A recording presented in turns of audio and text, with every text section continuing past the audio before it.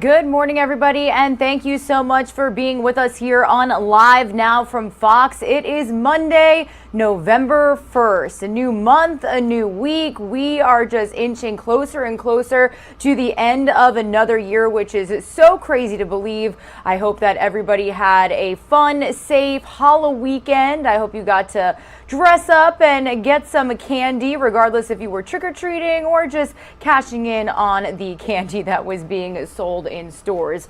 We are starting off our Monday morning with a Live Now look over the city of Orlando, Florida. Guys, I must say, so we are here at the Live Now from Fox East Coast Hub in Orlando. I woke up this morning and when I headed out to work, it was 55 degrees here in the Sunshine State, which is so chilly. So yeah, we're getting some of those fall temperatures along with the rest of the country as well. So definitely crazy to see. We'll give you a check of the temperatures across our nation here in just a little bit on Live Now from Fox. But again, thank you so much for being here with us. My name is Regina Gonzalez with you here from the Live Now from Fox East Coast Hub in Orlando, like I just mentioned.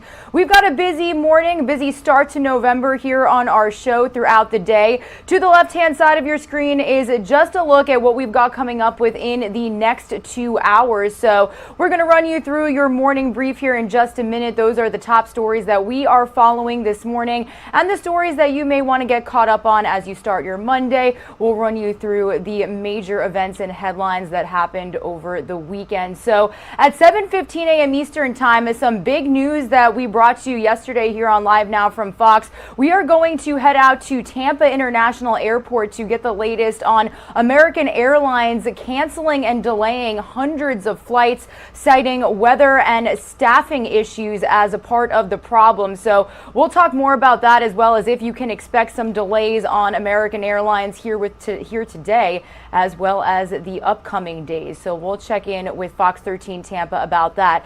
7:45 a.m. Eastern time, we are going to have a retired NYPD detective join us here on Live Now from Fox. So we do know that the deadline to get that first COVID-19 vaccine as part of the mandates issued by New York City Mayor Bill de Blasio, that was 5 p.m. on Friday. So now they are expecting some staffing shortages as well as impacts from those who did not want to get the shot. They are pushing back against those vaccine mandates. The NYPD also filing a lawsuit. So we'll get the latest on that situation. Then at 8:15 a.m. Eastern time, we're going to check in with our Fox 5 DC team as we are just 1 day away, the final day of campaigning for the two major candidates in the very tight Virginia governor's race. So that's a look at what we've got coming up in the next 2 hours. And then within those next 2 hours, we'll also give you an update on what we can expect here until about 10-11 a.m. Eastern time. That is as long as I'll be joining you before we are joined by Christy Larson, my co-host out in Phoenix, Arizona.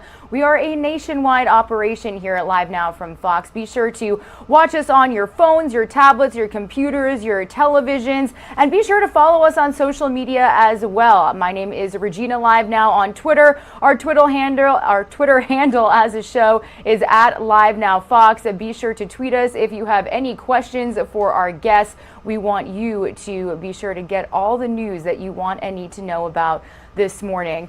I do want to head out to Scotland right now, live and worldwide here on Live Now from Fox. That is because we've got some feeds coming in from the climate summit in Glasgow, Scotland. You can see UK Prime Minister Boris Johnson welcoming world leaders. Now, we do know that President Biden will be attending this climate summit today. It is going on today and tomorrow. And climate change is a huge topic on the agenda, everybody.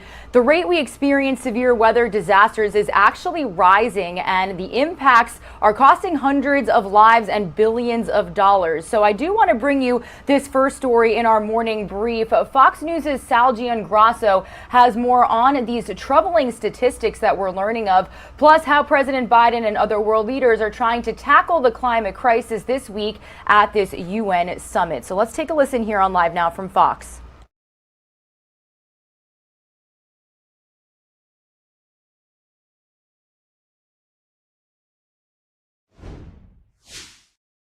We should move more rapidly to renewable energy. President Biden doubling down on saving the planet during his closing remarks at the G20 summit in Rome Sunday, before heading off to Scotland for the United Nations Climate Change Conference, where world leaders will now spend time discussing how to reduce fossil fuel emissions and keep global temperatures from rising out of control. We will get to the point that by 2050 we have zero emissions. But as President Biden tackles climate change overseas, the oil industry is under fire back here in the States. For far too long, big oil has escaped accountability for its central role in bringing our planet to the brink of a climate catastrophe. Members of Congress last week accused the likes of ExxonMobil, Chevron, BP, and Shell of lying about the impacts of oil on the environment for decades. But company officials say those claims are false. We've been vocal and transparent in our support for governments to implement policies that are cost-effective and achieve the greatest emission reductions at the lowest overall cost to society. Calls to limit fossil fuel usage are amping up at a time when the impacts of the climate crisis are becoming harder to ignore. As of last month, the National Oceanic and Atmospheric Administration says the U.S. has suffered 18 climate and weather disasters this year alone, killing more than 500 people and resulting in roughly $105 billion worth of damage. And officials fear it'll only get worse, with the average number of severe weather events increasing by more than half over the last 5 years. Sal Giangrasso, Fox News. And the cool thing about our show, everybody, as we get to bring you front row to these events that are happening overseas. President Biden expected to attend this summit. I do not believe that he has officially entered the summit just yet. Here is a live now look at the stage where you just saw UK Prime Minister Boris Johnson welcoming some world leaders. We've seen world leaders pass by this shot for the last couple of minutes, so we'll be sure to continue to bring you these different vantage points we have from overseas at this summit, again in Glasgow, Scotland. Be sure to stick with us also, because at 8:45 a.m. Eastern Time, we're also going to be breaking down President Biden's overseas trip, his second trip overseas since taking office, with political analyst Mike Herodopoulos here on Live Now from Fox. As I said, he has been in Europe since about last Friday. Now, he is going to attend that major conference on the economy and climate today. He is also the second Catholic president in U.S. history to visit the Pope at the Vatican, amid calls from some bishops that the president could be denied communion. All of this comes amid the political chaos surrounding the president's domestic tax and spending agenda right here back home. So I do want to bring you the latest on President Biden's weekend trip here on Live Now from Fox, kind of breaking down everything that we've seen him do over the last several days. Let's take a listen. What we did was clumsy. It was not done with a lot of grace. Hoping to smooth things over with the French President Macron, the president now claims when the U.S. made a deal to sell nuclear-powered subs to Australia, costing France a valuable contract, he didn't know Paris was in the dark. I was under the impression that France had been informed long before. Now the presidents are patching things up. Well, the breach, such as it was, is healing. President Biden obviously values this relationship tremendously. But Biden is not saying sorry. Just after 2 a.m. local, Air Force One landed, carrying a president whose agenda at home is being held up by his own party's most progressive members. To think that that bill wasn't enough spending for them shows just how far left they are. The Bidens visited the Vatican. Thank you. I'm Jill's husband. And met with Pope Francis, where, quote, the parties focused on the joint commitment to the protection and care of the planet. Notable because the president arrived in a longer than usual motorcade with dozens of vehicles. Domestic politics crept into Biden's 90-minute meeting with the Pope, including the stalled Build Back Better plan. Did he address the cuts to climate and Build Back Better? Yes. What did you discuss about climate and Build Back Better with him?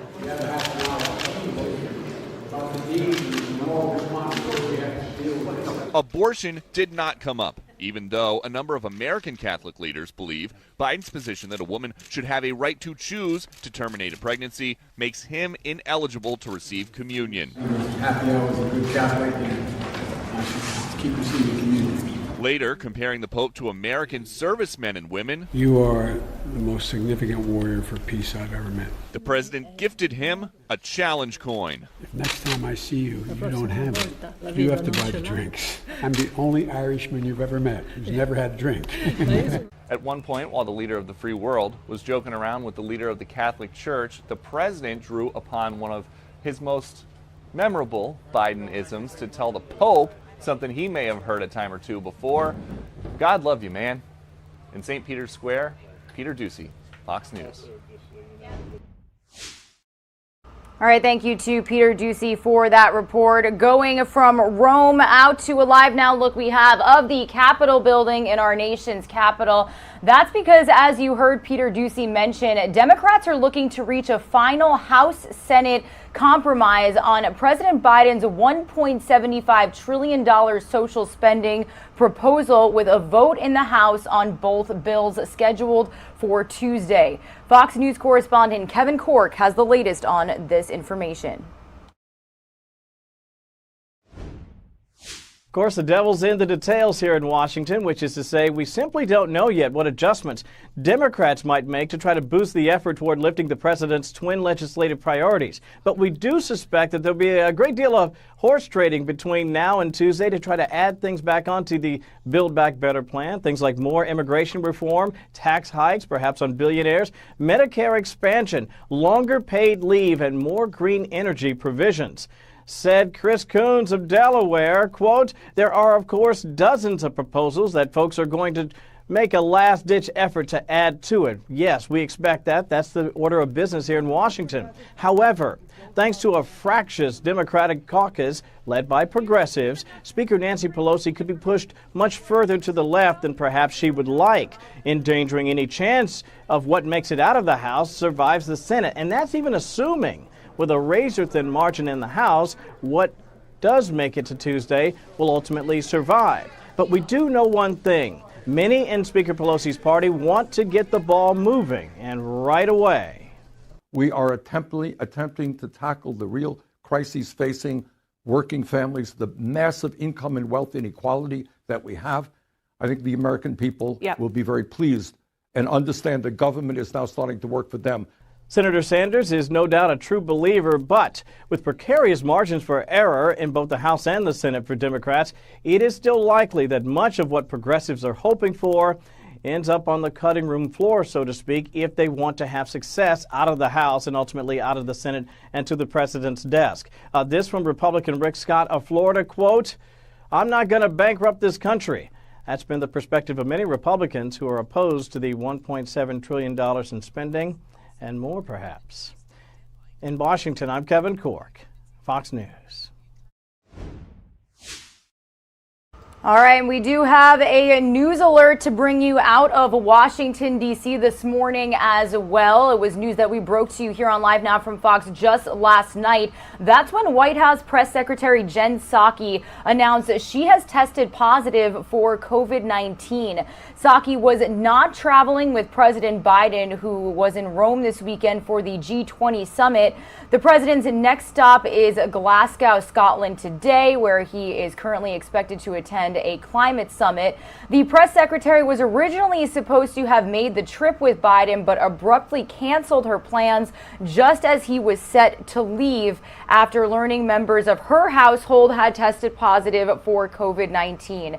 She said she was last in contact with the president on Tuesday, October 27th, and they both wore masks and sat more than 6 feet apart from each other. She says she is vaccinated and described her symptoms as mild. So again, we will continue to follow her condition, as well as when she could possibly return to doing her usual daily press briefings here on Live Now from Fox. So be sure to stick with us for that information.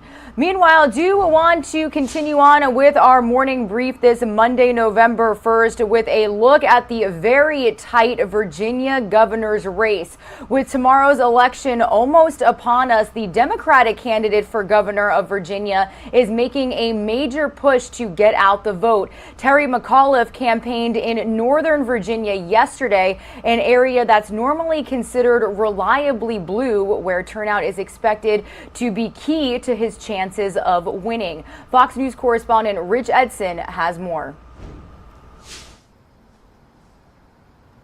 Terry McAuliffe spending the last Sunday before Election Tuesday in Northern Virginia and here in the Richmond area. He spent the afternoon out in the suburbs here, the type of neighborhood that has plenty of Terry McAuliffe lawn signs. And then as you keep driving, you see a lot of Glenn Youngkin ones as well. He was campaigning in a supporter's backyard in Henrico, Virginia. Congresswoman Abigail Spanberger introduced him.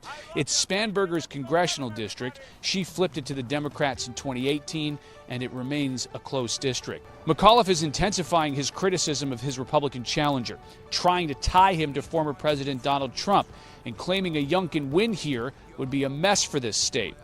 The guy's clueless, but he's dangerous. He is very dangerous. And he's been endorsed by Trump 9 times. Trump is calling into his town hall meeting tomorrow night. Trump said the other day, quote, Glenn Youngkin will do whatever we tell him to do. That's been a large part of McAuliffe's closing argument, and he's enlisting Democrats from across the country to help him make it. Majority Whip and South Carolina Congressman Jim Clyburn is campaigning for him, along with a host of Virginia Democrats, and both President Biden and Vice President Kamala Harris just last week alone. McAuliffe's schedule has him hitting the Democratic-heavy areas of the state, Northern Virginia's D.C. suburbs, Richmond, and down in the southeast corner of the state in Norfolk. Early in-person voting has just ended in Virginia, with more than 1.1 million ballots already returned. That's about a fifth of the electorate. McAuliffe says he's got the advantage there, especially since early voting began in mid-September, when his poll numbers were much better. In Richmond, Virginia, Rich Edson, Fox News. All right, thank you to Rich Edson for that report. Meanwhile, the Republican candidate for Virginia Governor Glenn Youngkin spent yesterday stumping for votes in the southwestern corner of the state, an area that traditionally backs Republican candidates. Now, Youngkin clearly is not leaving anything to chance. With only one full day of campaigning left before tomorrow's election, polling shows him with an 8-point lead over Democrat Terry McAuliffe. Fox News correspondent Alexandria Hoff is giving us a closer look at his campaigning efforts over the weekend.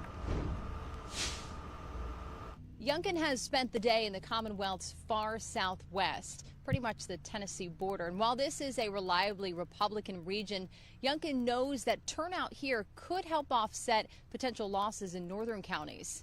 We have got to turn out the vote. And I will tell you, the vote in Southwest Virginia counts more than any vote in the entire Commonwealth of Virginia. The candidate kicked off the morning meeting with veterans at a prayer breakfast in Wise County, then attended a worship service here in Abingdon. Supporters told Fox News they are not used to these kind of visits. This is the first time I've been able to meet a governor candidate in person. Sometimes the people in Virginia don't realize that we're down here, and he has made a point to get down here. It's so good to see a candidate that comes down and talks to the everyday people. And this grassroots feeling is one that Youngkin's campaign has really been trying to convey, focusing on reaching communities rather than bringing in big-name Republicans to campaign. And while President Biden did take the state in 2020, this part of the state overwhelmingly backed former President Trump. But throughout this campaign, Youngkin has been careful not to closely tie himself with the former president, and so far Trump voters here don't seem to be holding that against him. Tomorrow, Youngkin will travel to Richmond. In Abingdon, Virginia, Alexandria Hoff, Fox News. And be sure to stick with us here on Live Now from Fox, everybody. We will have several guests on this morning breaking down why the Virginia governor's race has all eyes on it, basically from around the nation, as well as what we know about the two candidates, their campaigning efforts, and how this could impact President Biden's ratings. So be sure to stick with us. We'll have more on the Virginia governor's race in the 8 o'clock hour Eastern time on Live Now from Fox. Fox. Meanwhile, also wanted to let you know that today is a big day for the Texas abortion law. Today, the U.S. Supreme Court will consider the future of Texas's restrictive abortion law. The High Court will hear arguments in 2 cases against the law, which bans abortions after a fetal heartbeat is detected. The justices will consider whether the Department of Justice and the clinics are entitled to challenge the law. So also be sure to stick with our Live Now from Fox team on this hearing. We will definitely be checking in with our owned and operated stations across Texas, as well as out there in our nation's capital where this is happening. Meanwhile, everybody, do want to stay in Texas for another top story we have for you here this morning. We have new information about the Biden administration considering payoffs to migrant families suing over being separated at the border. Fox News correspondent Dan Springer has more from La Joya, Texas. Another 173 migrants were rounded up overnight in La Joya, Texas. They were put on buses to begin processing. Those with children will likely be allowed to stay during their asylum claim. For 2 months in 2018, the policy was to separate minors, put them in detention facilities, and remove the adults. Now, the Wall Street Journal is reporting the Biden administration is in talks to offer immigrant families that were separated during the Trump administration around $450,000 a person in compensation to settle claims that the children suffered lasting psychological trauma. Many Republicans expressed outrage. Every decision Joe Biden's made since he's been president has made our border more open to illegals. And once again, Joe Biden prioritizes the rights of illegals over the rights of tax-paying working Americans. Congressman and former Navy SEAL Dan Crenshaw tweeted, Biden wants to pay illegal immigrants $450,000 for their hardship while breaking our laws. For perspective, if a service member is killed in action, their next of kin gets an insurance payment of $400,000. Let that sink in. The ACLU says more than 5,000 children were separated from their parents, leading to nearly 1,000 lawsuits. Settling those all at once could cost taxpayers $1 billion or more. A rancher in Texas says Trump's policy was not cruel because many of the kids were really unaccompanied minors, and paying the families will only create a bigger magnet. That has got to be the most asinine thing I have ever heard in my life. I can't believe we are going to reward people that are coming into this country illegally when we do have a process of coming in legally, and then reward them with $450,000? The Biden administration has also just made a second attempt to undo Trump's so-called Remain in Mexico policy. Homeland Security Secretary Alejandro Mayorkas said sending migrants back to Mexico while they apply for asylum led to substantial and unjustifiable human costs. DHS says even as it files this second legal challenge to scrap the Remain in Mexico policy, it will continue working toward complying with the court order and be ready, if necessary, by mid-November to have it reinstated. Homeland Security did not, however, comment on the report that it plans on these big payouts to migrant families who got separated at the border. In La Joya, Texas, Dan Springer, Fox News.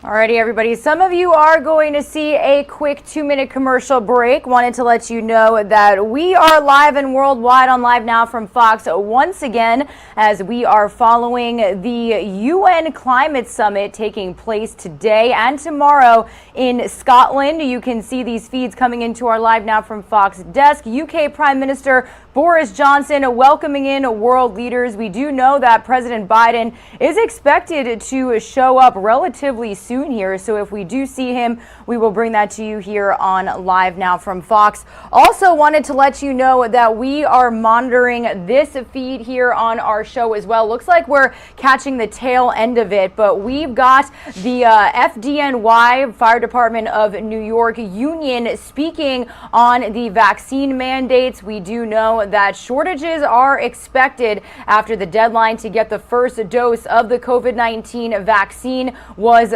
5 o'clock on Friday. So how do we move forward this week? Well, we'll be bringing you this a little bit later here on Live Now from Fox. We do want to bring you their remarks as we've been monitoring them for the last couple of minutes. All of this and more top stories are coming up after this 2-minute commercial break.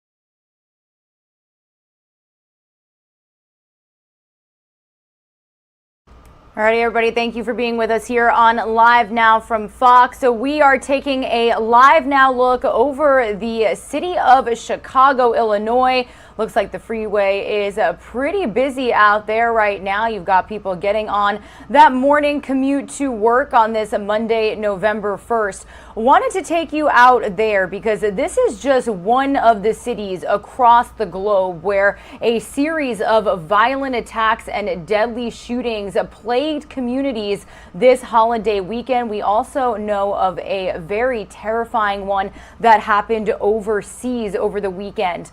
I do want to bring you this latest report from Fox News correspondent Marianne Rafferty as she shows us exactly what happened.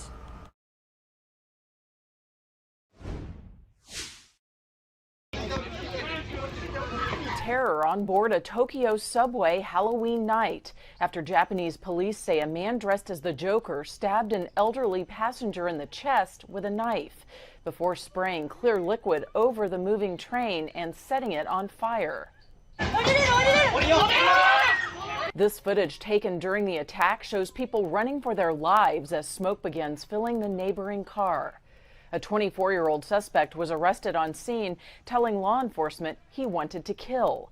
At least 17 people were injured. The shooting just would never stop. It just kept going. Meanwhile, communities across the United States are recovering from a series of Halloween shootings. In Sacramento, California, at least 2 are dead and 5 others were injured after shots rang out at this banquet hall over the weekend. Police say roughly 400 people were attending an event called the Exotic Erotic Halloween Ball at the time. It's insane. It's crazy. Chaos also unfolding south of Chicago when a backyard Halloween party spiraled out of control. We tried to shut it down too. We tried to get it to stop and it just kept coming and coming in. The hosts of the party say dozens of uninvited guests began showing up to their house when shortly after, 2 suspects began firing off their weapons, killing at least 2 and injuring at least 12. Sadness also sweeping over the Lone Star State after a gunman killed at least 1 and injured 9 during a Halloween party along the Arkansas border. Police say the suspect has turned himself in. Marianne Rafferty, Fox News. Really tragic to see that all unfold on what is supposed to be a fun weekend. Be sure to stick with our Live Now from Fox team as we follow all of those situations and tragedies here throughout the day. We will continue to bring you any developments, any press conferences that we get regarding any updates out of Chicago, out of Texas, or even overseas.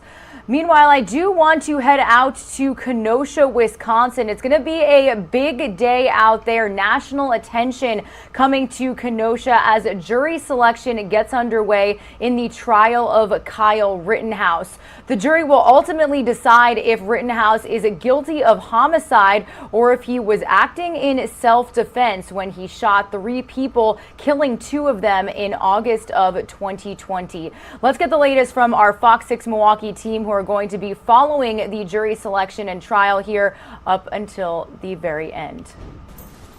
Rebecca Mataska-Mentink spent the last several months preparing for what will happen inside this courtroom.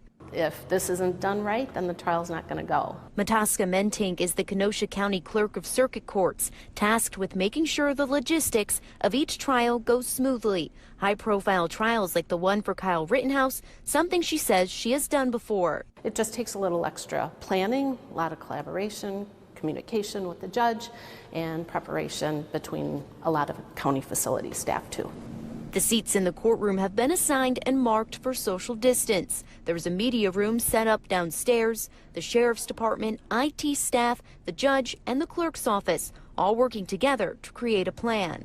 You prepare for the worst and hope for the best. I'm hoping that people are going to be respectful, from the media to the citizens. It's a beautiful courthouse, it's a beautiful campus, we have a beautiful city here, and that this is just another case that just happens to have a lot of attention. This weekend, the Kenosha Police Department tweeted its priority during the trial is the safety of everyone who calls Kenosha home. Reporting from Kenosha, Cassidy Williams, Fox 6 News. And be sure to stick with our Live Now from Fox team. We will be in touch with our Fox 6 Milwaukee team to bring you the latest on today's jury selection from inside the courtroom here on Live Now from Fox. If we do get feeds from inside of that courtroom as well, we will be sure to bring them to you. That is the beauty and magic of our show. We can bring you front row to breaking news events just like this one. This is a case that we followed since August 2020, so be sure to stick with us. Meanwhile, I do want to bring you an update on a disturbing case that we've been following out of the Houston, Texas area. Many are still having a hard time understanding why 8-year-old Kendrick Lee was killed. If you remember, this was the boy that was identified as the remains that were in the house where his 3 siblings were living alongside of his deceased body. His mother and boyfriend are sitting in a Harris County jail, and the community is gathering to spread love. A vigil was held for this little boy over the weekend, so I do want to bring you the latest from our Fox 26 Houston team. The circumstances surrounding the death of 8-year-old Kendrick Lee is still too much for many to bear. She failed them as a mother. Fox 26 learning more about the days surrounding the young boy's death after police say he was reportedly beaten to death by the mother's boyfriend, 32-year-old Brian Coulter. According to the Harris County Sheriff's Office, they believe the beating happened in late November of 2020, between the 20th through the 29th, while his siblings were in the room. He was actually in the room when the co-defendant assaulted his deceased younger brother, striking him in the face, feet, buttocks, back, his legs, and testicles with closed fists and feet. Fox 26 uncovering around that time frame on November 23, 2020, Coulter was arrested in Luling at a Buc-ee's accused of being high on marijuana with a loaded pistol. Kendrick's mother, Gloria Williams, was with Coulter but not charged. Coulter was held in the Caldwell County Jail for 6 days before bonding out. At the time of the arrest, Coulter told officers the two were up all night driving from Houston to San Antonio, then back to Houston. Before the beating death in November, Alief ISD officials saying the kids were last enrolled in May of 2020. In September, a home visit was conducted, but no answer. On October 24th of this year, Kendrick's 15-year-old brother dialed 911, revealing the inhumane conditions they were forced to live in, telling officers they have been left to live in an apartment as the decomposing body of their brother laid feet away. She should have protected those children. On the 26th, the couple were officially charged. Coulter with murder, the mother with injury to a child by omission and tampering with a human corpse. Bond set at $1 million for Coulter, $900,000 for Williams. As the two sit in the county jail, a justice rally and teddy bear visual will be held for 8-year-old Kendrick Lee. Reporting Tiffany Justice, Fox 26 News. And here is a Live Now look at the Houston, Texas skyline this Monday morning. Only 5:39 a.m. out there. Be sure to check in with our Live Now from Fox team and shout out to our Fox 26 team. Our show would not be possible without the help of all of our owned and operated stations across the nation. We've been working with their reporters very closely to bring you any developments on this very disturbing case. But, you know, out of tragedy comes hope and love, and you can see that the community, the Houston area community, is continuing to honor the life of this little boy that was definitely taken way too soon. I do want to bring you an update and some shocking remarks that we got from actor Alec Baldwin. We have been very closely following the possible repercussions that could come from the Rust movie set shooting, where Alec Baldwin pulled the trigger of an antique gun that then ended up injuring a director and killing a cinematographer. Well, we do know that him and his wife Hilaria Baldwin talked to reporters reporters on Saturday. Baldwin saying that he's not allowed to comment on the shooting as it is an active investigation, but the actor continually expressed his sadness for the situation, going on to say that they are eagerly waiting to hear what information is found in the investigation. I do want to play for you some of those remarks here on Live Now from Fox. He spoke to the media outside of his car for a little less than 2 minutes. Let's take a listen. All right, Ali, what's the current state of what's going on with the case? I'm not allowed to make any comments because it's an ongoing investigation. I've been ordered by the Sheriff's Department in Santa Fe. I can't answer any questions about the investigation. I can't. Okay. It's an active investigation in terms of a woman dying. She was my friend. She was my friend. The day I arrived in Santa Fe to start shooting, I took her to dinner with Joel, the director. We were a very, very, well-oiled crew shooting a film together, and then this horrible event happened. Now, I've been told multiple times, don't make any comments about the ongoing investigation, and I can't. That's it. And you met What with, what other questions do you have other than that? You met with I forget her name in a moment, but you met with her family in the day. Yes, her I name met is with her Helena. If you're spending this much time waiting for us, you should don't know her her name. name? Her name is Helena. Helena Hutchins. I met with her husband Matthew and her son. Yeah, that's right. And how did that meeting go? I wouldn't know how to characterize that. They're mortified. You guys, you know what? No details. But do me a favor. I'm gonna answer the question. Well, I appreciate that he was probably very upset. The guy is overwhelmed with grief. This is something that there are incidental accidents on film sets from time to time, but nothing like this. This is a 1 in a trillion episode. It's a 1 in a trillion event. And so he is in shock. He has a 9-year-old son. We are in constant contact with him because we're very worried about his family and his kid. And as I said, we're eagerly awaiting for the Sheriff's Department to tell us what their investigation has yielded.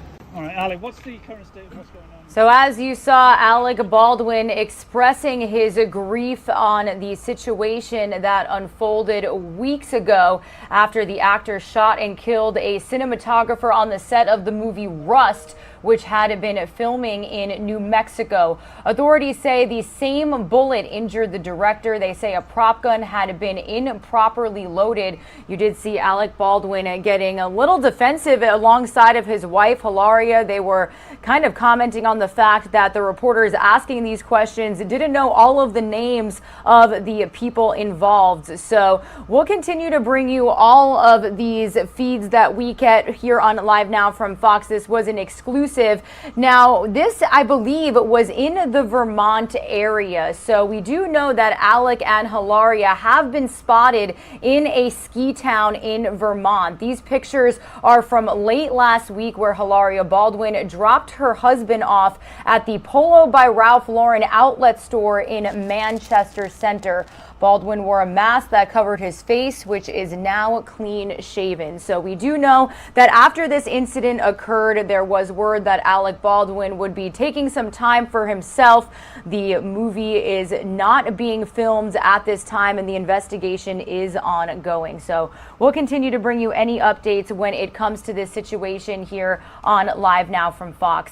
Some of you are going to see a quick 2-minute commercial break. When you return, we are going to talk some coronavirus and business headlines. We've got the pandemic continuing to impact a supply chain shortage.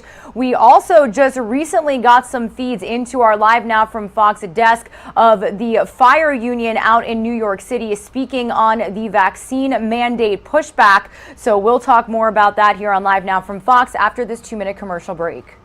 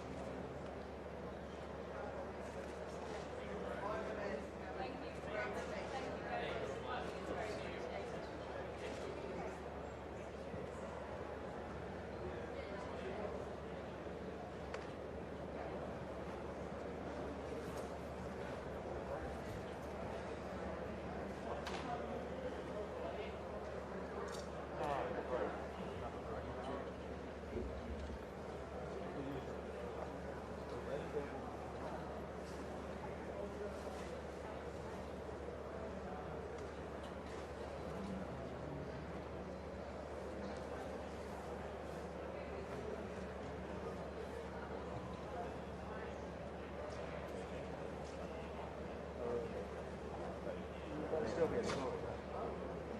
For who? For us?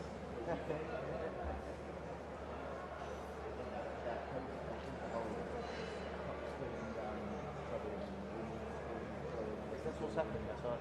Really.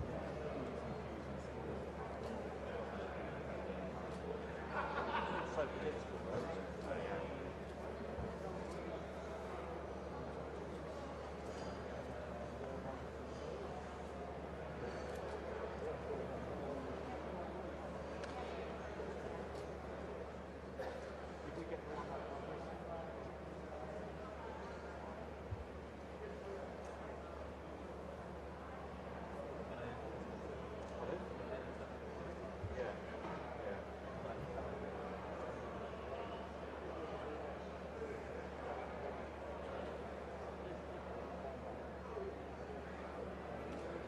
Macron's landed, so it's soon.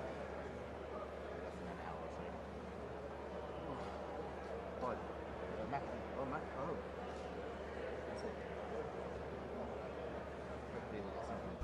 All right, everybody, thank you for being with us here on Live Now from Fox. We are nearing the top of the 7 o'clock hour here on the East Coast, but it is already mid-afternoon out there in Glasgow, Scotland, where you've got world leaders arriving for the UN Climate Change Conference. It is something that we are continuing to follow here on Live Now from Fox. It did kick off yesterday and is expected to go through tomorrow. Now, we did know that President Biden spoke to world leaders a little bit yesterday, and he toted up his not yet year-old administration's climate efforts and announced new climate initiatives, including billions of dollars in hope-for legislation to help poorer communities abroad deal with climate damage already underway. So we'll continue to follow his trip overseas here on Live Now from Fox. He did make a speech at the G20 summit before heading out to Scotland,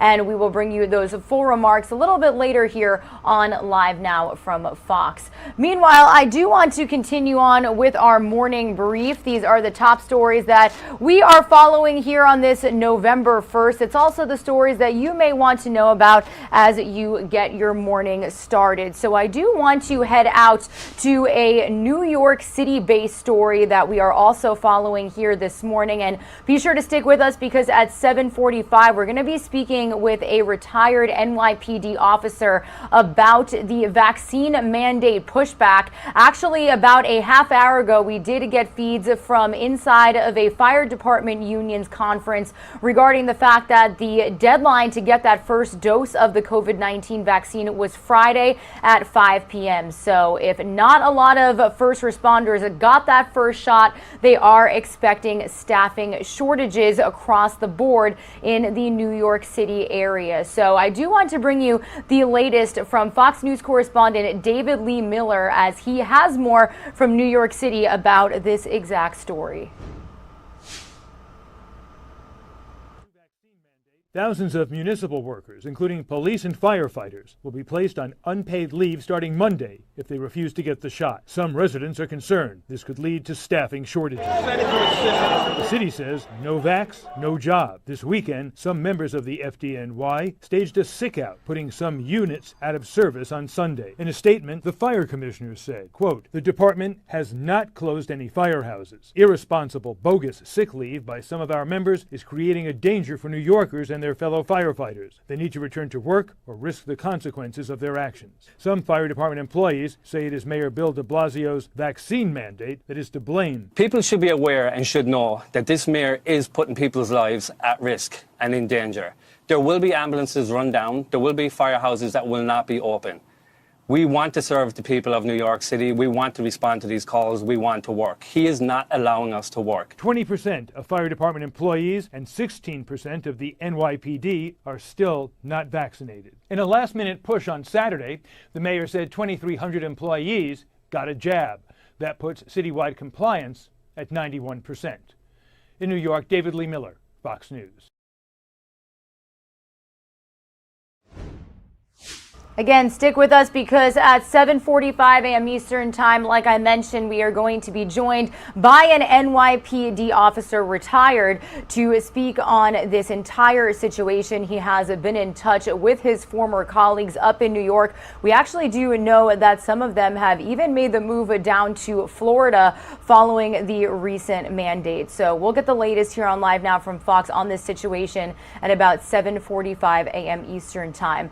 Meanwhile, I do want to bring you this next report following the COVID-19 pandemic by Fox's Lucas Tomlinson.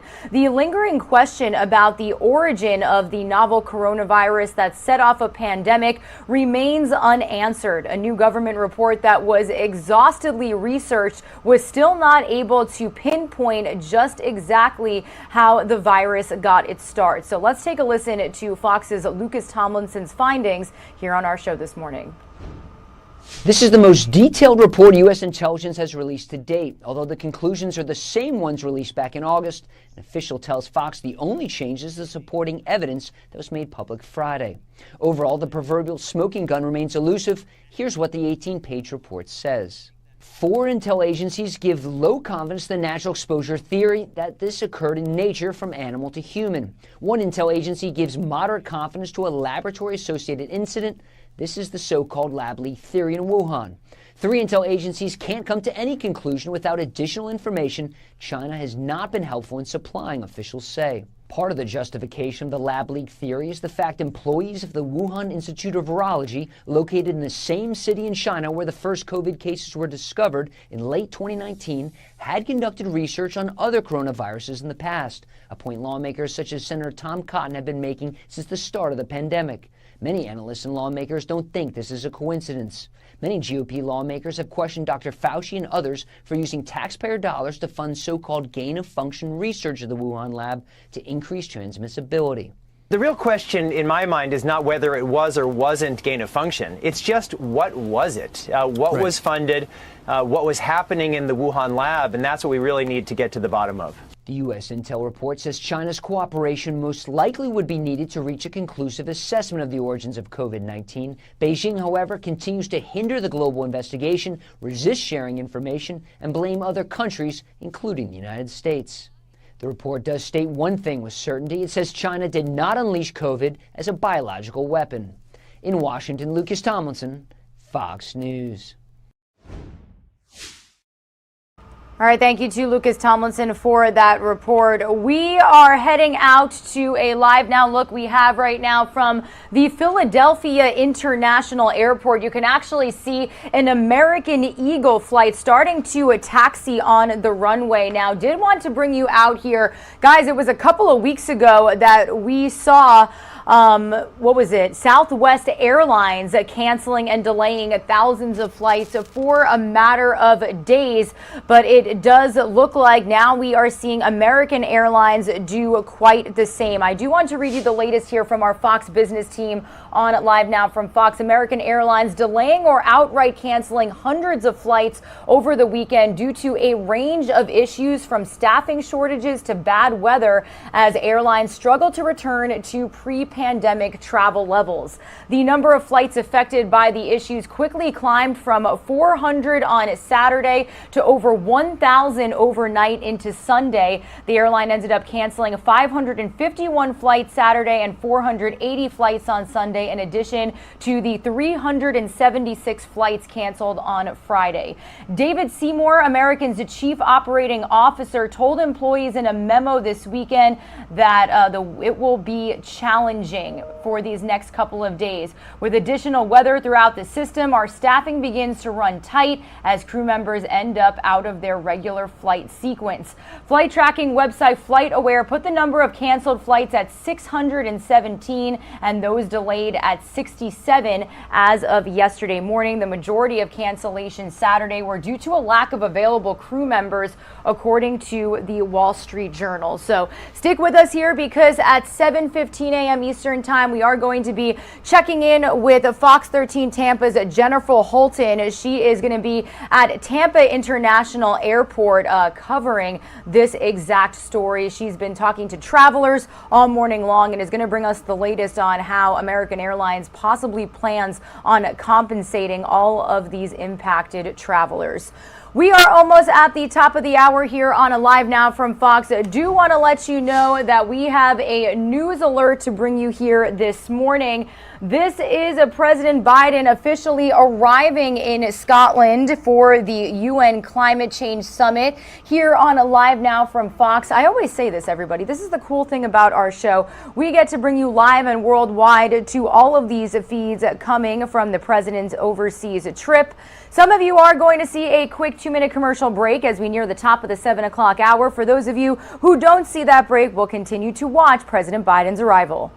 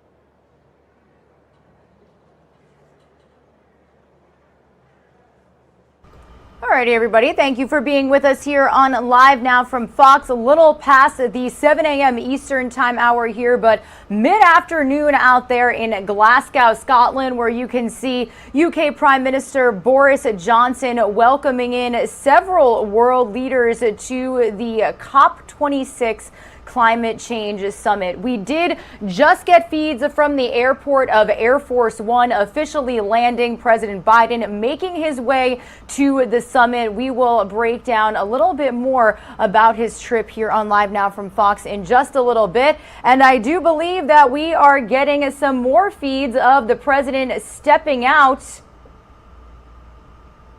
here in Scotland. I'm going to raise the audio here just a bit. Let's continue to listen in here on Live Now from Fox as we are live and worldwide this morning.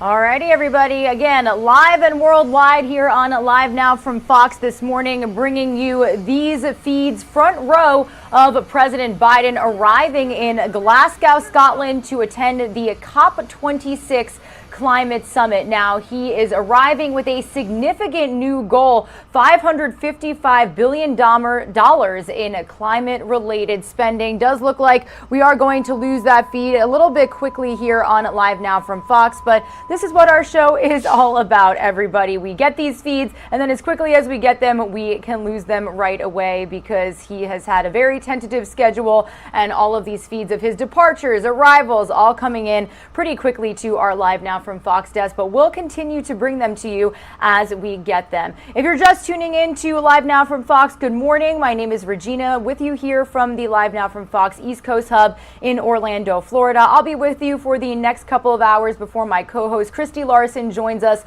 from Phoenix, Arizona. We've got a busy morning, busy couple of hours even coming up here on our show. Stick with us because within the next couple of minutes, we are going to be heading out to Tampa, Florida, Tampa International Airport to be exact, to check in with our Fox 13 team about the thousands of American Airlines flights that have been canceled or delayed over the weekend and what we can expect moving forward today. If you are an impacted traveler, you may want to tune in if you're watching us on your phones from any airport where this may be affecting you. We know that it's impacting people and travelers at Philadelphia, Tampa, right here in Orlando. So Hope it will not be as extensive as the Southwest airline cancellations and delays we saw a couple of weeks ago, but we'll be sure to keep you updated here on Live Now from Fox. I can bring you right now a Live Now look at Philadelphia International Airport. Does look like it's panned onto an American Airlines terminal. These actually, the planes that you see are American Eagle flights.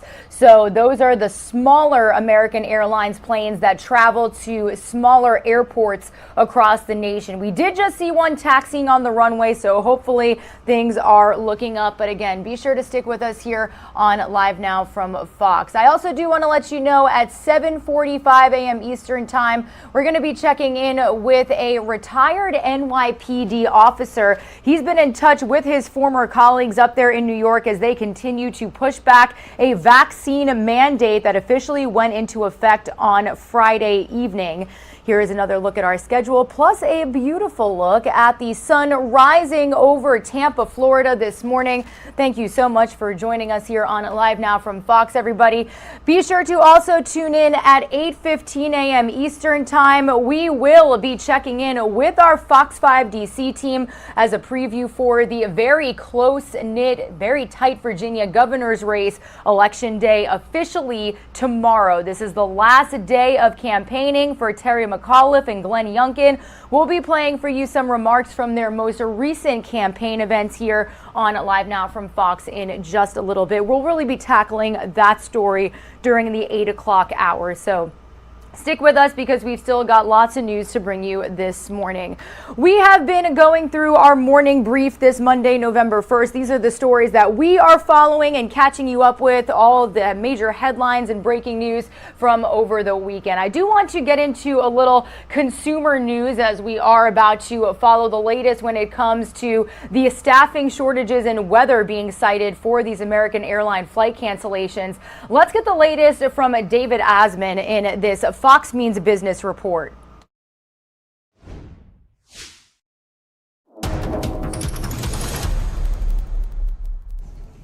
Paying more at the store, at the pump, and just about everywhere else. A key government reading on inflation showing a 4.4% rise in personal consumption from this time last year. That's a measurement of how much you're spending on goods and services, food and fuel. Speaking of fuel, you're definitely feeling the pinch when you fill up the car. Gas prices up 31 straight days. AAA's national average for regular unleaded now at $3.40 a gallon. That's $1.25 higher than this time last year.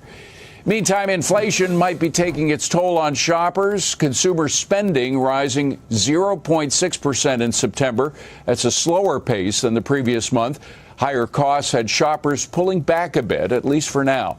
But Wall Street isn't too bothered with all those price spikes on Main Street. The Dow, NASDAQ, and S&P 500 all closing with big gains for the month of October and all closing at record highs. That's business. I'm David Asman. All right, thank you to David Asman for that report. Meanwhile, we've been continuously following how the supply chain challenges across our nation are impacting all Americans. Well, some companies are now offering truck driver hiring incentives as a way to fight the labor shortage impact of the nation's supply chain. Fox's Bridget Chavez has more on this story. The trucking industry is taking a hard hit.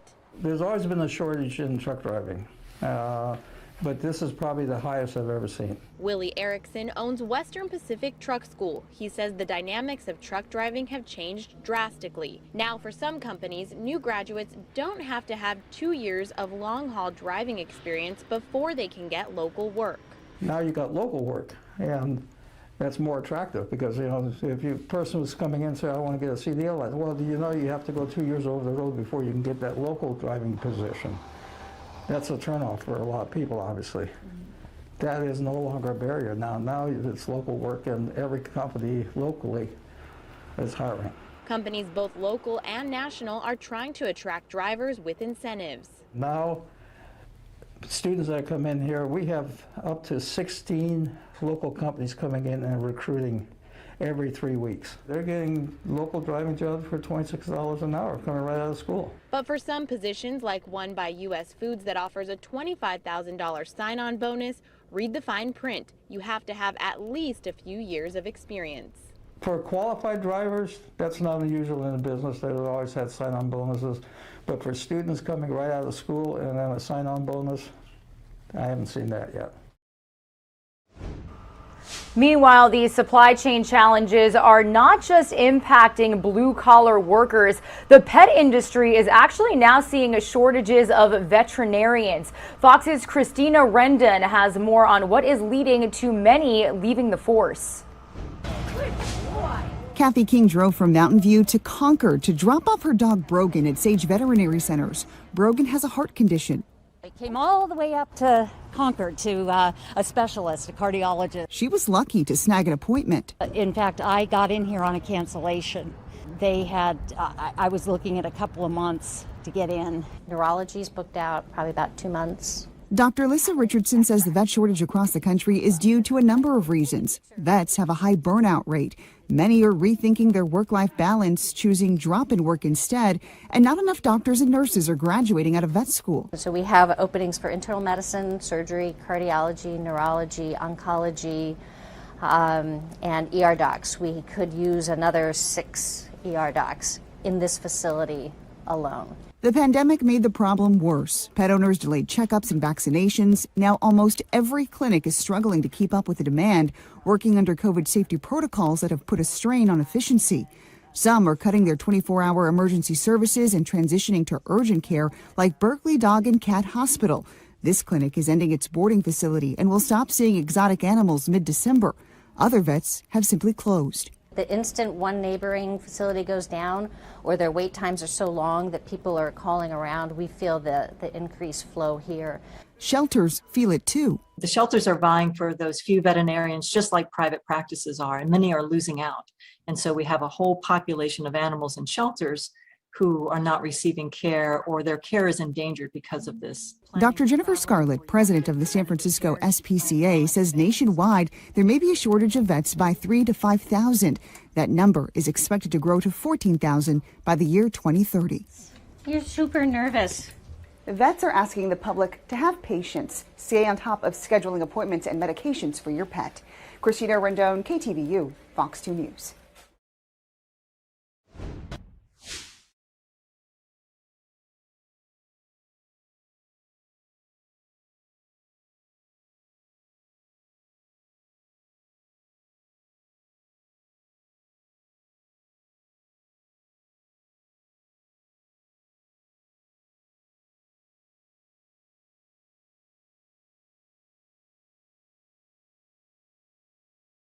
Alrighty, everybody. Again, thank you so much for being with us here on Live Now from Fox. We are back out at a shot we have right now of the Philadelphia International Airport, showing you an American Airlines terminal. So these little planes that you see here right now, those are actually the American Eagle planes. So they actually fly a shorter or a smaller amount of passengers to smaller destinations around the country. Now, we did just see one start to taxi on the runway, so maybe things are looking up when it comes to the delays and cancellations that we're seeing over the weekend. However, we are going to go from Philadelphia out to a beautiful Live Now look we have of the sun rising over Tampa, Florida. Those pinks and oranges on this November 1st. Certainly feels like fall out here this weekend. I woke up and it was 55 degrees out here in Orlando. Well, everybody, we're going to stay on the American Airlines story for just a moment, and we're going to head out to Tampa International Airport, where Fox 13 Tampa's Jennifer Holton is joining us live for an update on this situation. Jennifer, good morning to you. I feel like we were just having a similar conversation about Southwest. Now it's American Airlines. What can you tell our viewers this morning? Yeah, well, and before Southwest, it was Spirit, just a couple of months before that. So, you know, there's a lot of concerns about these airlines heading into the holiday travel season. We know as it relates to American Airlines this weekend, that airline is blaming staff shortages along with bad weather at its main hub in Dallas for these delays and cancellations. We know that over 103,000 passengers were affected by this over the weekend, and that this all started on Friday with 376 canceled flights. Then on Saturday, the number of flights affected quickly climbed from 400 on Saturday to over 1,000 overnight into Sunday. These cancellations and delays caused a mess here at Tampa International Airport as well. Some travelers that we spoke with were just trying to get back from Miami to Tampa, and they couldn't. Others were trying to get their luggage. They had to fly to Sarasota, about an hour from Tampa, then pick up their bags here at TPA after flying more than a day from Europe. Now, American Airlines COO David Seymour issued a statement on Saturday. He said severe winds in DFW, that's Dallas-Fort Worth, on Thursday resulted in a number of cancellations, and now what they're doing is playing catch-up, and says staffing is tight. But we also spoke with a 737 captain who has flown for American for 30 years, and he says this entire ordeal has been absolutely horrible. Whenever weather happens, it's a sign of a strong airline is how well you recover. And Sunday, he says, management is showing that they just do not have the fundamentals down. He said, looking at the summer, American is planning on hiring 50 pilots per week, but they've got instructor pilots that are unionized that no longer want to do the job because the quality of life and the compensation are just well below their peers. American expects these staffing issues to be temporary. We know that close to 2,000 flight attendants are going to be returning from leave soon, and the company is expecting to do more hires over the next several months. They're also hiring pilots and reservation agents to help this situation, but right now you have a lot of angry customers. Back to you. Yeah, Jennifer, I can't imagine. Have you and your team been able to speak with travelers this morning? What do we know about the flights being canceled and delayed as of this morning? So we haven't talked to any passengers inside of the airport this morning. We're actually outside in the waiting lot where a lot of people come to wait and pick up passengers.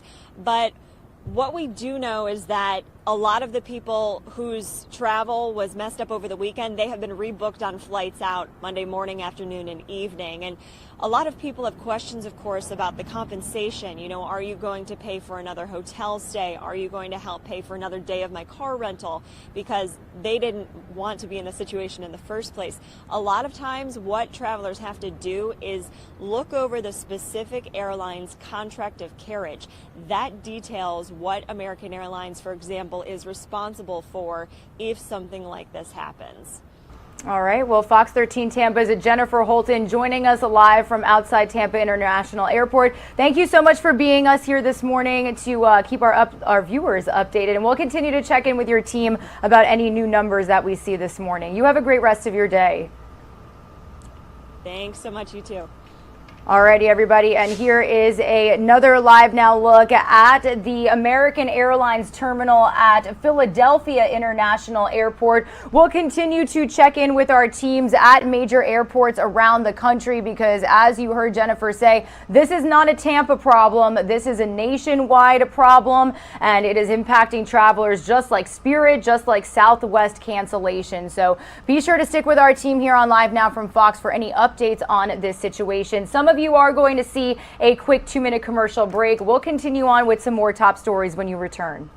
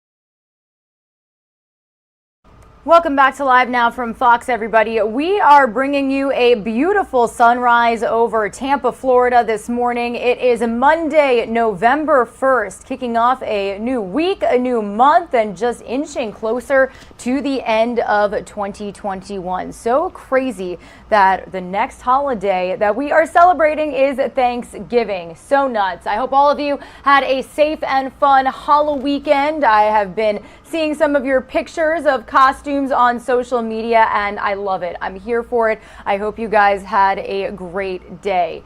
Again, my name is Regina Gonzalez with you here from the Live Now from Fox East Coast Hub in Orlando, Florida. We have been bringing you all of the top stories that we are following this Monday morning, and we've got a lot coming up here in about a half hour, around 7:45 a.m. Eastern time. We're going to be speaking with a retired NYPD detective. He has been in touch with his colleagues, and we're going to be discussing the officer union's lawsuit about the vaccine mandates out in New York City. We also did hear from the fire union out there in New York a little bit earlier this morning. So ahead of that interview, we'll be playing you some of his remarks.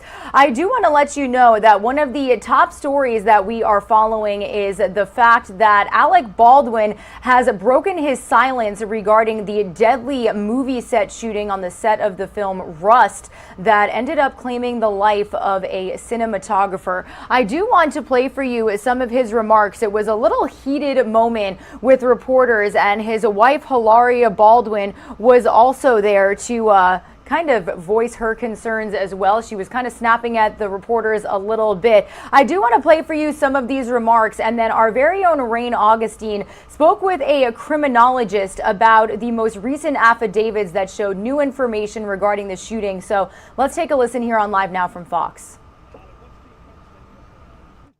I'm not allowed to make any comments because it's an ongoing investigation. I've been ordered by the Sheriff's Department in Santa Fe. I can't answer any questions about the investigation. I can't. Okay. It's an active investigation in terms of a woman dying.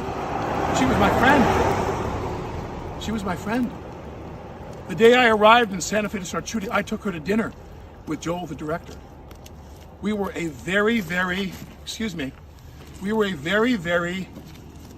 well-oiled crew shooting a film together, and then this horrible event happened. Now, I've been told multiple times, don't make any comments about the ongoing investigation, and I can't.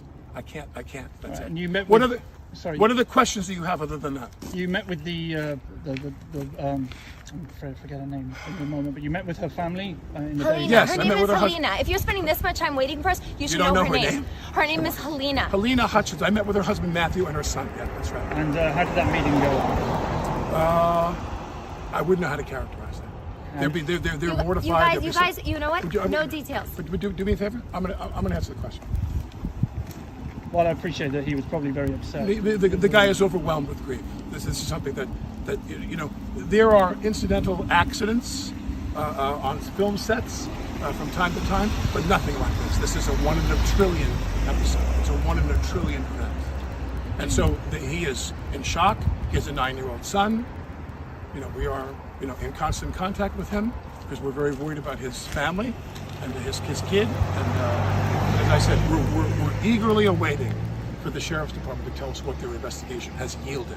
All right, Ali, what's the current... Again, you saw Alec Baldwin expressing his grief about the tragic situation that happened on the set of his movie Rust that they were filming. He shot and killed a cinematographer on set. Authorities say the same bullet also injured the director. They say that a prop gun had been improperly loaded. So we're going to continue to follow this situation here on Live Now from Fox. We do know that him and his wife Hilaria have kind of been laying low in a ski town in Vermont. These pictures are from late last week, where Hilaria Baldwin dropped her husband off at the Polo by Ralph Lauren outlet store in Manchester Center. So Baldwin wore a mask that covered his face, which is now clean shaven. So those remarks to those reporters over the weekend making quite the major headlines. Be sure to stick with our Live Now from Fox team as we follow every development in this situation on our show. It's something that we have been following very closely.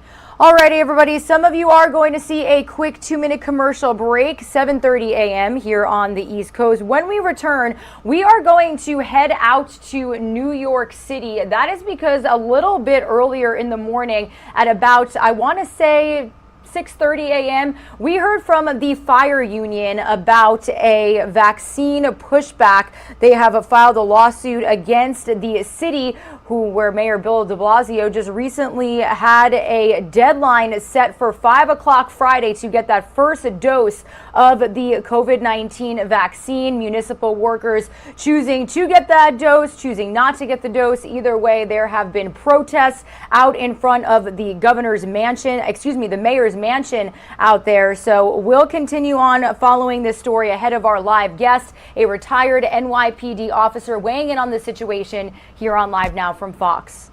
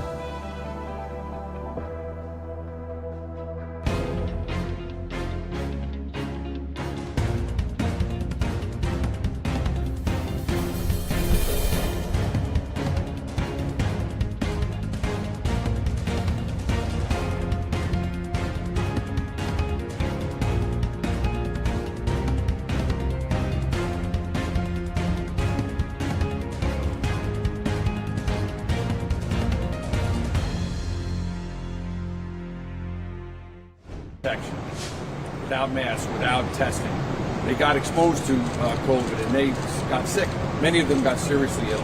They have the antibodies in their system to protect them. These are the same people that responded to Sandy, the same people that were here responding to Katrina to help the country, and the same people that were here when the Trade Center was attacked. Now we're forcing them off the job because of a decision that they have to make in 9 days. It's unconscionable that this administration can't give the membership more time to make those decisions, to talk to their families and their spouses, to make those decisions. That's all we're asking for. What we're asking the administration to give us the same amount of time they've given corrections and the team. And I'm sure we're going to be barraged with questions about how many firefighters we expect to be short today. The truth is, we don't know the answer. The department doesn't share that number with us. But also, I'm quite certain the department does not know that number. The haphazard way this was thrown together in a 9-day deadline, members being told if they get vaccinated, they can just show up at the door of the firehouse at 9 o'clock in the morning. They'll be permitted to work and have a vaccination card. You know, this is not a way to run a public service, a life-saving public service in such a haphazard way.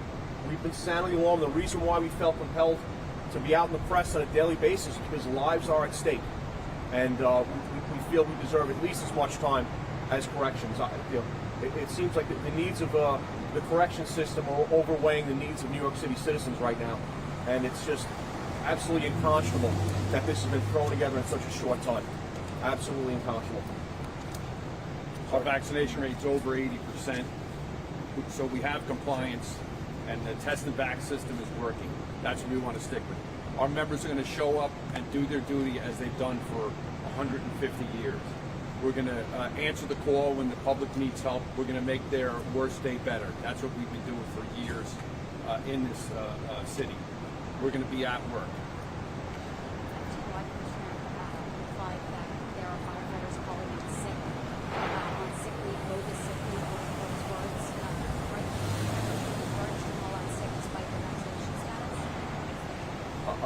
I think you mentioned vaccination status. I don't have access to the numbers of who's gone sick, but I do know that hundreds of firefighters have received their COVID vaccination in the last several days. No one should be expected to work less than 100%. Everyone knows the vaccine causes mild flu-like symptoms regularly, so these members are not coming to work feeling those symptoms. New York City firefighters, when they go to work, if they're going to a fire, they're putting on their bunker gear and they're basically physically exert themselves. We have laws that are written, a heart bill, lung bill. It's a physically taxing job. These things protect, the lung bill protects us for heart attacks. So if you have a firefighter coming in who's not 100%, he's at risk of a heart attack. And it was widely accepted by the fire department, the entire vaccination process since the very beginning, that if you received the vaccine, it was okay to take a few days off. We wouldn't expect you to come in if you weren't 100%. And now all of a sudden we're being told that the firefighters that didn't come in because of their vaccinations are somehow, it's a job action. So you're saying the firefighters that are calling out sick are sick from the vaccine? I have no access to that data, but it seems pretty natural to me. And last question. Last week you were saying you were encouraging unvaccinated members to come to work on Monday regardless. Is that still the case this morning? Yes. If the city needs them, I expect them to be there.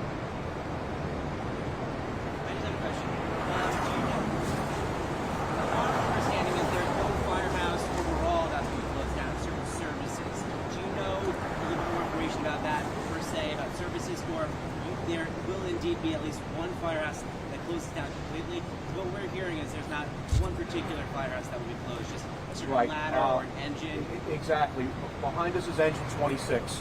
That firehouse is a single company firehouse. Most firehouses in New York City are an engine and a ladder. So if they close down one company, technically the firehouse is not closed. But if they close the engine, the fire company that's expected to bring the hose in and put the fire out is not there. If they close the ladder, that's the company whose job is to locate the fire and locate the victims and rescue the victims.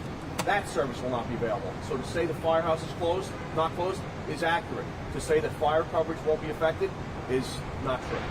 So, but if this is particularly just one engine, there's no ladder here, if this engine doesn't have the numbers, this could close? It could, but it seems like the department has told you they'll keep single companies open, but they can't but they can't keep every company open. And do you know how they'll do that? How they will keep it open? Based on whichever firefighters are vaccinated, whoever is assigned to show up to work, if they don't have enough firefighters in a certain company, they will redistribute them to other companies in the area. Staffing of the fire companies and the firehouses is the purview of the office. We have no control. They take the manpower and distribute it as they see fit. We've been below headcount for years now because there haven't been COVID classes put in and graduated. There haven't been promotions. So we're below headcount. Some of our members are working hundreds of hours of overtime over the last several months. They're already working over 40 hours, 50 hours. So it's taxing on everything, and especially with a cold snap like now, with more fire and more emergencies. So that's taxing to a lot of people. But the staffing of the fire department is on the department itself. My question was about that manpower, because there are firefighters who chose to comply with the mandate, and now they're picking up the slack, so to speak. Is that fair to them in your estimation? They're still members of your union. Absolutely. What we expect to happen is that the way the fire department schedule works is you work one tour, you have one off, you work a second one, and then you have a day, you have two or 3 days off. It comes out to 42 or 43 hours for every 7 days. So they will hold firefighters over on their second tour. So basically, when you do that, you keep them in between tours for scheduling shifts. We expect our firefighters to be looking at an 80-hour work week. So that it will be an excessive work week. There probably will be medically related to that because you have more firefighters going to more runs and there are less companies out there. Our firefighters are going to work their breaking point. The ones that are there are going to do their best to fulfill their oaths and live up to what they've promised the city of New York. Unfortunately, they're put in this position by mayoral mandate. And they're not pointing the finger at the firefighter they work with that decided not to get the vaccine. Some of them didn't want the vaccine either, but they had to comply because they couldn't live without the paycheck. So this is not an internal debate or strife between members in the firehouse. You know, the focus is that the mayor put us in this, and the department should have explained to him how much of a disaster this is going to be on our staffing and our operations. And right now, 2 hours from now, we're going to find out what actually comes of this.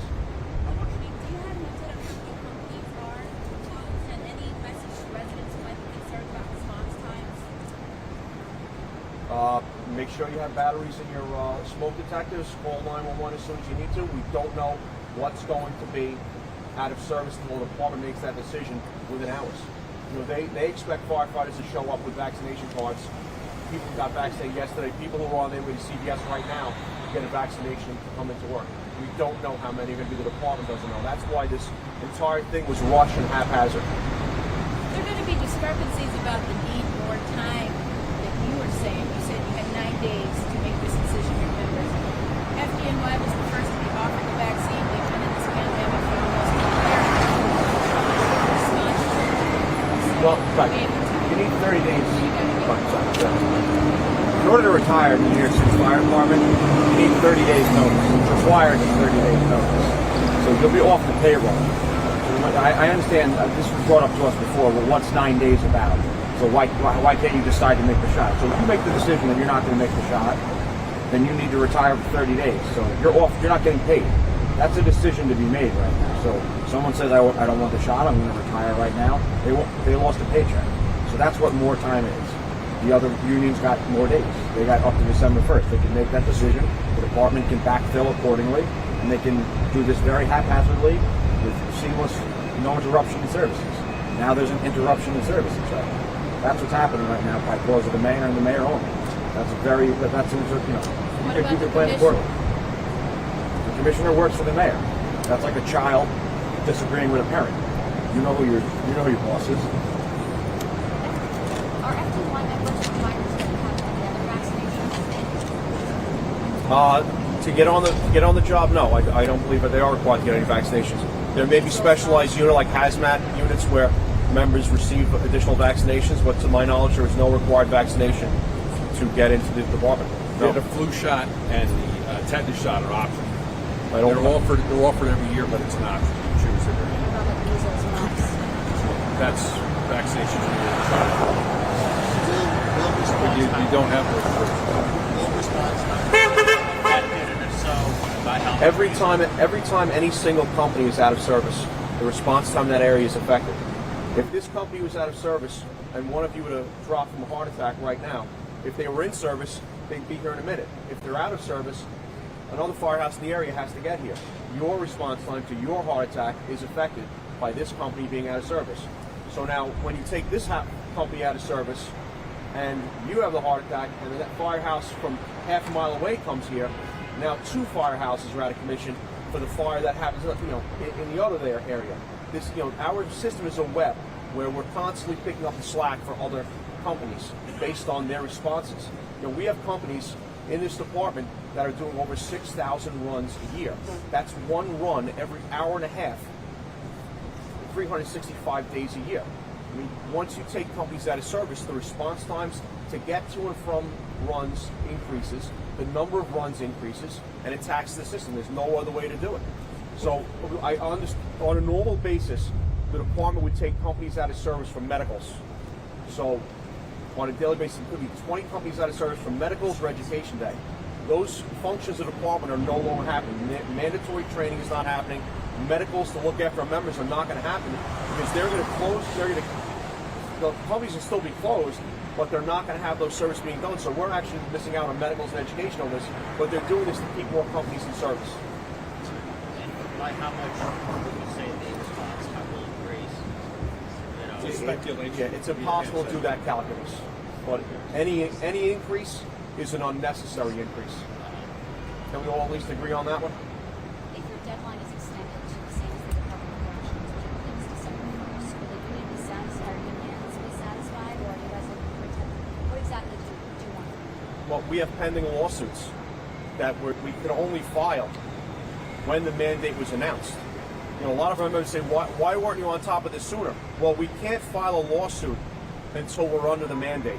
Yeah, but So most we're of these lawsuits have been shot down. Are you implying that we don't deserve our day in court? Of course not. But I'm Well, then maybe we should have the time for our lawsuits to be heard. It's just that simple. To imply that everyone's lost doesn't imply we don't have the right to fight. And we should be given the same time that other unions have been given. Now, not only retirees, but members have the option to vest out early. And in order to vest out early, you're going to take a reduced pension. The pension office has been swamped. No one can even get their information as to what their pension would be if they would choose to leave. What's going on right now is people's entire careers are being basically thrown away on a mandate that we all know is ridiculous. I mean, I don't see any masks out here. One, I mean, where's the pandemic protection? Without masks, without testing, they got exposed to COVID. Alrighty, everybody, that was some remarks from the Union Firefighters Association out there in the greater New York area. They spoke about an hour ago regarding the shortages that could potentially be seen today following the vaccine mandates for municipal workers that officially has gone into effect. Here's a live now look at the Empire State Building out there in the city. Some of you are going to see a quick 2-minute commercial break. When you return, we are going to be joined on the phone by a retired NYPD detective. He's been in touch with his colleagues up there in New York and is going to be weighing in on this situation as we could fully see the impacts of the mandates on the staffing shortages throughout this upcoming week. So stick with us. That interview is coming up after this 2-minute commercial break.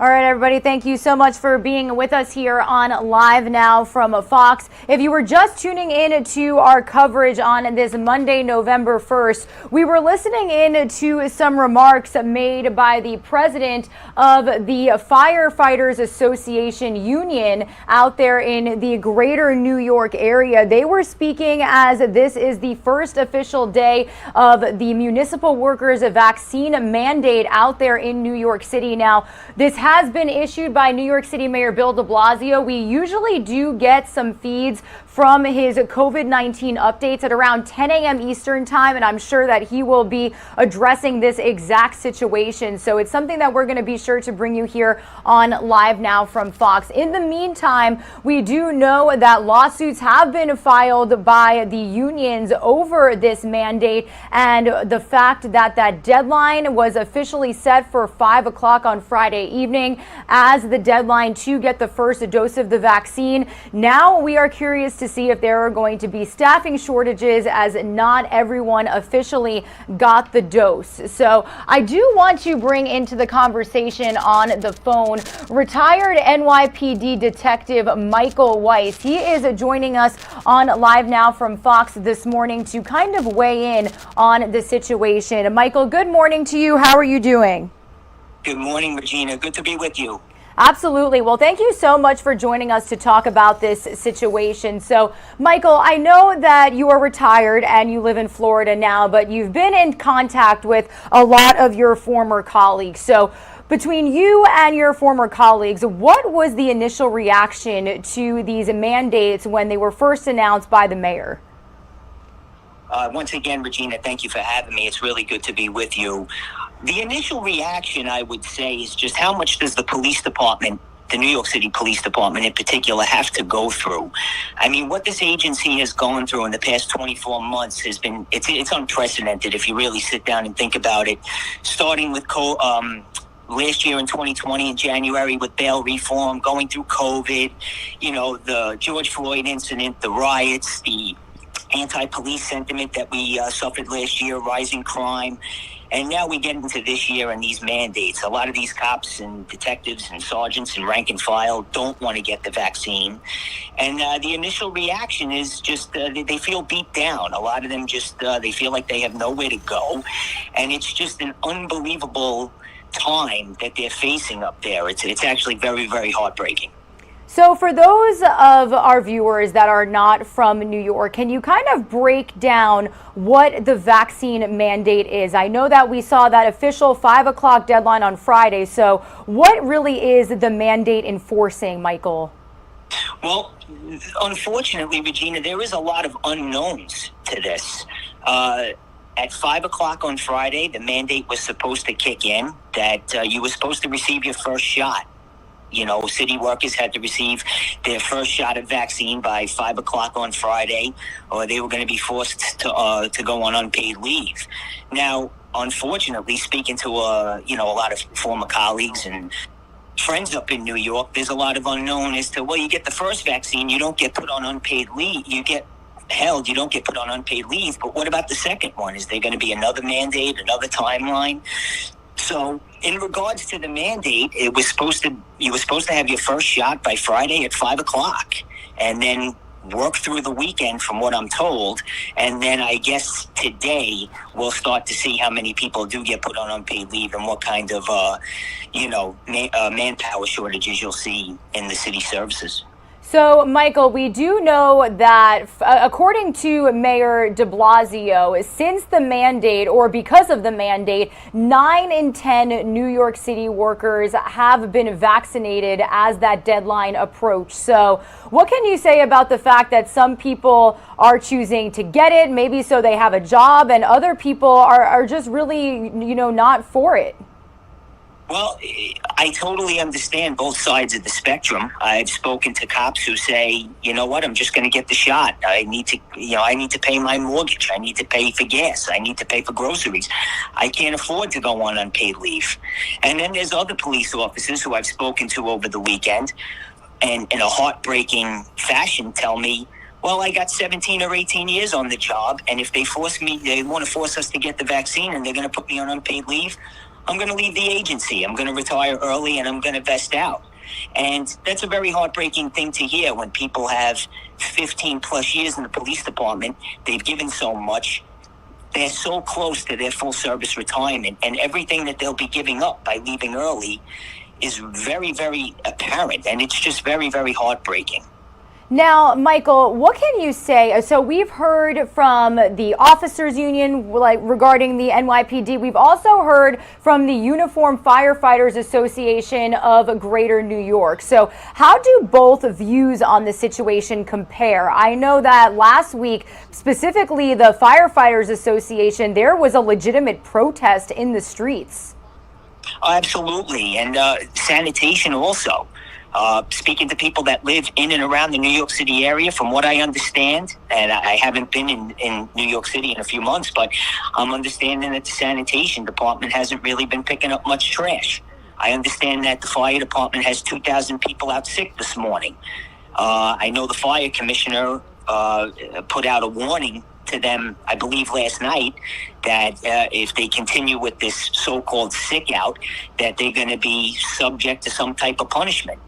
Well, you know, we really haven't heard that in the police department side, but I will tell you this, the police department's definitely taking proactive measures to put people on patrol just in case people do get put on unpaid leave and they have manpower shortages. I know people in specialized units that are going back to patrol precincts today to cover patrol. So this is a very, very serious thing. Yeah, now, Michael, I do want to show our viewers a tweet right now from the police union out there, the PBA.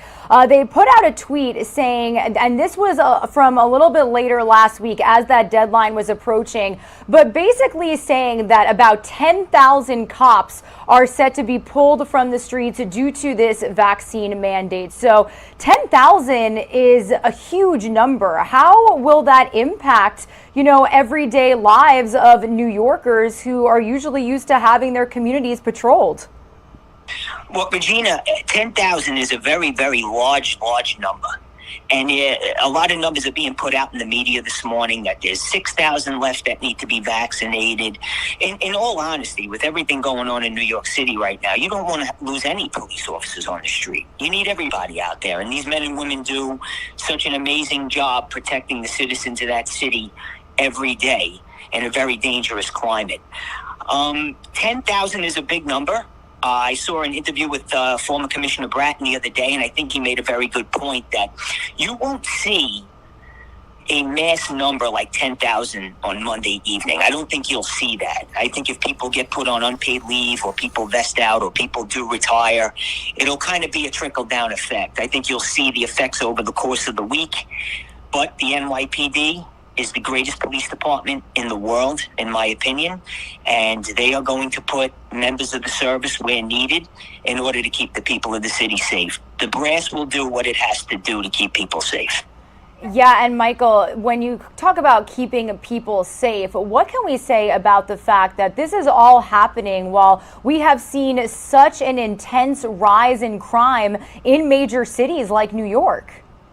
It's really unprecedented. And, you know, I was saying before, Regina, you know, bail reform started in New York City in January of 2020. The police officers went through, obviously, the pandemic, the crime rise of last year after the Floyd riots and the anti-police riots that took place. I worked every night of those riots. I saw what was going on, and I saw how beat down the members of the NYPD were. And then you get into this year, and crime has kind of continued to go in the wrong direction. I know they're trying to fight crime, but the city legislatures have passed bills to make it very hard for cops to do their job. And it's extremely unfortunate because these are good police officers that will go out there and keep the people safe. But unfortunately, right now, you're really seeing the effects of poor bills passed in city council and police officers sometimes probably hesitating to do their job. They're doing what they have to do, but they also have to protect themselves. Yeah, and you know, Michael, when I know you touched on it a little bit earlier, but when do you feel that we will truly see the number and the impact of any potential shortages due to this mandate? Do you think that will kind of slowly come out as the week progresses? Well, I would tell you this, that the police department, in my opinion, they're already on top of it. I think, to answer your question, yes, I think this week by the end of this week, you'll get to see a pretty good number as to what the police department is facing in regards to manpower shortage. I think probably, in my opinion, by Thursday, Friday, you'll see how many people decided to retire, how many people are deciding because of this mandate maybe to leave and go to another agency, go to another state, or, just move on, or people that are just going to go on unpaid leave. I think that the number is unknown right now, but I think as the week progresses, you'll get a better feel of what personnel looks like. And when you say the NYPD is on top of it, Michael, what do you think is going on right now based on your experience? They are bracing for such big staff shortages when you think about it in retrospect. How do they fix the problem? Well, the police department doesn't take many chances when it comes to these types of things. For instance, last year during the riots, there were field forces put out immediately. They try to get on top of crises before they come to a head and they really boil over. So the police department, in my opinion, the leadership that I know is in place at this time is probably putting extra manpower in precincts just in case there is a large flux of retirements and shortages and people leaving. They do get ahead of these things. Unfortunately, sometimes they have to take these proactive measures to be very, very careful and safe. Absolutely. Now, Michael, in your opinion, do you think that police officers should be vaccinated? I feel like both arguments are, it's your choice. You should be vaccinated or you shouldn't if you don't want to be. And then others are saying, well, these first responders come in contact with people every single day. They should have the vaccine. So what do both sides of the argument mean to you? I do understand both sides of the argument. I understand that there are, a lot of questions about the vaccine because it was sprung on us so quickly. I believe that people don't trust it because of the way that the vaccine was used politically. Earlier this year when the vaccine was released late last year and into this year, a lot of people were rejecting the vaccine because of the political affiliation of the administration that was in office before. And now the same people are for the vaccine. People are confused. Police officers are confused. They're people just like everybody else. If a woman wants to have a child, I know that they're very worried that this may affect the pregnancy. People with medical conditions don't want to take it for their personal reasons. I personally feel I understand both sides of the argument. I'm not anti-vaccine. And I do totally understand both sides of the argument, though. I do not believe in mandates. I do not believe that the city should be telling these workers that they have to receive a shot or a vaccine or get put on unpaid leave. I just think that's a very dangerous way to go. But as we've seen before, I don't believe that the city administration at this time really worries about being too reckless in certain areas. And, Michael, I feel like your stance is very important as a first responder, understanding both sides of the playing field, because really that's what we've seen play out. People for it and people against it. So we will definitely keep in touch with you here on Live Now from Fox, as I'm sure we will get more numbers and more information about any staffing shortages when it comes to, sanitation, NYPD, the fire department, as the week progresses. So, Michael, thank you so much for joining us here on Live Now from Fox. We really appreciate your time and insight.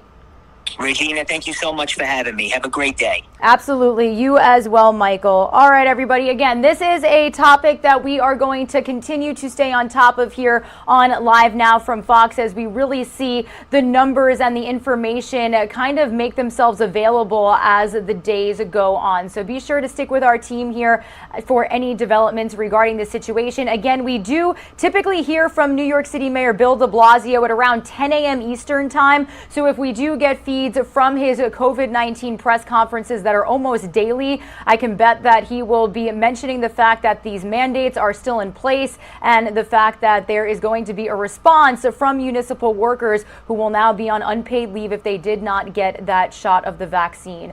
Some of you are going to see a quick 2-minute commercial break. We are going to switch gears and focus on the very tight-knit Virginia governor's race. It is one day, the last day of campaigning before people head to the polls tomorrow. So let's get the latest here on Live Now from Fox after this 2-minute commercial break.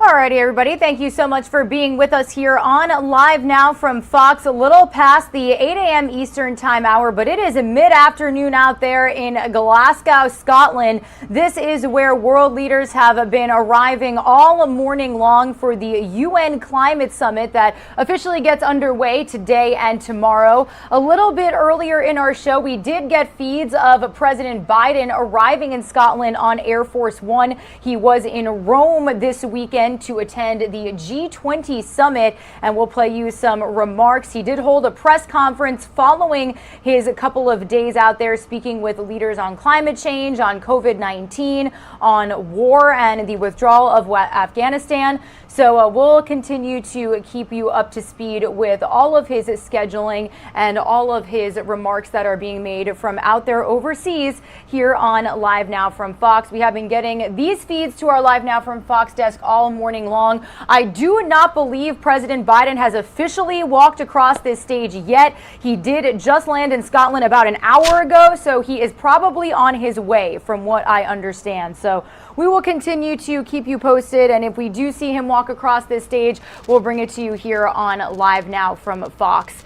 Meanwhile, I do want to shift gears here to a very important story that we'll be following here, our entire Live Now from Fox team, for the next 48 hours and beyond to see the impacts of whoever wins the very tight Virginia governor's race. Today is the final day of campaigning for both major candidates. I do want to start you off by showing you how both candidates spent their weekends campaigning in several parts of the state of Virginia. Let's start with how Democratic candidate Terry McAuliffe spent his weekend on Live Now from Fox. Terry McAuliffe spending the last Sunday before Election Tuesday in Northern Virginia and here in the Richmond area. He spent the afternoon out in the suburbs here, the type of neighborhood that has plenty of Terry McAuliffe lawn signs. And then as you keep driving, you see a lot of Glenn Youngkin ones as well. He was campaigning in a supporter's backyard in Henrico, Virginia. Congresswoman Abigail Spanberger introduced him. It's Spanberger's congressional district. She flipped it to the Democrats in 2018, and it remains a close district. McAuliffe is intensifying his criticism of his Republican challenger, trying to tie him to former President Donald Trump, and claiming a Youngkin win here would be a mess for this state. The guy's clueless, but he's dangerous. He is very dangerous. And he's been endorsed by Trump 9 times. Trump is calling into his town hall meeting tomorrow night. Trump said the other day, quote, Glenn Youngkin will do whatever we tell him to do. That's been a large part of McAuliffe's closing argument, and he's enlisting Democrats from across the country to help him make it. Majority Whip and South Carolina Congressman Jim Clyburn is campaigning for him, along with a host of Virginia Democrats, and both President Biden and Vice President Kamala Harris just last week alone. McAuliffe's schedule has him hitting the Democratic-heavy areas of the state, Northern Virginia's D.C. suburbs, Richmond, and down in the southeast corner of the state in Norfolk. Early in-person voting has just ended in Virginia, with more than 1.1 million ballots already returned. That's about a fifth of the electorate.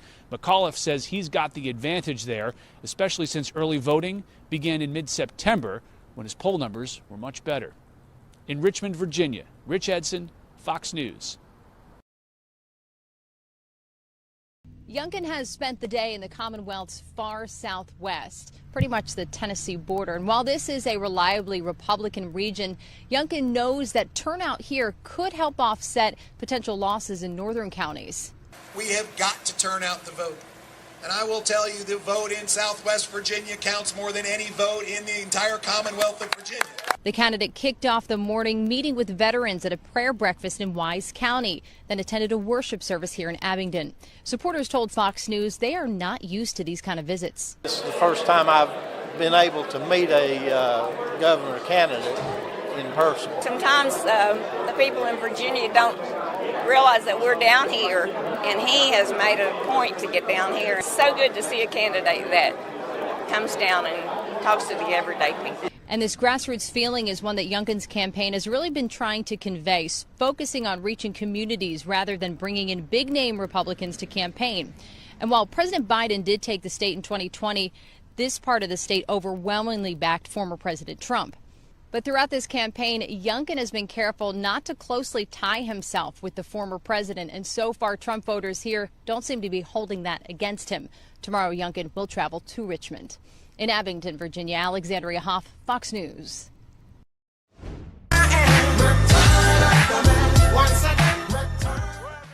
Alrighty, everybody. In just a couple of minutes, we will be joined by Fox 5 DC's Bob Barnard, who's going to break down everything you need to know about this tight race. In the meantime, we're also going to be joined at 8:45 by Mike Herodopoulos, political analyst, weighing in on the race as well. So we do want to bring you the latest campaign events from both candidates here in the 8 o'clock hour. We are going to start with Terry McAuliffe, the campaign event in the Northern Virginia area that you heard our Fox News correspondents talk about just in their last report. So let's listen in here on Live Now from Fox.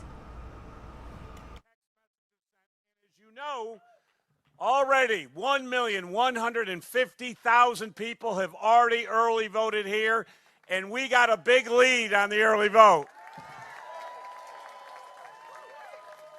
So what does that mean? We got to have a big lead on Election Day, too. So that's the final piece of this. But we have had huge crowds everywhere we go. People are excited, and I thank you all for being where you are today and helping us do what we need to do. I would just say, folks, think back 8 years ago when I was running. This was a different state. Republicans controlled everything. We had an economy that was in chaos. I walked to office with a $2.4 billion hole in our budget left by the Republicans. We had the most anti-women, anti-gay, pro-gun, anti-immigrant, anti-environment legislation in the United States of America. Don't forget that they passed the horrible ultrasound bill in 2012. They passed the trap laws to shut all 16 women's clinics down. And I think you all remember I took office in my low-key, mild way. I replaced the entire Board of Health, and I'm very proud as your governor. I kept all 16 women's clinics open here in the Commonwealth of Virginia. Had you not knocked on the doors, there would not be one women's clinic open today. I was very proud after the Supreme Court ruling that I'm the first governor in America to perform a gay marriage. And my point I was trying to say is we are an open, welcoming state. I had to rebuild this economy. Sequestration, the Great Recession, had just pushed us backwards. And look what happened. Because we were open and welcoming, the gigantic deficit became a gigantic surplus. 200,000 new jobs created. Personal income went up 14%, and we reduced unemployment in every single city and county in the Commonwealth of Virginia. We passed the toughest domestic violence law in the United States of America.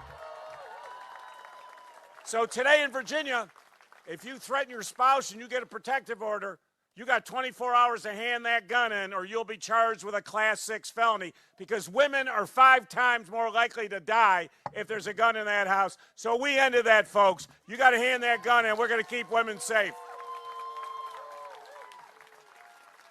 We leaned in on our military and our veterans, first state in America to functionally end veteran homelessness. And it's been mentioned, I leaned in on those issues that had held Virginia back.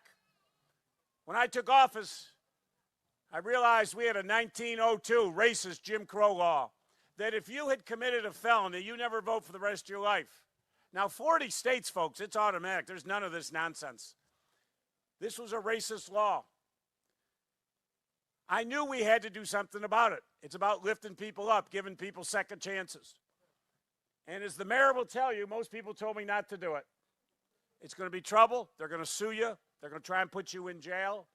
I didn't run for governor to sit back and worry about what other people were going to do. I worried about you every single day.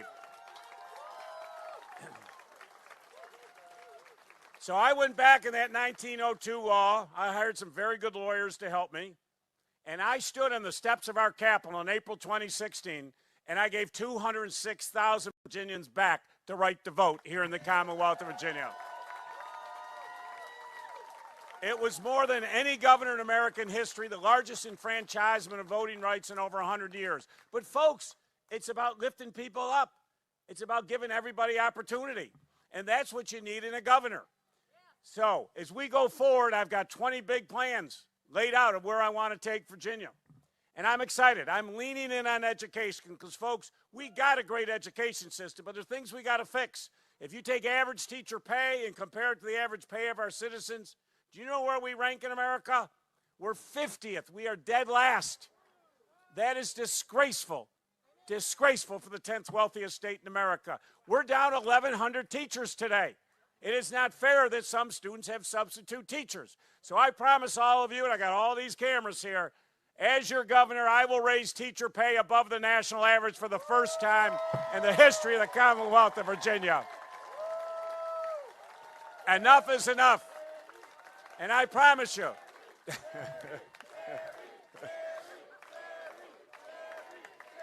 and listen, we got 41,000 at-risk 3- and 4-year-olds.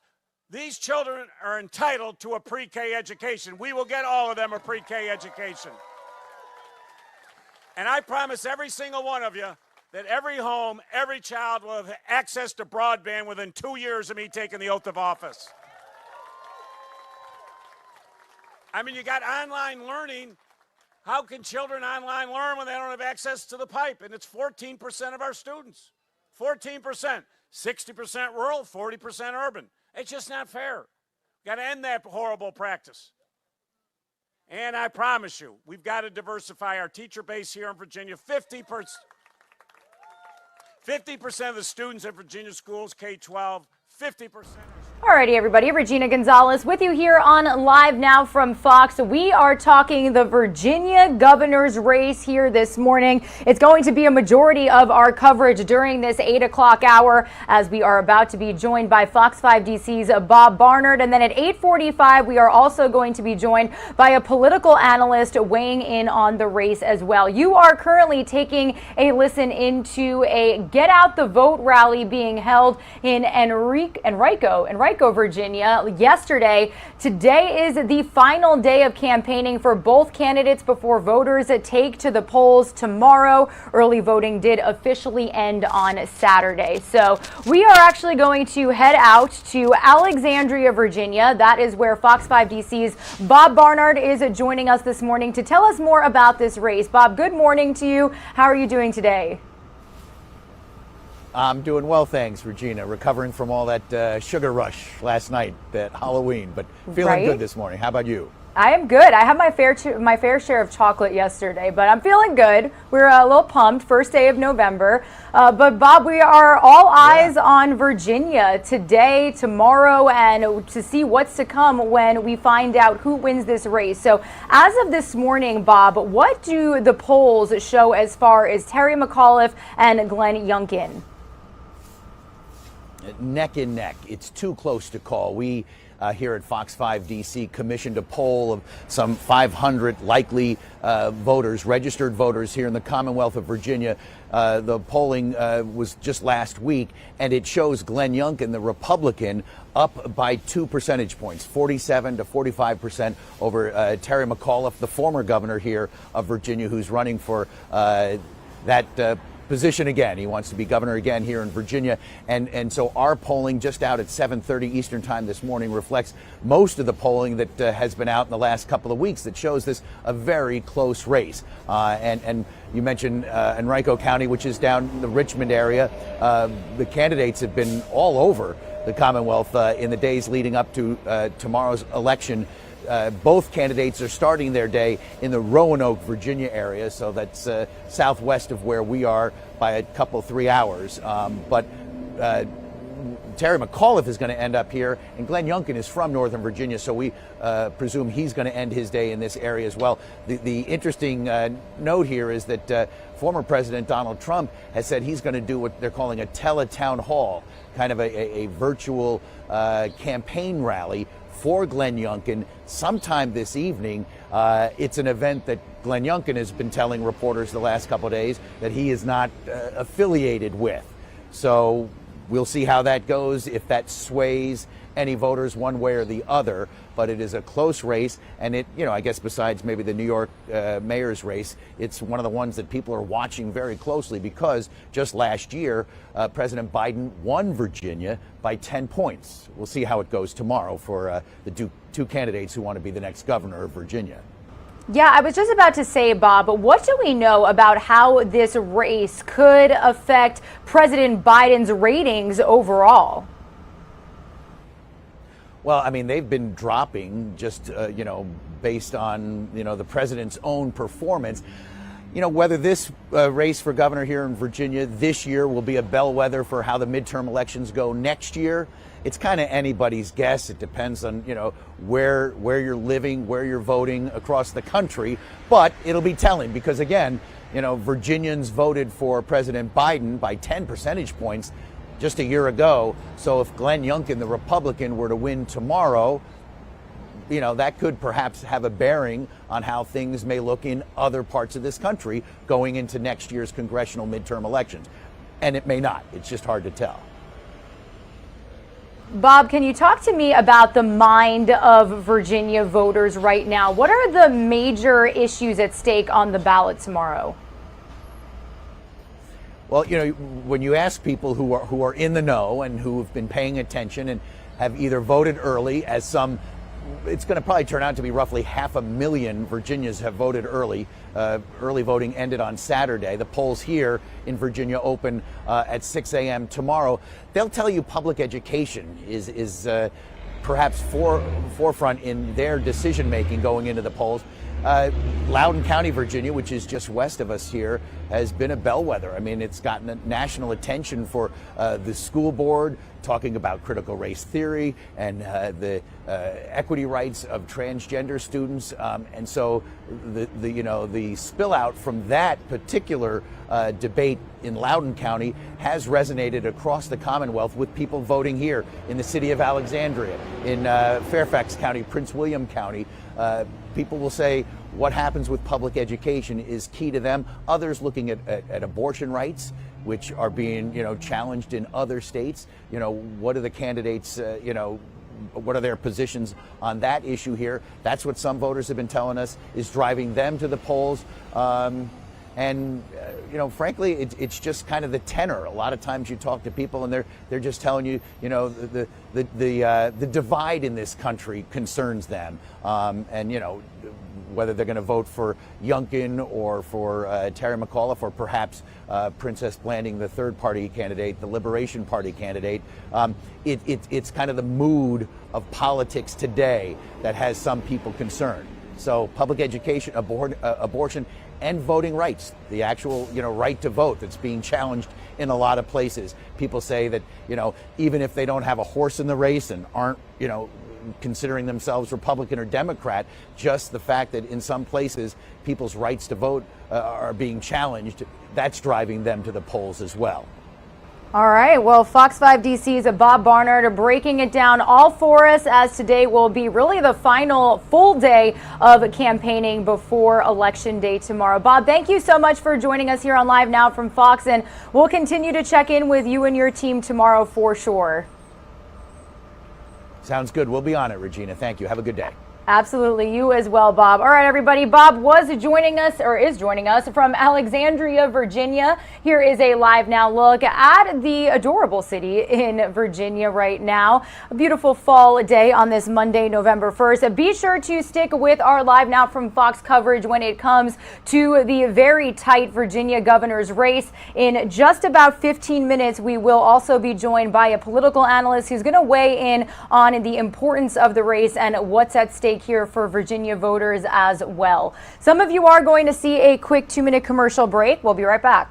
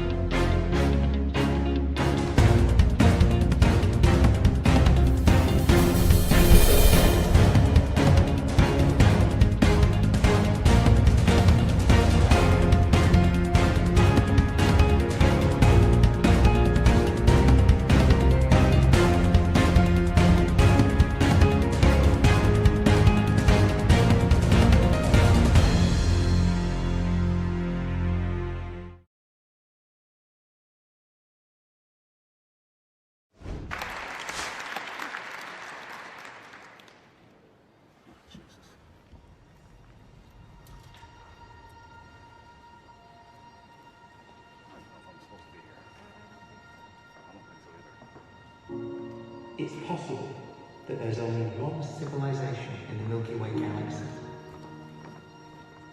There may only have ever been one, and there may only ever be one. And that's us. We may be the first. It looks like it might be alphabetical. That's important. If you're looking for a hint as to how we should behave politically towards each other, towards our planet. Alrighty, everybody. Regina Gonzalez with you here on Live Now from Fox this morning. This shot was not as shaky when I just went to it, but we've got a camera inside of the UN Climate Summit taking place in Glasgow, Scotland. We actually are getting a feed, several feeds right now. You can see Prince Charles and his wife Camilla. We did get some feeds earlier of President Biden walking into the summit as well. A little bit earlier, we got his full arrival on Air Force One also. So this is a presentation that they are watching right now. This summit is expected to happen today and tomorrow. President Biden just coming off of his two-day experience at the G20 summit. We will be sure to play for you his full remarks. He did hold a press conference before he was leaving, and here is the president himself right here, got his mask on and tuning in to this presentation at the World Leaders Summit. It does look like this is the opening ceremony that they are watching here on Live Now from Fox. It's been a busy Monday morning, a busy November 1st, kicking off a new week and a new month in 2021. My name is Regina Gonzalez with you here from the Live Now from Fox East Coast Hub in Orlando, Florida. We'll be continuing to tap into the feeds that we get from that UN Climate Summit. It does look like they are about to have several guest speakers popping in and out. We do not know specifically if President Biden is expected to make remarks today himself, but we will definitely keep tabs on his schedule out there here on Live Now from Fox. We have been in full Virginia governor's race coverage for the 8 o'clock hour here on our show this morning. That is because today is the final day of campaigning for both a Democratic candidate Terry McAuliffe and Republican candidate Glenn Youngkin. People will be taking to the polls in the state tomorrow. Early voting did officially end on Saturday. So we're kind of giving you both sides of the playing field. We've shown you what Terry has done over the weekend as far as campaigning, and now we're going to show you a little bit about Glenn Youngkin's final campaign event. So I do want to play for you some of his remarks from an event that happened yesterday in Southern Virginia here on Live Now from Fox. At 8:45 a.m. Eastern Time, we're also going to be joined by a political analyst. We're going to talk about several major political headlines that we are following this morning, but a big one will be following the race for Virginia governor. So let's take a listen to Glenn Youngkin's latest campaign remarks here on Live Now from Fox.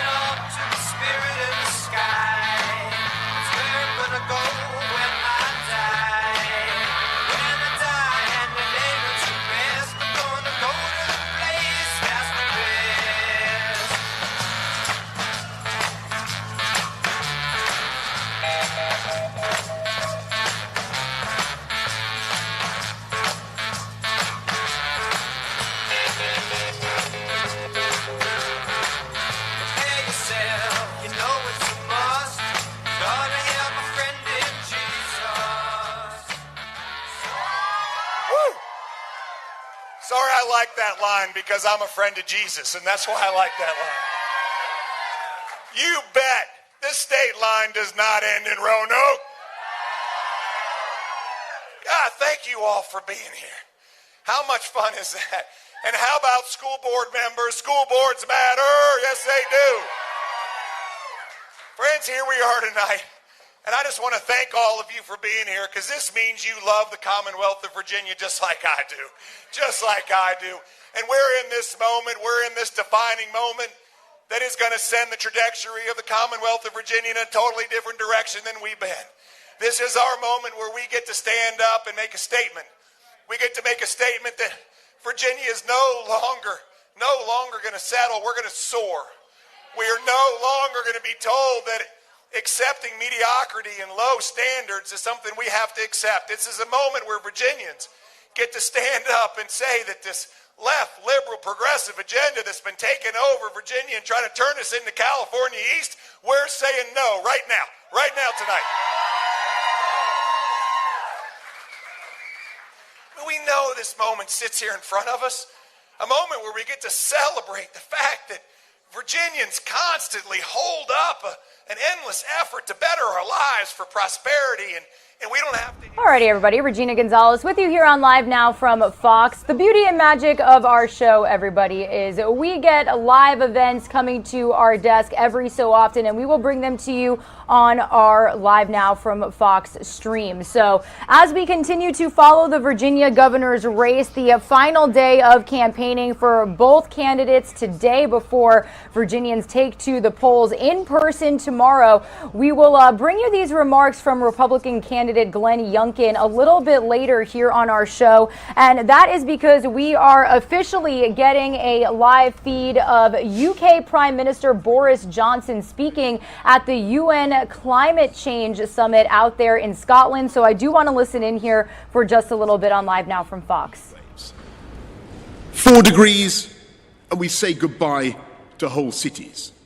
Miami, Alexandria, Shanghai, all lost beneath the waves. And the longer we fail to act, the worse it gets, and the higher the price when we are eventually forced by catastrophe to act. Because humanity has long since run down the clock on climate change.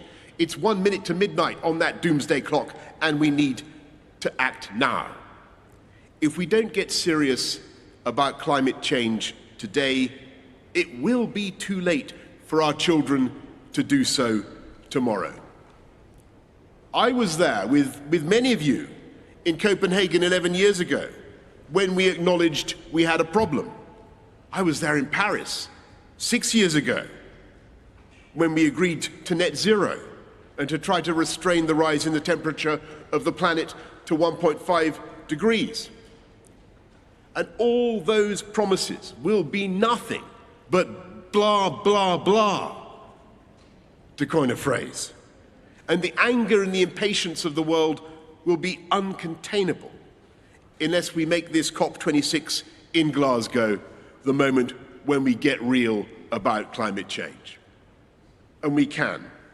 We can get real on coal, cars, cash, and trees. We have the technology to deactivate that ticking doomsday device, not all at once. I'm afraid it's too late for that.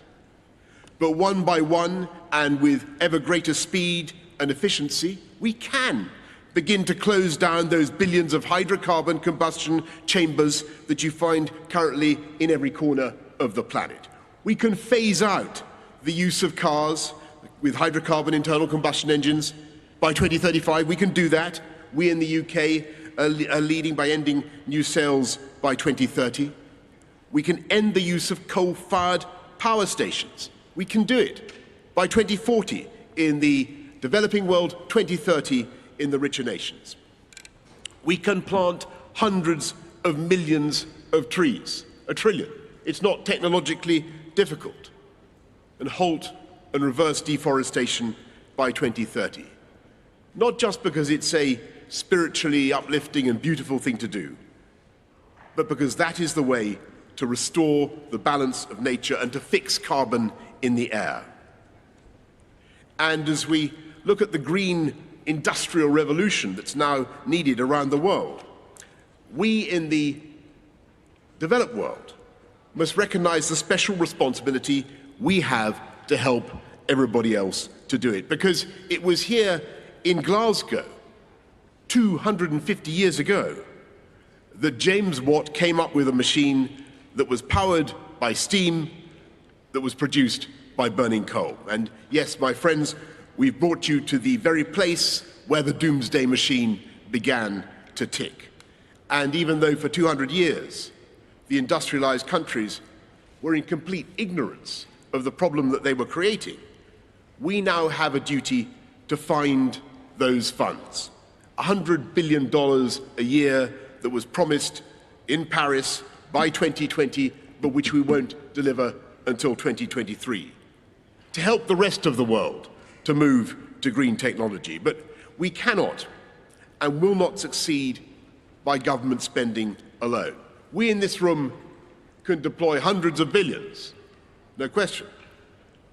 But the market has hundreds of trillions, and the task now is to work together to help our friends to decarbonize, using our funds, the funds we have in development assistance, and working with all the multilateral development banks so that in the key countries that need to make progress, we can jointly identify the projects that we can help to de-risk so that the private sector money can come in just the same way that it was the private sector that enabled the UK to end our dependence on coal, become the Saudi Arabia of wind. We have the technology. We can find the finance, and we must. And the question for us all today is whether we have the will. And my fellow leaders, as I look around this room, I don't want to put too fine a point on it, but we all talk about what we're going to do in 2050 or 2060.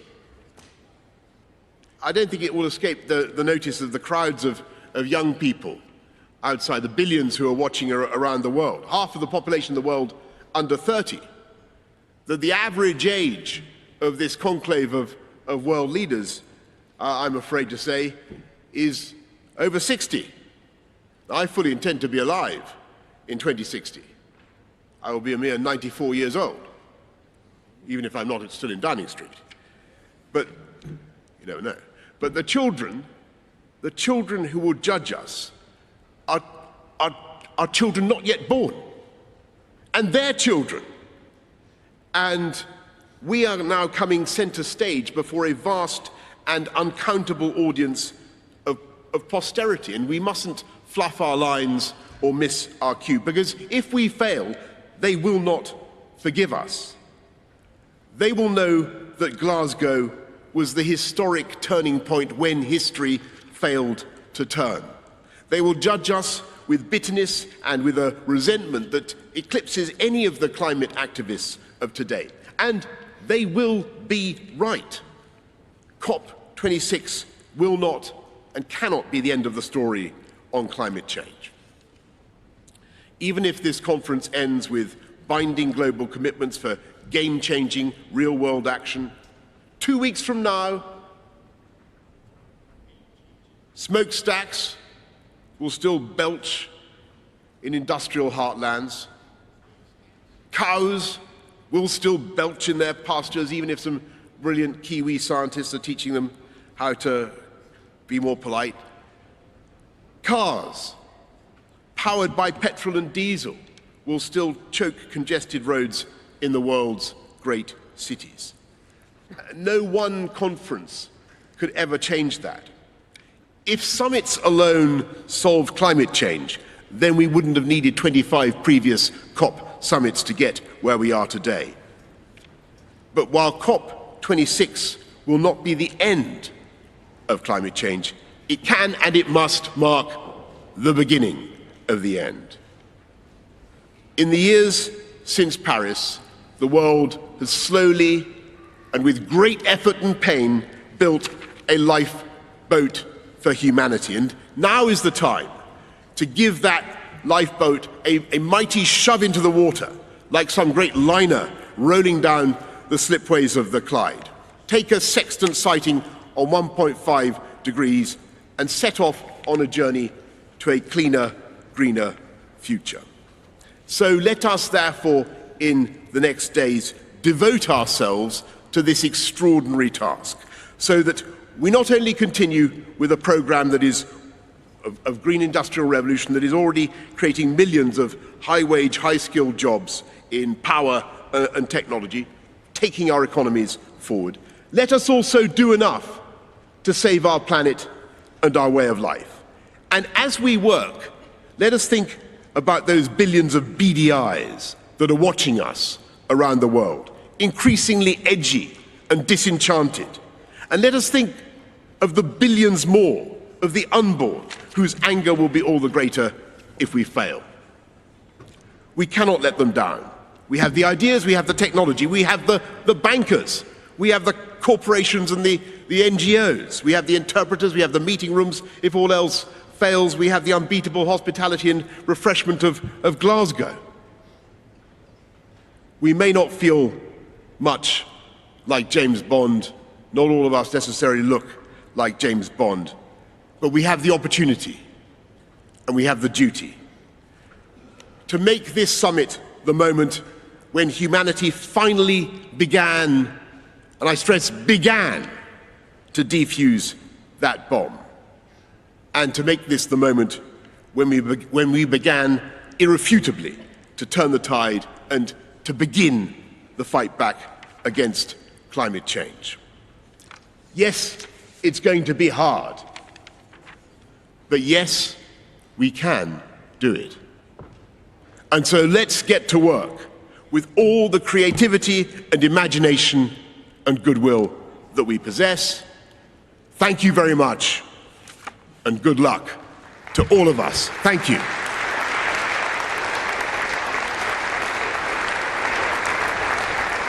Bringing voices from Earth into COP26, please welcome climate campaigner Brianna Fruin. Alrighty, everybody. Regina Gonzalez with you here on Live Now from Fox, bringing you live and worldwide this morning as UK Prime Minister Boris Johnson just officially opened the UN Global Climate Summit. You could see that President Joe Biden is in attendance. Here is a shot of him representing the United States out there in the stands.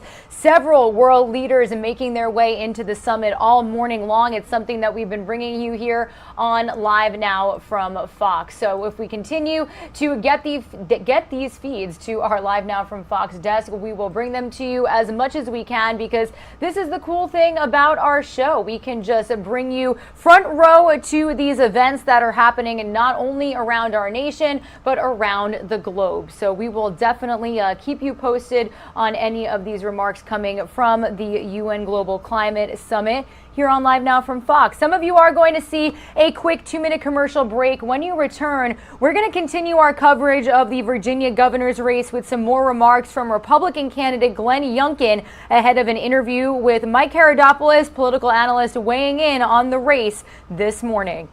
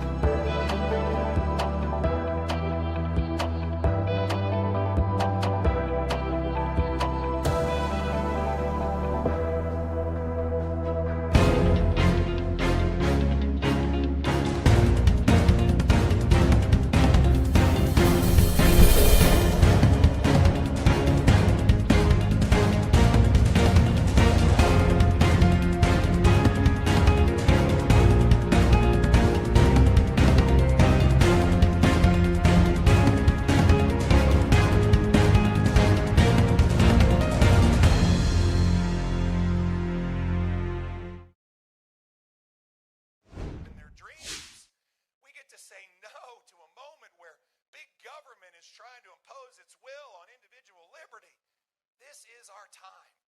This is our time as Virginians. And I have to tell you, folks, what you're seeing right here is happening all over the Commonwealth of Virginia. It is unbelievable.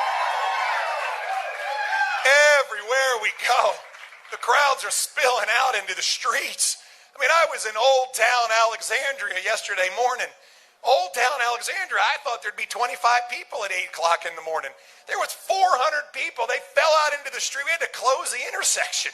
And all of a sudden, I looked out and I said, wait a minute, Old Town, I didn't think there were any Republicans here. And the crowd went nuts. We're for you, we're for you, we're for you.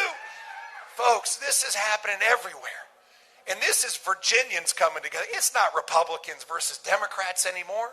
It's Virginians standing up for those values we hold dear, for those values that we know will make Virginia the best place to live and work and raise a family, for those values that absolutely reflect the fact that we're standing up for our children, for our grandchildren, for our nieces, for our nephews. This is no longer a campaign. It is a movement, and it is a movement led by Virginians. And that's what we've got in front of us. All of a sudden, we can make a statement not just for the future of our Commonwealth, but for the future of our country. The whole country's watching. The whole country is watching. Why? There's only 2 statewide races, New Jersey and Virginia. And I get notes from parents all over the nation. They're blowing up our website. Glenn, stand up for our kids too. Stand up for our kids too, because we get to vote in Virginia right now. On November 2nd, we get to vote. And America needs us to vote for them. I mean, they see Terry McAuliffe trying to put government between parents and their children. They see Terry McAuliffe trying to tell everybody that your employer's got to fire you if you don't get the vaccine and he doesn't want you to get unemployment. They see Terry McAuliffe telling everybody that you must join the union. It's not your choice anymore. They see Terry McAuliffe talking about raising taxes. Friends, this is a moment for us to make a statement that big government control is going to lose and liberty and freedom in Virginia are going to win. That's what's happening. So here we are. I mean, this is what we do. Virginians lead, we don't follow. We lead, we don't settle. I mean, the spirit in the air, yes, it's the Lord, but the spirit in the air is also Washington and Jefferson and Madison and Monroe and Patrick Henry.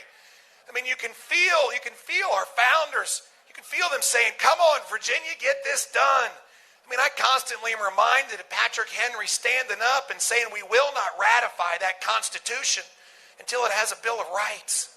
A Bill of Rights that protects his individual freedoms, individual liberty from big government. Sound familiar? I mean, here we are. And he said we won't ratify it until we have one. And they used Virginia's, written by George Mason. And we stand on the shoulders of giants right now. And it's not about a candidate. It's not about me. It's not about Winsome Sears. It's not about Jason Miyares. It's about us. It's about us. It's Terry McAuliffe versus Virginia, and Virginia is going to win. That's what's going to happen. And I got to tell you, we are going to sweep these statewide elections. Jason Miyares will be our next Attorney General. And Winsome Sears will be our next Lieutenant Governor. And we are going to take back our House of Delegates, and we're going to have control of our House. But you know what else is going to happen? We're going to win local seats all over Virginia. Board of Supervisor seats, City Council seats, Treasurer seats, Sheriff seats, School Board seats. This will not be a lonely victory. We are going to sweep through this Commonwealth with the spirit of Virginia alive.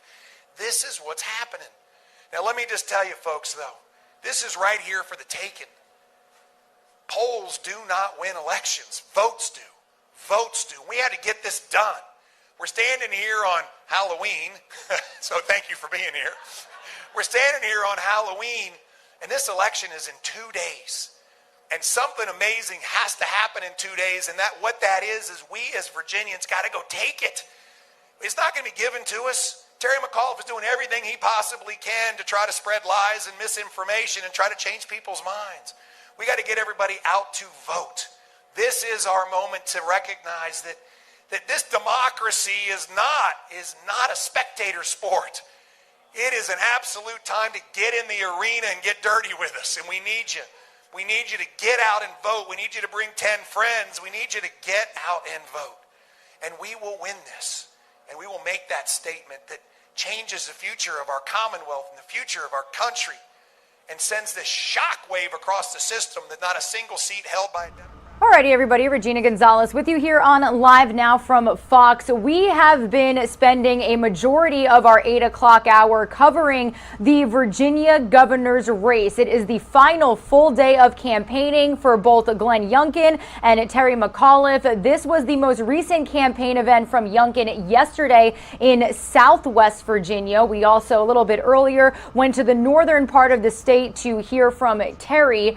So this is just one of the major top political headlines that we are going to be breaking down for you here this morning on Live Now from Fox with the help of Mike Herodopoulos. He is back with us on Live Now from Fox this Monday morning to break down the Virginia governor's race, Biden's trip overseas. We were just playing for you some remarks from Boris Johnson, UK Prime Minister, opening up that UN climate summit, and way more political headlines to get through. Mike, how are you doing? Great to see you. Great to see you, Regina. Good morning to you as well. Good to see you. Thank you so much for being here with us. So we were just bringing our viewers some remarks from both candidates of the very tight Virginia governor's race. So, Mike, my first question to you for our viewers who may not be completely up to speed with the importance of the race is, why are all eyes on Virginia as far as Election Day tomorrow and this race? Well, first and foremost, remember, it's just a couple of states that actually hold off year elections for governor. One is New Jersey, one is Virginia. Remember back in 2009, in Barack Obama's first year as president, the Republicans had a big sweep. Chris Christie, who came to fame, of course, actually ran for president 7 years later. And of course, the Virginians won also in 2009, Republicans did. And so it's been a real bellwether as to what's going to happen in the next midterm election. And if you remember, 2010, a year later, Republicans swept the House and Senate. Barack Obama was facing headwinds like never before. And so this is a reaction to the first year of a presidency. And as we're going to, sure, discuss over the next few minutes here, Joe Biden's having a very difficult time in his first year as president on multiple fronts.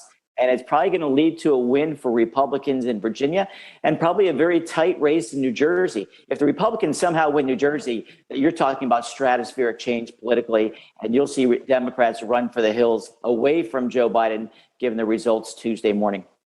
Now, Mike, I want to talk about the minds of Virginia voters right now. What are the main issues at stake on the ballot? Well, the issue that really put Youngkin into the race, besides the failures of Joe Biden at this point as president, is the issue of education.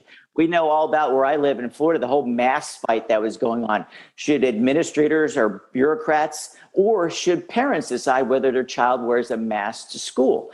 And what really propelled this issue is that in the debate, and a lot of these debates go nowhere, as you know, but in this debate and for governor in Virginia, Youngkin said basically, parents, not bureaucrats, should be making educational decisions.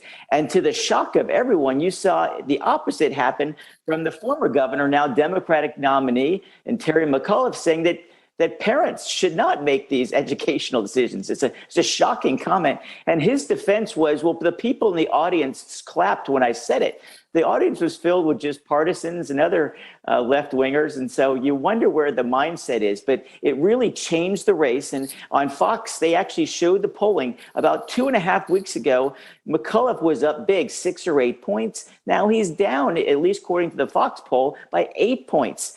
And so what McAuliffe is trying to do at the end of the campaign, he's trying to make it a Donald Trump situation, whereas Youngkin has said, look, I'm not campaigning with Donald Trump. I'm campaigning on my own.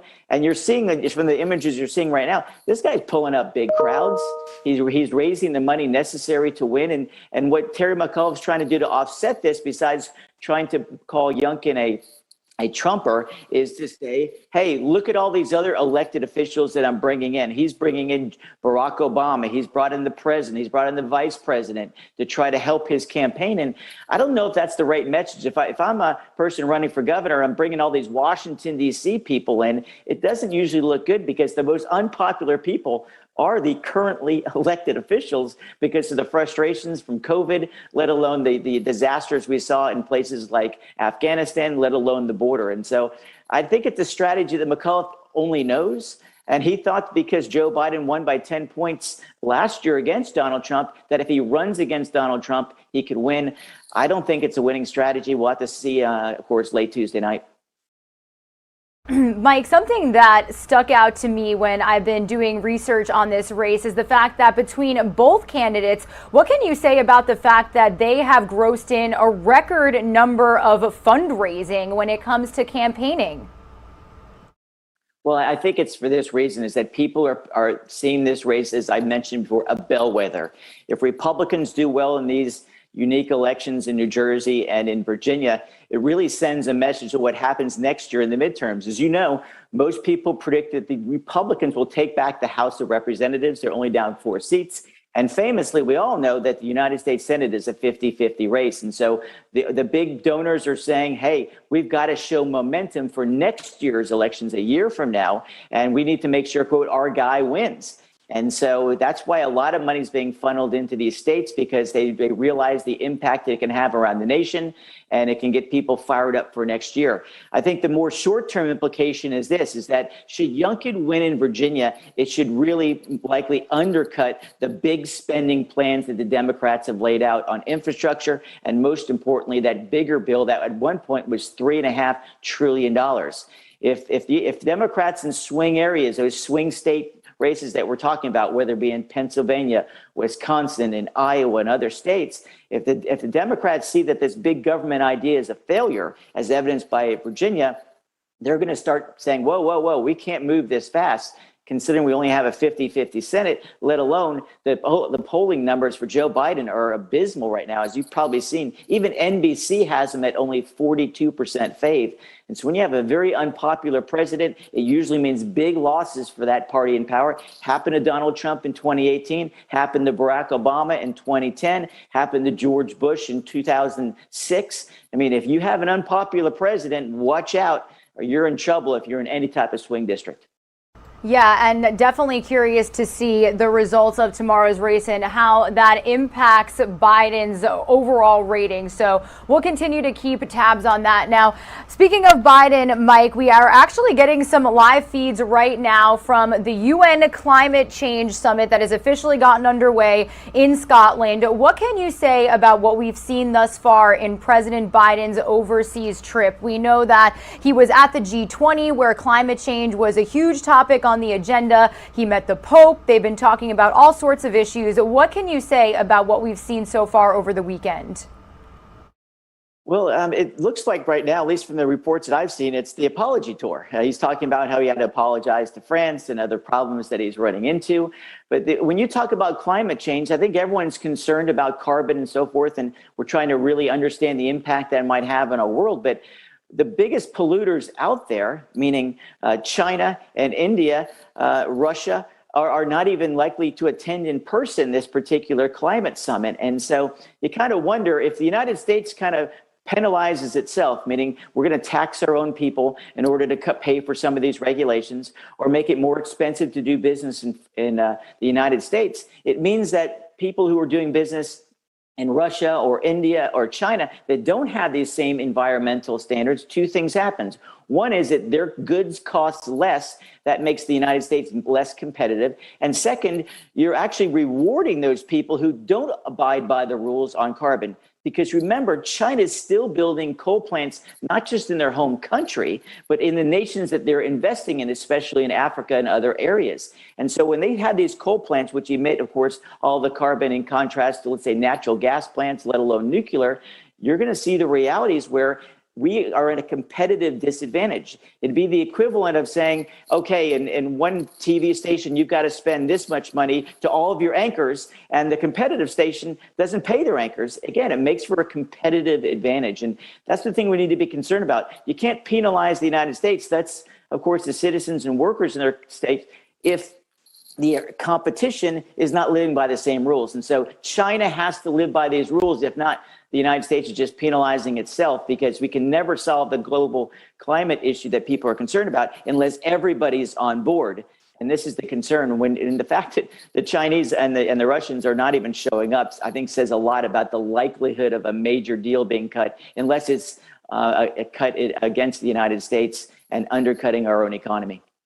Yeah, and Mike, we are actually can let our viewers know that we are expecting Biden to speak at this summit here in just a couple of minutes. So we're going to monitor this feed for you guys. But Mike, while he is overseas, while he is meeting with all of these world leaders, there is still a lot going on back at home. So before he left for Europe last week, President Biden laid out the framework for his spending bills. What do we know? We know that a vote is expected tomorrow because there was some pushback from both sides of the playing field. So what can you say about the framework that we saw from President Biden last week?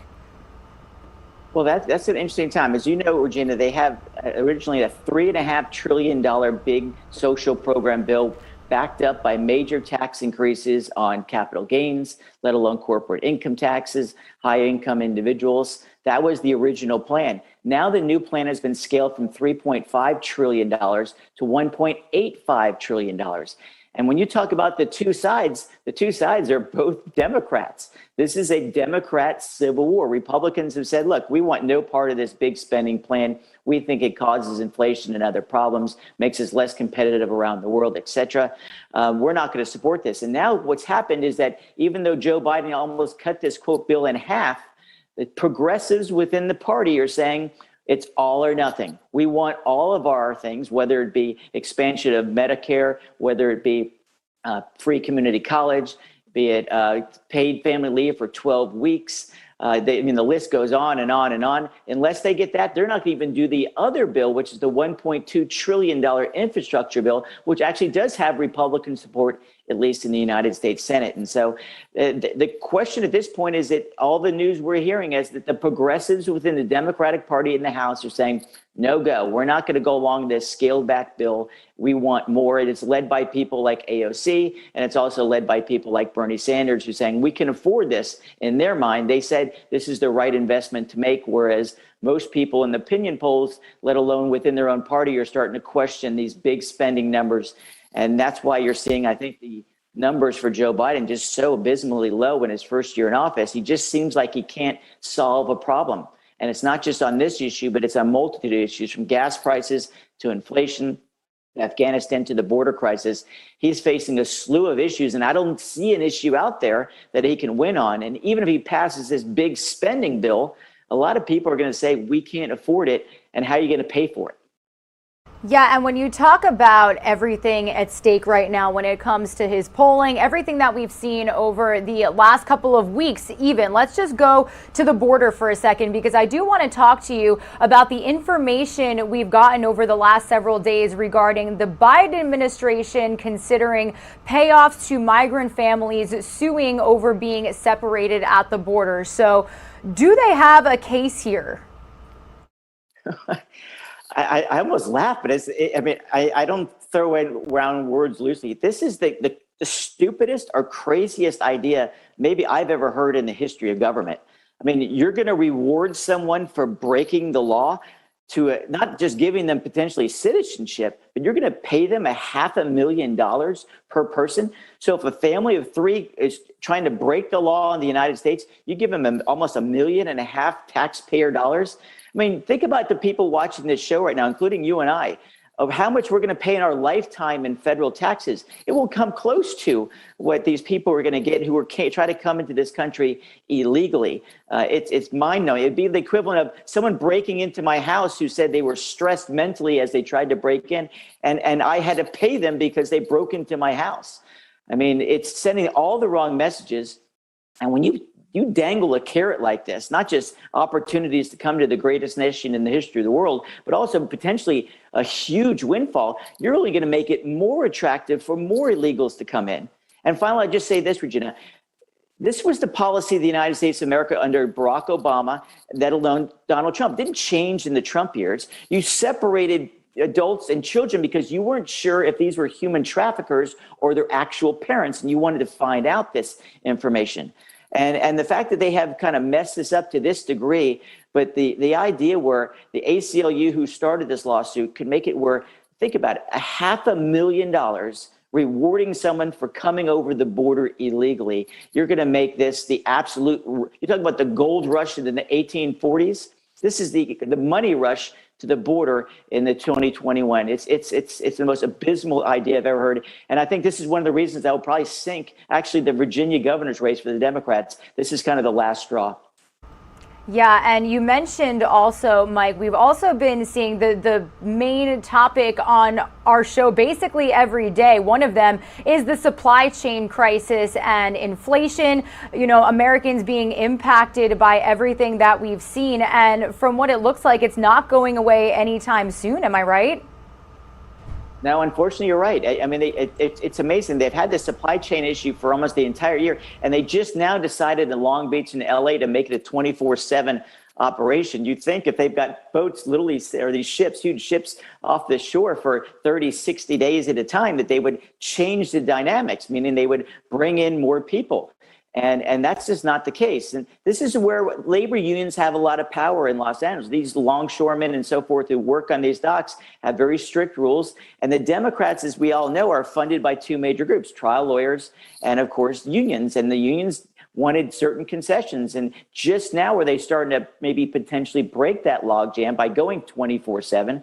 But the excuses that have been coming out of the Biden administration of something like over the weekend, again, another just tone-deaf comment, the Secretary of Commerce who says, oh, you go ahead and call FedEx or call UPS. Every person on this show that's listening right now is saying, that costs more money to be FedEx, UPS, as opposed to conventional mail. I can't afford that.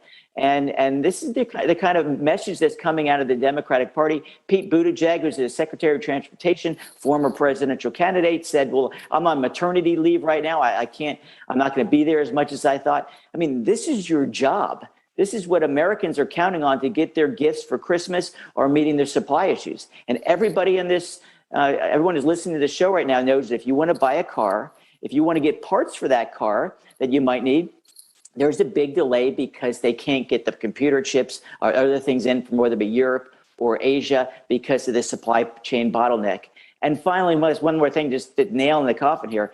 Remember, it's the Biden administration who said, we don't want to see fracking anymore. We don't want to see the pipeline being built.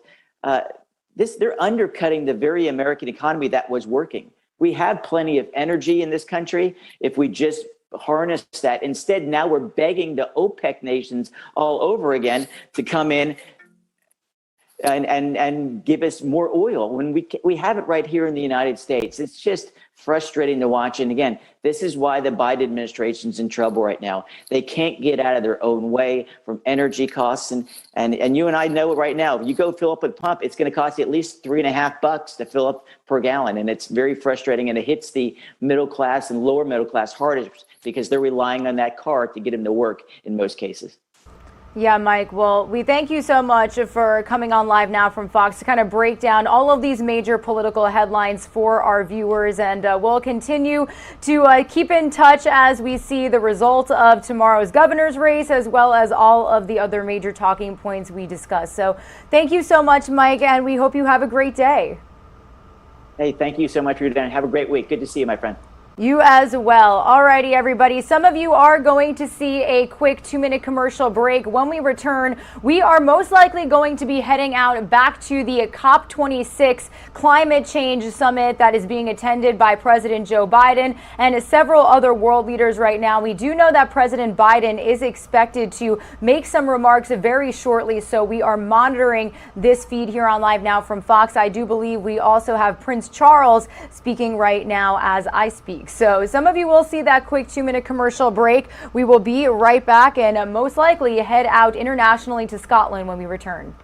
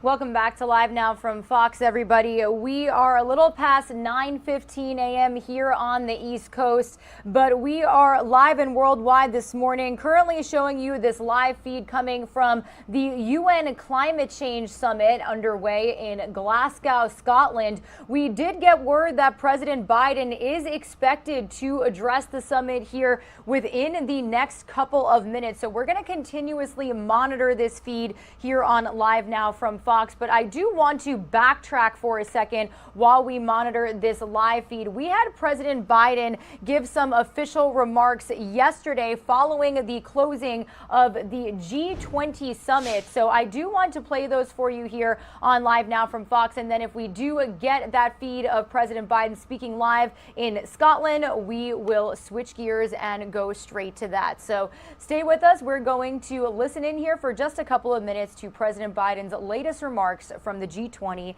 in Rome, Italy. I'm working with our allies and partners to make progress in issues that matter to all of us. And there's really no substitute for face-to-face discussions and negotiations among the leaders when it comes to building understanding and cooperation. I found in all of my meetings here, both the larger sessions and the one-on-one sessions, and I had many of those, a real eagerness among our partners and allies for American leadership to help bring the world together and solve some of these big problems. I found my one-on-one engagements with so many of the leaders and the importance of strong personal relationships never ceases to amaze me when you're looking at someone straight in the eye when you're trying to get something done. They know me, I know them, we can get things done together. And so I want to thank the Italian people, by the way, for the G20, for their hospitality, and congratulate Prime Minister Draghi. He did one heck of a job leading the G20 through a difficult year marked by great global challenges, critically among them ending the pandemic, driving a broad-based, sustainable global economic recovery, and tackling the climate crisis. I believe we made tangible progress on each of these issues, in part because of the commitment that the United States has brought to the table. For example, I'm proud that the G20 endorsed the global minimum tax. This is something the United States has been driving for over a year, building momentum up to this achievement. And this is an incredible win for all our countries. Instead of nations competing against one another to attract investment by bottoming out corporate tax rates, this set a minimum floor of 15% to ensure that giant corporations begin to pay their fair share no matter where they're headquartered, instead of hiding profits overseas. We also agreed to establish a fund in the future that for countries can draw on to help prevent, if necessary, and respond to the next pandemic, prepared for the next time around. Yesterday, together with Prime Minister Johnson and Merkel and Macron, President Macron, we came together to reiterate our shared belief that diplomacy is the best way to prevent Iran from gaining a nuclear weapon, and we discussed how best to encourage Iran to resume serious good faith negotiations. And I also want to note that even as I've been here in Rome, as you might guess, and some of you I suspect doing the same thing, American reporters, been focused on the vital issues that affect American workers and families at home. I just finished meeting with a broad coalition of partners on how to address the immediate supply chain backlogs and that the world's been dealing with and facing, and we're facing back at home, and how to make sure we have access to all the products we need, from shoes to furniture to electronics to automobiles, to make sure that we talk about how better to secure ourselves against these future shocks, whether pandemic, climate change, or other disasters. And the Build Back Better framework, which is, God willing, going to be voted on as early as sometime this coming week, that I announced on Thursday, includes, for the first time ever, several billion dollars to help strengthen the supply chains to make sure we have access to everything we need. And it's going to give workers and folks making all these products just a little bit of breathing room. The Build Back Better will also going to make it easier for them to afford everything from child care while they are at work for their kids, 2 years of free high-quality preschool. And finally, today I was proud to announce, together with our close EU partners, another critical win for both American workers and the climate agenda. The United States and the European Union have agreed to negotiate the world's first trade agreement based on how much carbon is in a product, as we negotiated the steel and aluminum tariffs that were in place.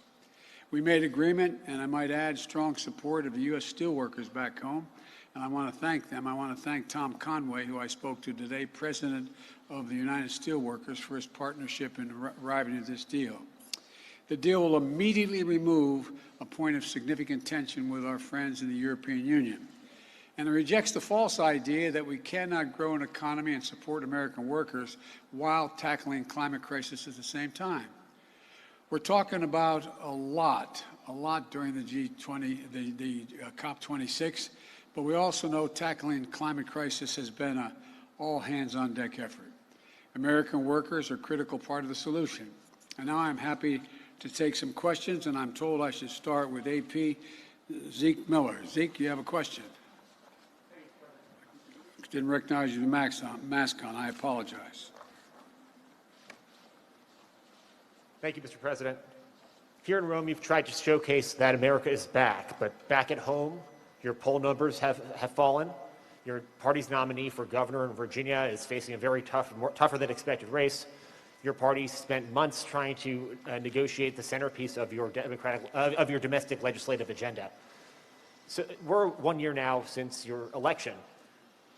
And you have done a lot in your year in office to try to turn the page on the last administration, but we've seen how presidents can turn the page very quickly from one to the other. So why should the world, believe that when you say America's back, that really it's here to stay? Because the way they reacted, you were here. They listened. Everyone sought me out. They wanted to know what our views were, and we helped lead what happened here. It's just very simple. You know, if you're honest, no, you are honest. That doesn't mean to imply you weren't, but that we got significant support here. Significant support. The United States of America is the most critical part of this entire agenda, and we did it. And by the way, look, the polls are going to go up and down and up and down. They were high early, then they got medium, then went back up, and now they're low. Well, look, this is look at every other president. The same thing has happened, but that's not why I ran.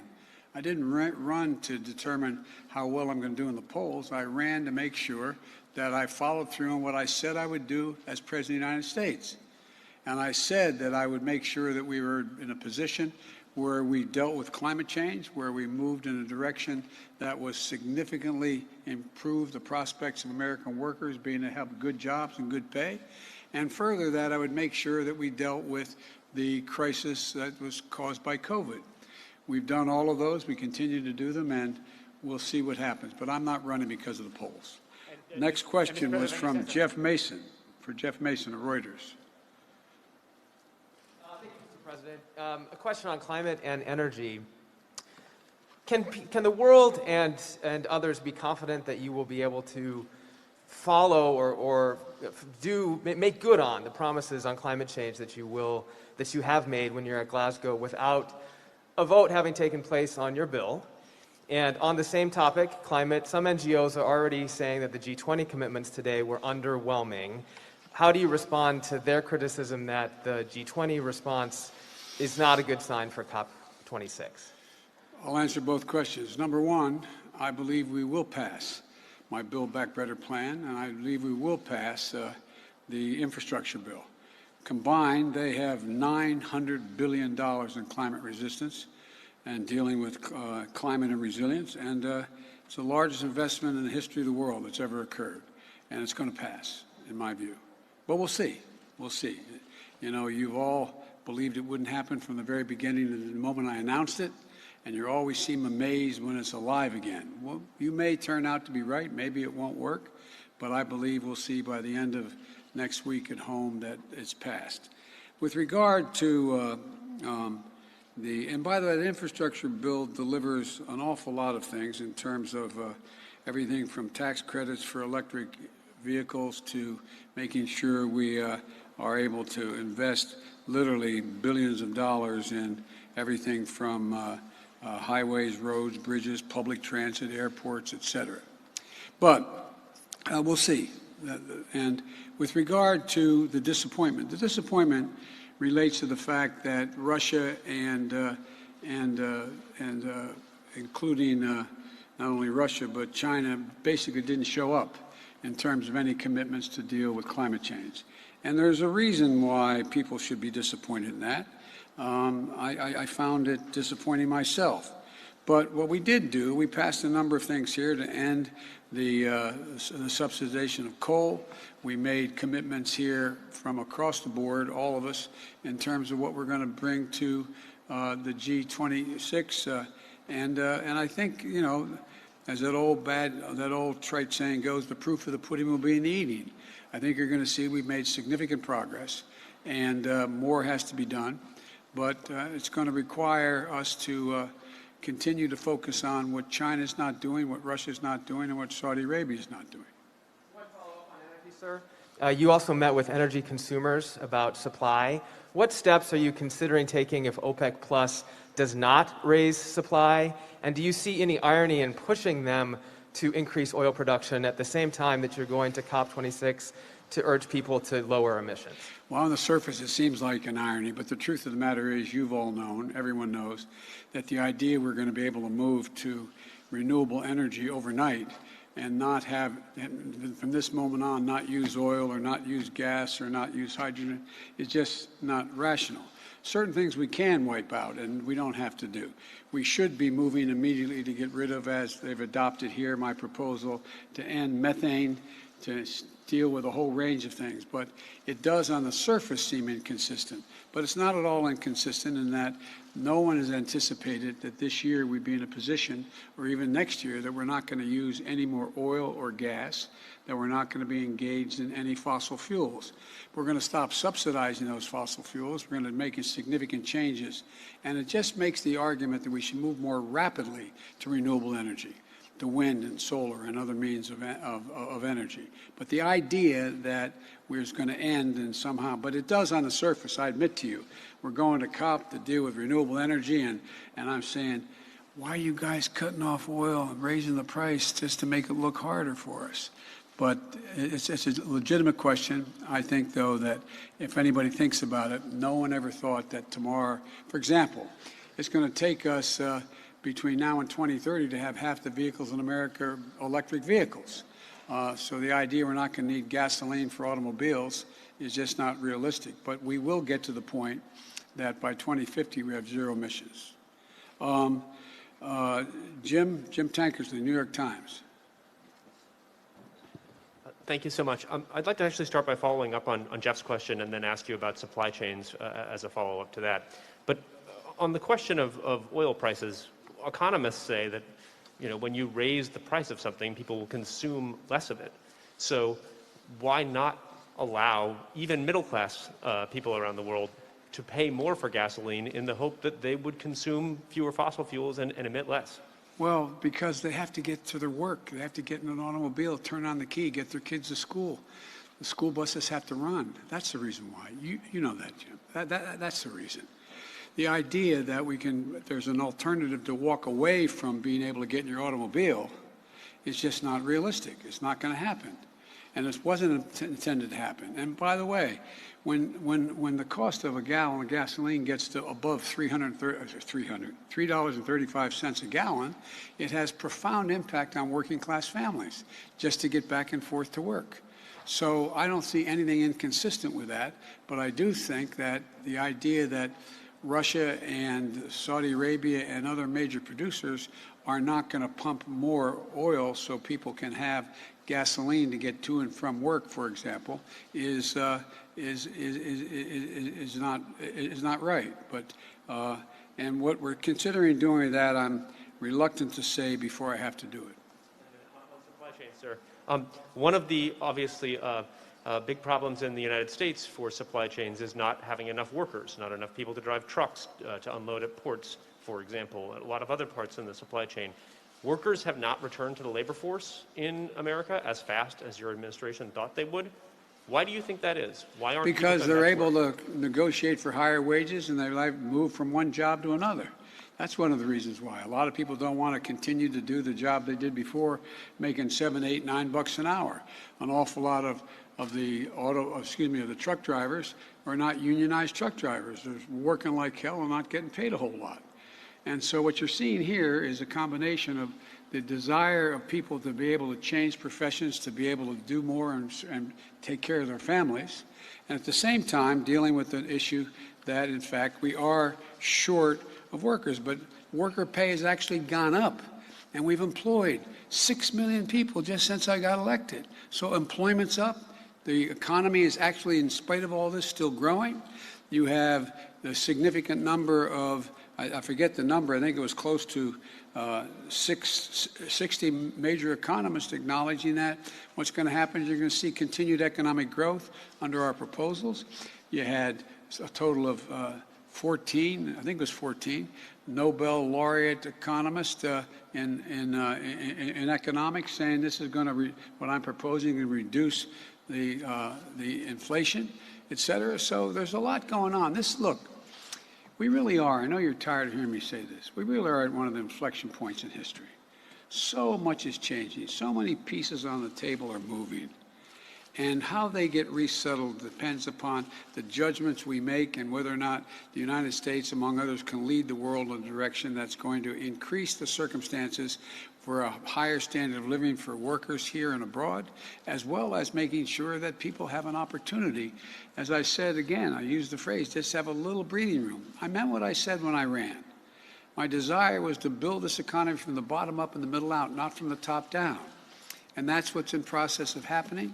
But in the meantime, there's been enormous changes as a consequence of COVID on the supply chains, because why are we having trouble? An awful lot of the very factories and operations that in fact produced material that we need for supply chains, and everything from shoes to dealing with computer chips, they're out sick, they're not working. And so it's changing. The economy is changing, and the United States has to stay ahead of the curve. That's why I introduced the infrastructure bill. That's why I also introduced the Build Back Better initiative. The Washington Post, Sung Men Kim, there you are. I'm sorry, I didn't see you. Thank you, Mr. President. On Iran, how will you determine whether the Iranians are serious about rejoining the nuclear talks, as they have indicated they will do by the end of November? And what costs are you prepared to impose on Iran if it continues to carry out attacks against the United States, such as the recent drone strikes against U.S. forces in Syria? Well, in a sense, there are two different issues. One is whether or not we get to the JCPOA, we rejoin that, and that depends. That's why I had the meetings with my colleagues here in Rome, who are part of the original group of 6 people, 6 nations that got together to say that we should negotiate a change, which I found that I think we're continuing to suffer from the very bad judgments that President Trump made in pulling out of the JCPOA. And so that's one issue, and that issue is going to depend on whether and how that gets resolved is going to depend on their action and the willingness of our friends.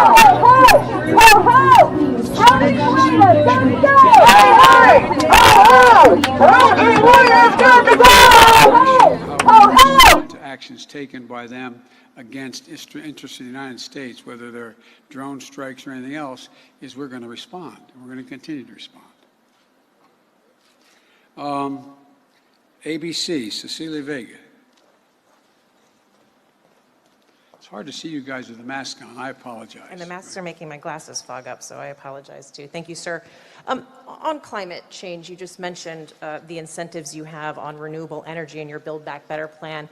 You do have a number of incentives, but as it stands right now, there are no punitive measures in this plan to hold these companies accountable, and many experts firmly believe that you've got to have the stick along with the carrot in order to get to your goal to reduce emissions by 2030 by 50%.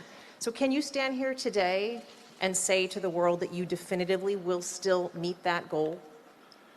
Yes, I can, because what we're proposing and what we've initiated is everything from getting the automobile makers to commit to going all electric, number one, getting the unions to agree to do that as well, making sure we have the investment in battery technology that requires us to have the ability to generate electric vehicles, electric buses, electric transportation grids, making sure that we are dealing with everything from, let me go through some of these, that we have tax credits of $320 billion for dealing with alternatives by people getting tax credit for moving on solar panels, on wind, and a whole range of other things, and winterizing their properties.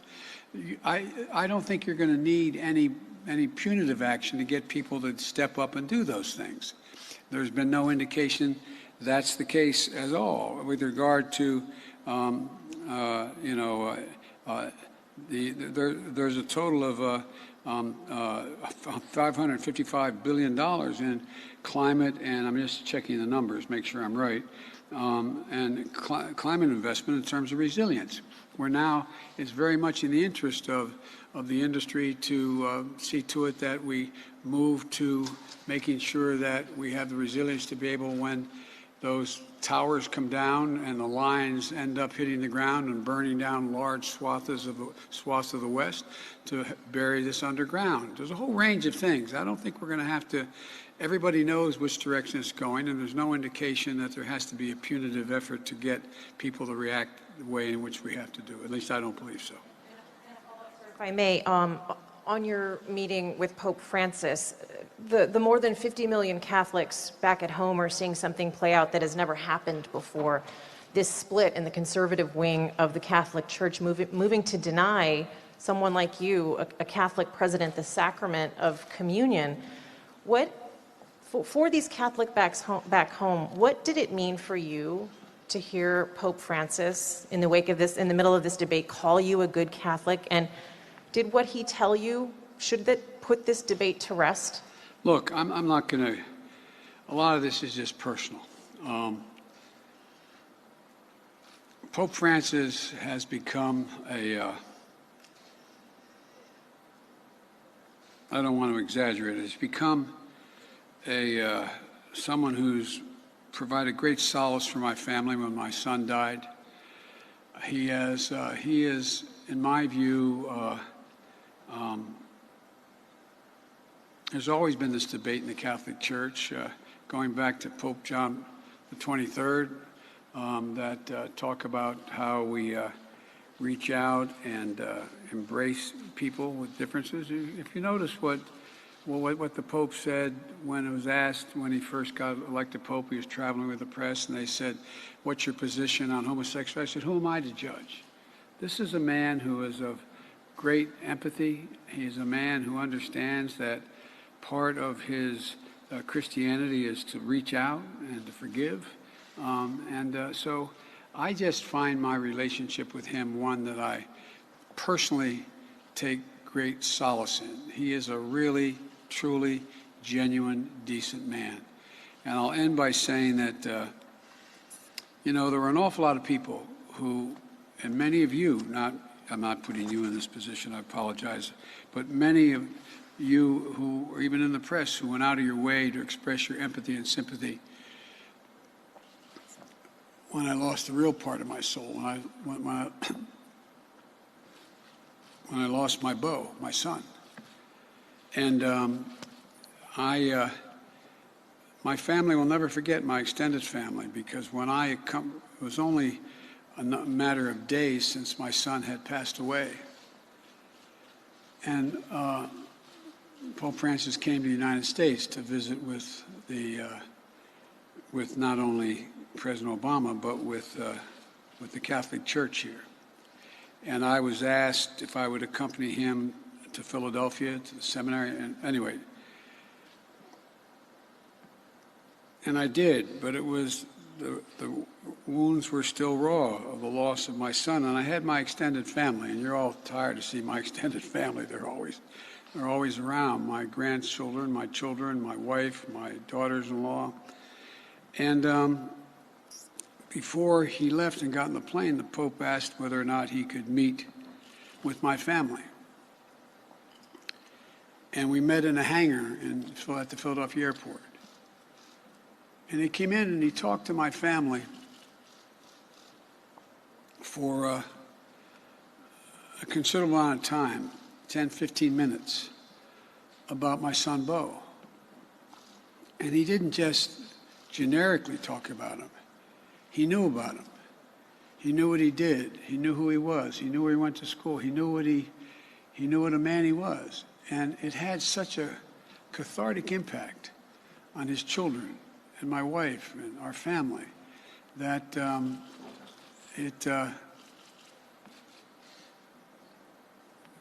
it meant a great deal. And as I meant what I said, everybody was laughing. I didn't realize you all were able to film what I was doing with the Pope when I gave him a command coin. And I meant what I said. This is a man who is someone who is looking to establish peace and decency and honor, not just in the Catholic Church, but just generically. When I won, he called me to tell me how much he appreciated the fact that I would focus on the poor and focus on the needs of people who are in trouble. So I just, again, I don't want to talk more about it because so much of it is personal, but he is everything I learned about Catholicism from the time I was a kid going from grade school through high school. I have great respect for people who have other religious views, but he's just a fine, decent, honorable man,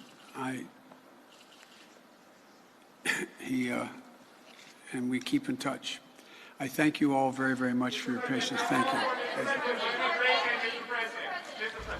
Alrighty, everybody, Regina Gonzalez with you here on Live Now from Fox. Wanted to play for you, and in case you missed it, segment this morning, and can let you know that was some remarks made by President Biden following the G20 summit wrapping up in Rome, Italy. This is a live feed we've got coming in from the UN Climate Change Summit happening in Glasgow, Scotland. We do know President Biden is expected to make remarks pretty shortly here. It could be within the next hour, next 2 hours. We just don't know, but we are going to keep tabs on this feed. We are in touch with our Fox News team out in New York, who is providing us all of these international feeds this morning. So we'll bring you all up to speed here internationally in just a little bit here on Live Now from Fox. Some of you are going to see a quick 2-minute commercial break. When you return, we are going to head out to Kenosha, Wisconsin, because today is a big day when it comes to the Kyle Rittenhouse trial, kicking off with the challenging task of seating jurors who haven't already made up their minds about the man who shot 3 people, killing 2 of them during a violent night of protest last summer. So stay with us. We are going to head out to Kenosha and check in with our Fox 6 Milwaukee team after this 2-minute commercial break.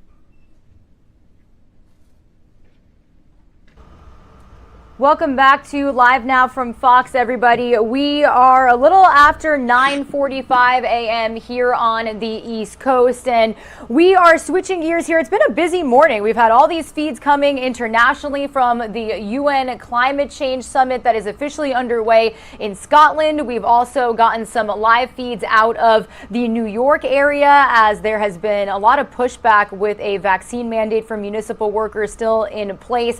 It is also going to be a big day in the state of Wisconsin, everybody. The trial of Kyle Rittenhouse officially kicks off today with a challenging task of seating jurors who haven't already made up their minds about this man in front of you who shot 3 people, killing 2 during a violent night of protest last year. He was 17 when he made the short trip north from his home in Illinois, just across the Wisconsin border, during protests that broke out in August of 2020 after a white police officer shot Jacob Blake. So I do want to head out to Kenosha, Wisconsin right now, where we're being joined by Fox 6 Milwaukee's Brett Vickery as she is outside of the courthouse giving us the latest on what we can expect today. Brett, good morning to you. How are you doing? Good morning, Regina. It's a little chilly out here in Milwaukee, but we're hanging in there now. Today comes after months of preparation from both the defense and the prosecution. And of course, you can see behind me, people are starting to gather here in the Kenosha County Courthouse.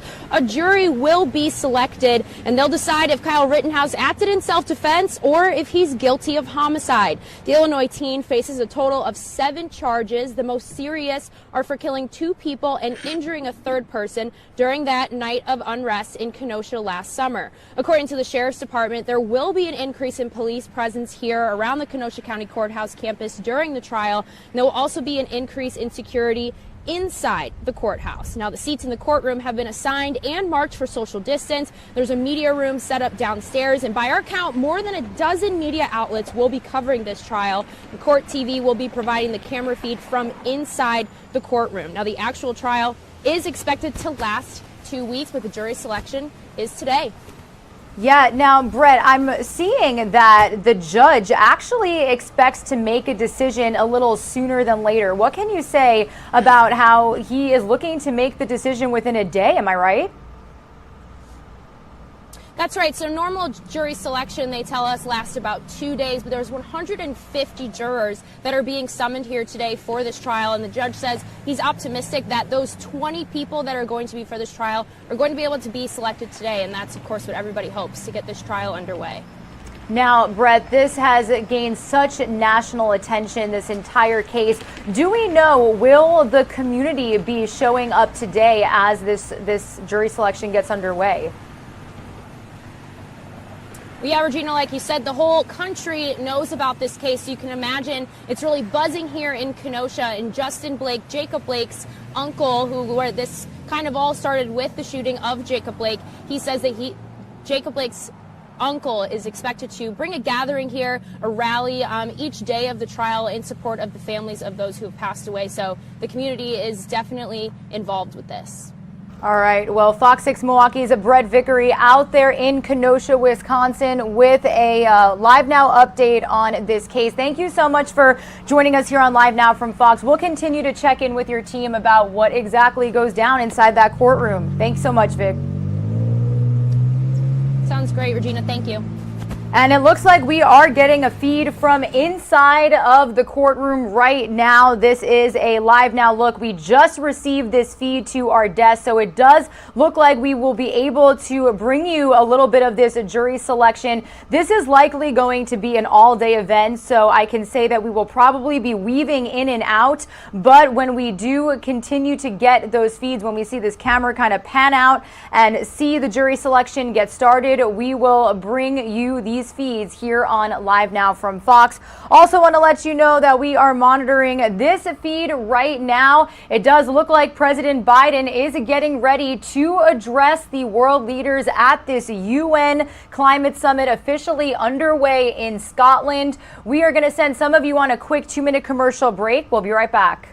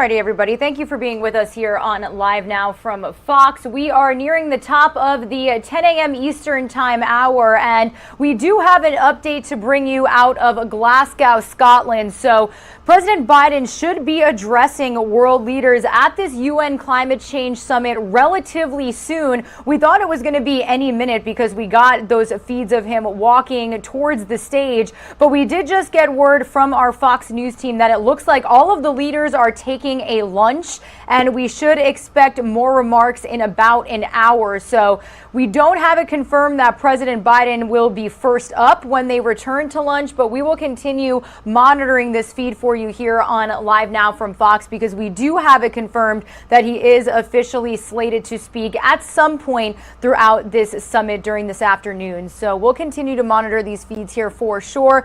Going to give you a run through at some of the live feeds we've got coming here to our Live Now from Fox desk in general. This is a camera we've got coming from outside of the Supreme Court. You can see the media lined up, and a little bit earlier we got some feeds of a protest going on, because we do know that today the Supreme Court will hear arguments on the very restricting Texas abortion laws. So those remarks, that hearing that's taking place in the Supreme Court is only going to be audio, or at least we are only going to be getting audio of these remarks. So we will debate on whether or not to bring that to you here on Live Now from Fox. We usually like to have a feed or a picture to match the words when we bring you something like that. Also, do want to let you know, if you were just tuning into our coverage, we checked in with our Fox 6 Milwaukee team in Kenosha, Wisconsin, because today is the official start of the Kyle Rittenhouse trial. That is going to be slated to get underway here in just a little bit. These are feeds from inside of the courtroom where jury selection is expected to begin. And we actually know that, according to our Fox 6 Milwaukee team, the judge plans on having a full jury seated within a day instead of about 2 days. So could get things started a little sooner than normal. We also do have a feed coming from Alexandria, Virginia. We have been covering all morning long the fact that today is the last day for both governor candidates, Terry McAuliffe and Glenn Youngkin, to campaign ahead of tomorrow's election day out there. So we've gotten remarks and some weigh-in from political analysts, as well as our Fox 5 DC team that covers the Virginia area. So we'll continue to bring you some coverage ahead of tomorrow's election day here on Live Now from Fox. One of the top stories that we are also following this morning, everybody, is the Alec Baldwin movie set shooting investigation. So over the weekend, we heard from the actor for really the first time since this happened. I do want to play for you some remarks. They're about 1 minute and 30 seconds long. It was Alec Baldwin addressing the media while he's been laying low with his wife. He was talking about his grief and how he knew the cinematographer that was tragically killed in that incident. Then, after we play for you those remarks, I do want to bring to you an interview by our very own Rain Augustine. She spoke with a criminologist following the new affidavits that have since been surfaced about the incident that day. So let's listen in here first to Alec Baldwin's remarks on Live Now from Fox.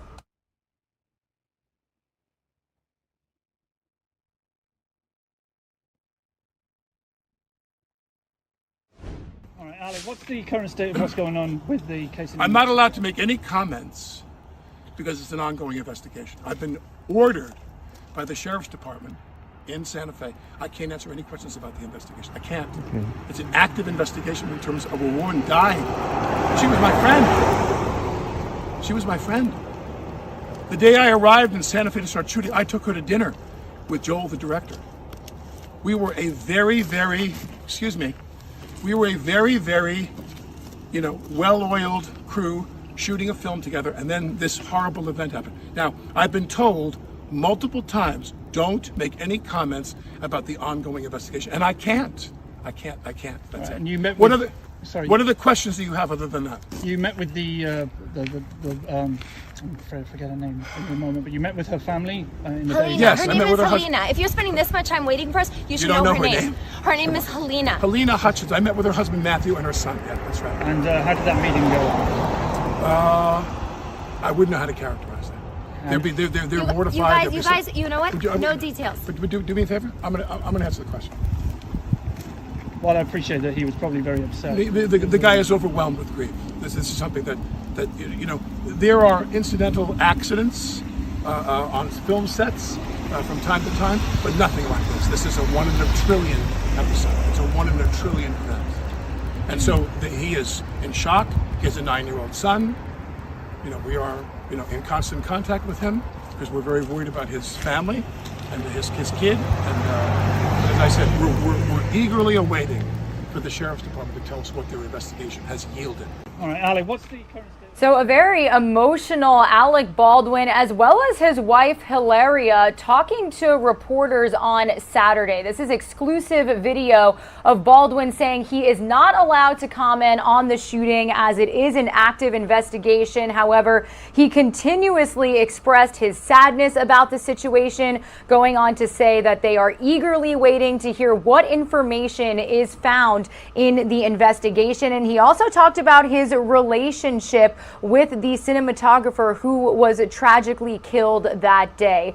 Again, this came a little more than a week after the actor shot and killed the cinematographer on the set of the movie Rust, which had been filming in New Mexico. Authorities say the same bullet injured the director and also said a prop gun had been improperly loaded. Now, this has been what we've seen so far when it comes to Alec Baldwin and his wife kind of laying low after the situation. These are actually photos of them spotted in a ski town in Vermont late last week, where Hilaria Baldwin dropped her husband off at the Polo by Ralph Lauren outlet store in Manchester Center. He wore a mask, he covered his face, so both of them have kind of been grieving in their own way following this tragic incident.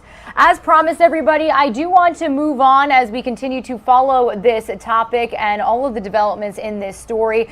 Recently, there was a third search warrant released by the Santa Fe Sheriff's Office revealing a fourth person who had handled the firearm that Alec Baldwin accidentally discharged on the set of Rust, killing cinematographer Helena Hutchins and injuring the director. So our very own Live Now from Fox's Rain Augustine spoke with a criminologist about the latest information that we've seen. So I do want to play that for you here on Live Now from Fox.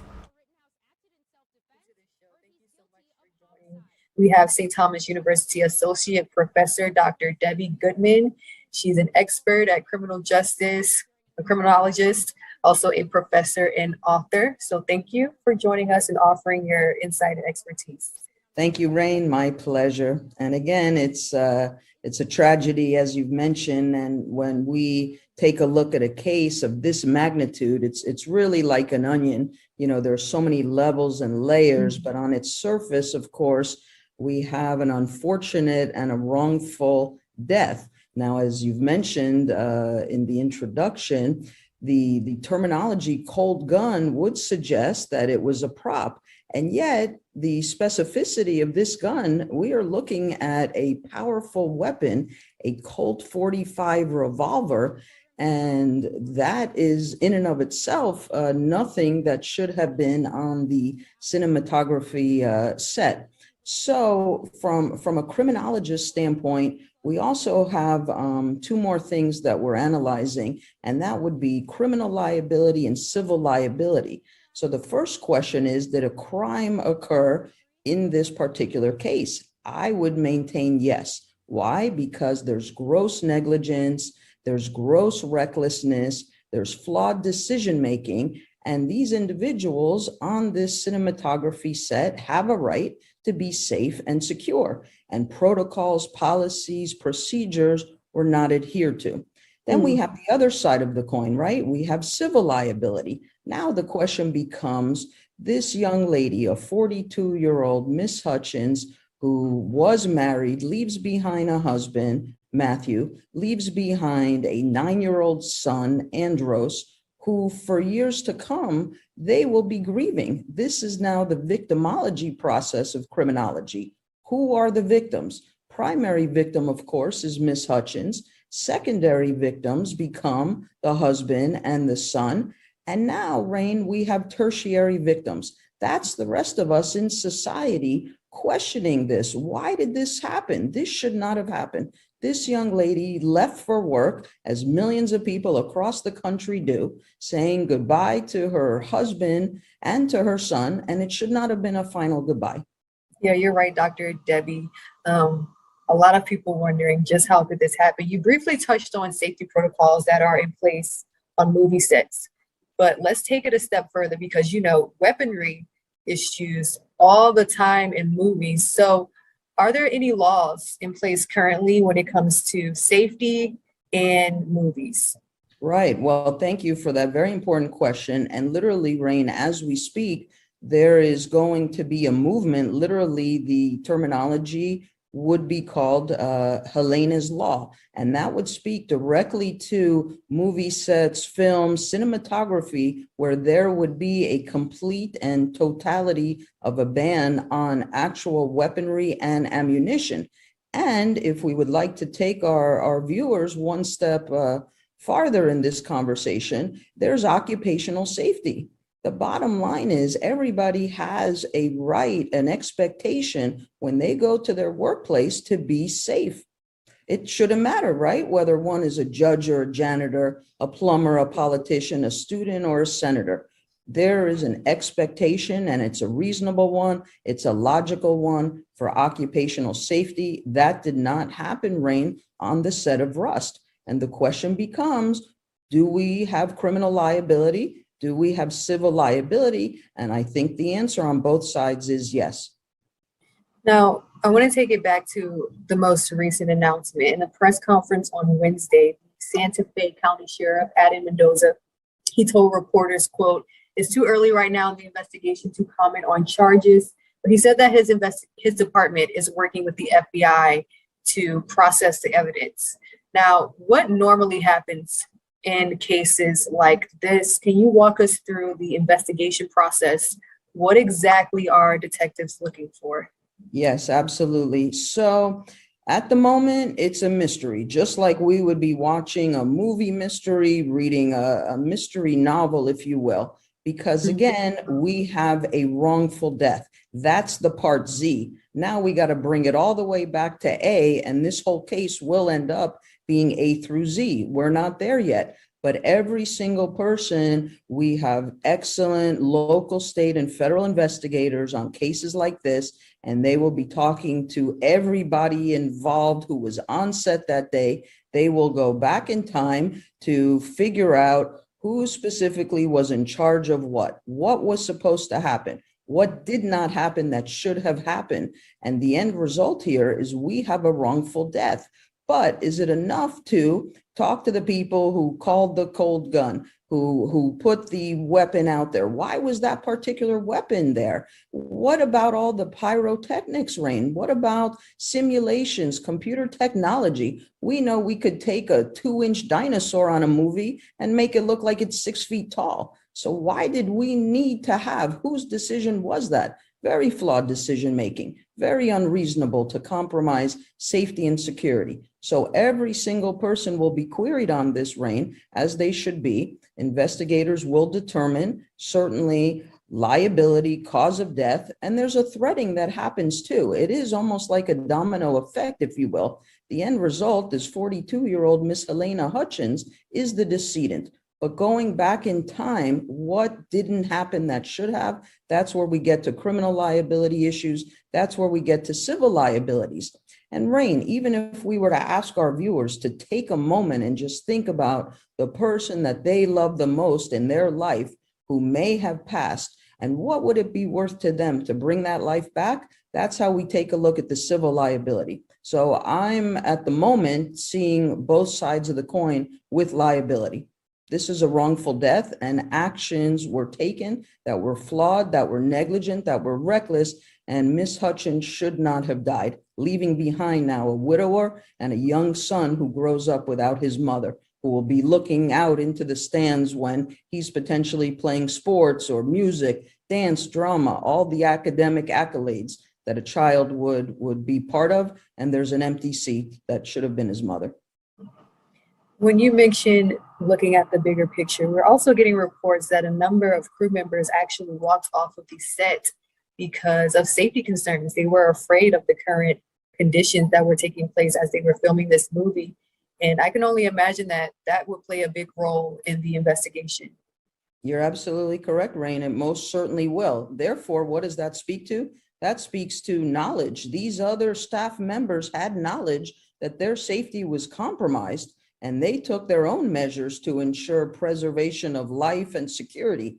And that is very shameful that this was an environment, a workplace environment where occupational safety was compromised. That should never have happened. And we still have no idea how the live ammunition got on the set.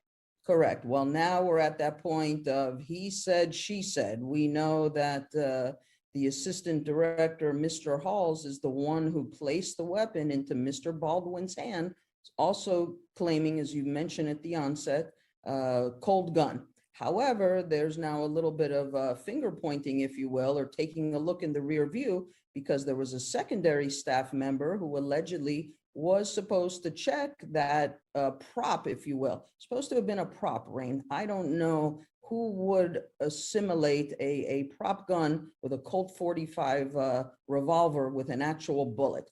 There was no check, there was no double check, there was no triple check. And in our world of criminology, that equates to negligence, recklessness, and liability. All right, Dr. Debbie Goodman, is there anything that you are paying particularly close attention to as we continue to watch this unfold? Well, again, Rain, as we know, a crime of this magnitude will receive daily attention, and every bit of information matters. So I will also be paying very close attention, and will be happy to rejoin as new information comes forward.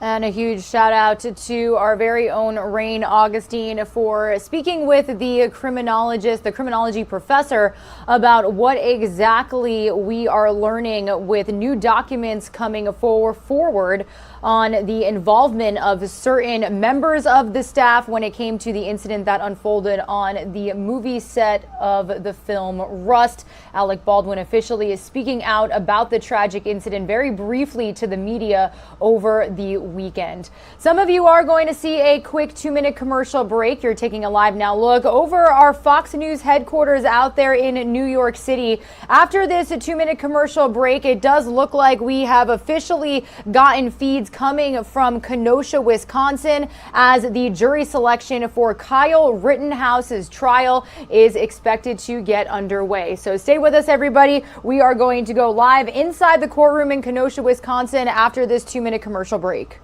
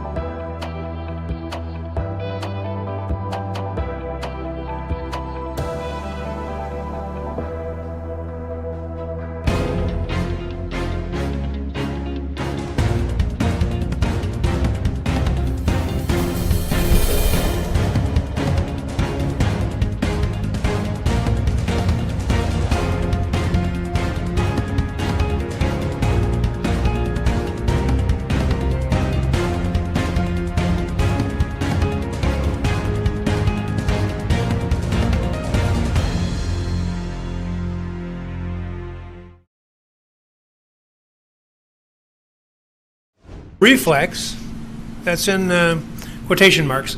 The Reflex was a #1 hit for Duran Duran. This is the R in the digestive disorder abbreviated GERD. Ma'am, in the back. What is it? Reflux. That sounds good. Very good. How about, not to be confused, for 2,000 points, diuretics are drugs that help rid the body of extra fluid. Dianetics is a book by him. L. Ron Hubbard, did somebody say? Let's raise your hand and don't just shout out the answer, because I want to recognize the brilliance of the individual who comes up with the answer, because some of them are going to be, there's only going to be one person in the whole room who gets it right. This is Easter, and the reason we're doing Easter is because I do this during moments when we're waiting for things in trials, and we're backlogged from Easter, so we're catching up. Does that sound right? Anyway, we've been trying a lot of cases, but I haven't had as many. All acceptable. Okay, wonderful. Yeah. Easter for 5,000. A little birdie told us there's a 2009 documentary all about these marshmallow Easter treats. Yeah. Peeps. Sounds right to me. Okay, what are Peeps? How about Alphabet City for 200? A, it's considered the birthplace of democracy. A, it starts with an A. Yeah, sounds right to me. Yep. How about Alphabet City for 600? I, it's the only major city that straddles 2 continents, Asia and Europe. Yeah. Sounds right. You got it. Now, for X bonus, what is the former name of... Okay, can you sing the song? Istanbul, Constantinople, remember that? Some entertainment from the judge inside this courtroom here at the Kyle Rittenhouse trial jury selection. It does look like they are working to get some cameras in the courtroom set up properly. So in the meantime, the judge is having some fun with potential jurors. We're going to continue to listen in here on Live Now from Fox as a jury selection is expected to get underway any minute here. So let's do just that. 10 years ago, and I was hoping it would last longer than it did, but anyway, a neat song. Someone who has, if you need to use the restroom at this point, you can go and they're on the second floor here. Where are they? Men, second floor, third, ladies. Third floor. Third floor, ladies. Wow. How long have they been here? Yeah, I was going to say, what were they serving over there? Please press pound, then enter your meeting ID, followed by the pound sign again. I don't know. That would be a tough choice. Go ahead. That would be a tough choice for me, whether to just fight it so that I could continue to participate in the Jeopardy, right? Please enter the meeting passcode, followed by pound.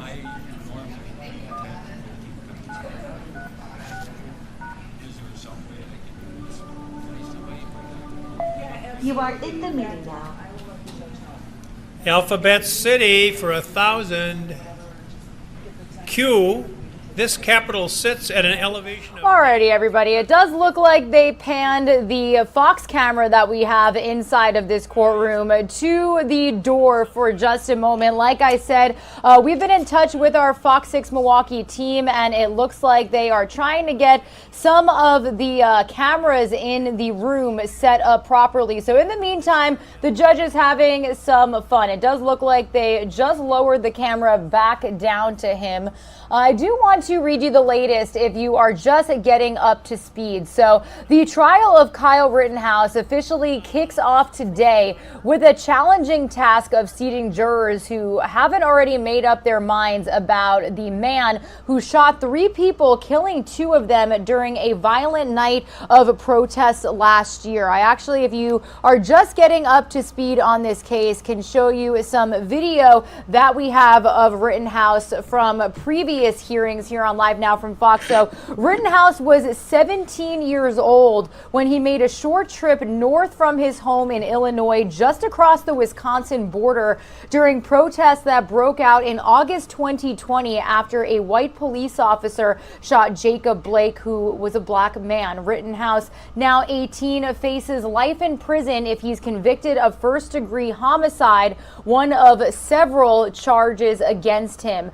Judge Bruce Schroeder, who you just saw, who has experience presiding over high-profile trials just like this, told attorneys that he thinks picking the 20-member jury pool from 150 prospective jurors can be accomplished in a day. The trial is expected to last 2 to 3 weeks in total. Now, this case has gained huge national attention, with Rittenhouse painted by his backers as a patriot exercising self-defense and Second Amendment gun rights.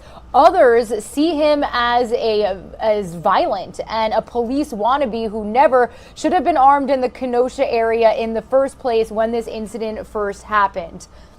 Rittenhouse is white, as were those he shot, but many are watching his trial as the latest referendum on race and the American legal system. Rittenhouse fatally shot Joseph Rosenbaum, who was 36 years old, with an AR-15 style semi-automatic rifle after Rosenbaum chased Rittenhouse across a parking lot and threw a plastic bag at him shortly before midnight on August 25th. Moments later, as Rittenhouse was running down a street, he shot and killed Anthony Huber, a 26-year-old protester from Silver Lake, Wisconsin, and shot and wounded another 27-year-old man and protester from West Allis, Wisconsin. A bystander video captured Rosenbaum chasing Rittenhouse, but not the actual shooting itself. Video showed Huber swinging a skateboard at Rittenhouse before he was shot. Another person had a gun in his hand as he stepped towards Rittenhouse and was shot by Rittenhouse himself. So prosecutors and the defense will likely be sifting the jury pool in hopes of seating panelists friendly to their view of the case, or at least keeping off the jury anyone who's not. I do believe that we have gotten started here on Live Now from Fox. We're going to listen in to these live feeds coming in from the courtroom in Kenosha, Wisconsin, here on Live Now from Fox.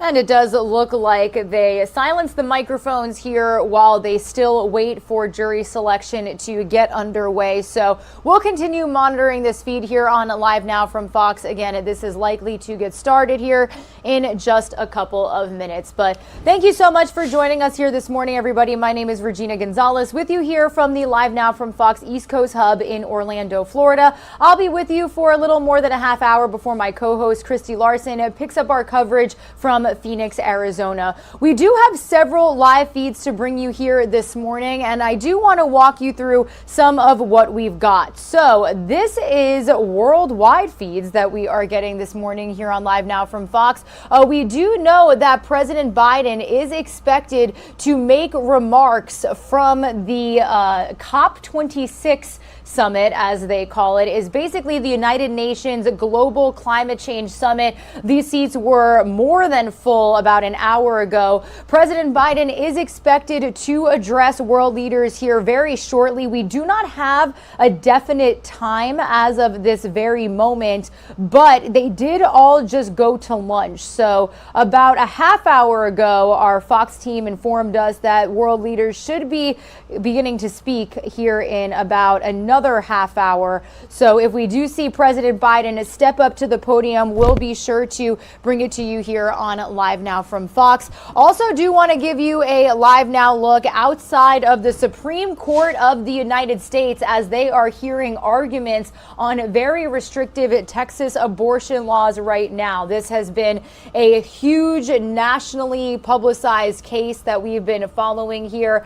A lot of backlash about the restrictive abortion laws. Well, they are taking up challenges to that Texas law that has virtually ended abortion in the nation's second largest state after 6 weeks of pregnancy. The justices will be hearing arguments in 2 specific cases today over whether abortion providers or the Justice Department can mount federal court challenges to the law, which has an unusual enforcement scheme in its defenders arguing that the law shields it from a federal court review. So you can see the media lined up outside of the Supreme Court. A little bit earlier, we did have feeds of a protest coming from outside of the Supreme Court also. So lots of mixed reaction to these laws. In neither case is the right to an abortion directly at issue, but the motivation for lawsuits filed by abortion providers and the Justice Department is that the Texas law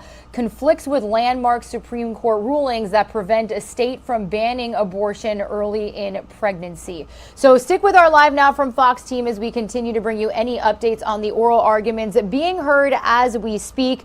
I do believe I see the judge in Kenosha, Wisconsin starting to speak, so let's go from our nation's capital out to Kenosha here on Live Now from Fox. National Historic Landmarks. What do we need? 2 more rows? No, I think we're missing 2 or 15. What about the fill-in, though? Have we got everybody? I believe so. You're kidding me. 34, 40. 76. We have 76 in here now? Oh, then we're full. Yeah, we're waiting for 15 now. Okay. National Historic Landmarks for 1200. The first Confederate capital is in this Alabama city. Anybody? First Confederate capital in an Alabama city? What is the name of the city? What is it? No? Yeah? Sounds right. Yep, that's right. Okay, we're going to do one more. National Historic Landmarks for 2000. Boys Town began as this priest's boys' home. Father Flanagan, she's not on the jury, but I'm going to qualify her as a partial. Who is Father Edward Flanagan? It was a big deal when we were kids, right? Father Flanagan's boys' home, yeah. Saved a lot of kids, but Spencer Tracy, they made a movie, yeah, with Eddie Rooney. Was that his first name? Mickey Rooney. Mickey Rooney. Spencer Tracy. All right.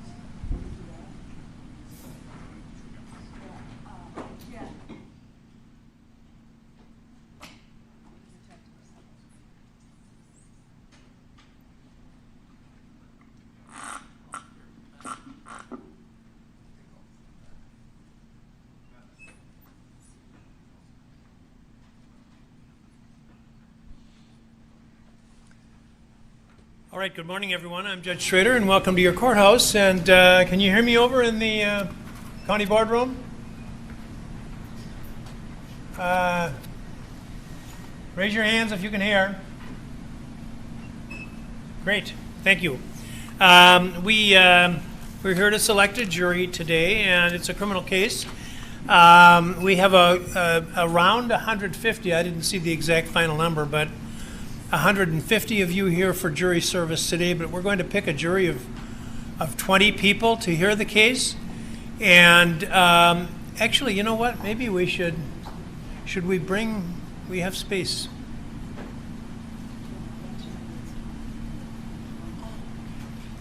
I'm sorry. I wonder if we should bring over.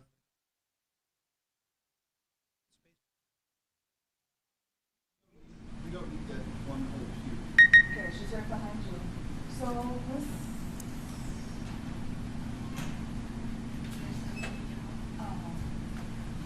There's the state. You want more over? How long would it take? How long would it take? How many seats reserved for the state? 4? No, 12. State had 12. So you bring 12 more jurors over.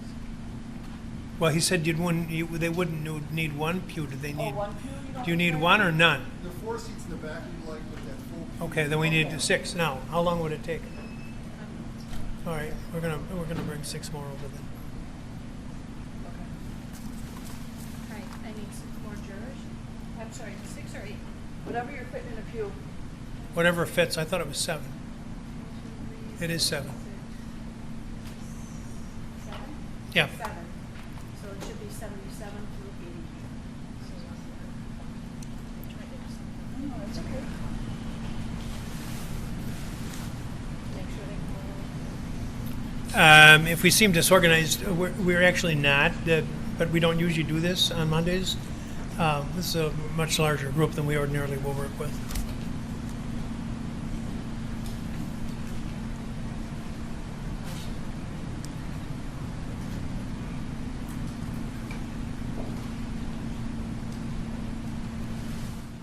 Couple of delays with getting the jury selection in the Kyle Rittenhouse trial started out there in Kenosha, Wisconsin. You did see the judge basically say that they were ready to get started, but now I do believe something else is going on. They are on standby waiting to kick this jury selection off.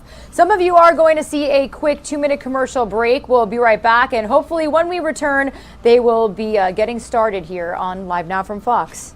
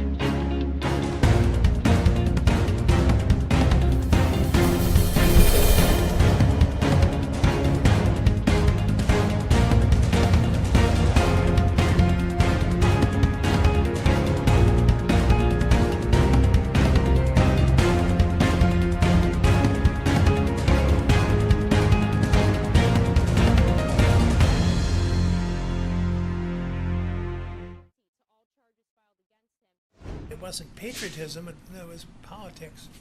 But I don't know. Safe spaces for 1,000. The extraterrestrial type of this is granted in the extraterritorial type of this is granted in embassies. No, only the jurors are in on this. I don't want the lawyers to embarrass themselves. All right, so but the safe spaces for 1,000. The extraterritorial type of this is granted in embassies. Regina Gonzalez back with you here on Live Now from Fox. So thanks for tuning into our coverage this morning. We are live inside the courtroom where jury selection in the Kyle Rittenhouse trial is expected to get underway. Was expected to get underway about a half hour ago, but it does look like they are having some technical difficulties inside the courtroom when it comes to other cameras that have not yet been set up properly. So as we listen into this feed, it does look like the judge here is playing Jeopardy with the potential jurors.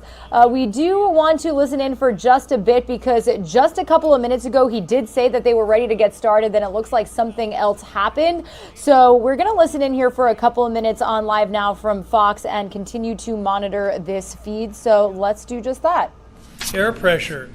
That it says here. I'm gonna say yes. Alex probably would have looked over to the producer and asked what to do. But what is atmospheric pressure? Acceptable is barometric pressure, and you said air pressure, but I think that's okay. What do you think? Should we vote on it? You know, you wouldn't believe how much they're paying me to do this right now. And I know what you're getting, $8, but I don't know if you think it's worth it or not. Earth Science for 2000, the drift of 60,000 Nikes lost from a container ship helped establish that the California one flows into the North Equatorial Zone.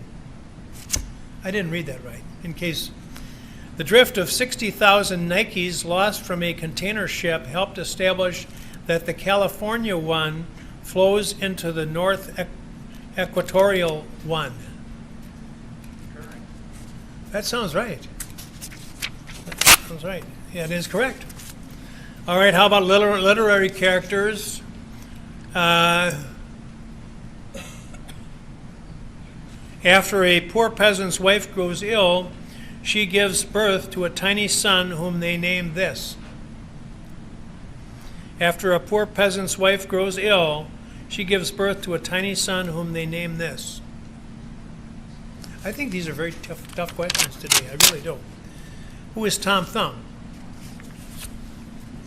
All right, sister cities for 200. This city in Maine, not the Oregon one, is sisters with Shinagawa, Japan, a city of 350,000 inside metropolitan Tokyo. Yeah.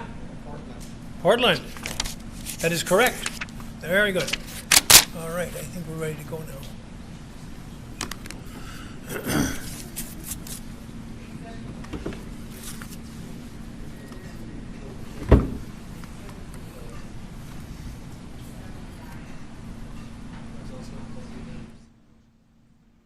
All right, it looks like we just heard Judge Bruce Schroeder, by the way. That is the judge's name. You are seeing kind of relay some Jeopardy games to the potential jurors as they wait to get started. You just heard him say, I think we're ready to go, so let's listen in. In the boardroom? Raise your hands if you can hear. Are they up? They have 95 checked in right now, so she's going to prepare the list with 95 and send that over. Okay. With the seating chart. Here you go. Did they raise their hands? They could hear? Yes, they did. Okay, good. Thank you. All right. Again, I welcome you to your courthouse, and we're going to pick a jury to try a criminal case. We're going to pick a jury of 20 people. We have 80 people here now, 34 of whom are on this side of the railing, and the remainder on the other side of the railing. And then we have also a large contingent of jurors who are in the county boardroom who can watch and hear what is going on. Well, they can watch me. And they can hear what's said here, hopefully regardless of the speaker. And so they are going to be kept fully aware of what's going on, even though they're not here in the courtroom with us. The procedure is going to be that I'm going to ask, and the lawyers will too, it's the voir dire examination. You probably saw a movie over there this morning. Did you see a video? Okay, all right. Well, the voir dire is an examination of people to determine if they are suitable to serve on a jury. And I'll question you, and then the lawyers will have a chance to question you about various factors. We're looking, of course, at whether anybody's biased. We also are going to look at some other factors that may work into whether you're suitable to sit as a juror in the case. And we will do that by questioning just the 34 who are in the in what we call the well, which is on the inside of the bar. There's that bar at the front of the audience portion of the courtroom. It's called the bar. That's what you hear about passing the bar or admitted to the bar. That's what they're talking about. And that separates the people who are the legal participants in the case, lawyers usually, from the people who are here for either as spectators or as potential jurors or whatever. And the questions are going to be directed just to the 34 people up here. But all of the jurors, those on the other side of the bar, those in the audience portion, and also those over in the county board room, need to listen to these questions since the procedure is going to be that I apologize for this. This is sinus, so it's not. I've been 3 times vaccinated, but I will struggle a little bit with it. But it is sinus related. We're going to question the 34, and we're going to ask them to raise their hands if the answer to any of my questions is other than no. Raise your hand if your answer to any of my questions is other than no. Those of you who are either in the audience here or over in the county boardroom do not have to answer these questions, but you do need to listen carefully to what is happening here in the courtroom, since you will need to answer a question if you're called up here. Would you have raised your hand in answer to any of the questions asked so far? And if so, which ones? So keep close attention and make a mental note of any that you would raise your hand on, and then you'll be able to answer that question. If we didn't do it that way, then every time we needed a fill-in juror up here, we'd have to go through all the questions again, and believe me, that would not be a good situation, at least in terms of my behavior. So what's going to happen is the 34 up here are going to be questioned, and if any of them is excused for cause, one of the jurors will draw first from the people who are here in the courtroom, and periodically we may bring over more of you folks from over in the county boardroom to join us in the courtroom, and that'll add to our reserve here. But we will take somebody, if there's an excuse for cause in the 34, we'll take somebody from the audience portion to replace that person, and then is when I will ask of that juror, would you have raised your hand in answer to any of the questions asked so far? And if so, which ones? And then we'll go through that.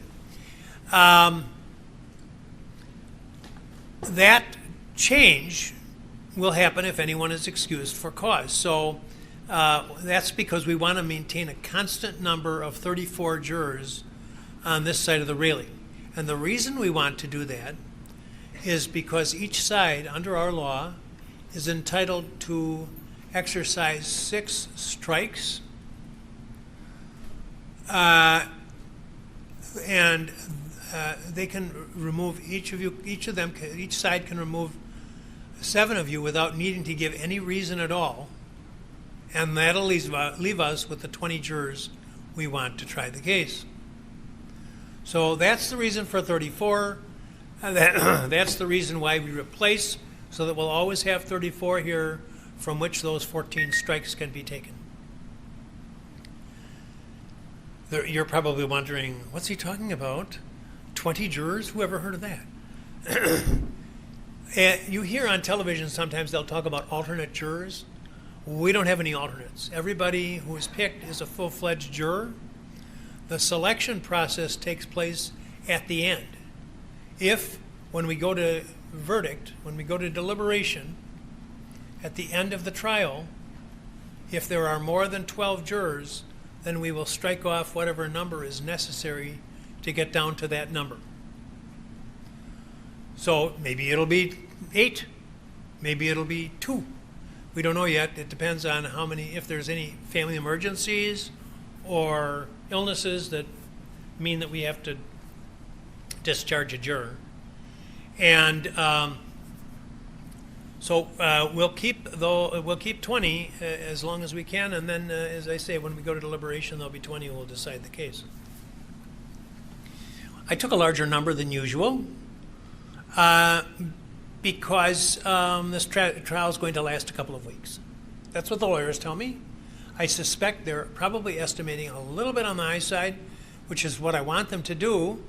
We don't want to run short, or I don't want to give you a false impression. And in fact, when I question you in a few minutes about length of service, I'll probably ask about 2 weeks plus a couple of days, just in case things don't go as rapidly as we expect they will. Well, why don't I talk about that right now?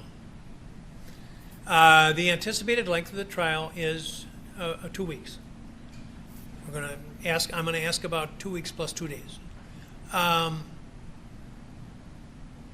We start typically at 9 in the morning. We work until around noon. We take a break at noon, and food is being brought in for your lunches. And we'll continue at about an hour's delay for lunch. It might be shorter than that, but thereabouts. It could be maybe 45 minutes for lunch, but an hour. And then we'll start again, and we'll work until 4:30 or 5 o'clock. And that'll be the schedule pretty much for the duration of the trial. Every day, 9 a.m.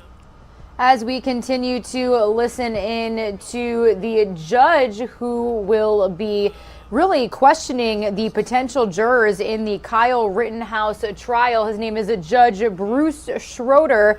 We're going to take a 2-minute commercial break. He was just kind of giving the lowdown about how today will go as far as questioning, as far as a lunch break, and what all of the potential jurors can expect. Before I send you to that 2-minute commercial break, I do want to let you know that we are continuing to monitor the feeds internationally from Scotland right now. Here's a LiveNOW look inside of the UN COP26 Climate Change Summit.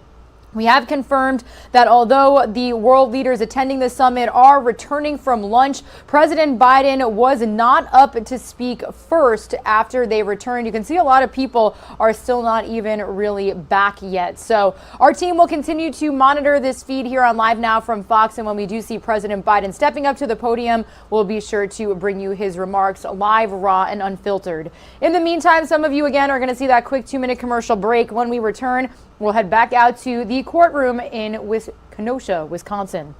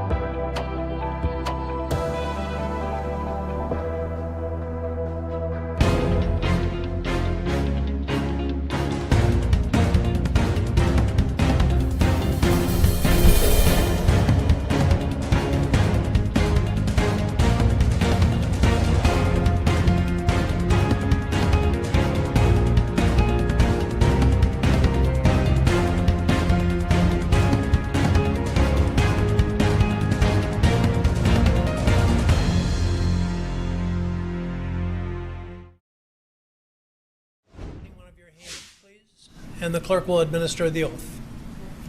So 7 is actually 34, and 34 is 7.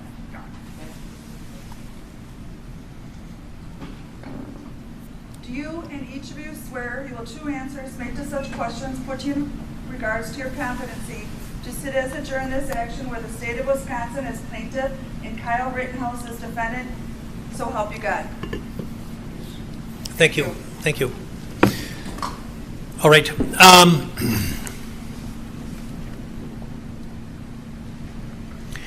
Let me, yeah. In the back row, just the back row, that's seats 1 through 11 in the back. Is there anyone who is unable, well, let me, I always give a little speech first about, well, they're often about me, and I'm going to make this one about me too. When I was in law school, there was a war going on. There was a lot of unpopularity about the war. It was very controversial, and there were a lot of people involved. We had this was Vietnam War, and huge numbers. I think sometimes we had just short of 600,000 men over there. Probably some of you were there. And matter of fact, it's November, so do we have veterans in here on either side of the railing? Somebody who served in our military? How about a hand for these people, huh?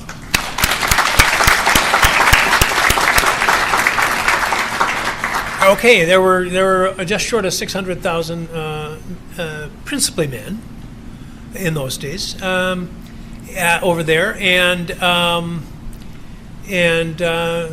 think, 57,000 of them never came back. So I was in school at that time, and a lot of my classmates were getting drafted out of school. Now, that happened to a lot of people, whether they were in school, whether they couldn't find a job, whatever the case may be. But they, some of them had wedding plans, some of them had jobs already lined up, and they got a notice, and they had to go. And there are 3 things that we had to do for the great benefit we have of being Americans: pay our taxes, serve in the military if drafted, and serve on jury duty. You don't have, there is no draft anymore, so there's no obligatory military service at the time. So those are the 2 things we have to do as citizens, is to pay our taxes and serve on a jury. The reason I'm talking about this is I saw people's lives change dramatically because of something they had to do for their country. Whether they agreed with it or not, they had to serve in the military, and some go to war. And so that's the background with which I approach your obligation as jurors. And I'm saying this so that you understand, if when I ask, is there any reason that you can't be on the jury, understand that I may say no to you because of that background. Even though there's no harm in your asking, it's perfectly valid for you to ask to be excused because you've got some obligation, a personal obligation or something, but I may say no anyway. Please understand that that's the background with which I approach this. Otherwise, it can become a question of just people who don't want to be here, wanting to get off, and that wasn't the story in 1968, and it's not the story now. So that's my little talk about that. Now, there are some good reasons. I mean, if you have already purchased tickets and you've got a vacation all paid for or something like that that's coming up next week, I want to hear about that because that can be a perfectly good reason. There may be some work-related issues that would be sufficient cause that I would excuse you, but I do want you to understand, being excused from jury duty is a major thing, and it's not going to just happen easily or routinely, but you're not going to get shouted down either. No, I won't. I'm not. Hopefully, not going to try to. I'm not going to humiliate you in any way by just saying no. So that's the beginning of that. Now, is there anybody for whom this schedule creates a problem in this back row of 1 to 11. All right. Now we're going to question by number, and I believe that's with the consent of both parties in this case. And the reason we're doing it is we've got such a large number of jurors, much higher than usual, and it makes it a lot easier for everybody if we question you by your number. So when I call on, if I recognize you to speak, do you still have those numbers? No, we took them, but their post-it notes are on the chairs. They're okay. I'm right behind them. So, but you'll have to crane your neck and get back there and see what your number is if you don't remember it already. But your number is on your chair. So if you'd state your seat number or the number posted on your seat, are they identical? Is she number 3? Yes. Okay, I'm trusting you. Alrighty, everybody, we have a news alert to bring you on live now from Fox. President Biden is stepping up to the podium to address the opening ceremony of the UN Climate Change Summit called COP26 out there in Glasgow, Scotland. Let's listen in here on live now from Fox. Opportunity before us. We will condemn future generations to suffer. This is the decade that will determine the answer, this decade. The science is clear. We only have a brief window left before us to raise our ambitions and to meet the task that's rapidly ourselves. We can keep the goal of limiting global warming to just 1.5 degrees Celsius within our reach if we come together. If we commit to doing our part of each of our nations with determination and with ambition. That's what COP26 is all about. Glasgow must be the kickoff of a decade of ambition and innovation to preserve our shared future. Climate change is already ravaging the world. We've heard from many speakers. It's not hypothetical. It's not a hypothetical threat. It's destroying people's lives and livelihoods, and doing it every single day. It's costing our nations trillions of dollars. Record heat and drought, fueling more widespread and more intense wildfires in some places and crop failures in others. Record flooding and what used to be a once-in-a-century storms are now happening every few years. In the past few months, the United States has experienced all of this, and every region of the world can tell similar stories. And in an age where this pandemic has made so painfully clear that no nation can wall itself off from borderless threats, we know that none of us can escape the worst that's yet to come if we fail to seize this moment. But ladies and gentlemen, within the growing catastrophe, I believe there's an incredible opportunity. Not just for the United States, but for all of us. We're standing at an inflection point in world history. We have the ability to invest in ourselves and build an equitable, clean energy future, and in the process, create millions of good-paying jobs and opportunities around the world. Cleaner air for our children, more bountiful oceans, healthier forests and ecosystems for our planet. We can create an environment that raises the standard of living around the world. And this is a moral imperative, but it's also an economic imperative. If we fuel greater growth, new jobs, better opportunities for all our people, and as we see current volatility in energy prices, rather than cast it as a reason to back off our clean energy goals, we must view it as a call to action. High energy prices only reinforce the urgent need to diversify sources, double down on clean energy development, and adapt promising new clean energy technologies so we can not only we don't remain overly reliant on one source of power to power our economies and our communities. It's in the self-interest of every single nation. And this is a chance, in my view, to make a generational investment in our economic resilience and in our workers and our communities throughout the world. That's what we're going to do in the United States. My Build Back Better framework will make historic investments in clean energy, the most significant investment to deal with the climate crisis that any advanced nation has made ever. We're going to cut U.S. greenhouse gas emissions by well over a gigaton by 2030, while making it more affordable for consumers to save on their own energy bills, with tax credits for things like installing solar panels, weatherizing their homes.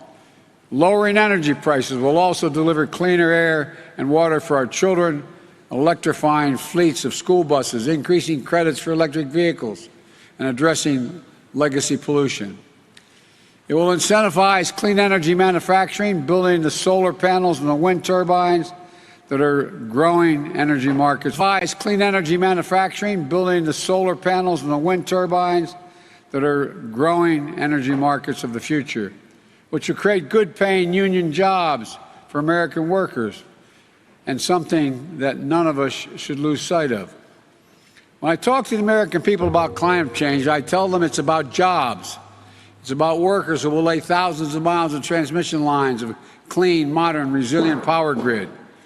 The auto workers who build the next generation of electric vehicles, and electricians who will install a nationwide network of 500,000 vehicle stations to power them throughout my country.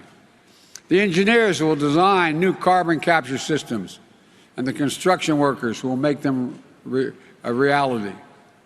The farmers who will not only help fight global hunger, but also use the soil to fight climate change.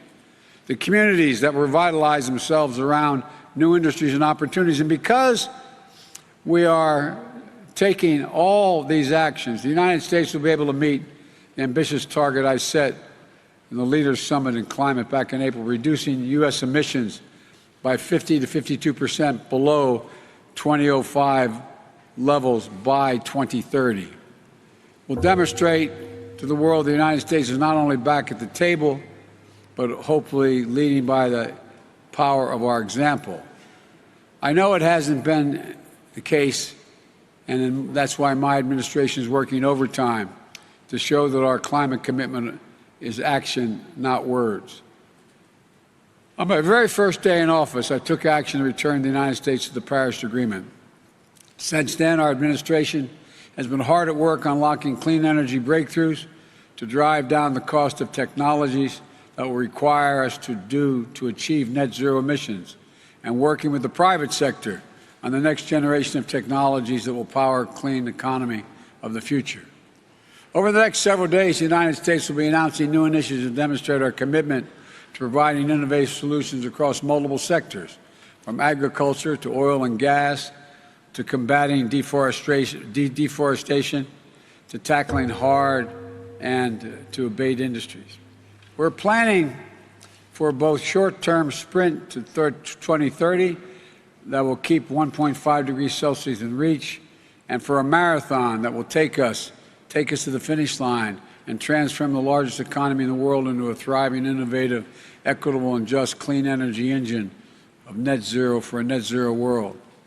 That's why today I'm releasing the U.S. long-term strategy, which presents a vision of achieving the United States goal of net zero emissions economy-wide by no later than 2050, and reinforces an absolutely critical nature of taking bold action in the decisive decade.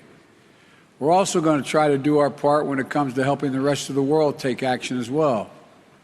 We want to do more to help countries around the world, especially developing countries, accelerate their clean energy transition, address pollution, and ensure the world we all must share a cleaner, safer, healthiest planet. We have an obligation to help.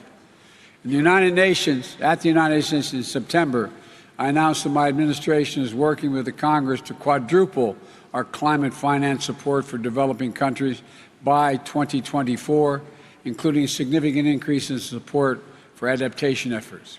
This commitment is made possible to each of our collective goals of mobilizing $100 billion annually for climate finance, but mobilizing finance at the scale necessary to meet the incredible need is an all-hands-on-deck effort. As other speakers today have mentioned, governments in the private sector and multilateral development banks must also do their work to go from millions to billions to trillions the necessary effect of this transition. Today, I'm also submitting a new adaptation communication laying out how we will implement the global goal of adaptation, as well as announcing our first ever contribution to the Adaptation Fund. But our commitment is about more than just financing. That's a critical piece of it. We're also going to support solutions across the board. In the lead up to this gathering, the United States joined our G7 partners to launch a Build Back Better World initiative. We also reconvened the Major Economies Forum on Energy and Climate to launch transformative actions and to raise ambition. And together with the European Union, we're launching a global methane pledge to collectively reduce methane emissions, one of the most potent greenhouse gases, by at least 30% by the end of the decade. More than 70 countries have already signed up to support rapid reduction of methane pollution, and I encourage every nation to sign on. It's the simple, most effective strategy we have to slow global warming in the near term.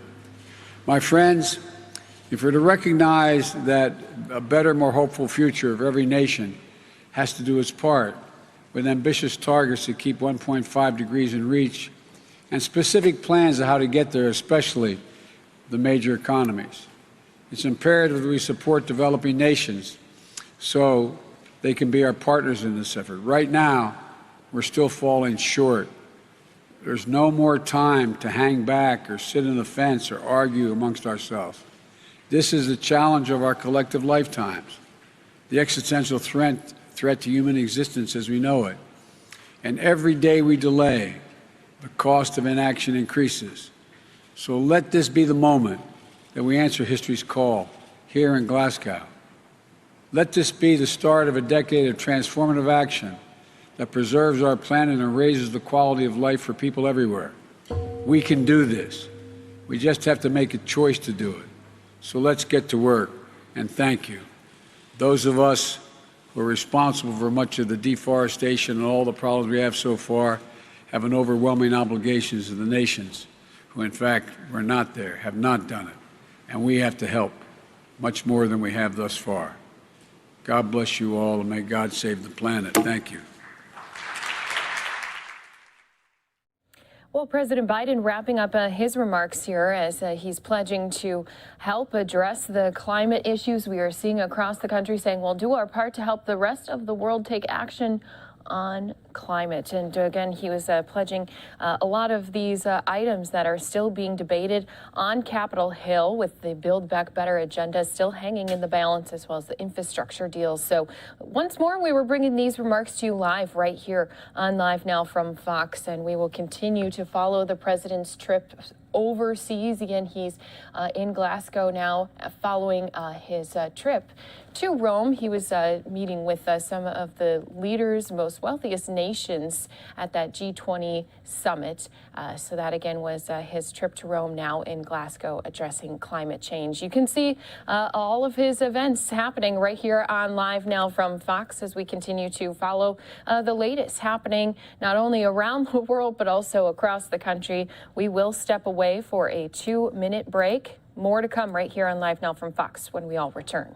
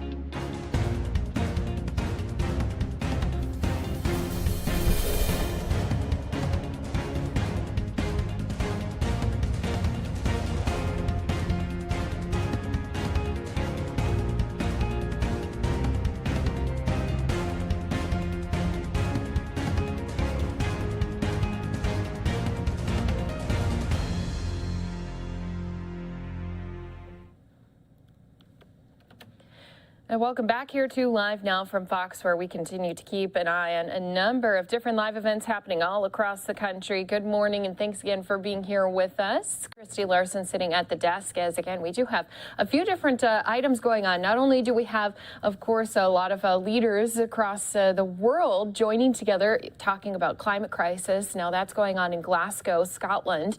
So we've been bringing pieces to you here of that meeting. We'll continue to pop in and out of that here for all of our viewers. But we do also have a tight race happening in Virginia. We've been keeping a close eye on our two candidates as they continue to rally ahead of tomorrow's important vote. Now, this again has a very close Republican versus Democratic side, and we've seen both the Terry McAuliffe and also Glenn Youngkin. They've both been out campaigning in full force, and they're doing that once again here today. We'll be popping into some of their campaign events also throughout the day today and tomorrow, trying to get that last push in case anyone was standing in line tomorrow at the ballot box trying to make that last minute decision.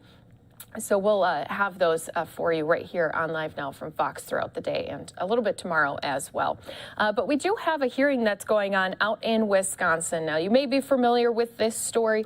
This is with Kyle Rittenhouse. Now, once again, it was back in 2020 when really this story captured the attention of a lot of people. So he was the person who had shot 3 people. It killed 2 people. He had brought a weapon out to these protests. Again, this was after protests took place in Wisconsin for a white officer who had shot a black person. So let's listen in. This is jury selection going on at this time. The judge hoping that they can pick all the jurors today to get this trial underway. Let's listen in live here on Live Now from Fox. This case, Kyle Rittenhouse. Is there any one of you who knows any of his family or kin? Does any of you know any of the attorneys whose names have been mentioned here, or has ever had any business or professional or social dealings with any of them, or been involved in a transaction in which one of them was also involved?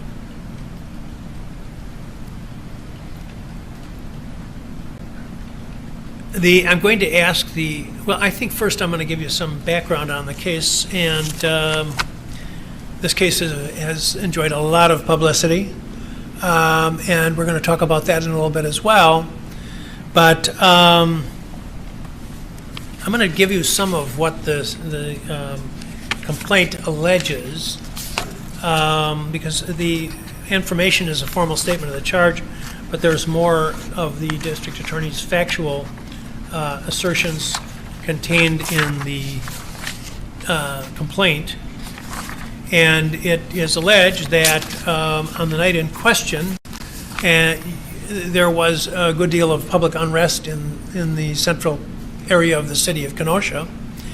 And it is alleged that the defendant, Kyle Rittenhouse, was in Kenosha at that time, that he was armed with a rifle, and that also in the city at that particular time were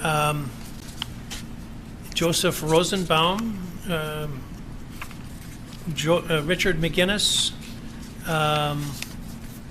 this unknown person who is referred to in the third count, Anthony Huber, and Gage Grosskreutz, and that during the course of the evening there was a period when there was close contact between Mr. Rosenbaum and the defendant, and the district attorney alleges that it ended with the defendant firing a bullet, or firing a series of bullets, one of which brought about the death of Mr. Rosenbaum.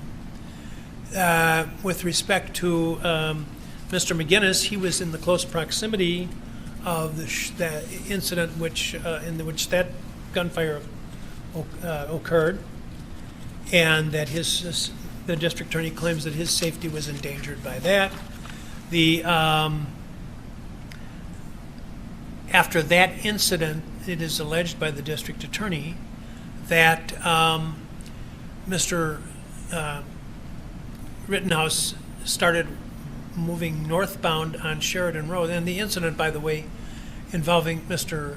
Rosenbaum is alleged to have occurred down at 63rd and Sheridan in a place called the Car Source. And then after that, it is alleged that Mr.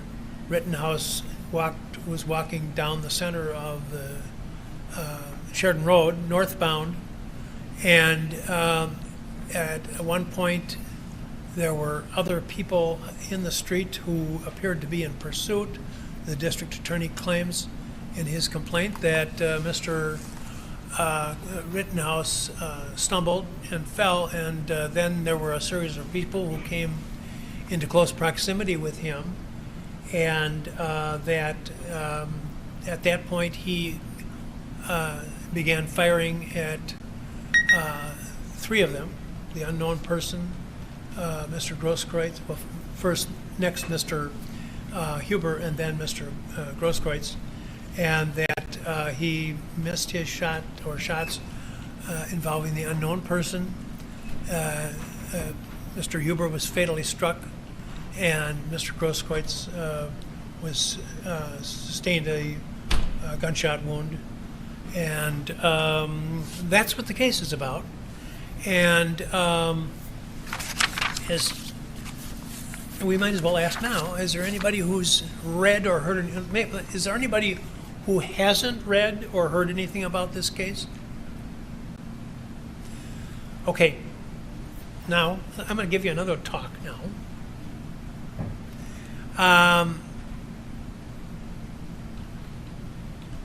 This is about our Constitution. 1,000 years ago, a case like this would have been tried. Well, let's go back even further. Let's go back to I'm sure you remember it, the fall of Rome in 476. And when Rome fell, the world changed dramatically. And the ancient law which had developed from Greece and Rome, which involved jury trials, not the kind of juries we have today, but they were the resolution of legal disputes by use of reason. And that fell with Rome. And some very primitive methods came into use to decide legal disputes, including criminal cases. Sometimes I saw somebody at one of my grandkids' games a month or so ago, and he was wearing a shirt that said "Demand trial by ordeal." No, demand trial by combat. And I thought, what an unusual shirt. But because I talk about this once in a while, I thought it was kind of interesting. I guess it turns out that there's a program on television that deals with that. Is anybody familiar with that? Well, there's some program on TV that has dealt with the concept of trial by combat, and I think there may be a movie coming out about it. It actually was true 1,000 years ago that people who are having a legal dispute, including in criminal cases, could either themselves or hire someone to fight for them, and they'd fight with the other side physically, and there'd be an ecclesiastical blessing. A priest would bless it, and it was decided that God would guide the hand of the innocent, and that the innocent person would win that fight, and that would be the outcome of the case. They also had something called trial by ordeal. And the concept was that a person would be made to walk across, for example, a bed of coal, burning coals, or stick her hand or his hand into a boiling water. And depending on the healing period, if the person recovered sufficiently, and this was blessed, so that it would be a message from God, that was determined. If he didn't come out too badly, he was innocent. If he did, his punishments had just begun. So that's how they actually decided cases. And then in 1215, Pope Innocent III prohibited priests from participating in these ceremonies. So they had to turn to some other way to determine these issues, and they moved back towards the jury system. And the initial juries were actually made up of people who knew the people involved.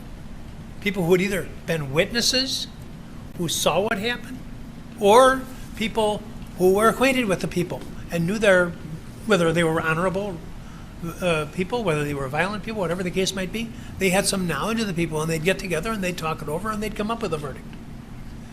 Well, what's the number one problem that you would see with a system like that? Bias.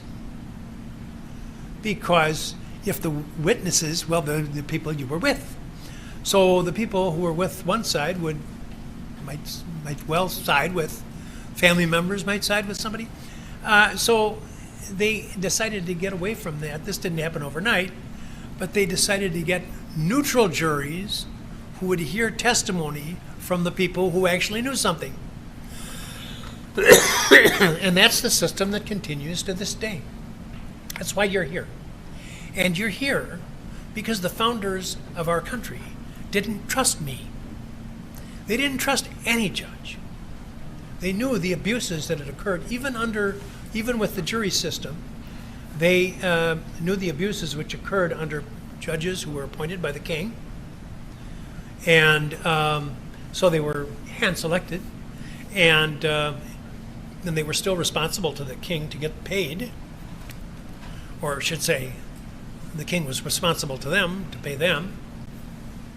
So they felt that there was way too much influence on the judiciary to trust decisions of this magnitude, deciding a case like this.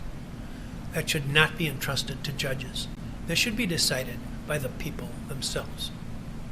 That's a system that's lasted 225 years. We're the oldest democracy in the world, in part because we have this important check on the government, which is trial by jury. That's why you're here. What goes with that is that there's something else. So that let me start over. The founders of our country were very firm about what was going to go into that Bill of Rights that was passed at the first Congress. And one of the ingredients was trial by jury. They wanted to protect that. It's in the Constitution, the basic law of this country. And it was carried over into the states so that both under the federal and the state constitution, people have a right to a trial by jury. And that's why you're here today. They put another provision in the Constitution entitled, well, the title isn't important. It is for a fair and impartial jury. That's an obligation that they imposed on you. These are people who had risked everything, their lives, as they said themselves in the Declaration of Independence, their lives, their fortunes, and their sacred honor. They pledged all of that, and they literally did. This was a capital offense when they rebelled against their lawful king. And gruesome execution. The forfeiture of all their property. There was something called corruption of blood, where not only were they disinherited, but their children. They would lose everything. And their sacred honor. Now, there's honorable people in this world today, but I don't think it gets the attention that it did in a former era. When people, well, Thomas More is a perfect example, who was the Chancellor of England, and it was the expectation of the king that he would swear an oath that the king, rather than the Pope, was the head of the church. And Thomas More didn't agree with that. All he had to do to save his skin was to take that oath, but he refused. He didn't deny the king's title, but he simply refused to swear that he believed the king to be the head of the church. And as a result, he was beheaded. That's sacred honor. And that is what these people pledged when they gave us our freedom in 1776. And then again, it's what they expected when they created our Constitution, the Bill of Rights, after the formation of the United States under the Constitution. So they specified a fair and impartial jury, not just a jury that's going to be motivated by one influence of another. This case has become very political. It was involved in the politics of the last election year. To this day, you could go out now and read things from all across the political spectrum about this case, most of which is written by people who know nothing. I don't mean that they're know-nothings. I mean that they don't know what you're going to know, those of you who are selected for this jury, who are going to hear for yourselves the real evidence in this case. But there's something called the First Amendment, that's another part of our Constitution, where they guarantee the right of a free press. And it's the price we pay for having a free press is a lot of irresponsible and sloppy journalism. This is not an attack on the media. I've read things about this case that were perfectly stated what had happened in this court. And there are things that was I in the courtroom when that happened? It can be frightening. So I'm not bashing anybody, but I'm going to talk about what you need to do, what you need to be thinking about if you're picked to hear this case, and how much reliance you can put on things that may be just sloppy, which is a vast amount of it.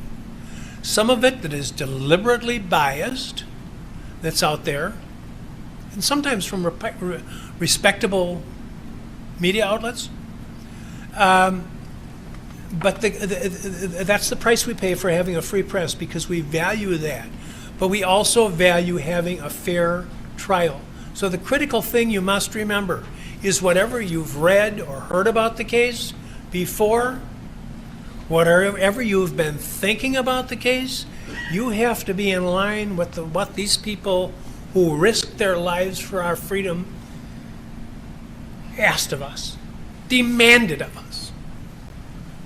Fair and impartial based upon the evidence. Those who are picked for this jury will be in the front row seat to see exactly what happened and make a rational decision based on that. And anybody who's not on board with deciding strictly on the evidence needs to tell us that. If you can't do that, then you can't be fair, and you're not in step with what the founders expected and demanded. So that's speech number 2. Maybe it's speech number 2 and part of 3. But so I'll be asking, we're going to ask, what's going to happen is there'll be general voir dire. I'm going to ask some questions of you. And then the lawyers will ask you some questions. And then we're probably going to call some or many of you into the library. It's not private. And I'll say right now, we have limited space in the library. We're not going to try to move all these jurors into the back room, into the conference room for the individual voir dire.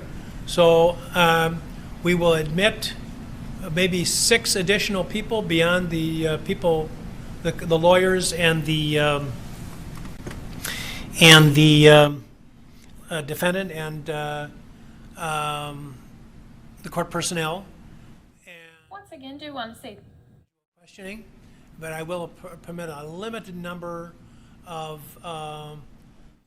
Once again, thanks for being here with us on Live Now from Fox. We're listening in as a jury is going to be selected here today in the case of, in the trial of Kyle Rittenhouse. Now, this has definitely gained some national attention to Kenosha, Wisconsin, and this jury going to ultimately decide if Rittenhouse is guilty of homicide or if he was acting in self-defense, as he said, when he shot 3 people. It killed 2. This happened again back in August of 2020. So 300 people have been summoned here for jury duty on Monday. That's 3 times as many people as are summoned on an average week. And it is, again, in preparation to make sure that this trial is run by the book. And as you've heard this judge saying, since this has gained some national attention, that will be some of the questions that they'll have to ask these potential jurors, is just asking them about how much they've heard, what stations they've been listening to, what kind of different information have they been following. So we will continue to listen into this juror selection as it gets underway right here for you on Live Now from Fox. Also keeping an eye on the race that's going on, not only in Virginia, but also New Jersey. Those are our two states that are going to be selecting a new governor with tomorrow's election.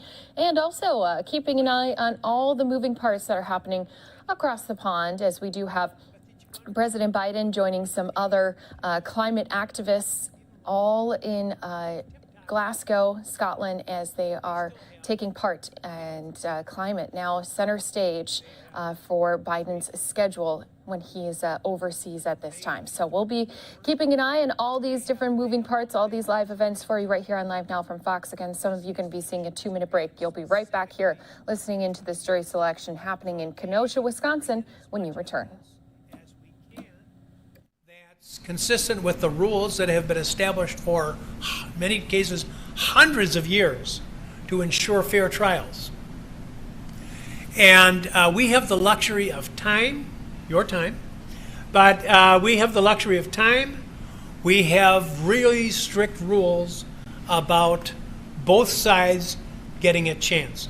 Both sides, under the Constitution, have a right to question the witnesses. It's called cross-examination. Both sides have the right to force people to come to testify, whether they want to or not. Both sides get an equal chance to argue the case with you.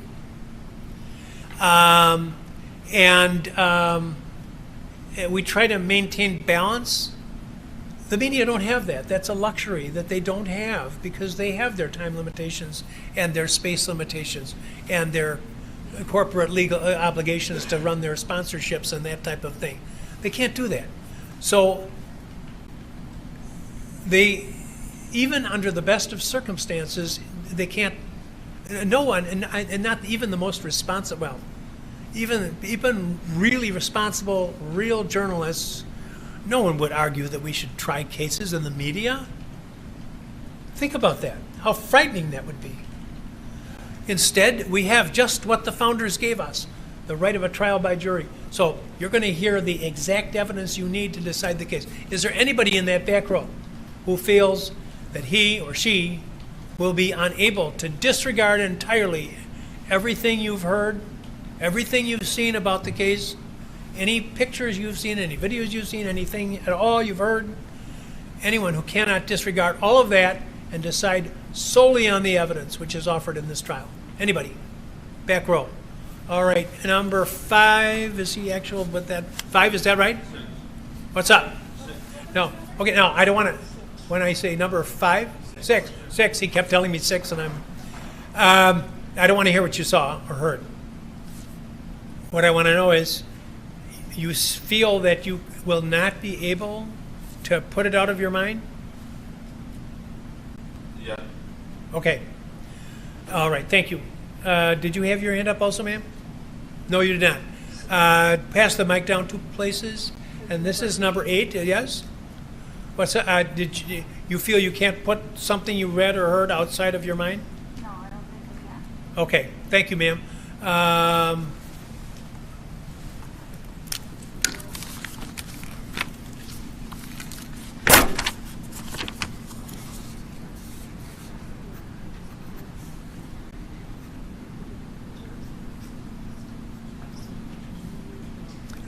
Anybody else in the back row? Yeah. Number 4? Okay. All right, I'll get back to you. Thank you. Anybody in the middle row, 12 through 22, who feels that he or she will be unable to completely disregard anything previously heard or seen about the case and decide solely on the evidence which is presented in the court? Tell me your number, please. 19? And you feel that you're just not going to be able to decide solely on what you see and hear in the courtroom under oath, subject to cross-examination? I do not feel I can ignore. I'm sorry, I didn't hear you. I do not feel I can ignore different things I've been reading over the past year. Okay, are you positive? Do the things you've read measure up to the demands that are put on the presentation of evidence in the court? I believe so. I trust in the people I get my information from. All right, thank you, sir. First row, number, what is? 24. 24.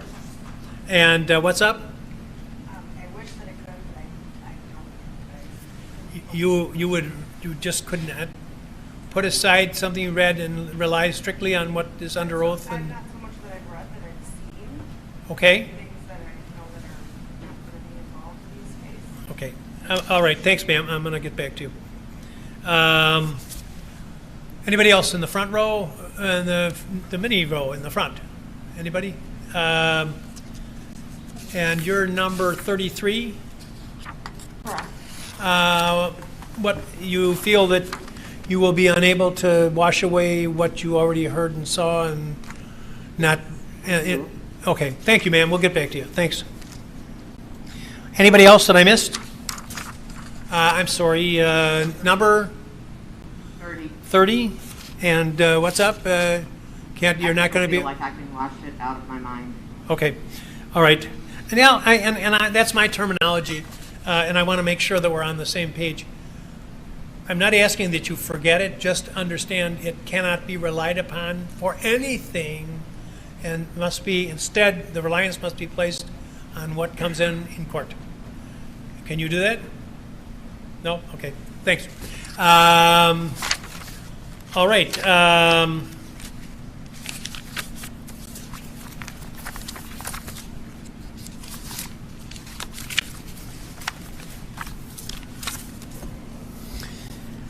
I'm going to ask the parties to name people who might be witnesses in the case or whose names might be mentioned during evidence presentation during the case. And just as a moment here, does anybody need a break right now? 5-minute break? Okay, let's take a 5-minute break. Please, I'm going to ask that if you don't want to take advantage of the break for the restroom or something, that you remain. And I think there's water out there. That's for the jurors, is it? If it isn't, it's going to be.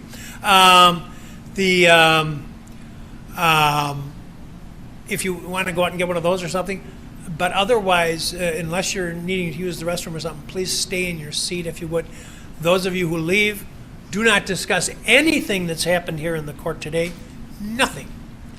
And then come right back. Don't talk with anybody else about anything. And please come back to the same seat you're in right now. Okay, 5 minutes.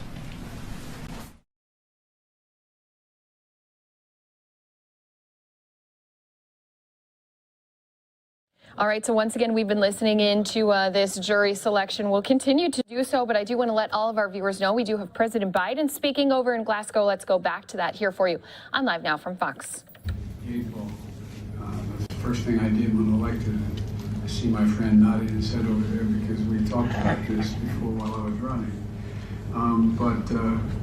But today, I'm announcing also the Presidential Emergency Plan for Adaptation and Resilience. And although I try to very hard to resist acronyms, they came up with that because so they could say prepare.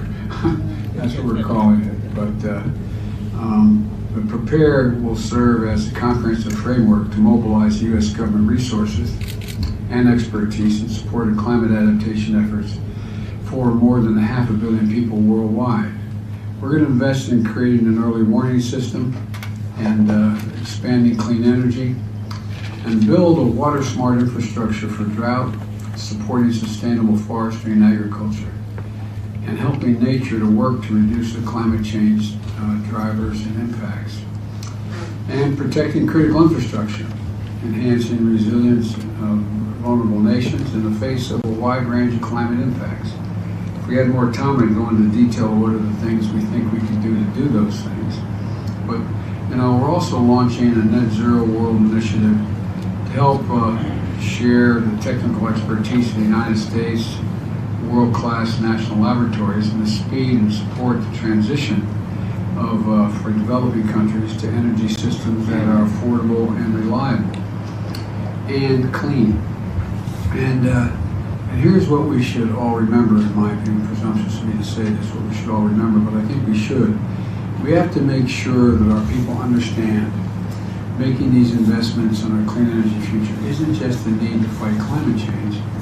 As I said a moment ago, and I apologize for repeating myself when I spoke to the whole assembly, is that it's an enormous opportunity to create good paying jobs for our own workers today and to spur long-term economic growth that's going to improve the quality of life for all people. I think that really is within our power to do it if we make the commitment. These are investments that we can't afford to not make. And we all have to step up, as to use the vernacular, step up to the plate and do our piece. I really mean it. And you know, these investments, as I said, are ones that I think we can meet. Our meeting here in Glasgow isn't the end of the journey, as we all know, and I know we all know this, and you know it as well or better than I do, many of you. It's really just you know, a starting line to begin to really take, for the first time, really decisive action. And one that's going to determine whether or not we're going to be able to meet the challenge of climate change and deliver on the promise of a safer, more prosperous future for all our people. I think we can do this. My mother, God love her, used to have an expression, say, out of everything bad, something good will come if you look hard enough for it. Well, I know in the United States, just because of the leadership of people behind me, like former Secretary Kerry and Senator Kerry and a lot of you as well, that the American people 4 or 5 years ago weren't at all sure about climate change. It was real. Well, they have, as they say in southern parts of my state, seen the Lord. They've seen what's happened back home. The incredible changes that are taking place. And they're now finally realizing the sense of urgency that you all are. And so, look, as I said, we have the tools, I think we have the know-how, and we have the resources. But we have to make some choices. And I apologize that I'm going to have to step away. One of the choices I'm going to make is I'm going to better the person sitting in this seat in a moment and ask Secretary Kerry, the Special Presidential Envoy on Climate Change, a longtime friend and a genuine expert on this issue. He's done an incredible job this year. But let me conclude by saying, I know I've gone over my time, is that I really, honest to God, think we have an opportunity, if we seize it. An opportunity that I think the world is ready to embrace. But I want to emphasize again, I think those of us who have deforested a long time ago, those of us who have taken actions a long time ago to cause the problems we have to be ready to step up for everyone from Tanzania to Fiji to make sure that they have the wherewithal. And that's the next, I have to acknowledge to you, that's the next big case I'm going to have to make at home. They now know there is climate change and they're ready to step up. But we got to make sure they know that the United States has an obligation to also step up at financing other countries that have not had the opportunity to do as much damage as we have and have an opportunity to get much better. So anyway, thank you very much, and thank you for having me, old buddy. Appreciate it. Thank you very much. Well, thank you, Joe. And to anybody looking at me impatiently saying, well, why did I allow the President of the United States to run over the... And with that, again, we do have a few of our different world leaders here joining together. You can see now we're hearing from Prime Minister Boris Johnson. Point one, but point two, everybody will understand come on, the huge importance of the United States in helping the world to take action and show solidarity. So I think for that reason alone, I think it was worth disregard the last 15 minutes allowing the rules to be bent. I hope that people will indulge me on that point. So can we get out to the presidency, His Excellency the President of Madagascar, Andrew Rajoelina. Excellences, Monsieur le Premier ministre du Royaume-Uni, Excellences, Mesdames et Messieurs, les chefs d'État, chefs de délégation, honorables assistance. Les décideurs du monde sont réunis ici à Glasgow aujourd'hui pour œuvrer à préserver l'avenir de l'humanité tout entière. Un instant, on n'entend pas l'interprète. I don't think we got the interpreter yet.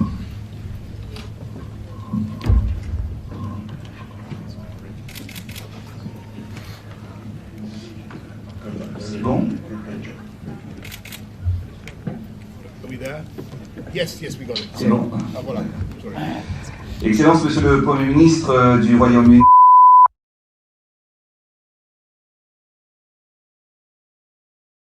All right, so once again, you saw President Biden leaving there. Again, these feeds coming in and out very quickly here for us, as he does have a lot of different items on his agenda, his schedule. We've been following some of those different pieces here for you, bringing those remarks that he did when he was addressing all of those who had attended this summit, and now joining in on a small roundtable. So we'll continue to bring you more of these events that are happening not only over in Glasgow, but we've also been listening into a Wisconsin trial, jury selection underway for the Kyle Rittenhouse trial. We also have a White House COVID-19 response team briefing. So we'll be getting into more of these news pieces for you right here on Live Now from Fox after we return from another 2-minute break.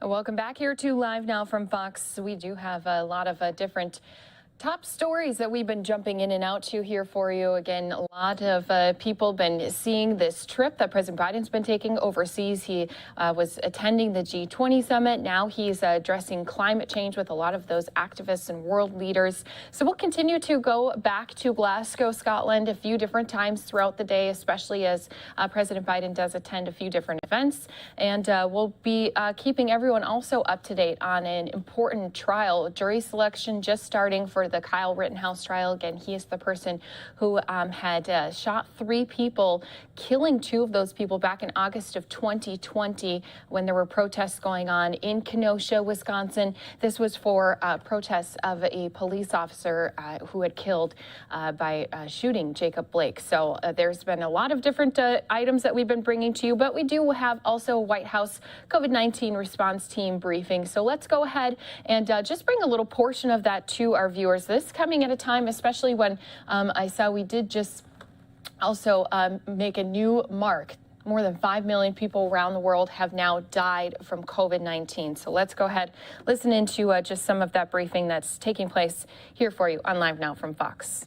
Across their jurisdictions through a range of channels, from pediatricians and family doctors' offices to school-based clinics to community-based sites. Overall, more than 20,000 pediatricians, family doctors, pharmacies, and other providers parents know and trust are getting ready for vaccines for kids ages 5 through 11 are specifically formulated for younger children, which means none of the vaccines already in the field can be used to vaccinate kids in this age group. So FDA's authorization was also a critical operational milestone, allowing us to start packing and shipping kids' vaccines for the first time.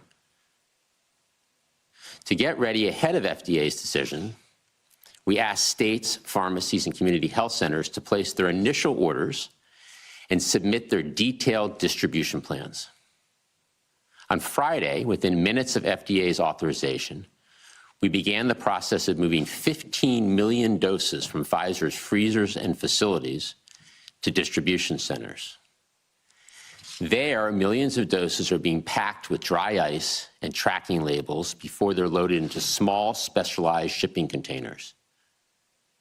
These containers are then placed onto trucks and airplanes and shipped to vaccination sites across the country. Over the next couple of days, several million doses will start arriving at local pediatricians and family doctors' offices, pharmacies, children's hospitals, community health centers, rural health clinics, and other locations. More doses will be packed and shipped and delivered each and every day over the next week or so. And more sites will come online as we ramp up. Since FDA's authorization last Friday, there hasn't been a moment that teams have not been picking, packing, and shipping vaccines. They've been working 24/7 and will continue to do so. I want to be clear about what this means for parents and guardians. We know many families will turn to their pediatricians and family doctors, and in addition, thousands of other trusted providers will also offer vaccinations for kids, including local pharmacies, health centers, and children's hospitals. This will give parents a broad range of options to get their kids vaccinated and ensure all children, including those without primary care doctors, those most at risk, have easy and convenient access to vaccines. Following CDC's decision, parents will be able to visit vaccines.gov and filter for locations offering vaccinations for children ages 5 through 11, so they can easily find a site nearby and schedule an appointment. While vaccinations may start later this week, the program will still be ramping up to its full strength, with millions more doses packed, shipped, and delivered, and thousands of additional sites coming online each day. So starting the week of November 8th, the kids' vaccination program will be fully up and running. Parents will be able to schedule appointments at convenient sites they know and trust to get their kids vaccinated. And the number of sites will continue to increase throughout the month as more vaccine sites open their doors and administer vaccine. Bottom line, we've been planning and preparing for this moment. We are ready to execute pending CDC's decision. And starting the week of November 8th, our vaccination program for kids ages 5 through 11 will be running at full strength. We remain laser focused on vaccinating unvaccinated Americans, those 12 and older, and getting booster shots to tens of millions of eligible Americans. We're making important progress on both fronts. In fact, today, we hit two important milestones.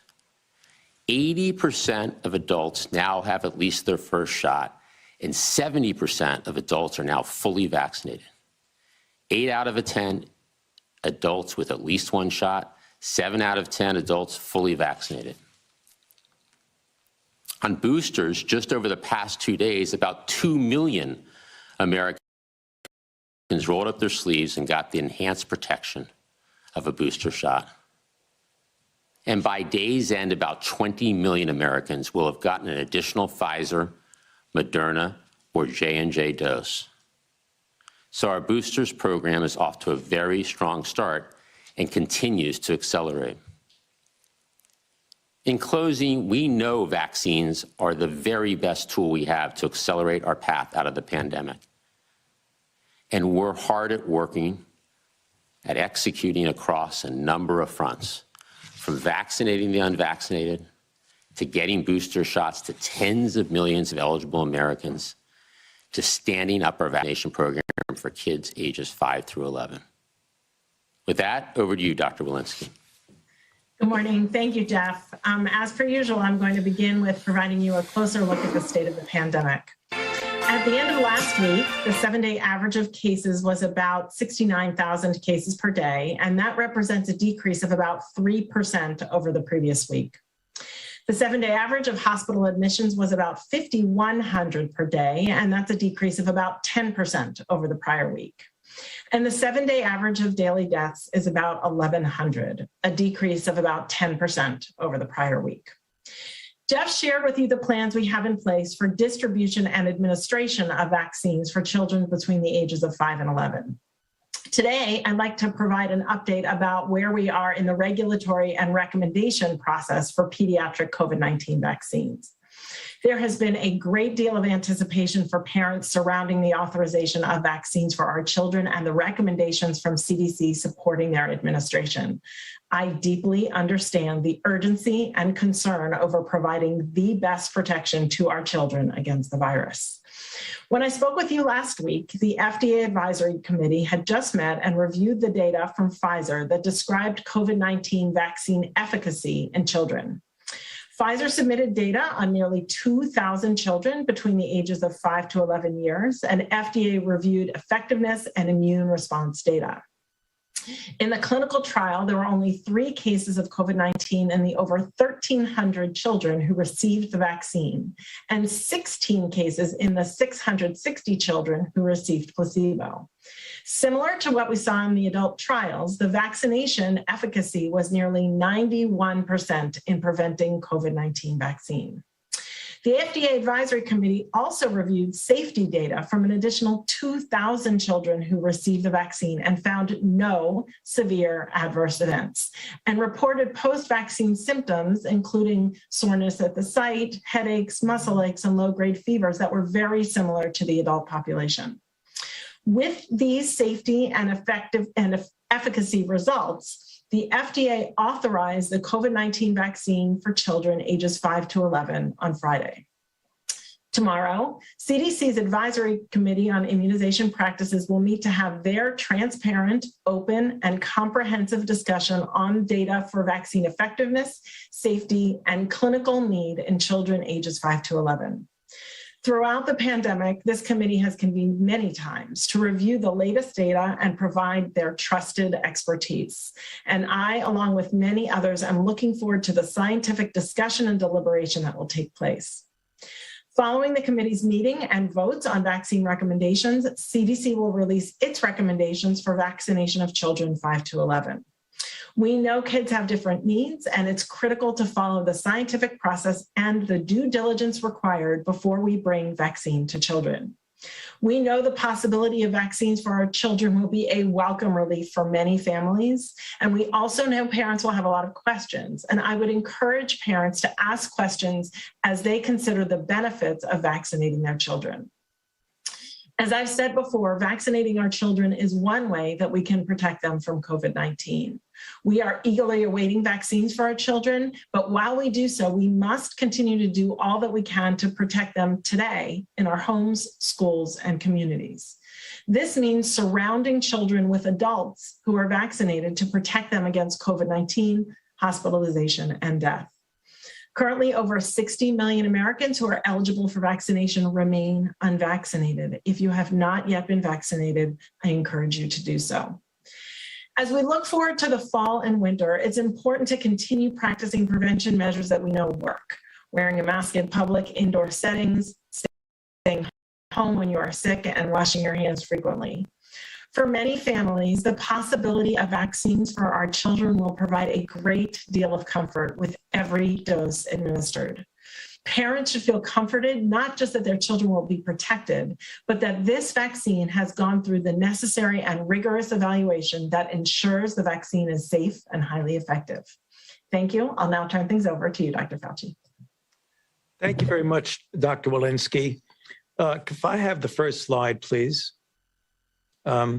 Given the fact in the context that we now have eligibility criteria for the administration of booster shots for all three of the products that are available as vaccines in the United States, I thought I would take a moment or two just recapitulating what we know about boosters. Next slide.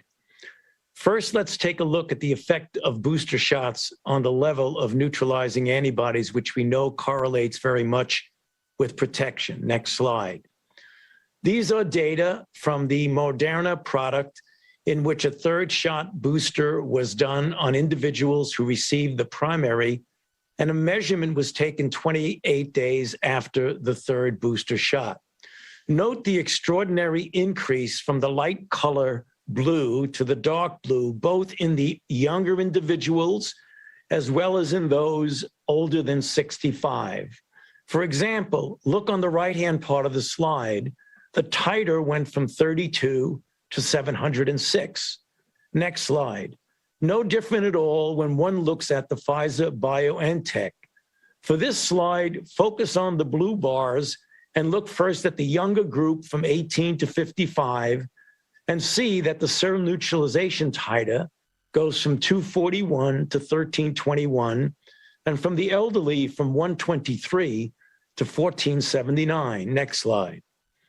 Next, let's take a look at the clinical effect of booster shots. Most of these data will be coming from Israel because, as I've mentioned in previous briefings, they are generally a month or so ahead of us in the process of vaccination and booster. Next slide. So this slide is pretty clear and pretty dramatic. This is looking at confirmed infection per 100,000 risk days in Israel. And as you can see across the age range, comparing non-boost in red with those who've boosted, you see a rather dramatic diminution in confirmed infections. Next slide. If you now look at protection across age groups of severe disease in a cohort of over 4.5 million people in Israel through July and August, there's an 18-fold lower for ages 60 plus and a 22-fold lower for younger ages 40 to 60 with regard to severe illness. Next slide. This is dramatically shown in this slide. Again, data as of yesterday in Israel looking at severe cases per 100,000 population. 64 among the unvaccinated, as you might expect, a diminution dramatically down to 9.5 among those who are vaccinated. And take a look at what you get when you get the extra third boost, down to 1.8 per 100,000 population. Next slide. Now, if you want to look at the real world data on effectiveness of a third doses of COVID-19 vaccine, next slide, a paper that just came out online 3 days ago looks at a cohort of over 720,000 individuals who received the third shot boost. And again, the data are rather dramatic. A 93% lower risk of hospitalization, a 92% lower risk of severe disease, and an 81% lower risk of death. And this is dramatically seen on the next slide, which is a series of Kaplan-Meier plots looking at red, which is those who've received 2 doses, and green, those who've received 3 doses in hospitalizations, severe disease, and deaths. And so on the last slide, one looks at the effect of boosters, and one should ask oneself, which we do as we look forward, is a booster shot a regimen for waning efficacy, or is it really ultimately going to become actually part of the original vaccine regimen? We will only know this by following up individuals, which we are doing, who've received boosters to determine the degree of and durability of protection. So there'll be more coming on that in the future. Back to you, Jeff. Okay, thank you, doctors. Let's open it up for a few questions. Kevin? Thanks, Jeff. And since we started a few late, please keep your questions to one question. First, Ann Flaherty at ABC. Hi, thanks for taking my question. So, Jeff, this question is for you. Can you say exactly how many pediatric vaccine doses will be available come Wednesday if all goes as planned? And if states were able to pre-order as early as October 20th, can you explain why parents might have to wait until that week of November 8th for a full rollout, as you just suggested? So the FDA, thank you for the question first. The FDA authorization was the trigger regulatorily that allowed for the beginning of the picking, packing, shipping process. And that started immediately within minutes of the FDA decision. As I said, people have been working 24/7. We expect that several million doses are already en route to sites around the country. And across the next week or so, 15 million or so doses will be around the country at convenient and trusted sites. So that's why we are planning on some vaccinations towards the end of this week, but the program for kids ages 5 through 11 really hitting full strength the week of November 8th. Next question, please. Tyrell at CNBC. Well, thanks. On kids, I'm wondering if you can tell us your thoughts about the need for vaccine for even younger kids. We asked the FDA about this on Friday, and Dr. Marks suggested it would be a few months off, mainly because of when the kids were enrolled in the trial, but also because the risk benefit is different for younger kids, that they're at even less risk of severe disease. I'm just wondering the sense of urgency about a vaccine for kids under 5. Dr. Fauci? Well, it's very clear that the data show that children, younger children who get infected in general do not have as severe disease as adults, particularly elderly adults. We know that. But I don't think that that means that children are exempt from disease and even severe disease. I think if one goes to pediatric hospitals, you'll see that. Then again, you have to look at the role of children in the spread of infection. You know, it was originally thought that children don't spread infection and maybe don't even get infected. But the more we study it, we see that many of the younger children, possibly around 50%, who get infected get asymptomatic infection. And there was a recent analysis of this in JAMA Pediatrics, which indicated that it is likely that children equally spread infection, perhaps even in the household, as adults do.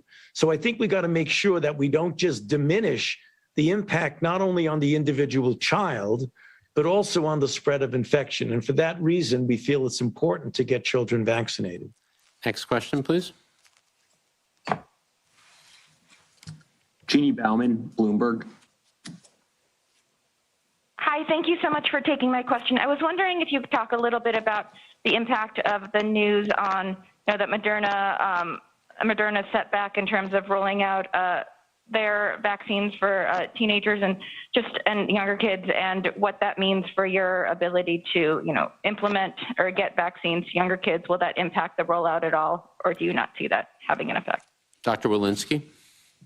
Yeah, thank you for that question. All of these vaccines are thoroughly vetted and reviewed, and the data are publicly and transparently reviewed in the advisory committee meetings. The thing that's most important is we have a vaccine for our adolescents that is the age demographic under consideration with Moderna, and that is the Pfizer vaccine that has undergone that review. And so we anticipate there shouldn't be any challenges with regard to getting those adolescents vaccinated. Next question, please. Nate Wexel at The Hill. Hi, I'm wondering if you can talk a little bit about the mandate for federal employees. There was guidance out today on contractors, but all right, so we've been listening into the White House COVID-19 response team. We do also have a few other live events getting ready to take place. We are going to be stepping away for a 2-minute break, bringing you more of these events right here on Live Now from Fox when we all return.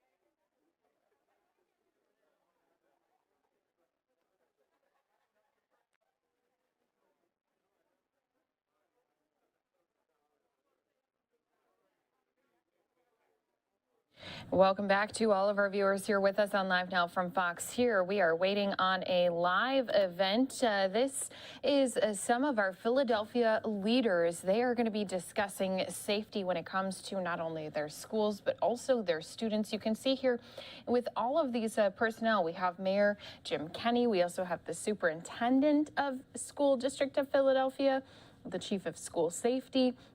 Also, the police commissioner is out here, as well as our district attorney. Let's listen into Larry Kreisner with his remarks right here live on Live Now from Fox.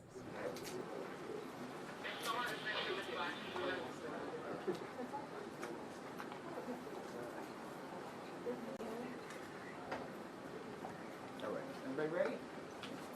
Wonderful. Thank you all for being here. Ordinarily on Mondays, the DA's office does a press conference. Today, we are doing a press conference with our criminal justice partners and our educational partners. This is an important and a special moment in the history of the city, and it is special that we remember that we have to protect our schools. We have to protect our students. We have to protect our teachers, and we have to have schools that are calm, that are peaceful, where students can learn. It is a fact that at the same time we went back to teaching in class at the same time we went back to open classrooms in the city of Philadelphia, we started to see some weeks of improvement in the number of gun violence homicides, in the amount of gun violence. We need to protect our schools because that is what we should do for our children and the people who teach our children. But we also need to protect our public schools because they're being open and they're functioning in a way that is appropriate and normal, makes all of us safe. It's incredibly important that we're able to do this. I am extremely pleased and honored that we have with us some of the following folks. In fact, I'm honored that they're all here. We have our mayor, Jim Kenney. We have Daniel Outlaw, our police commissioner. Dr. William Haidt, who is the superintendent of the Philadelphia School District, is here. We have Kevin Bethel, the chief safety officer for the Philadelphia Public Schools. We have the Attorney General's office, which is here and represented by John Kitzinger, the chief of criminal investigations for that office. Mr. Kitzinger was also an FBI agent before that. We have Joyce Wilkerson, who's the president of the Philadelphia School Board. We have Councilmember Derek Green, City Council at Large. We have Councilmember Kendra Brooks, City Council at Large as well. We have Aaliyah Katanch Bradley, who is the principal of the Mary McLeod Bethune School, where we are currently. And we have some students who have some pretty interesting things to say. We have with us Herman Andino, an 8th grader at this school. We have Dr. Veronica Joyner, who is the CEO of the Mathematics, Civics, and Sciences School, and she is here with 2 of her students, Kayla Waddington, a 10th grader at that school, and Jaden Heath, a 12th grader at that school. We also have Melanie Nelson, who is the Executive Director of Northwest Victim Services, with whom we work all the time. And we have Robert Listenby, the first assistant in the DA's office, Chesley Lightsey, who is the chief of the Homicide and Non-Fatal Shootings Unit. She is an attorney because that is a prosecution unit. And we have Deborah Watson Stokes, also an attorney, who is the chief of our municipal court unit. So very briefly, and in not as much detail as usual, I want to talk about gun violence that we saw in the city of Philadelphia from October the 23rd of 2021 through the 29th. It's the usual 7-day period that we cover. Based upon the data that we have available, it appears that year-to-date homicides today are 458. This date last year, there were 414. That is an 11% increase over last year. And while obviously that is unacceptable, and it's something that we are constantly working on that keeps a lot of us up at night, I want to note that 3 months ago we were at 38% higher. We're now at 11% higher, and that is 27 points in the right direction. In terms of fatal shootings that occurred between the 23rd and the 29th of October, our data is showing 5 incidents. And once again, that's terrible. But bear in mind, if you look at the data during the entire pandemic, and the data for this year, which you're going to, because we've been in the pandemic all year, what you're going to find is the average number of homicides during that period was 1.5 per day. That is 10.5 per week. So 5 in a week is at least going in a better direction. I would also note that 4 weeks ago we had 11. 3 weeks ago we had about 3 or 4. Last week, the week before this one, it was about 3 or 4 again, and here we are at 5. So I say with cautious optimism, we see some motion that is going in a better direction, and I think we need to thank our public schools, and I think we need to thank all of our law enforcement partners who are here, and we need to thank the community for everything that they are doing to get us going in the right direction. I'm just going to briefly touch on a couple of shootings that occurred during this period, and then we will move on to our main topic. On Sunday, October the 31st, at about 11:30 p.m. near 26th and Morris, in the 17th Police District, there was a shooting. An approximately 14-year-old black male was shot 1 time in the right side. He took an Uber to the University of Pennsylvania Hospital and was placed in stable condition. No arrest has been made, anyone with information, please contact South Detective Division of the Philadelphia Police Department at 215-686-3014. I also want to talk about a triple shooting that occurred this morning. On Monday, November the 1st at about 2:30 a.m. on the 1400 block of Parrish Street in the 9th Police District, there was a triple shooting homicide of 3 males who were shot multiple times throughout their bodies. Victim number 1 is an approximately 25 to 35-year-old black male who was transported to Jefferson Hospital where he was pronounced. Victim number 2 is a black male about in his mid-20s, also transported to Jefferson, placed in extremely critical condition. Victim number 3, an approximately 22-year-old black male, was transported to Jefferson and placed in extremely critical condition. Once again, anyone with information, please contact the PPD's homicide unit at 215-686-3334. Our Chief of Homicide in the DA's office, Chesley Lightsey, is here and will be available to answer questions on those cases if there are any questions about those cases. And now I'm delighted to have the opportunity to turn to the urgent issue of school and student safety. There are a lot of people here who have, frankly, more interesting things to say about this than I do. But I want you to know that I believe we are all united in a couple of messages. Number 1, we are all working together to hold shooters accountable, particularly for those shootings that occur near schools, whether or not they involve people from those schools. It doesn't matter. If there's shooting going on outside of a school, if schools are going on lockdown, then they are disrupting those schools in ways that are extremely harmful to all of society, and we take that very seriously. Number 2, we are prosecuting gun possession cases, particularly those carrying in and on school property. We take that very, very seriously. These need to be havens. They need to be sanctuaries. These cannot be places where people are walking up and down the halls with fear that another student is carrying a gun or a parent. Number 3, with reference to the prosecution of drug cases, especially those that are happening on or near school property, as we see among other places in Kensington, once again, we take that extremely seriously. It does not work to have students who are walking by active drug dealing that is occurring in the block. They have to traverse to get there. It's not okay, and it is absolutely a factor that my office considers when we determine what to do with a case involving the dealing of drugs.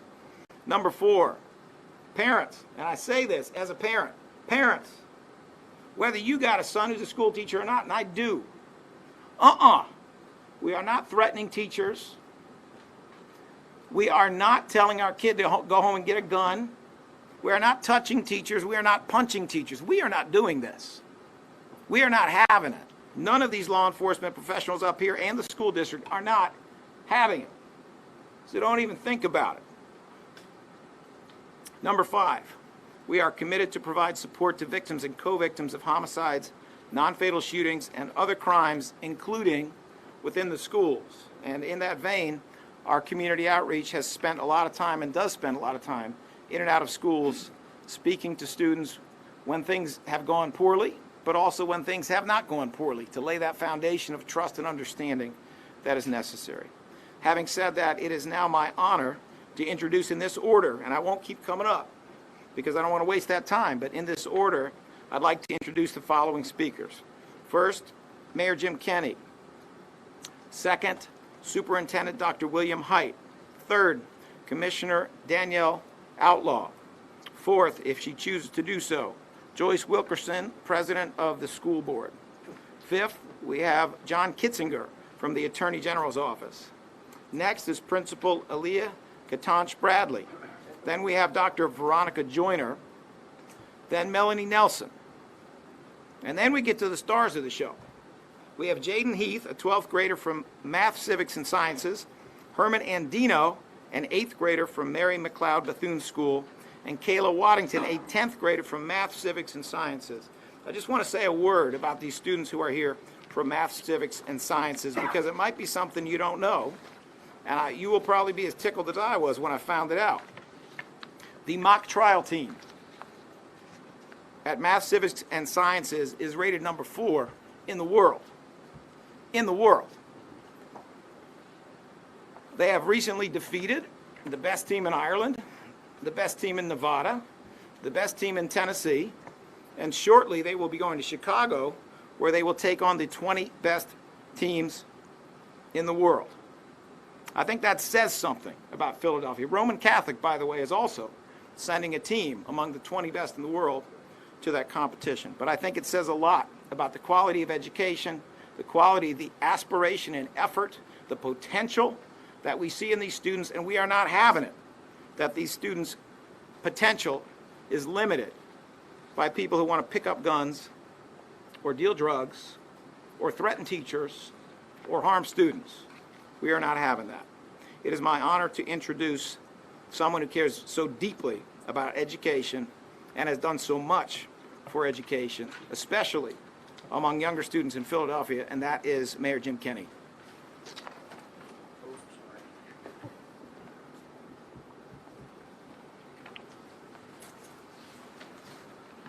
Thank you, District Attorney, and thank you for the invitation to join you all here today.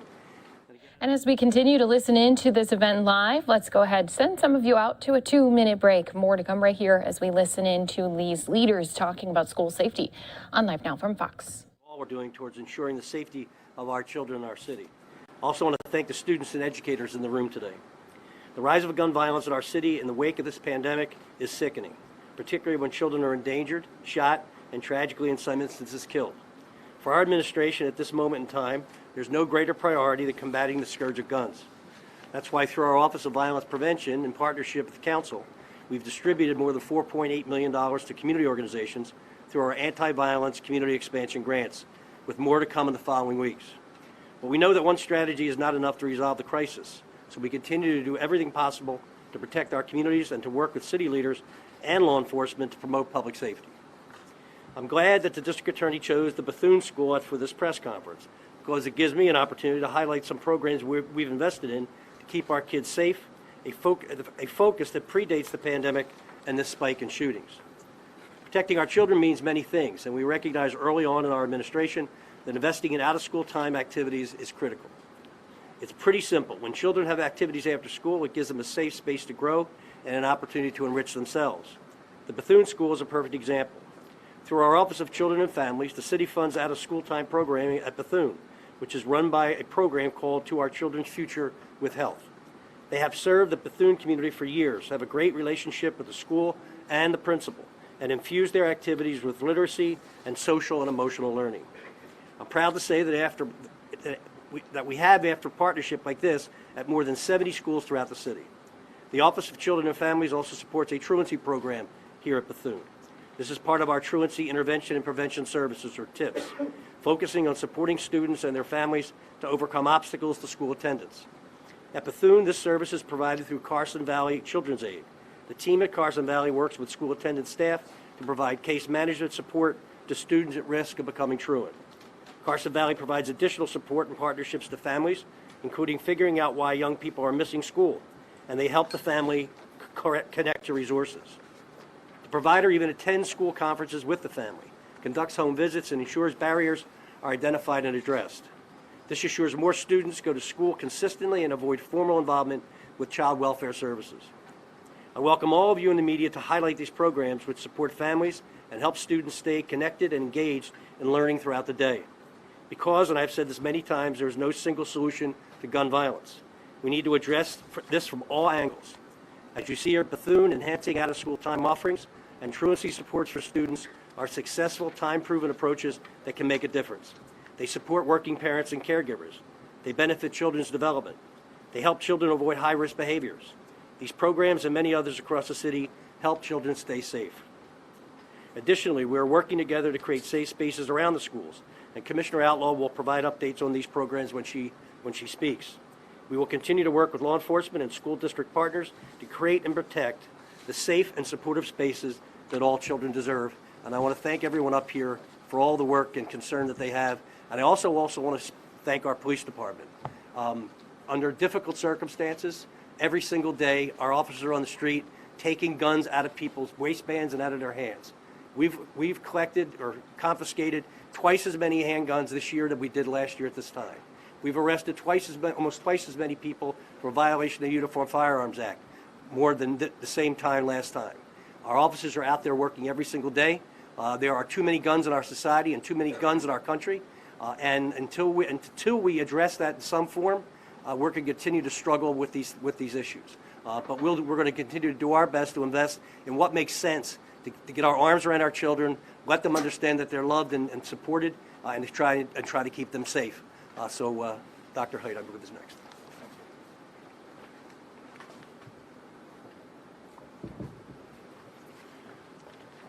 Thanks, Mayor Kenny, and good afternoon, everyone. And thank you, Mr. DA, for inviting all of us here. And I want to thank everyone who is here on behalf of making sure we send a strong and clear message about the need to have safety in and around our schools. In recent weeks, district students were victims of some of the most unsettling acts of gun violence. A 13-year-old was shot on the way to school. A 17-year-old was shot down a few steps away from the school, leaving school. A 16-year-old was ambushed outside of his home. And as we know, violence, unfortunately, isn't a new phenomenon. But what we're now seeing more brazen behavior in and around schools, with their educators, with their children, so much so that our young people begin to get worried, traumatized about whether or not it's safe to travel to and from school. We've always worked to make sure that individuals understood that were certain things that were off limits in school buildings. And I appreciate everyone's presence here this morning to send a clear message about the importance of ensuring that when individuals and young people are on their way to our schools and on their way home from our schools, are in our schools, when our educators are working within our schools, that those individuals are doing so in a safe and supportive environment. And so with that, there are lots of things that we're doing as a school district. Many of you heard those things last week in a separate conference that Kevin Bethel and I did over at the district headquarters. Be glad to talk about that more when we get to the question and answer part of this. But I too want to thank everyone who is here. I want to thank Commissioner Outlaw and PPD for the tremendous partnerships, the DA's office, the mayor's office for providing so many different supports. Dr. Robin Cooper is here representing all of our administrators and understands fully what our administrators are having to deal with when individuals are threatening either them or their staffs or their students. We've been listening in once again to some of our Philadelphia leaders, not only with the city, but also law enforcement out here joining in on this press conference. This is something we can always jump back into a little bit later here today, but I do want to continue to give us some of these other press conferences that have been taking place across the country. We do have our Chicago police giving an update. This coming at a time when they not only had some weekend violence, they've also are going to be talking about some of the gun trafficking cases that they're working on, but they are one of those big cities that have been having a lot of protests, a lot of back and forth between the city and some of those who serve and protect when it comes to the vaccine mandates. And that is something that the chief addressed right off of the top. So let's go ahead, listen into this update again from the Chicago Police Department right here for you on Live Now from Fox. Morning. We're going to do a couple of things this morning. We're going to update on the vaccine mandate, and then we're going to highlight notable arrests over this past week, and we'll emphasize the gun trafficking and homicide tip line. We continue to encourage our department members to get the COVID-19 vaccine. This is about officer safety, as we've said repeatedly, and it's about protecting our families and the people we serve. We have lost far too many people to COVID-19 across the country and here in the city, as well as in the Chicago Police Department. And the best way to protect ourselves is, and to protect each other, is to get vaccinated. We are steadily increasing our reporting into the portal, the vaccine portal. As you know, part of the mandate is to enter your information in the portal, whether you're vaccinated or not, and then whether or not you're complying with the 2 tests per week if you are not vaccinated. That's all part of entering that information into the portal. So as of today, 73% of the police department has now entered their information into the portal, whether they're vaccinated or not, and also whether they're complying with the 2 tests per week. More than 80% of those that are in the portal, those people on the department that are in the portal, over 80% of those report that they have been vaccinated, 35 members are currently in a no-pay status. So of the members that are in the portal, 80% are vaccinated.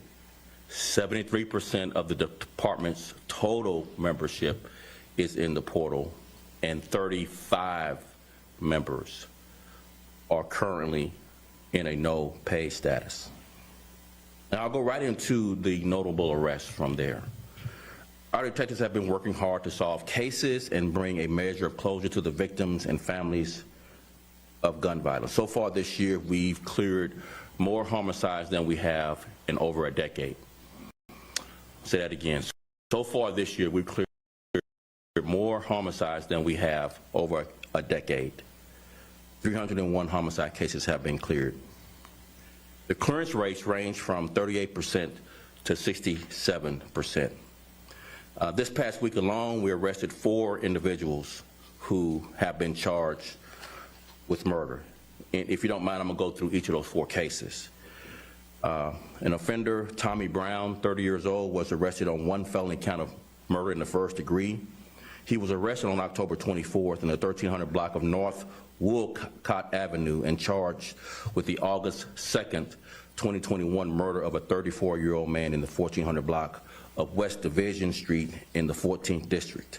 Next, offender Christopher McDonald, 44 years old, was arrested for 1 felony count of murder in the 1st degree UUW, weapon by felon, and possession of a controlled substance, 15+ grams of cocaine.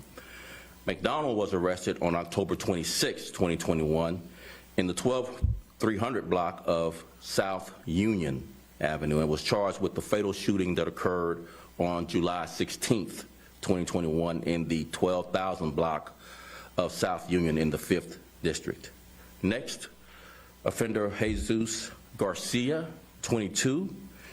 He was also charged with 1 felony count of murder in the 1st degree, and a warrant was issued for his arrest. Garcia was arrested then after the warrant was issued on October 26, 2021 in the 1600 block of South Cicero and charged with the September 17, 2021 shooting death of a 25-year-old man in the 2600 block of North Milwaukee Avenue, and that's in the 14th District. And the last of the arrests for murder is a juvenile was arrested. He's 15 years old. He was arrested with 1 felony count of murder in the 1st degree, 2 felony counts of attempted murder in the 1st degree. And the 15-year-old was arrested on October 28, 2021 in the 1100 block of West 112th Place and charged with the murder of a 14-year-old boy and the attempted murder of a 15-year-old young man and a 14-year-old young lady. The victims were walking with a group of friends when the offender approached the group in the 22nd District. There was a verbal exchange. The offender produced a gun and began firing into the group, striking the 14-year-old in the head. The offender fled on foot, but as you now know, we arrested him on October 28th. Next, I want to go through some arrests recently of carjacking offenders. A male juvenile 16 was arrested for 1 felony count of vehicular hijacking, aggravated firearm possession. 16-year-old was arrested on October 25th, 2021 in the between the 100 block of South Sealy Avenue and charged with aggravated vehicular hijacking. The juvenile vehicular carjacked a 57-year-old victim, and the offender was located and placed in custody approximately 2 hours later. Next carjacking arrest was Darrell Mitchell, 20 years old this past week. He was charged with 1 felony count of attempted vehicular hijacking, aggravated weapon, and aggravated discharge of a weapon, and occupied vehicle attempted robbery. He was arrested on October 26. Mr. Mitchell was arrested then in the 3800 block of West Roosevelt, approximately 30 minutes after he attempted to take a vehicle by force in the 10th district. Next, offender Greg Profit, 20 years old, was arrested for 2 felony counts of vehicular hijacking, aggravated firearm, 1 felony count, and UUW weapons by a felon. Profit was arrested by the citywide vehicular hijacking task force this past week, along with the Illinois State Police on October 27th, 2021 at approximately 12:15 a.m. in the 9500 block of South Wentworth. He was identified as the offender who, on October 26th, took a vehicle by force from a 36-year-old man in the 6000 block of South Damon Avenue in the 7th district. He's also charged with in connection with the aggravated vehicle hijacking of a 36-year-old female on October 27th. Lastly, we'll go through a narcotics seizure that happened over the weekend by the Gang Investigations Unit of a gang that we have been focusing on. The targets of this warrant was people associated with the Mafia Insane Vice Lords, criminal street gang. I'm gonna go through that again, the Mafia Insane Vice Lords, a criminal street gang. The items that were recovered from this warrant and arrest takedown of these gang members was an assault rifle with a magazine drum, 2 Glock firearm handguns, including one with a fully automatic conversion switch, heroin, and U.S. currency. Taken into custody was Felix Lopez, 26. He was charged with the UUW by a felon in possession of the controlled substance. Richard Dawson, 36, was taken into custody and charged with 2 felony counts of UUW, as well as felon in possession and possession of crack cocaine. At the time of Dawson's arrest, he was on electronic monitoring related to a UUW. And on a criminal sexual assault arrest, we arrested Mauricio Ramirez, 32. He was charged with 1 felony count of criminal sexual assault. The victim between 13 and 17 years old, and an aggravated criminal sexual assault where the victim was between 13 and 18. He was arrested on October 27th.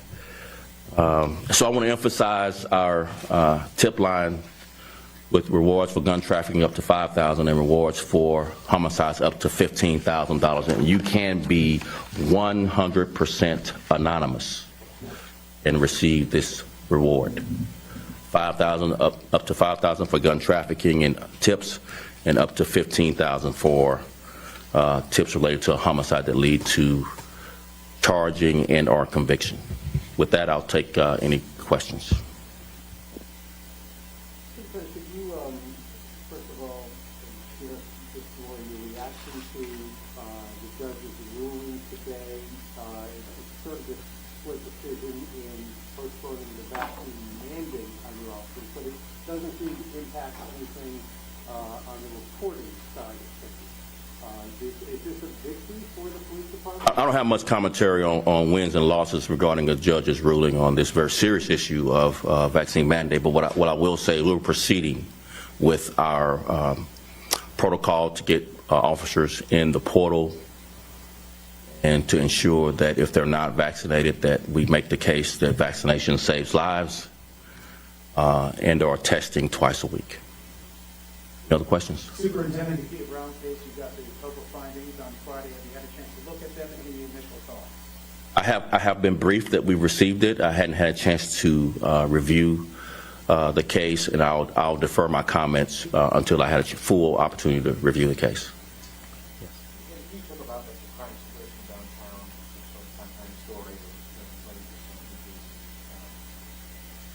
Shootings.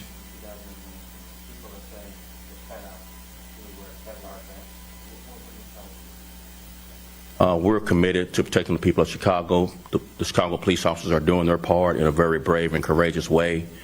We're on track to do a couple of things as it relates to crime. One, we've recovered well over 10,000 guns so far this year, on track to recover more weapons from the streets of Chicago than this department has in its history. Secondly, as I mentioned earlier in this presser, we have cleared over 300 homicides. And that is more homicides cleared than we have in over a decade. And finally, we've arrested over 1,100 carjacking suspects. That is a 60% increase over last year's number of arrests for carjacking suspects. If I could just get this gallery to go to bond court, you would have your answers on why crime is so persistent in the city of Chicago. Any other questions? Can we flesh out just a little more? Is there any strategy, are you doing anything different to try to address the downtown crime problem?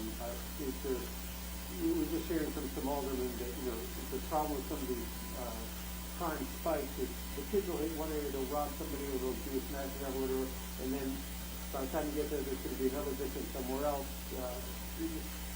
Is there an effort to put more police downtown to make this, vital economic cause of the city feel safer, or feel like there's more? I'll just make my answer to this gentleman a little bit more emphasis to answer to you.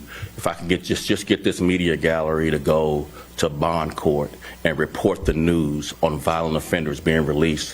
One of the juveniles that I briefed you on in this morning's presser had been previously arrested 8 different times for the same crime, and repeatedly gets out of jail because there's no consequences to not just juveniles but violent offenders in the courts. So I would just encourage this media gallery to go to bond court and be as adversarial in your journalism as you are with us, with the courts. Just go one day. Just go one day and report the news.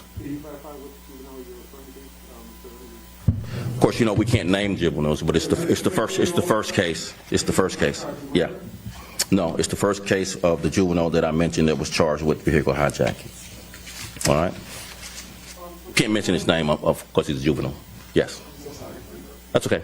Superintendent, so within 20 minutes, the mayor and the governor are going to talk about, they're going to launch an initiative to try to do gun violence prevention. I'll be there. What do you think might work from this strategy? What's different from other strategies in your opinion? I think one of the things that we can all do is, number one, work together. I think what works is obviously a whole of government approach. We've seen that work in the mayor's pilot program over the summer, where one of the areas that we focused on are the highest, most violent 15 beats in this city. One of the areas we focused on of those 15 beats had a 75% reduction in homicides, which was a lower number of homicides than in 2019. And that was the pilot program that we want to scale and expand in this city into next year, focusing on all parts of government coming together and focus on violence, which this presser is going to emphasize and put some funds behind. So we encourage the whole of government approach. Again, no one person, no one agency can solve this challenge alone. It is a pervasive challenge throughout the country, and we need all hands on deck, all parts of government working together to resolve the violence challenge. Sean, last question. Yes. First of all, I've been bound for many times. Can write a book. Yes. Second, thank you. When you, kind of a two-pronged question. Could you put into? I just want a headline, though. I want a headline about what happens in bond court. I know it's not your. I'm just encouraging. I'm talking to your bosses more than I'm talking to you. Yeah. When you're looking at the statistics that we're talking about from last year, this year, put into context for us, because we are living through a much different time now than before. What's easier, what's harder as far as policing? That's an interesting and really good question. It's one of the first times, if you study crime statistics, where you had this dichotomy of different crimes going in different directions. If you look at violence, obviously we all report every week of the violence and the shootings and the homicides. But what doesn't get penetrated into the news cycle much is robberies are at an all-time low. Burglaries are at an all-time low.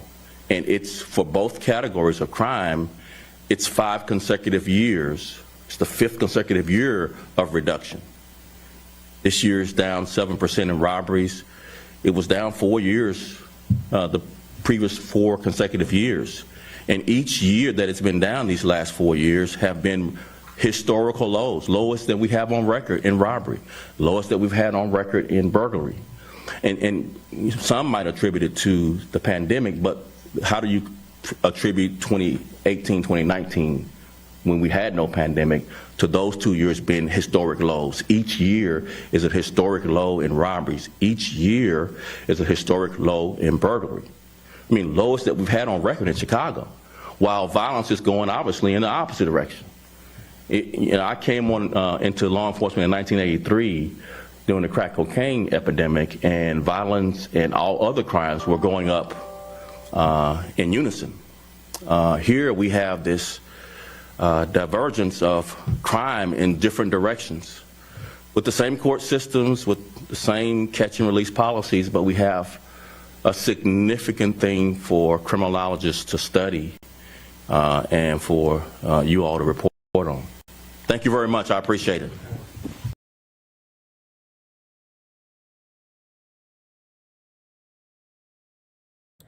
And just a heads up, some of you are going to be going into a 2-minute break. Just listened into that portion of course, the Chicago police talking not only about weekend violence, some of the arrests that they've recently made, but also talking about the vaccine mandate they have in place, saying it again still continues to be a controversy when it comes to the police union and the city.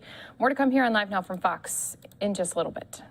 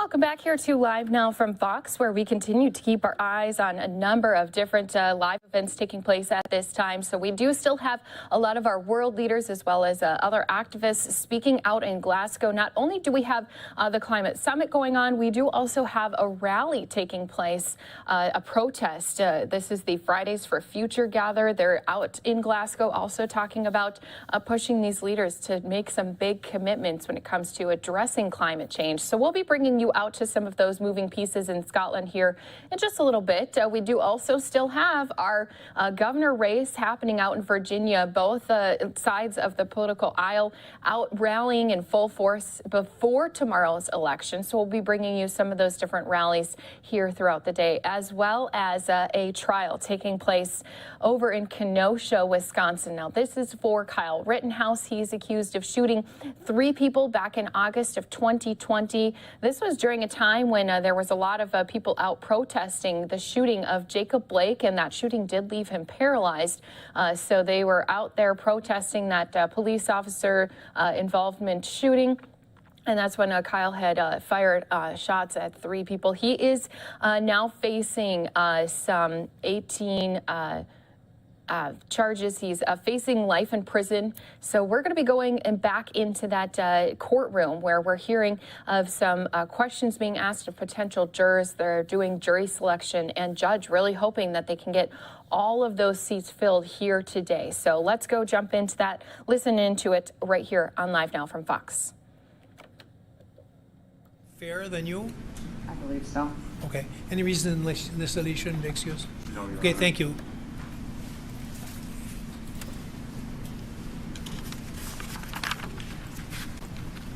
Juror number 50.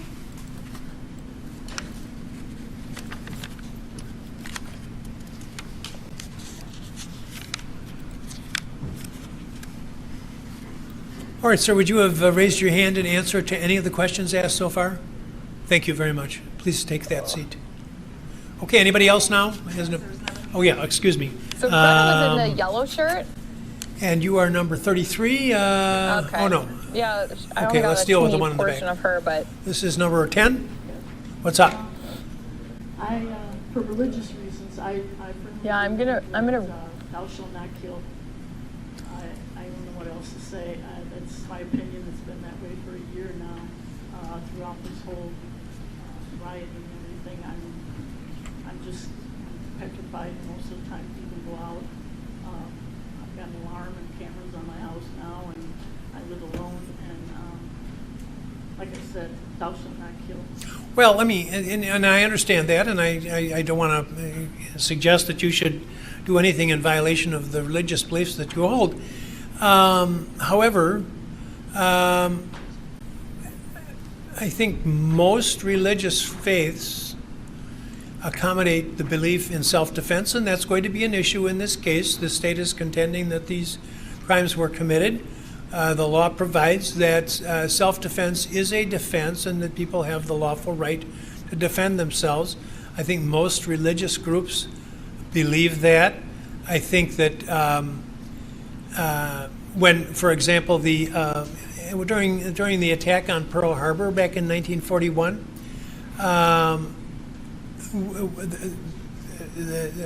the members of our military, the sailors, were on the ship, and all of a sudden planes come and start shooting at them and dropping bombs on them.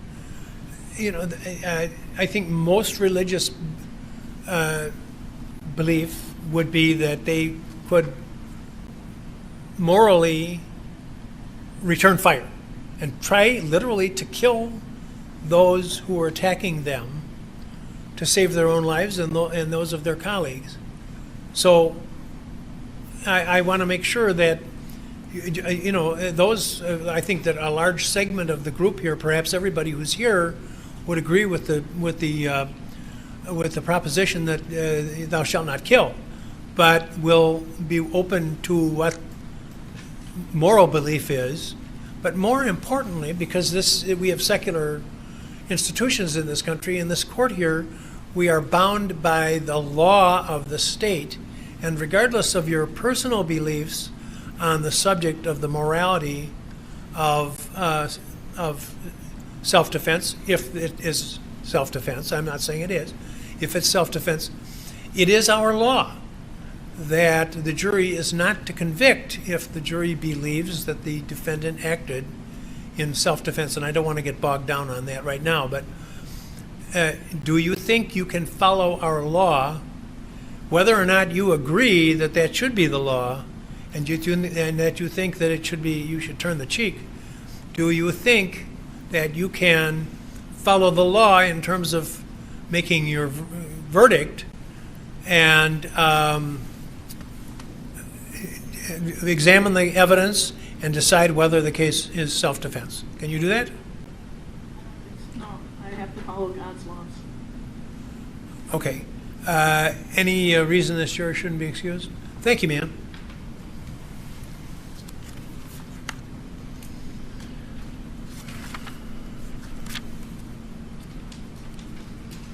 Jury number 51.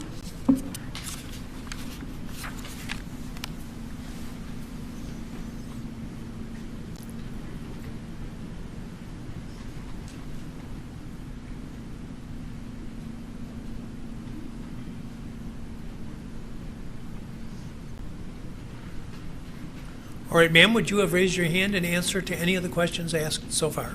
I have a general and a specific bias. Okay.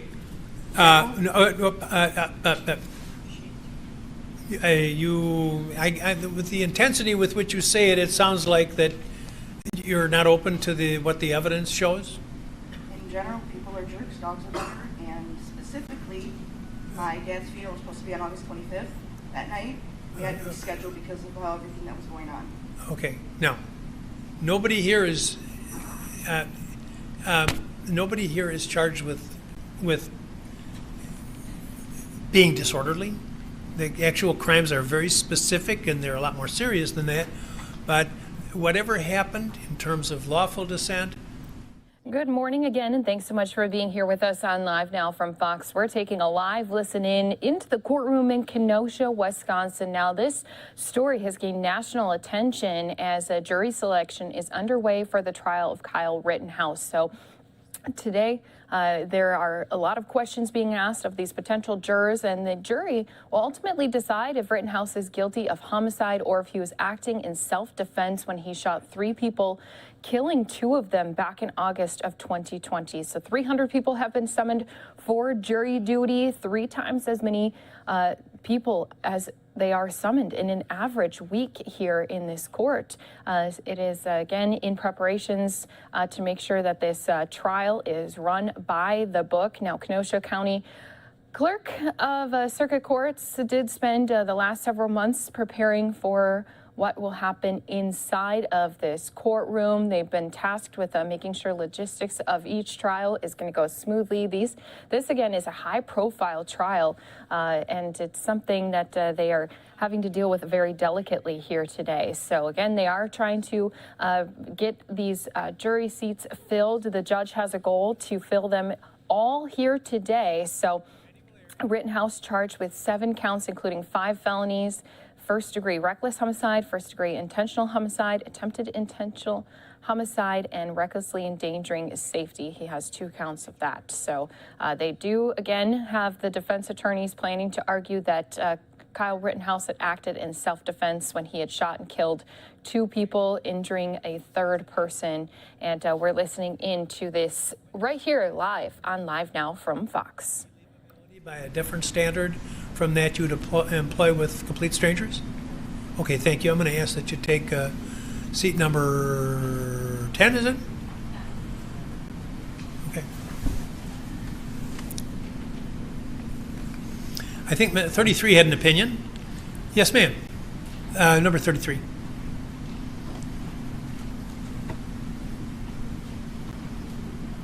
I just feel that I've formed my own opinion already before coming here. Okay, and you're not, I gather from the comments which have been made, you're not unique in that.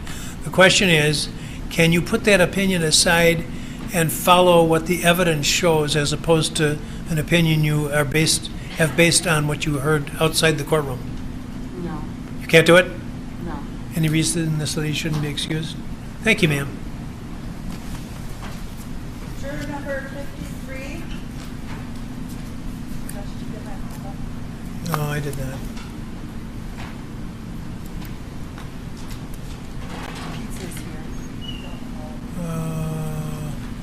Okay, let's see what we can. All right, ma'am, would you have raised your hand and answered any of the questions asked so far? Okay, thank you. Would you take seat number 33? Right behind you. Let's see if I can get through. Okay, anybody else now with an opinion? Number 12, 13, 14, 15, 16, yeah. I'm sorry. I did not hear what she's saying. I don't think the mic is on. Okay. I have a sister that's in hospice that I take care of at home. She's in hospice? Yes. Okay. Would At the moment. She's alone at the moment. 4 hours. You know what? I'm going to take a break now because I just got to pop up that the food is here. And so I'm going to take a break here and I'll discuss this with you in just a minute, if you will. Is there a seat for this lady? Yes. Yeah, right there. Take a seat there for the time being, ma'am. Now, pizza is here. And and I believe it's over in the other building as well. And we're going to take a break. How realistic is it to start at 1 o'clock? All right, so you can hear here that they are going to be taking a brief break. And again, this is all in preparation to get these jury members sat so this trial can begin again for Kyle Rittenhouse, who is accused of shooting 3 people, killing 2 of them. This was during some protests that took place back in August of 2020. Those protests were stepping out against an officer who had there was an officer-involved shooting that did leave Jacob Blake paralyzed. So we've been listening into this jury selection here for our viewers with us on Live Now from Fox, and we want to continue to follow this story closely. Again, we do know that they're trying to get all of those jurors sat here today. So once we do hear a bit more of this taking place, we'll be jumping back out to it for all of our viewers with us on Live Now from Fox. But do want to say good morning and thanks again for being here with us. Christy Larson here at the desk with you as we continue to follow a number of different news stories happening right here in the United States, but also overseas. We do have a few different pictures coming in here to our Live Now from Fox desk. So we are currently still seeing a portion of the United Nations climate change. So this climate change summit has a lot of these world leaders as well as activists out here speaking out about what things they want to try to do to address the climate issues we are seeing today. They're not the only ones, though. While this summit taking place inside, we do also have a live picture outside in Glasgow, where we do have quite a few people stepping out. This is the Fridays for Future. They're gathering at this rally. And we've even had climate activist Greta Thunberg, who was also out here while we had these leaders meeting for the COP26 summit. So a few different events here for you, but some of us didn't get to see President Biden's remarks that came from this summit earlier here today. So I want to replay them for all of us with watching here on Live Now from Fox.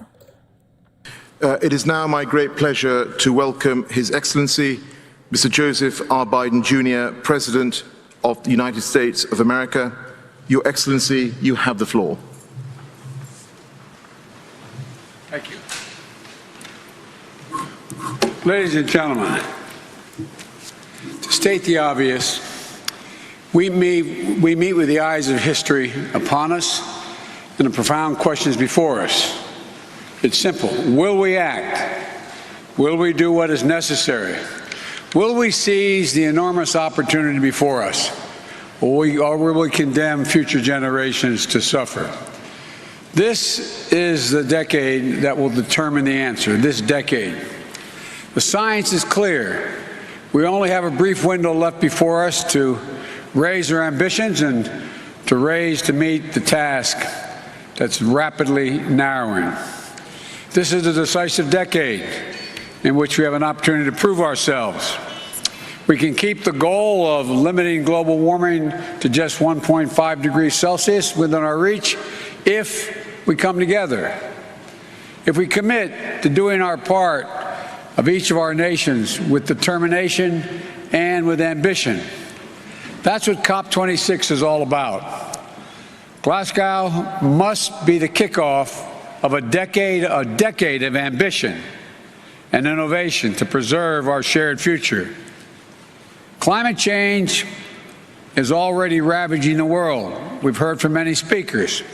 It's not hypothetical. It's not a hypothetical threat. It's destroying people's lives and livelihoods, and doing it every single day. It's costing our nations trillions of dollars. Record heat and drought, fueling more widespread and more intense wildfires in some places and crop failures in others. Record flooding and what used to be a once-in-a-century storms are now happening every few years. In the past few months, the United States has experienced all of this, and every region of the world can tell similar stories. And in an age where this pandemic is made so painfully clear that no nation can wall itself off from borderless threats, we know that none of us can escape the worst that's yet to come if we fail to seize this moment. But ladies and gentlemen, within the growing catastrophe, I believe there's an incredible opportunity, not just for the United States, but for all of us. We're standing at an inflection point in world history. We have the ability to invest in ourselves and build an equitable, clean energy future, and in the process, create millions of good-paying jobs and opportunities around the world. Cleaner air for our children, more bountiful oceans, healthier forests and ecosystems for our planet. We can create an environment that raises the standard of living around the world. And this is a moral imperative, but it's also an economic imperative. If we fuel greater growth, new jobs, better opportunities for all our people, and as we see current volatility in energy prices, rather than cast it as a reason to back off our clean energy goals, we must view it as a call to action. High energy prices only reinforce the urgent need to diversify sources, double down on clean energy development, and adapt promising new clean energy technologies so we can not only we don't remain overly reliant on one source of power to power our economies and our communities. It's in the self-interest of every single nation. And this is a chance, in my view, to make a generational investment in our economic resilience and in our workers and our communities throughout the world. That's what we're going to do in the United States. My Build Back Better framework will make historic investments in clean energy, the most significant investment to deal with the climate crisis that any advanced nation has made ever. We're going to cut U.S. greenhouse gas emissions by well over a gigaton by 2030, while making it more affordable for consumers to save on their own energy bills, with tax credits for things like installing solar panels, weatherizing their homes. Lowering energy prices will also deliver cleaner air and water for our children, electrifying fleets of school buses, increasing credits for electric vehicles, and addressing legacy pollution. It will incentivize clean energy manufacturing, building the solar panels and the wind turbines that are growing energy markets of the future, which will create good-paying union jobs for American workers, and something that none of us should lose sight of. When I talk to the American people about climate change, I tell them it's about jobs. It's about workers who will lay thousands of miles of transmission lines of clean, modern, resilient power grid. The auto workers who build the next generation of electric vehicles, and electricians who will install a nationwide network of 500,000 vehicle stations to power them throughout my country. The engineers who will design new carbon capture systems, and the construction workers who will make them a reality. The farmers who will not only help fight global hunger, but also use the soil to fight climate change. The communities that revitalize themselves around new industries and opportunities. And because we are taking all these actions, the United States will be able to meet the ambitious target I set in the Leaders Summit in Climate back in April, reducing U.S. emissions by 50 to 52% below 2005 levels by 2030. We'll demonstrate to the world the United States is not only back at the table, but hopefully leading by the power of our example. I know it hasn't been the case, and that's why my administration is working overtime to show that our climate commitment is action, not words.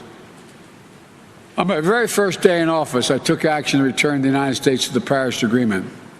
Since then, our administration has been hard at work unlocking clean energy breakthroughs to drive down the cost of technologies that will require us to achieve net zero emissions, and working with the private sector on the next generation of technologies that will power a clean economy of the future. Over the next several days, the United States will be announcing new initiatives to demonstrate our commitment to providing innovative solutions across multiple sectors, from agriculture to oil and gas, to combating deforestation, to tackling hard and to abate industries. We're planning for both short-term sprint to 2030 that will keep 1.5 degrees Celsius in reach, and for a marathon that will take us to the finish line and transform the largest economy in the world into a thriving, innovative, equitable, and just clean energy engine of net zero for a net zero world. That's why today I'm releasing the U.S. long-term strategy, which presents a vision of achieving the United States goal of net zero emissions economy-wide by no later than 2050, and reinforces an absolutely critical nature of taking bold action in the decisive decade. We're also going to try to do our part when it comes to helping the rest of the world take action as well. We want to do more to help countries around the world, especially developing countries, accelerate their clean energy transition, address pollution, and ensure the world we all must share a cleaner, safer, healthiest planet. We have an obligation to help. In the United Nations, at the United Nations in September, I announced that my administration is working with the Congress to quadruple our climate finance support for developing countries by 2024, including significant increases in support for adaptation efforts. This commitment is made possible to each of our collective goals of mobilizing $100 billion annually for climate finance, but mobilizing finance at the scale necessary to meet the incredible need is an all-hands-on-deck effort. As other speakers today have mentioned, governments in the private sector and multilateral development banks must also do their work to go from millions to billions to trillions, the necessary effect of this transition. Today, I'm also submitting a new adaptation communication laying out how we'll implement the global goal of adaptation, as well as announcing our first ever contribution to the Adaptation Fund. But our commitment is about more than just financing. That's a critical piece of it. But we're also going to support solutions across the board. In the lead up to this gathering, the United States joined our G7 partners to launch a Build Back Better World initiative. We also reconvened the Major Economies Forum on Energy and Climate to launch transformative actions and to raise ambition. And together with the European Union, we're launching a global methane pledge to collectively reduce methane emissions, one of the most potent greenhouse gases, by at least 30% by the end of the decade. More than 70 countries have already signed up to support rapid reduction of methane pollution, and I encourage every nation to sign on. It's the simple, most effective strategy we have to slow global warming in the near term. My friends, if we're to recognize that a better, more hopeful future of every nation has to do its part, with ambitious targets to keep 1.5 degrees in reach, and specific plans of how to get there, especially the major economies. It's imperative that we support developing nations so they can be our partners in this effort. Right now, we're still falling short. There's no more time to hang back or sit on the fence or argue amongst ourselves. This is the challenge of our collective lifetimes, the existential threat to human existence as we know it. And every day we delay, the cost of inaction increases. So let this be the moment that we answer history's call here in Glasgow. Let this be the start of a decade of transformative action that preserves our planet and raises the quality of life for people everywhere. We can do this. We just have to make a choice to do it. So let's get to work, and thank you. Those of us who are responsible for much of the deforestation and all the problems we have so far have an overwhelming obligation to the nations who, in fact, were not there, have not done it. And we have to help much more than we have thus far. God bless you all, and may God save the planet. Thank you. So once again, those were the remarks made by the president just earlier here today. President Biden apologizing for the U.S. pulling out earlier on addressing climate change, saying now his administration is working overtime to show that climate commitment is action, not just words. Also, he plugged in, if you noticed, his Build Back Better agenda, which still continues to hang in the balance on Capitol Hill. So we will continue to follow his trip overseas, especially as he's been taking part in a number of different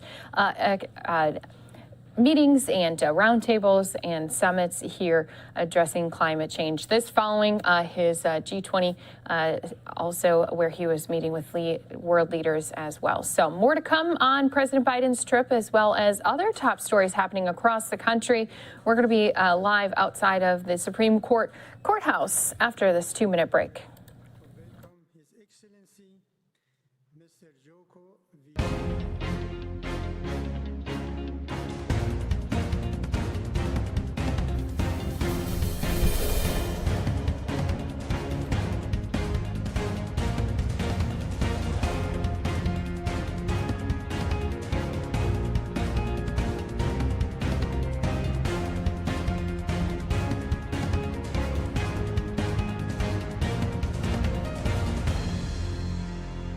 Appealed to his troops. For our viewers not in that 2-minute break, we are going to be listening in live here as lawmakers are talking about abortion rights, as again, they are standing outside of the Supreme Court of the United States. Depends, under God, upon the courage and conduct of this army. And my friends, the fate of unborn millions will now depend, under God, upon the courage and conduct of our Supreme Court. And I want to ask you to join me in praying for them, for their courage, for their conduct. Abortion ends a beating heart.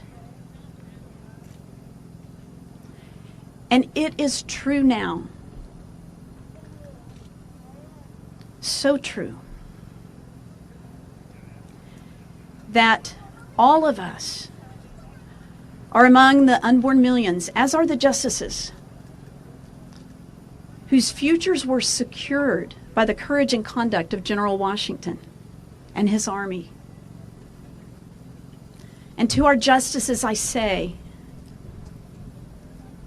unborn millions now look to you, and untold millions are now praying for you to uphold the Texas Heartbeat Act. Thank you. I think this will definitely be a wedding anniversary we won't forget. So I want to introduce a really good friend of mine, somebody that I have a lot of respect for, and somebody that's really made a difference in Texas politics, and certainly as the author of this bill in the Texas Senate. Senator Hughes was an amazing author and somebody that knew what he was doing and has a real commitment to the cause of life, and I'm really grateful for all of his work. And so, Senator Hughes, if you come up here and say a few words, I'd appreciate it. Thank you. Thank you, Ken. Thank you very much. Equal justice under law. Those words inscribed on this magnificent building behind me and before you. I'm Brian Hughes. I represent the people of East Texas in the Texas Senate, and I'm so honored to be the author of Senate Bill 8, the Texas Heartbeat Law. I'm also a lawyer admitted to practice before this court and on the pleadings in these cases. And like countless Americans before us, we are here seeking justice, seeking that equal justice under law. When does life begin? Once we determine that that little baby growing inside her mother's womb with a heartbeat, once we determine that's a human life worthy of protection, we must grant that protection. And Texas, in passing the heartbeat law and increasing funding for the Alternatives to Abortion Act, has shown that we can save the unborn baby's life while we love and respect and support the mother. We can do both. And so we pray, we trust, we believe that our Supreme Court will give equal justice under law and uphold the Texas Heartbeat Act. Thank you. God bless you. Stay up here. So I also noticed, I don't know, I can't see everybody behind me. And I know we had Senator Campbell here who was a part of this bill, and there are probably some other legislators who I don't see behind me. But anyway, I want to thank them for being a part of this. And I also want to again say that our Solicitor General and his part of our team did an amazing job. We only had about 9 days to prepare for this. Normally you have, several months, and some pretty challenging questions. These people on the Supreme Court are pretty smart, and they ask a lot of really hard questions. And I have to say, I was very impressed with the job that he and his team did, but especially standing up in front of them today and defending this law. I can tell you what, this guy did his job. So again, Judd, thank you very much, and I'm very, very pleased with his work. So thank you. Hey, Donna, would you like to say a quick word? Just say a quick word. And then we'll have questions of the audience. Thank you, Attorney General of Texas. I'm Senator Donna Campbell, and the Texas Heartbeat Bill leaves a legacy to protect all the future lives, all the future generations. Thank you. So now I want to open it up for a few questions. I've got my Solicitor General here. I've got the authors of the bill. So if I don't specifically answer your question, I'm happy to have some of them answer questions. General Paxton, I'm Teresa from WFAA in Dallas. I've heard of them. Yes. How would you respond to the questions about concerns that this could have blue states passing laws that restrict other constitutional rights, like to the Second Amendment? What is your response to that? So the focus for me is this case and this case alone. What happens in other states and what their legislators are elected to do are different than what our elected officials are elected to do. And so each state has a responsibility to do what they think is right, and their legislators have a responsibility to represent their constituents' views. And so I'm pleased to represent this state on this particular issue, and we're going to go forward doing that. Okay. I got one more person who's going to speak. Leslie French, my Chief of Staff. Good morning, everyone. We also wanted to introduce Chelsea Yoakum, who was going to come and give a couple more words. Hi, I'm Chelsea Yeoman. I'm the Texas State Director with Human Coalition Action, and I helped advocate for SB 8, the Texas Heartbeat Act. And I want to speak to each one of you individually. No matter where you stand on politics, religion, ideology, you name it, there's one beautiful thing we all have in common, one beautiful thing that unites us, and it's that we're all human. Each one of you is created individually with a purpose. You are unique, you are loved, and you matter because you are human. And I think if you let this resonate with your soul, you, like all of the women that our clinics serve, understand the importance of the life in your womb. Human Coalition is a network of clinics serving women seeking abortion every single day with holistic and comprehensive care. And we filed a brief with NIFLA before this court arguing that Texas is uniquely equipped to protect unborn children with heartbeats because Texas uniquely equips their mothers. There's $100 million in the Alternatives to Abortion program, in addition to 8 other state programs, not to mention the private resources ready and able to serve women. And in the last 2 life-saving months in the state of Texas, for the first time in almost 50 years, we've seen a beautiful example of a state that has hope for both the mothers they serve and the unborn children in their wombs. And they're both thriving together in the state of Texas. That's all I wanted to say today. Thank you for being here.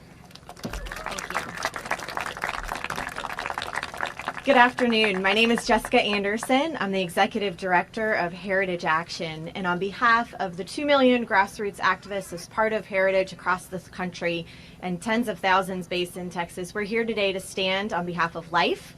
We're here today to stand shoulder to shoulder with Texas, as the Attorney General just so beautifully outlined the oral arguments this morning, advocating for life, advocating for the most vulnerable, and arguing that life begins at the heartbeat. We're excited for what Texas means for the entire country, and we do hope and encourage other states to follow the example of this great Lone Star state. For as long as the Texas bill stands, so it will continue to save babies' lives and protect our most vulnerable in the womb. So we're excited to be here. Thank you all for joining us, and I'd like to introduce Mallory with SBA List after me. Good afternoon, everyone. Thank you so much. On behalf of hundreds of thousands of Susan B. Anthony List pro-life activists across the country, we're here to stand in support of Texas and the Heartbeat Act, not SB 8. If you actually read the legislation, it says it is an act to be known as the Heartbeat Act. So I encourage all of our friends in the press to call this bill by its name. This law has saved as many as 8,000 lives so long as it has been in effect, and it will continue to protect women for the duration. The science is clear at this point. Unborn children are human beings with beating hearts, and this is why I think we're not hearing people call it what it is, the Heartbeat Act. For half a century, this Supreme Court here has shackled states like Texas to a radical policy of abortion on demand up until the moment of birth. The United States, we're just one of a small handful of countries, including China and North Korea, that allow abortions beyond the point that babies feel pain and all the way up into the moment of birth. Baby Joe doesn't like that. And you know what? A majority of Americans agree that it is too extreme. So we're praying for justice today, and just weeks from now, when the Supreme Court hears the Dobbs late abortion case, this court is going to have an opportunity to correct its past overreach and allow states like Mississippi and Texas, and indeed all states across the nation, to pass laws that reflect the values of the people that live there and to protect life. And we look forward to that day. Thank you.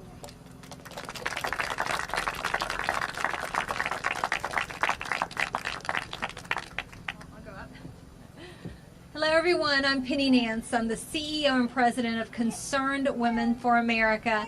We have 500,000 members or more around this country. We have Young Women for America chapters, and we have thousands of members in the state of Texas who joyfully work to pass this bill. And so we're here today representing them, and we're grateful that you're all here. Psalm 139 said, "You created me in my inmost being. You knit me together in my mother's womb. I praise you because I am fearfully and wonderfully made." We stand here today in recognition of all those babies, those 64 million babies who died at the hand of Roe v. Wade. And we recognize that states are stepping forward and saying, no, no more. We need to stand forth and limit abortion and be responsive to the women in our state. And so we're grateful for the Texas leaders that were here, and we're praying that the court makes the right decision. Thank you.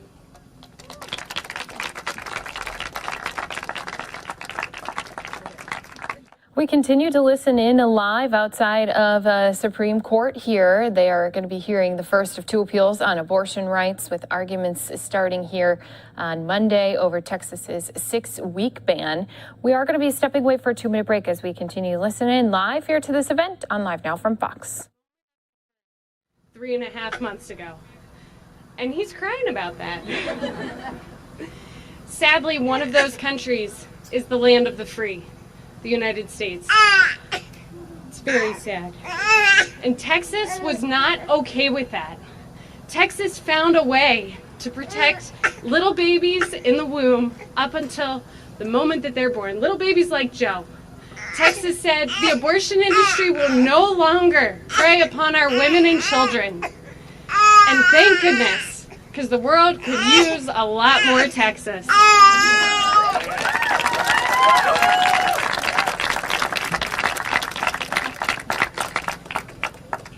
I'm Carol Tobias, President of National Right to Life, an organization that has affiliate in each of the 50 states with chapters all over the country.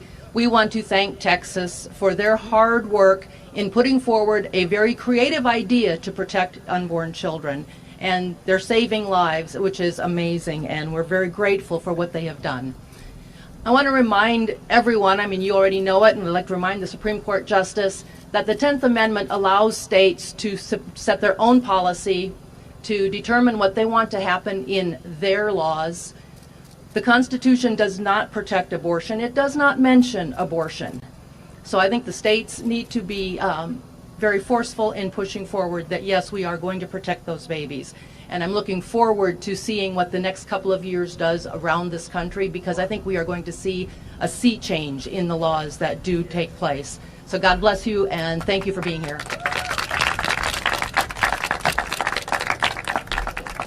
Hello, my name is Elizabeth Nogueras with Students for Life of America and Students for Life Action. Students for Life has more than 1,250 groups across all 50 states. One being the great state of Texas, where an innovative idea to protect life came to law and came to fruition, and it's what draws us all here today. The Constitution does not have abortion rights written between the lines in invisible ink by 7 men in 1973. Texas has empowered their citizens, and the pro-life generation supports Texas's efforts to find the way to stop the violence of abortion in an innovative and creative way. When Roe is returned back to the states, we're going to see a lot of innovation in how these laws are written. And the voters are ready for that. At Students for Life, our own original polling of millennials and Gen Z says that 7 out of 10 want to vote on the issue of abortion, and more than 7 out of 10 want limits on abortion. Despite the media's spin that people don't support heartbeat legislation, we also found that support for protecting young life was there. On a battlefield and in an emergency room, a heartbeat is a universal sign of life. Leading people to rush to offer life-saving care. Only when it comes down to abortion do we ignore what we all know. A human with a heartbeat is a life. It is a life worth saving, it is a life worth protecting, and it is a life worth supporting. This is an exciting year for the pro-life generation. Students for Life was here when Kentucky's Attorney General was right here in this very court being asked to protect life in law. We stand here today with Texas, and we will stand here on December 1st when Dobbs v. Jackson is heard. 1/4 of my generation is gone to the atrocity of abortion. It is time that we protect life in law. Thank you.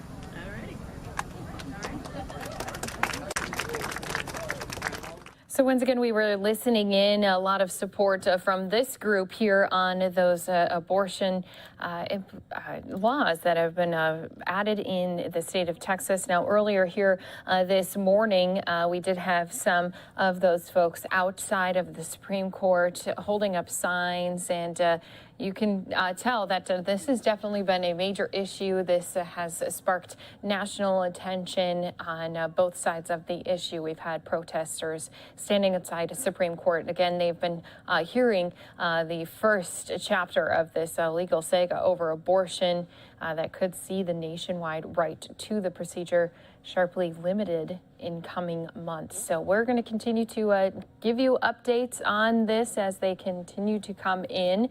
We do have some other live events and events taking place here that I just want to show our viewers. So still keeping an eye over in Glasgow, Scotland, where we have our climate conference going on, that summit taking place with a lot of world leaders. Joe Biden, we just heard some of his comments from earlier today. He also sat in on a roundtable And if we do see him pop up again with more of these meetings, we'll bring that to you right here on Live Now from Fox. Going to take you out to California, where we're getting a press conference on the cost of health care. But that's not the only press conference taking place in California.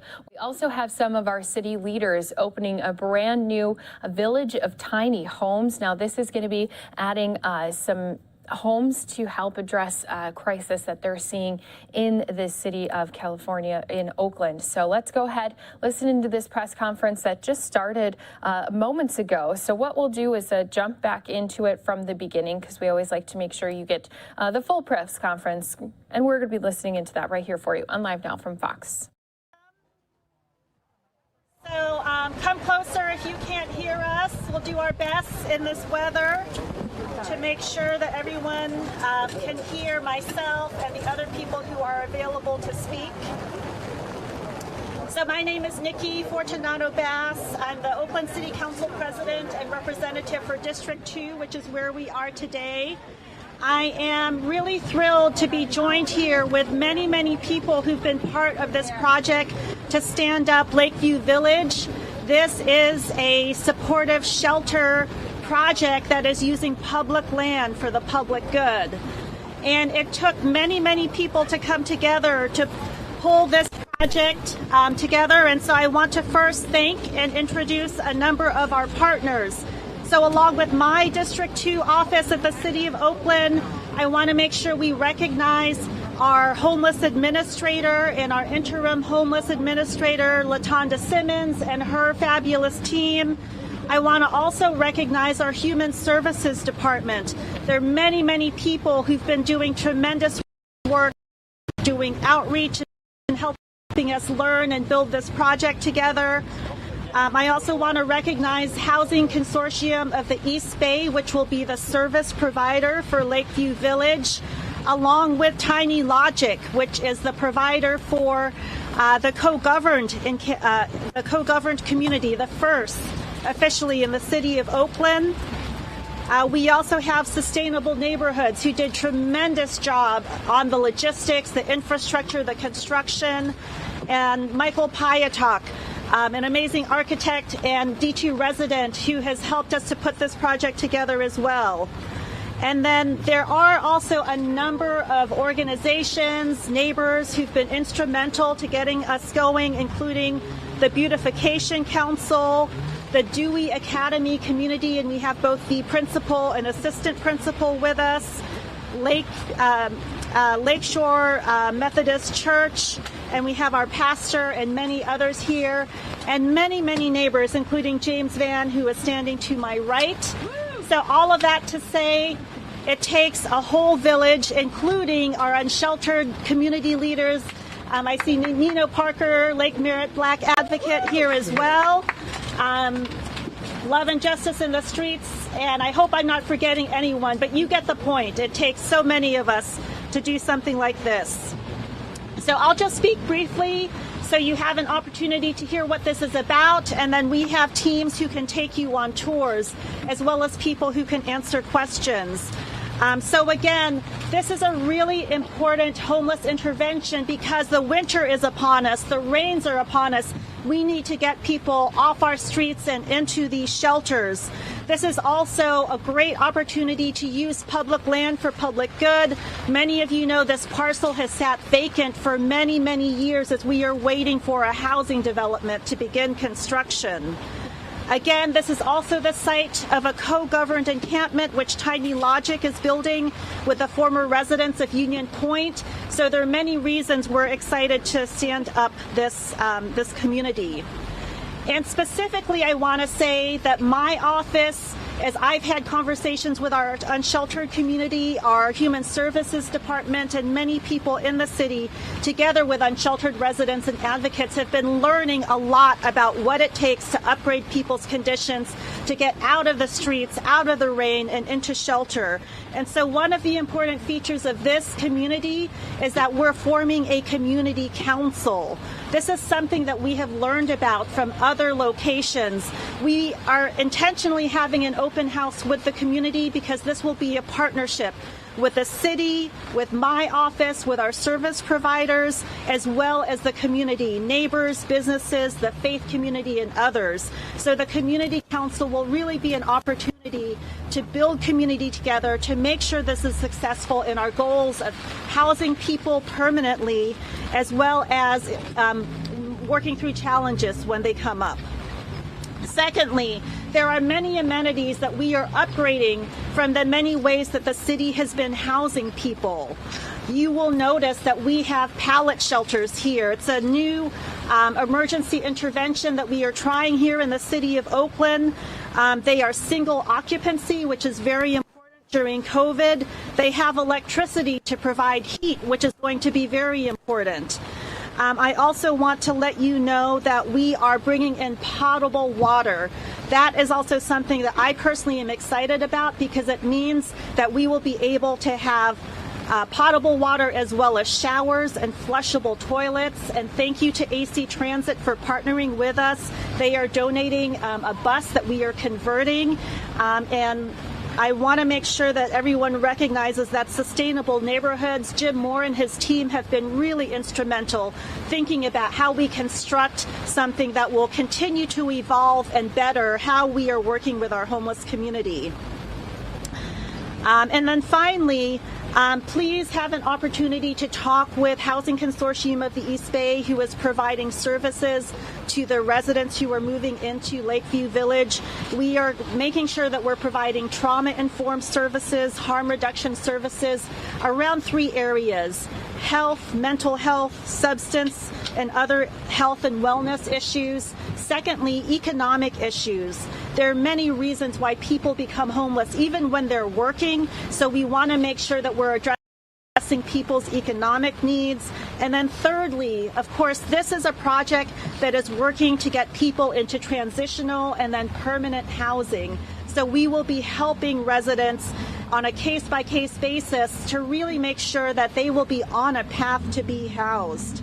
So those are some of the features of this community. We're really excited. Again, it took so many people coming together, and we have many folks here who can answer questions, including James Van, Pastor Pam from the neighborhood.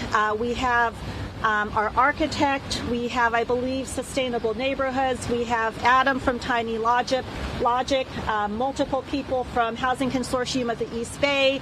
We have our Human Services team who've been doing a great job with outreach. We have the Mayor's Office, others from the city, our Homeless Administrator, my office, District 2. So please let us know what questions you have, and we are also going to be taking people on walks through the community, so you have a chance to see what it's going to be like and can engage us, starting not only from this point, but in an ongoing way as we build the Community Council. So welcome, and thank you for being here. I have a question.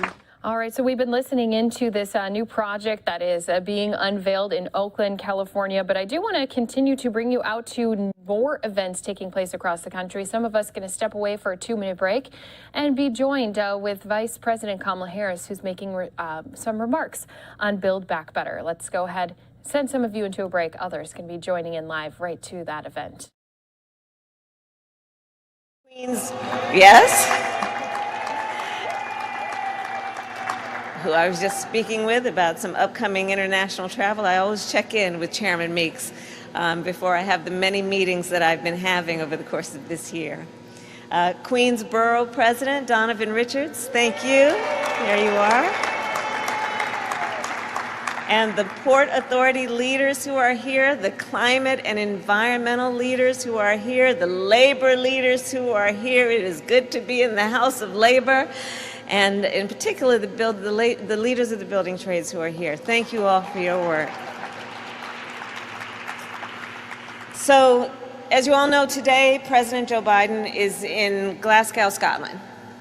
He is at the COP26 summit to demonstrate American leadership on a global crisis, the crisis of climate change.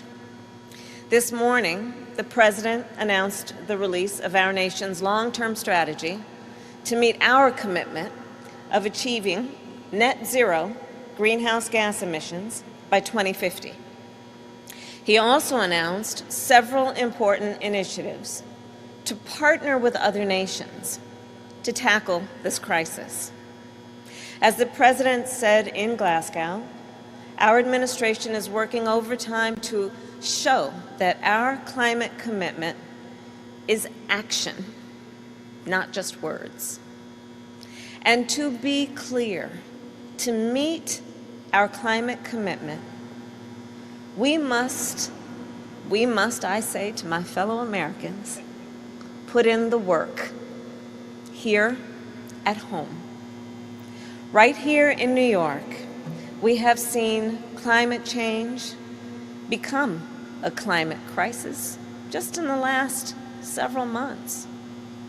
Air pollution is causing health problems like asthma. Rising sea levels are flooding streets, and storms are growing more frequent and more dangerous. Hurricane Sandy was 9 years ago, and Hurricane Ida was about 9 weeks ago. People died in these storms. Homes were destroyed in these storms. Local economies were upended because of these storms. So I'll say it again. Climate change has become a climate crisis. But today we know that this moment of crisis is also a moment of opportunity. It is an opportunity to create good union jobs. It is an opportunity to build healthier communities and stronger local economies. It is an opportunity to build a better nation. Last week, our administration announced our Build Back Better framework. This framework, together with the bipartisan infrastructure deal, represents the largest effort to combat climate change in our nation's history. We will reduce emissions by investing in electric vehicles, clean energy, and clean manufacturing. We will invest in the communities that have been hit the hardest by the impact of climate change. And at the same time, we will create millions of good union jobs. Once these bills are passed, auto workers will manufacture electric cars and electric school buses. Once these bills are passed, plumbers will fill the jobs we need to replace all those lead pipes. Young people will join our new civilian climate corps. These are the opportunities we have within our grasp right now. And so our administration has been working hard at focusing on every detail because details matter. And the President and I are confident that we have a framework that will pass. Climate change, well, it's not slowing down, and neither can we. We must deliver for the American people.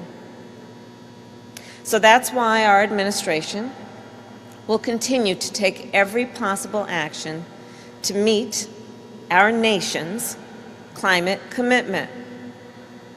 It has long been the role and the responsibility of our government to mitigate, to reduce, to try and eliminate any harm to public health.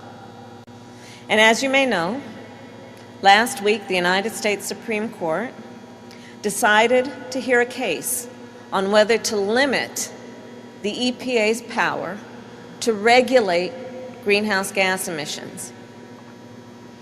Well, y'all know I used to be an attorney general, and I want to make something clear.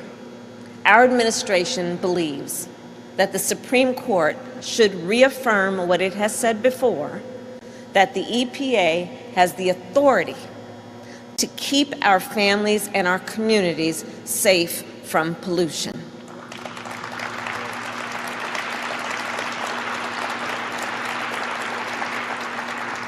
And today, as Secretary Granholm mentioned, we have announced 2 new initiatives led by the Secretary and our Department of Energy.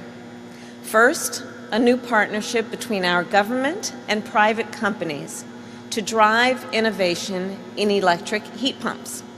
This will not only cut down on emissions, it will help families save on their monthly energy bills. It creates an opportunity to create jobs in the community and to grow the skills of the young people in our communities to participate in doing this work. Second, we are putting $127 million to speed up the development of large electric trucks, like the kind you see around me. This will protect our communities. It will protect the health of our communities and the well-being of our communities and the opportunities of our communities and the vitality of our communities. And I know this to be true. You see, when I was California's Attorney General, I met, and I'll never forget this time, I met with a group of community leaders, of residents of a town called Mira Loma, which is predominantly a Latino and a low-income community of families, multiple generations of families. And they had been calling out for years, somebody needs to come see what's going on here and address this and address our concerns. They had been calling out, knowing that this was all having on the lives of their community and their children. So I decided one day to go and visit with the folks of that community. And I met with a group of leaders who are mostly the grandmothers and the grandfathers of the community. And they had been calling for action to address the high volume of semi-truck traffic in their community. You see, over 15,000 trucks and the pollution that came with those trucks drove through this town of Mira Loma every day. So much pollution, in fact, that a study found that the babies from Mira Loma had one of the lowest rates of lung development in the region. So here's the thing. We should be able to move our goods, to move commerce, without harming the children of our communities. And that is why an investment in large electric trucks is an investment in environmental justice. Because the story of Mira Loma is the story of many communities in our nation. And by doing this work, it is not only an investment in innovation, it is an investment in our people. So my final point is this. The world is looking at us, and they are looking to us. Over the past 10 months, I have had direct talks with countless world leaders on this very subject. I talked to Prime Minister Motley of Barbados, whose nation, like many small island nations, is experiencing the impact of rising sea levels. I talked with King Abdullah of Jordan, whose nation is facing drought and water shortages. I talked with Prime Minister Johnson of the United Kingdom, who right now is hosting COP26. I talked with the Prime Minister of Singapore when I visited Singapore to meet with him in August. And there, during that time, we announced a new partnership between our nations to address the climate crisis. And next week, when I visit France, President Macron and I will discuss how our nations will build on our existing partnership. Here is the bottom line. To demonstrate that the United States is leading by example, we must continue to put in the work here at home. So let's build on the incredible work being done in places like New York. Let us pass. Once again, as we listen to these remarks, some of you are going to be taking a 2-minute break. She's talking about climate action, while President Biden is also doing the same over in Glasgow. More to come right here on Live Now from Fox when we all return. How America intends to lead. I thank you all. May God bless you, and may God bless America. Thank you. Thank you. Thank you. Thank you. All right, so Vice President Kamala Harris there wrapping up her remarks. Again, she's talking about how not only this action that they're trying to get passed with the Build Back Better Act and also the infrastructure bill as they try to tackle climate change is going to help impact jobs, but also help impact communities in a positive way. So when it comes to our leaders, whether they're here in the United States, they're trying to do some debating on Capitol Hill. Maybe they're also, like Vice President Kamala Harris, going about making remarks on some of these important infrastructure acts and bills that we've been covering, or even across the pond if they're over in the UK talking about those items over at the Climate Summit. We have you fully covered right here on Live Now from Fox. So thanks again to all of our viewers who are here with us. Just going to go take you out to a live look at the Capitol. Beautiful sunny day, as again we do have a number of different events that have been taking place here. I want to take us all down to Miami because we do have some school officials speaking about COVID-19. Just a note for some of our viewers, we reached an unfortunate milestone when it comes to COVID-19. Our death toll has now hit 5 million worldwide. So this coming at a time when we have Miami-Dade schools looking to relax some of their COVID protocols. Let's listen into what they have to say right here on Live Now from Fox. Next, district weekly student quarantines. They would have to be maintained for 2 full weeks at less than 1.5%. I'm happy to report that they are now at 0.3%. Vaccinations, and I know that there have been some adjustments, as we read in the Miami Herald this weekend, in what I thought was a terrific analysis of vaccination patterns in our community. But even with the adjustments, we are fully meeting the 60%, 80% fully vaccinated versus 1 dose criteria, with 83% of our eligible individuals in our schools having received at least 1 dose and 62% being fully vaccinated. And then the all-important Miami-Dade County positivity rate. We established that threshold at 5%, and we are currently at 1%. Then last but not least, and I think this is critically important for those who have been monitoring this data, to understand the real impact of COVID in our schools at the highest level, which was back in September 8th, when we had 327 cases in schools on average, to what it is today. And today, it is less than 20 per day in Miami-Dade County Public Schools. In fact, the 20 is the average for the week. Friday, we had 12 cases district-wide. Again, if you go back to September 8th, we were looking at 327 cases.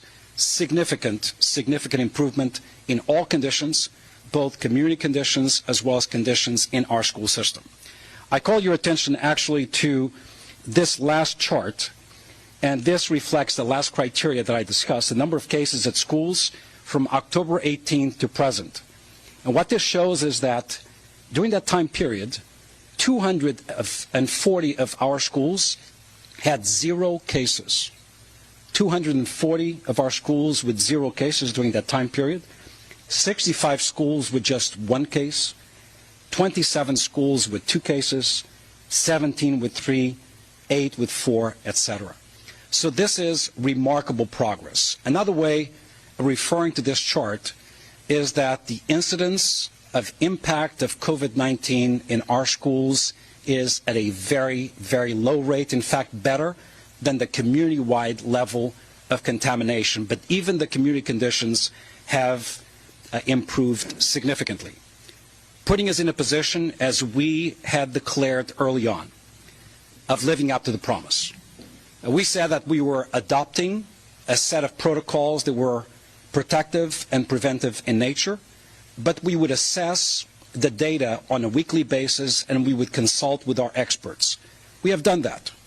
Actually, twice we relaxed the quarantine protocols, and today, after a significant, extensive, and frequent consultation with our experts who reached unanimity in terms of their consensus regarding the recommendation, we are poised to announce that effective immediately for senior high and middle schools, the mandatory mask protocol with medical accommodations as endorsed by medical entities will be relaxed to a mandatory mask protocol with an unqualified, unlimited parent opt-out. We are maintaining at this point the protocols at the elementary and K-8 centers as they have been. And there's a number of reasons for that, as explained by our experts. Number one, still the increased nature of individuals in those age ranges who are being vaccinated. And we want to test out the data for a number of additional days before we relax that protocol. However, we will be doing a data analysis at the end of this week whenever we receive the data from the state, which varies anytime between Friday and Monday, and then react to that data in collaboration with our task force members.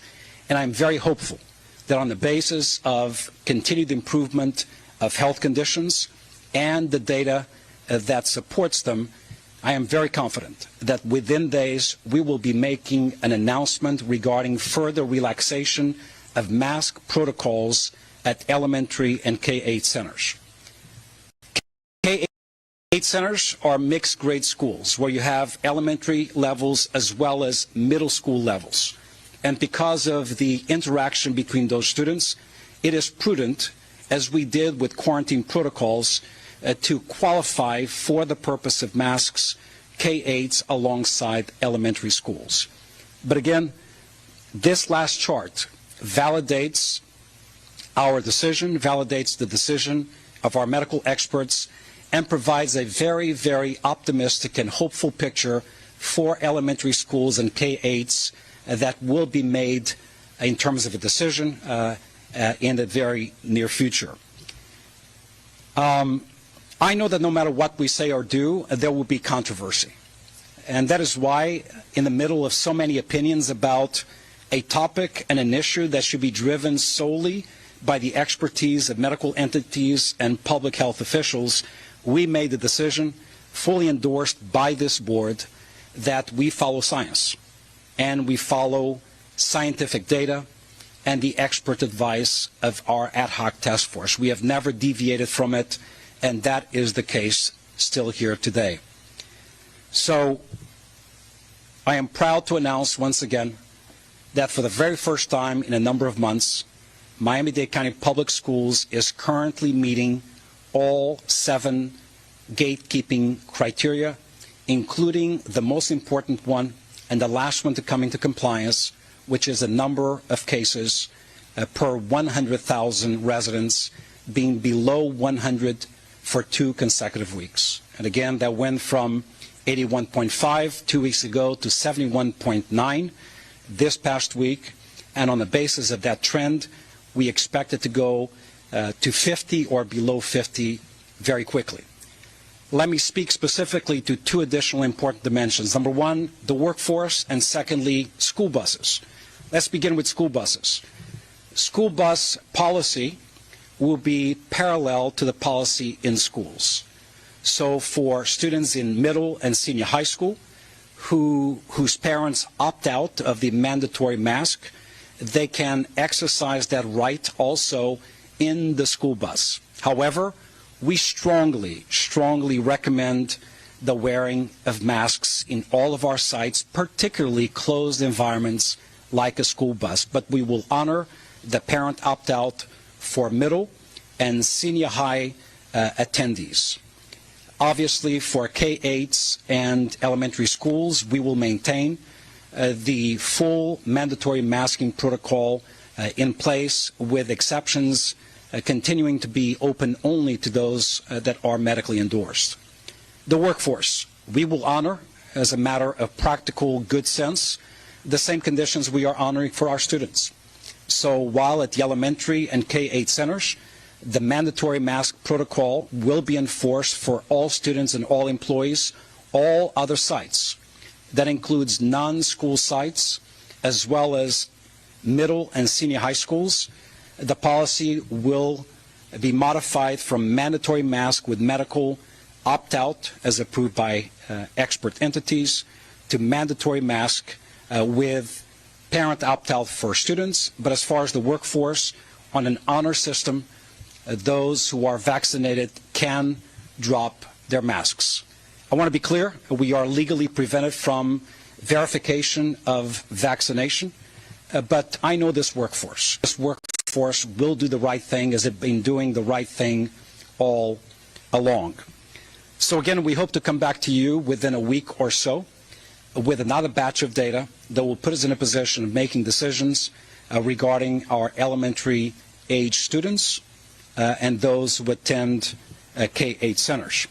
All right, so once again, listening into just a little bit of this announcement as Miami-Dade schools are hoping to relax and will implement those protocols that they have in place for their school district. This coming at a time when we still have also our Build Back Better talks going on Capitol Hill. Just want to show you, we do have Senator Manchin who's speaking on Capitol Hill. We'll go into his remarks and hear what he's saying about the Build Back Better Act and infrastructure deal negotiations that are ongoing when we all come back after a 2-minute break.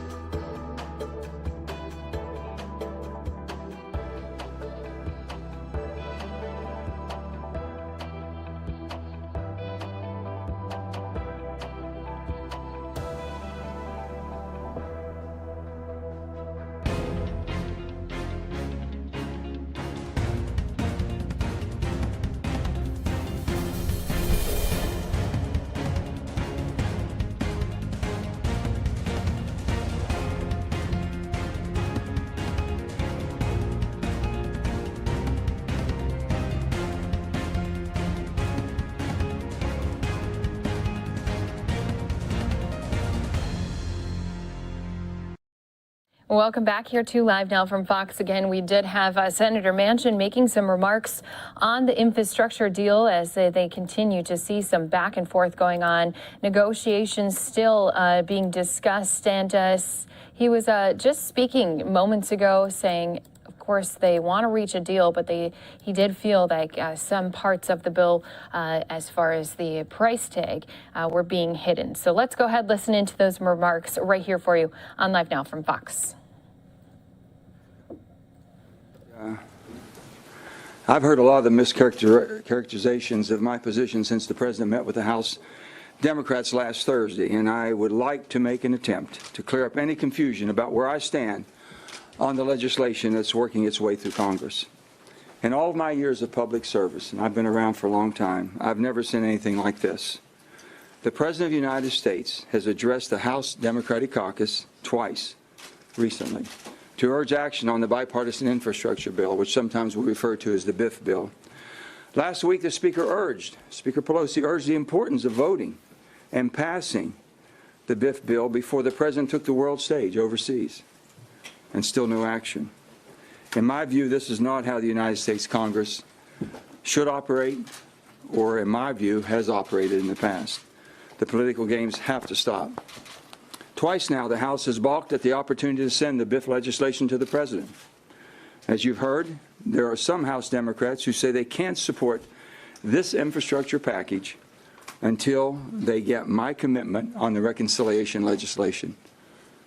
It is time to vote on the BIF bill, up or down, and then go home and explain to your constituents the decision you made. And I've always said, if I can't go home and explain it, I can't vote for it, and if I can, I will. I've worked in good faith for 3 months, for the past 3 months, with President Biden, Schumer, Speaker Pelosi, and my colleagues on the reconciliation bill, and I will continue to do so. For the sake of the country, I urge the House to vote and pass the bipartisan infrastructure bill. Holding this bill hostage is not going to work in getting my support for reconciliation bill. Throughout the last 3 months, I've been straightforward about my concerns that I will not support a reconciliation package that expands social programs and irresponsibly adds to our $29 trillion in national debt that no one seems to really care about or even talk about. Nor will I support a package that risks hurting American families suffering from historic inflation. Simply put, I will not support a bill that is this consequential without thoroughly understanding the impact that it'll have on our national debt, our economy, and most importantly, all of our American people. Every elected representative needs to know what they are voting for and the impact it has, not only on their constituents, but the entire country. That is why we must allow time for complete transparency and analysis on the impact of changes to our tax code and energy and climate policies to ensure that our country is well positioned to remain the superpower of the world while we inspire the rest of the world towards a cleaner environment. And this all can be done. I, for one, won't support a multi-trillion-dollar bill without greater clarity about why Congress chooses to ignore the serious effects of inflation and debt that have on our economy and existing government programs. For example, how can I in good conscience vote for a bill that proposes massive expansion of social programs when vital programs like Social Security and Medicare face insolvency and benefits could start being reduced as soon as 2026 in Medicare and 2033 in Social Security? How does that make sense? I don't think it does. Meanwhile, elected leaders continue to ignore exploding inflation, that our national debt continues to grow, and interest payments on the debt will start to rapidly increase when the Fed has to start raising interest rates to try to slow down this runaway inflation.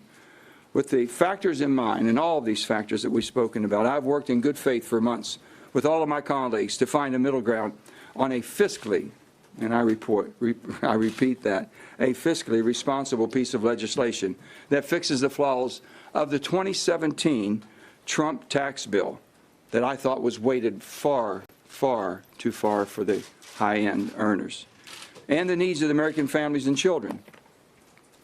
However, as more of the real details outlined in the basic framework are released, what I see are shell games, budget gimmicks that make the real cost of the so-called $1.75 trillion bill estimated to be almost twice that amount if the full time is run out, if you extended it permanently, and that we haven't even spoken about. This is a recipe for economic crisis. None of us should ever misrepresent to the American people what the real cost of legislation is. While I've worked hard to find a path to compromise, it's obvious compromise is not good enough for a lot of my colleagues in Congress. It's all or nothing, and their position doesn't seem to change unless we agree to everything. Enough is enough. It's time our elected leaders in Washington, all of us, stop playing games with the needs of the American people and holding a critical infrastructure bill hostage. While there's opportunity in the reconciliation bill that we can all agree on, and we've been talking about this for months. Again, to be clear, I will not support the reconciliation legislation without knowing how the bill will impact our debt and our economy and our country, and we won't know that until we work through the text. For the sake of our country, I am urging all of my colleagues in the House to vote and passed the bipartisan infrastructure bill. It's bipartisan, 69 votes. We worked on that for many, many months. As I've said before, holding that bill hostage is not going to work to get my support of what you want. It's what we should all agree on and work through the process. I'm open to supporting a final bill that helps move our country forward, but I'm equally open to voting against a bill that hurts our country. And I've been very clear about that also. And most importantly, hurts every American. Let's work together, and I mean that. Let's all work together on getting a sensible reconciliation package, a package that really strengthens our nation and makes us better and leads the world. Thank you all.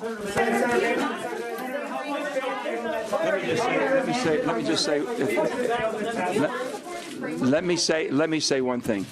I'm not going to negotiate in public on this because I've been dealing in good faith, and I will continue to deal in good faith with all of my colleagues on both sides. It's time to pass the bill and quit playing games.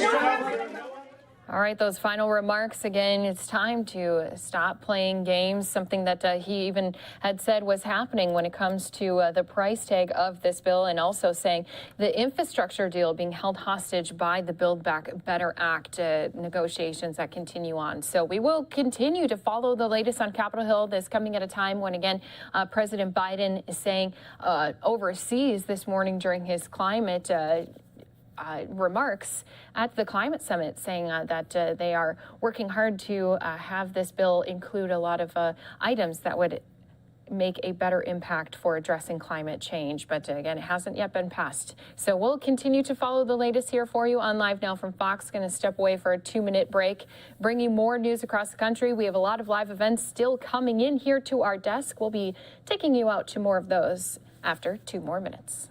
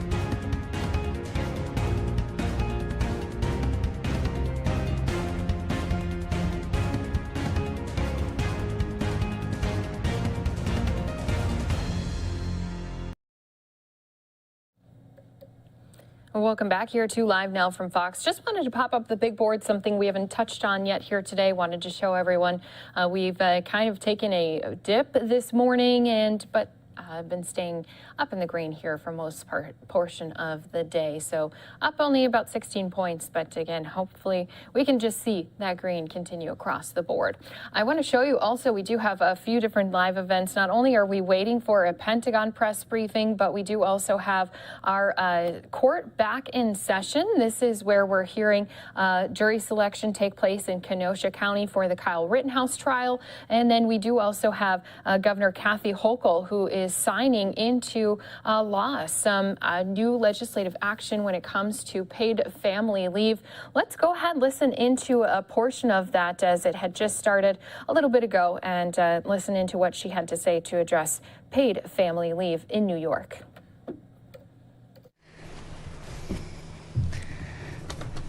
Good afternoon. My name is Dina Baxt, and I'm co-founder and co-president of A Better Balance. Thank you, Governor Hochul, for leading the way and signing legislation today to include siblings under New York's paid law. Thank you also to Assemblywoman Galiff and Senator Addabbo for championing this legislation. For too many workers, a sibling is the only family they have when they're facing a serious health issue. This update to the law will help ensure the strongest possible protections for New Yorkers who need time off to care for their seriously ill loved ones. We are proud that New York recognizes that families come in different configurations and is providing the ability of workers to care for those they love and who depend on them.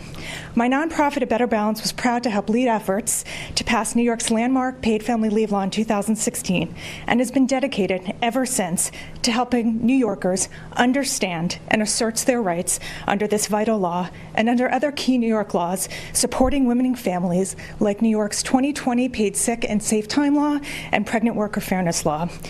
At our organization, we see up close the difference these crucial protections make in ensuring workers, predominantly women and people of color in low-wage jobs, aren't forced to choose between having a baby or caring for a seriously loved one and losing their jobs. Sadly, we know that's not the case for millions of workers in this country who don't have the law on their side. At A Better Balance, we hear heartbreaking stories every day on a free legal helpline from around the country, including women forced back to work days after childbirth, and workers who lose their jobs when their child is seriously ill because they don't have a single day of paid family leave. It's truly unconscionable that in the midst of a pandemic, jobs crisis, and care crisis, paid family leave is on the cutting room floor in Congress. We simply can't build back better without it. We need paid leave for all and won't stop fighting until that happens. Thankfully, New York is helping lead the way.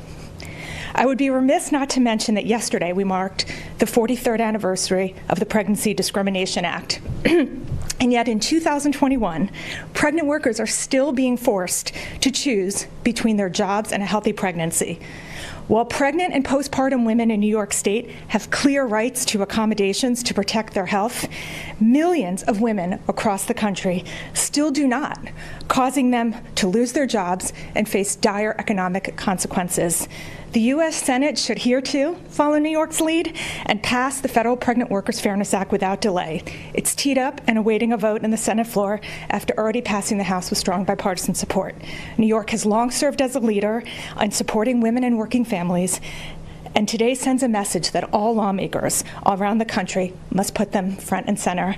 I'd now like to turn it over to the woman who's made it all possible, Governor Hochul. Thank you. Thank you, Dina. Thank you very much.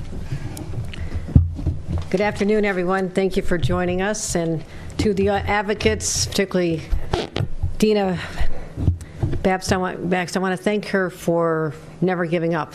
I can't tell you how many times we were at rallies, Albany, here, throughout the state, and you brought people together to make sure the voices of millions of New Yorkers were heard when it came to fighting for paid family leave, first of all in the state of New York, but now to make sure that we add these enhancements to make sure that no one is left behind. So I want to thank you and all the advocates.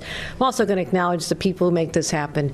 There are ideas out there that come to their constituents, come from advocacy groups, but it really takes a senator and a assembly member to get over the finish line in their houses. So I want to give a special thanks to Senator Addabbo from Senate District 15 and Stanley Galiff, our assembly member from District 95, and you'll be hearing from them in a couple minutes, but thank them.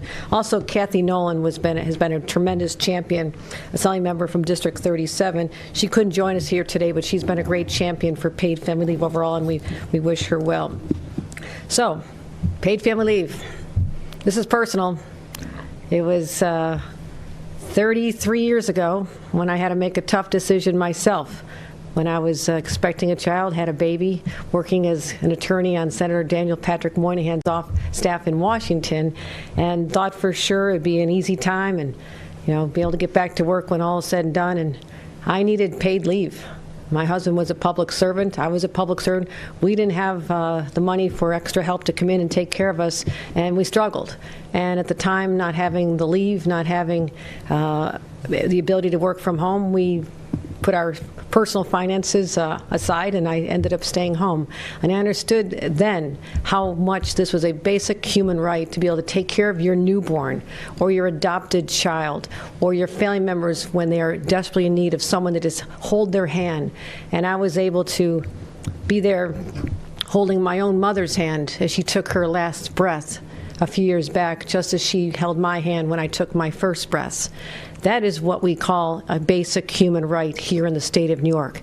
And I wish that was universally held across this nation, that people would understand that a state like New York that is so steeped in our progressive values, who we fight for, who we stand up for, and why we are the birthplace of so many basic rights. And I'm here to declare that taking care of your family is a human right. The right to be able to not lose your income, not have to make the horrible decision of, am I able to take care of an elderly parent or a newborn baby, or am I going to have to give up my income? No one should have to deal with that specter. Paid family leave in our state has lifted up so many people, over 100,000 New Yorkers every single year, and that's extraordinary. And I remember people talking about this and how, oh my gosh, this is going to bring the economy to its knees. Just like if we increase the minimum wage, it's going to have such a dire impact on our economy. These are what employers need to offer their employees, because now employees are in a far better position. They can negotiate. They need to have these rights. And so many people have fallen by the wayside in this pandemic time, and I think that's put a real spotlight, as Dina said, on the trials and tribulations of so many people who've been marginalized before, who do not have a support system. And so to be able to introduce the idea of allowing siblings to help. Think of these various scenarios. You're a single mom. You're pregnant. You have a job. Take care of yourself, perhaps other children. And your parents aren't able to help you, but you have a sibling who is able to be there to help you when you get home from the hospital, help take care of your kids just for a short time, a few weeks, maybe a couple of months. And right now in the state of New York, that person is not eligible for paid family leave to be able to help you. Their closest relative will still be with them long after the parents are gone. I'm close to my siblings. I have 6 siblings, 5 siblings if you count me. My sister and I are like this. My sister lost her husband a few years ago, and she's been raising teenagers. I have a unique job, but if it wasn't for this, I would want to be there if she got sick, because who else is going to take care of my sister? Her kids certainly can't. Our parents cannot. And I want everyone to understand that this is not a policy idea that's out there that we can contemplate. It is something that's affecting people's lives every single day. And just you think of older parents as well and older individuals. I also think of the people who don't have children. My Uncle Kevin, a gay man who lived by himself, who relied on his younger siblings to take care of him because he had no children. This is a very real problem for New Yorkers. And I'm so proud today that we have legislators who understand this basic right to take care of each other, and sets New York State apart as we tell others around this state, around the country, that you need to join us in our plans to make sure that people can take care of their families, not lose their jobs, not lose their income, and have their position waiting for them to come back. And finally, Washington, let's get it done. I love the fact that in New York we're progressive, we take care of people, but whether it's paid family leave, minimum wage, or right to have an abortion, we want to make sure that while the New Yorkers benefit from these progressive ideals here, that I actually feel bad for the rest of the nation has not caught up with us. We need a national policy on paid family leave. Do not leave it up to the individual state legislatures to do the right thing. And we hope that they can find a resolution to this problem in Washington as we speak, something I've been waiting for since I was a young mom many, many, many years ago. So that's what this is about. New York, we're going to continue fighting for all New Yorkers, and I believe that by signing this today, it's going to give an opportunity for people to get that extra help they need, that support they need, when their families can be there to step in and not lose their own income. So thank you very much. And Senator Dabu, again, I want to thank you for being. So once again, we were listening into these remarks made by Governor Hochul on paid family leave. I do want to, though, turn our attention away from this event and bring you out to a live picture we have coming in from North Scottsdale, Arizona. Right now, crews working hard and fast on a rescue mission. They are trying to rescue 2 people who fell down a 25-foot trench. Now, it happened at a construction site in North Scottsdale this morning. We have multiple agencies who are working together to rescue these victims. And according to Scottsdale Police, the operation is extensive and will take some time. The condition of these two individuals is unknown at this time. So Scottsdale Fire Department does say they have multiple agencies involved. This is near 91st Street and Happy Valley Road, again in North Scottsdale. And this is a developing story, a live picture of this rescue taking place at this time. And this is what we do for you right here on Live Now from Fox. We get these live pictures, we get some of the information, and we go and bring it out to you so that you can see all of these breaking news events in full for our viewers. So you can see here, this is a big construction site, and you can also see all the personnel who are out here working on assisting here. We've been actually seeing our authorities still going to all these different events and really safely helping get some of these people out of dangerous situations. At this time, we still don't know how they may have fallen in, and there is a lot of really deep areas, it looks like, right here where we're seeing this. So again, this is a live picture of crews trying to rescue at this time two people who have fallen down a 25-foot trench. This is a construction site in North Scottsdale. This happened on Monday morning, and it's not clear at this time what this construction site was for. And you can see our Sky Fox is up in the air giving us these live pictures at this time. Zooming out a little bit so we can really see how many personnel are down here on the ground. So unknown if these are two crew members of this construction site, where these two individuals just walking in this area didn't know there may have been this big trench. So again, we just wanted to bring this live picture to you. Still working on getting even more information. You can see also in the upper right hand part of your screen, we do have a stretcher waiting ready to go along next to a fire engine truck. So it does look like this rescue really going to have to take a lot of individuals, not only to get these two victims out of the trench, but then also to safely be able to bring those two people up here. Again, the condition of those two people is unknown. Then be able to let the medical professionals really assess them and try to bring them to the hospital if needed. So again, at this time, we don't know the extent of injuries for these two people, but this is a live picture we wanted to bring to all of our viewers here with us on Live Now from Fox. What we'll do is continue to try to work to get more information. If we do get any more updates, we'll just be bringing them to you here on Live Now from Fox. So for now, we'll just have to step away for a quick 2-minute break, and then whatever we come back to, we'll make sure to still keep our eyes on this picture here for you. So much more to come right here on Live Now from Fox in just 2 minutes.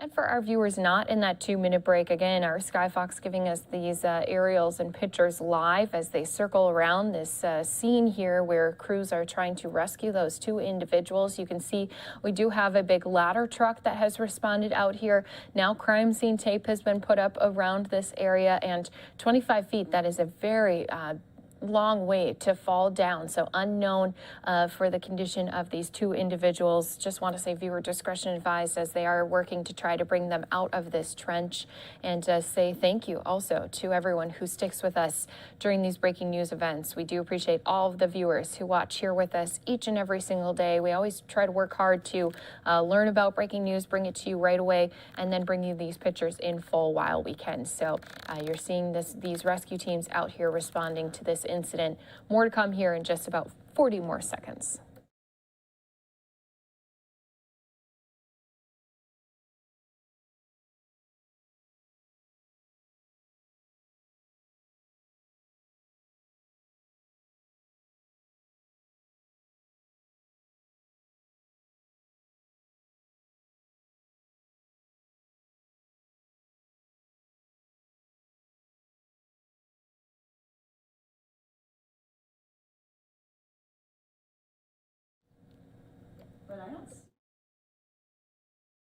So welcome back here to Live Now from Fox. For those viewers who were just out on that commercial break, we do appreciate you being here with us.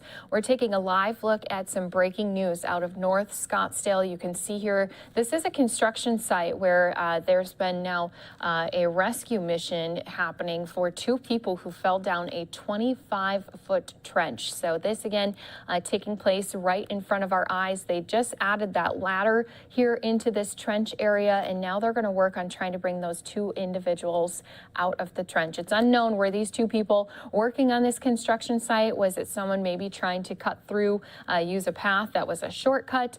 So it's unknown exactly who these two people were who fell 25 feet down. Also unknown the condition of those individuals as well. It looks like a very tight, narrow place to fall. So you just never know what may have gotten stuck or how they may have tumbled down, if it was head first, feet first. So unfortunately, not a lot of details at this time, as we do have not only police out here, but you can clearly see we do also have our fire rescue team out here as well. So they have their big ladder truck out here. Police have put up some crime scene tape to help keep this area blocked off, and a lot of individuals out here now assisting with this rescue efforts that are taking place. They're wearing their hard hats because they are out on a construction site, which is why you're seeing those big pieces of equipment as well. So one thing just from us covering breaking news, we are going to have medical personnel out here who are going to try to help assess the injuries, if there are some of these individuals. Once they're able to pull these two people out, you can see that big ladder. It is all the way down into the trench. Now, if the injuries are very severe, that means they're going to have to try to find a way to bring possibly a big board or a stretcher down and then hoist that person back up. So it is going to be quite a lengthy amount of time. Obviously, they're going to try to work as fast as they can, but it might take some time to get someone down there, help assess what's happening, and then talk with the teams that are back up above on this area, up on the ground. So again, they fell 25 feet at this time. Not clear what this construction site is for, and also not clear the extent of the injuries of those two people. So those victims' conditions unknown, as we do have this live picture coming in, both police and fire saying there's multiple agencies out here, and according to Scottsdale Police, the operation is extensive and will take some time. So we've been hearing that, and we're seeing that happen here live for us. So what we want to do is, of course, not take our eyes off of this, as we do want to stay informed on the latest with this rescue mission, especially as we do have these two individuals who have fallen down. We don't know their conditions, so viewer discretion is advised, but I'm going to put us into a double box so that way we can still hear some other news stories and press conferences that are also taking place. I'm going to go out to some live events. We do have a live Pentagon press briefing happening at this time, so we're still going to keep our eyes out here in North Scottsdale, but then we're also going to be listening in to this breaking news scene here in North Scottsdale, as we do have teams trying to rescue two people from this 25-foot trench. It is so that there is a menu of options for how commanders can deal with offenses against the UCMJ for a violation of lawful orders. And each service, each unit within each service has a different set of operational requirements and demands, deployment schedules, op-tempo, and the Secretary very much doesn't want to be in the business of telling commanders at local levels exactly how, if they have to resolve themselves to using a administrative or punitive measure, that how exactly they should do that, because they're the ones who they've been placed in a position of command. That's a position of trust and confidence, and he wants to respect that trust and confidence of commanders to do what they believe is in the best interest of their unit and frankly with the individual member. So can we promise you that there'll be absolute uniformity across the board? No. And we wouldn't want to promise that, because it wouldn't be the same way we handle orders violations for other offenses as well. But again, I want to go back to the beginning, which is his expectation that this mandate will be handled in a compassionate way and an understanding way, and that due counseling will be provided, both from a medical perspective and from a leadership perspective, to members who are declining to take the vaccine. Now, I would tell you that as of today, 97% of the active duty force has had at least one dose. This would include 99% of active duty sailors, and with active airmen closely behind at around 97%. And the Marine Corps is at 93% with one dose, and the Army also is in the 90th percentile. So just in terms of first dosage, there's been a lot more progress, and we continue to see the men and women of the force doing the right thing, which is getting vaccinated. Well, just as a follow-up, this is also going to be an issue with civilians. Has there been additional guidance put out on civilians about how, who's going to be the deciding authority, and how is this going to happen for military commanders who have civilians working for them? That's a great question, and we're still working on some additional implementing guidance for the civilian workforce, and we know we owe that to commanders, and I think you'll be seeing more guidance coming out from the leadership here at the Pentagon very, very soon on that. That's a fair question, though. Megan. Has there been any discussion of updating the vaccine mandate to include boosters? Is the Defense Health Agency putting out guidance for service members about boosters, or is it just, are boosters available, as they would be for anybody else? I don't have a good answer for you on that, Megan. I'd point you to DHA if they do, but I'm not aware of any imminent guidance right now coming out specifically about boosters. But obviously, we continue to encourage those who qualify for them and need them to get booster shots. Abraham, do you have your hand up? Yeah, I have two questions, John. First off, does the Secretary believe that unvaccinated service members are deployable? And then I have another question. The Secretary will delegate that specific decision down to commanders at the appropriate level. Because when you say deployable, what does that mean? They're different units, different services, define deployments differently. And so he wants to let the services manage that decision-making process for themselves, and commanders specifically.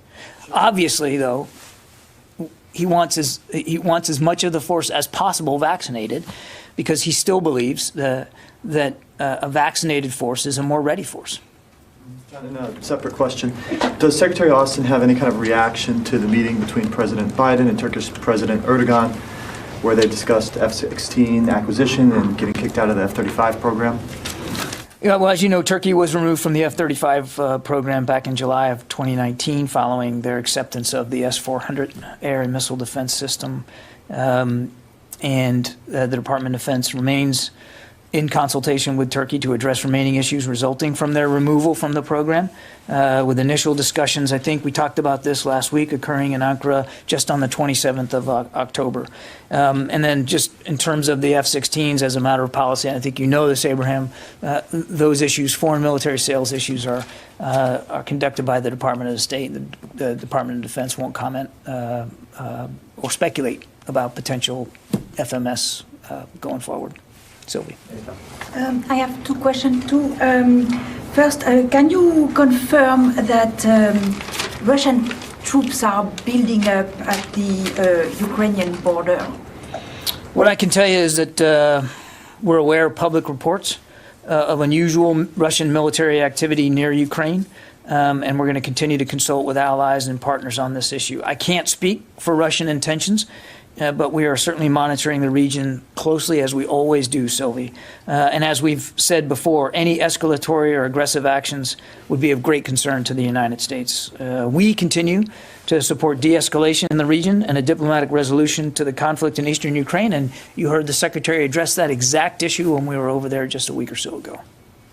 And my second question is about the meeting that President Biden and President Macron had last week, and there was a statement, a common statement at the end. And in this statement, it's said that the U.S. has committed additional assets in the Sahel to support counter-terrorism efforts led by France. What kind of additional assets? Is it troops or is it equipment? So actually, the Secretary and his French counterpart, Minister Parley, talked about the Sahel as one of many things they talked about when they met on the sidelines of the Defense Ministerial in Brussels a week or so ago.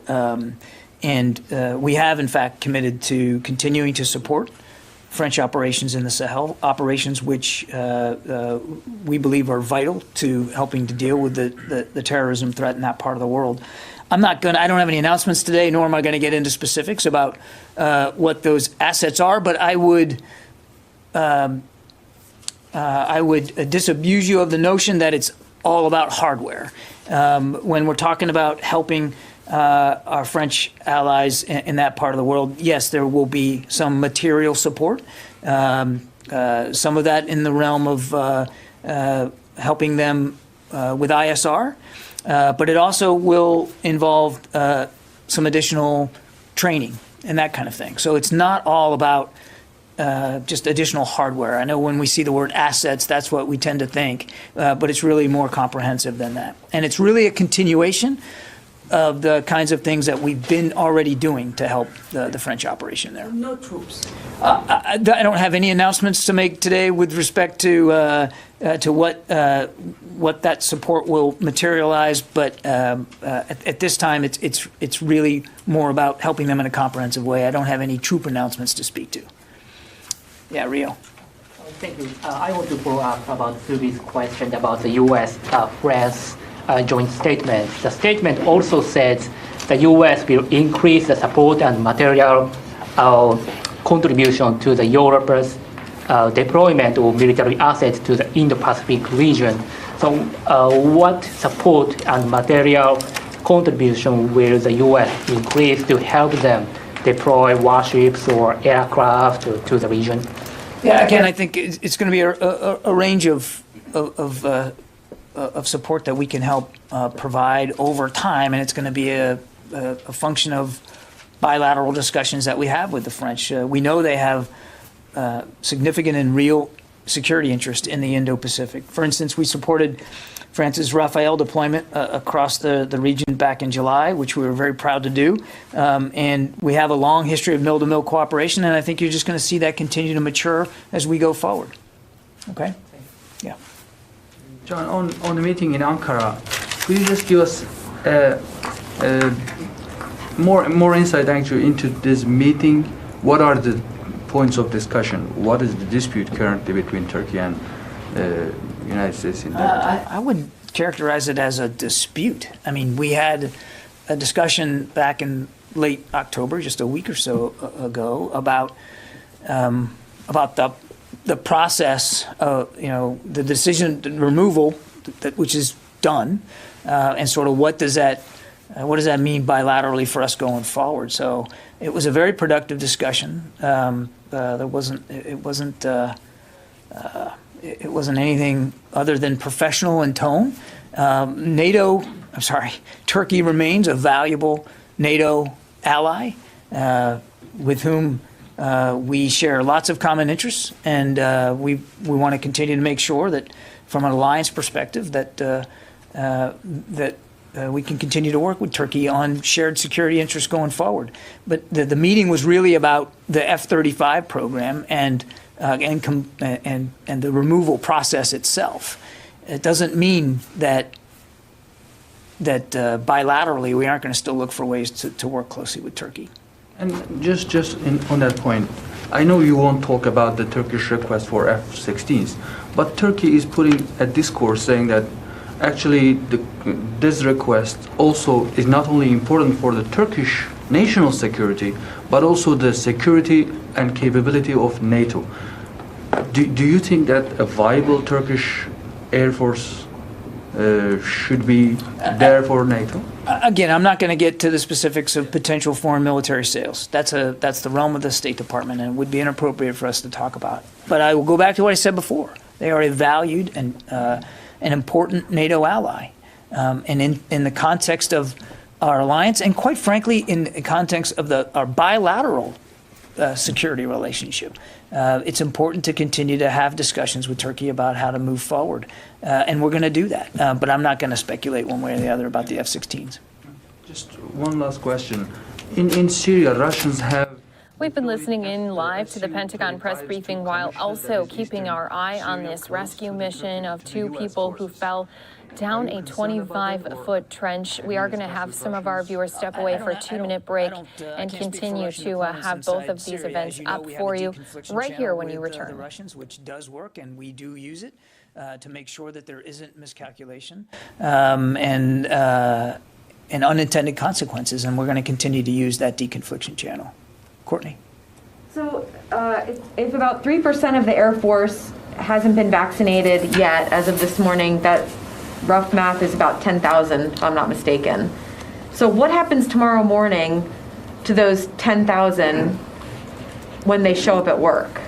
Are some people already in counseling? Does some sort of process already begin right away to get them to, I mean, because presumably many of them already have made clear that they don't want to get vaccinated, and may already have had some sort of a counseling. So what happened? I mean, I know it's a small percentage, but it's a lot of people. I'm not disputing your math, Court, but that's really a better question put to the Air Force. Again, the Secretary trusts the military departments to deal with this mandatory vaccine in the way they deem best fit. And I think the Air Force has received and has granted some exemptions administratively and from a medical perspective. So some of that number that is definitely going to be inside approved exemptions. The rest of them, again, I don't know what the exact figures will be, but the Air Force is the best place to go in terms of what their plans are post the deadline. What qualifies as an administrative exemption?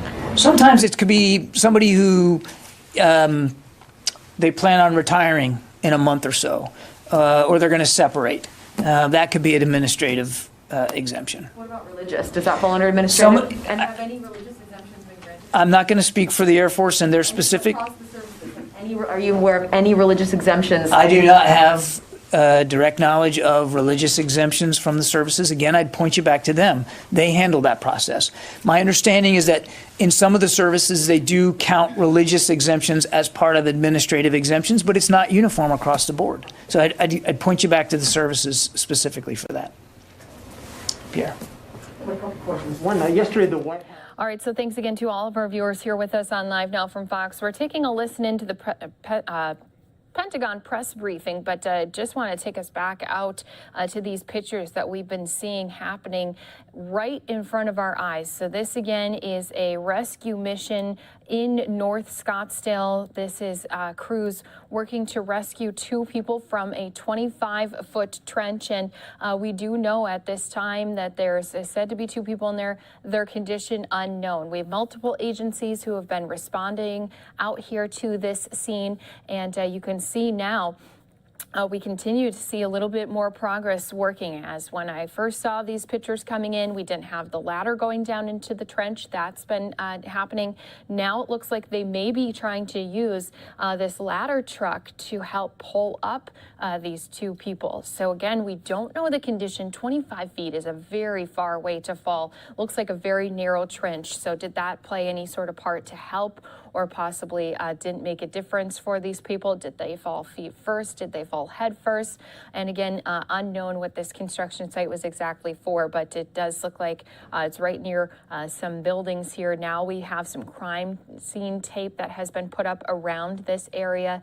And again, you can just kind of see deep down into this trench as our Skyfox continues to circle around. As they zoom in, look at all of those first responders that have come out here. And as we know, it's been said by our crews out here, Scottsdale Fire Department saying they have multiple agencies who are involved in this rescue. And then we also do have the police department who has said that this will take some time when it comes to trying to get these two individuals out. These victims, their condition unknown. So I do want to say viewer discretion is advised. We're going to try to do our best to keep an eye on this picture here for you.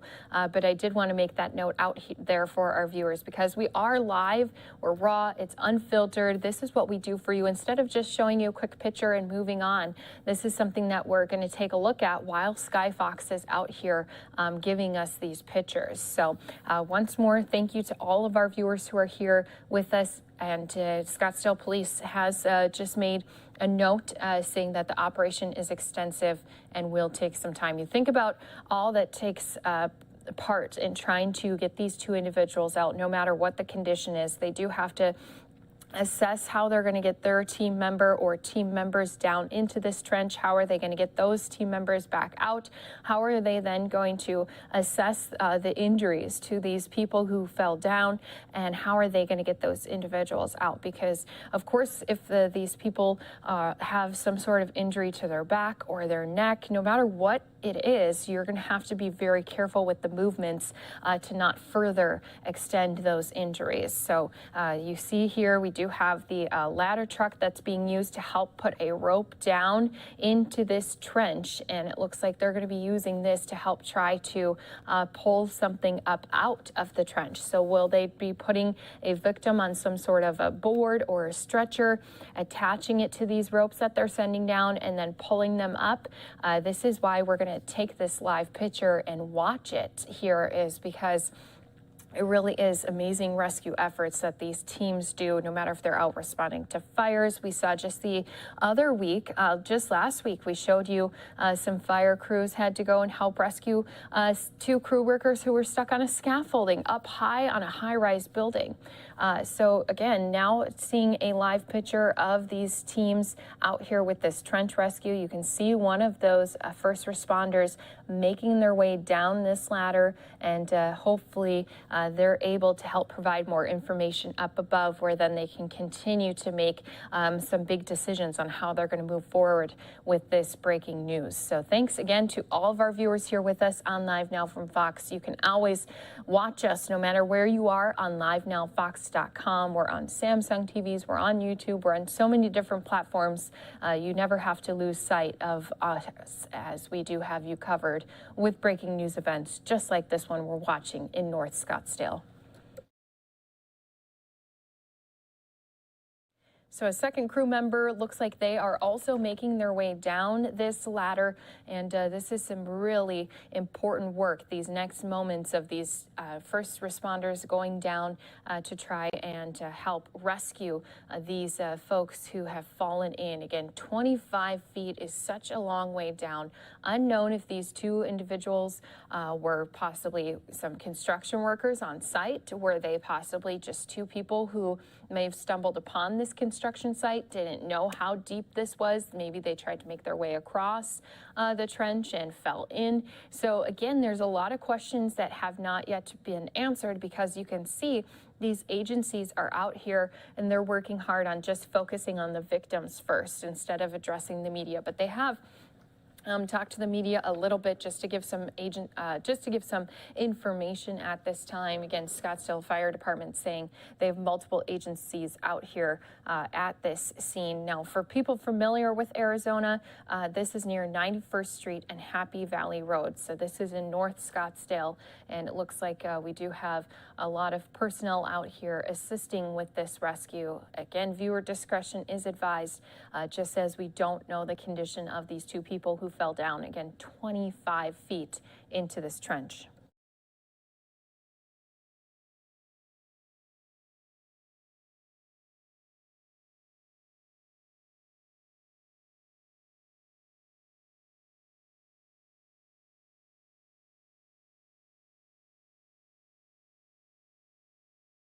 So do you want to say viewer discretion advised as we're getting a little bit better of a look down here in this trench? Looks like an individual in possibly an orange shirt laying here down on the ground. You can see that we do have our two individuals that went down the ladder. Our first responders have made their way down here. So Unknown condition of those two people. Just want to put that viewer discretion advice out there again as they're going to try to work to bring these two people out. And we do see some hard hat helmets that are being placed on. You can see this person moving, so that is at least one good sign that I'm seeing is the arms were moving to put the helmet on the head. Now, as I mentioned, my husband actually got EMS certified, so he's been familiar with sometimes some of these dangerous situations that first responders get called out to, and he's talked about this before. When you're going onto a scene, no matter what the medical event may be, you do have to do a thorough assessment of the injuries, what that individual may have gone through, and then you do have to be very careful, especially in a situation like this where you're going to have to be putting them onto some sort of platform to try to keep their head, their neck, their backs at the most still placement that you can. You want to keep everything secure so you don't further injure them at all. You can see they're placing a neck brace on that individual because you never know what kind of injury they may have sustained, and if it possibly could be moved in a certain direction, could be made worse. So as I mentioned, viewer discretion is advised, but it is good to see that this person, at least one of those two victims, looks like they are being put into a mode where they're going to try to raise them up out of this trench area. So again, that person had been moving their arms, went to take the helmet, but obviously, as I mentioned, how careful you have to be with these injuries.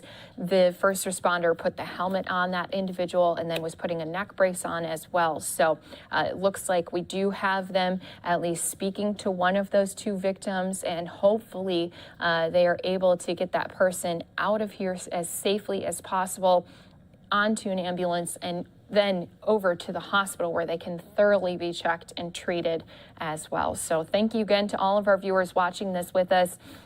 Again, we are live, raw, and unfiltered on this breaking news out in North Scottsdale as we have crews down in this 25-foot trench trying to rescue two people who fell in earlier here this morning.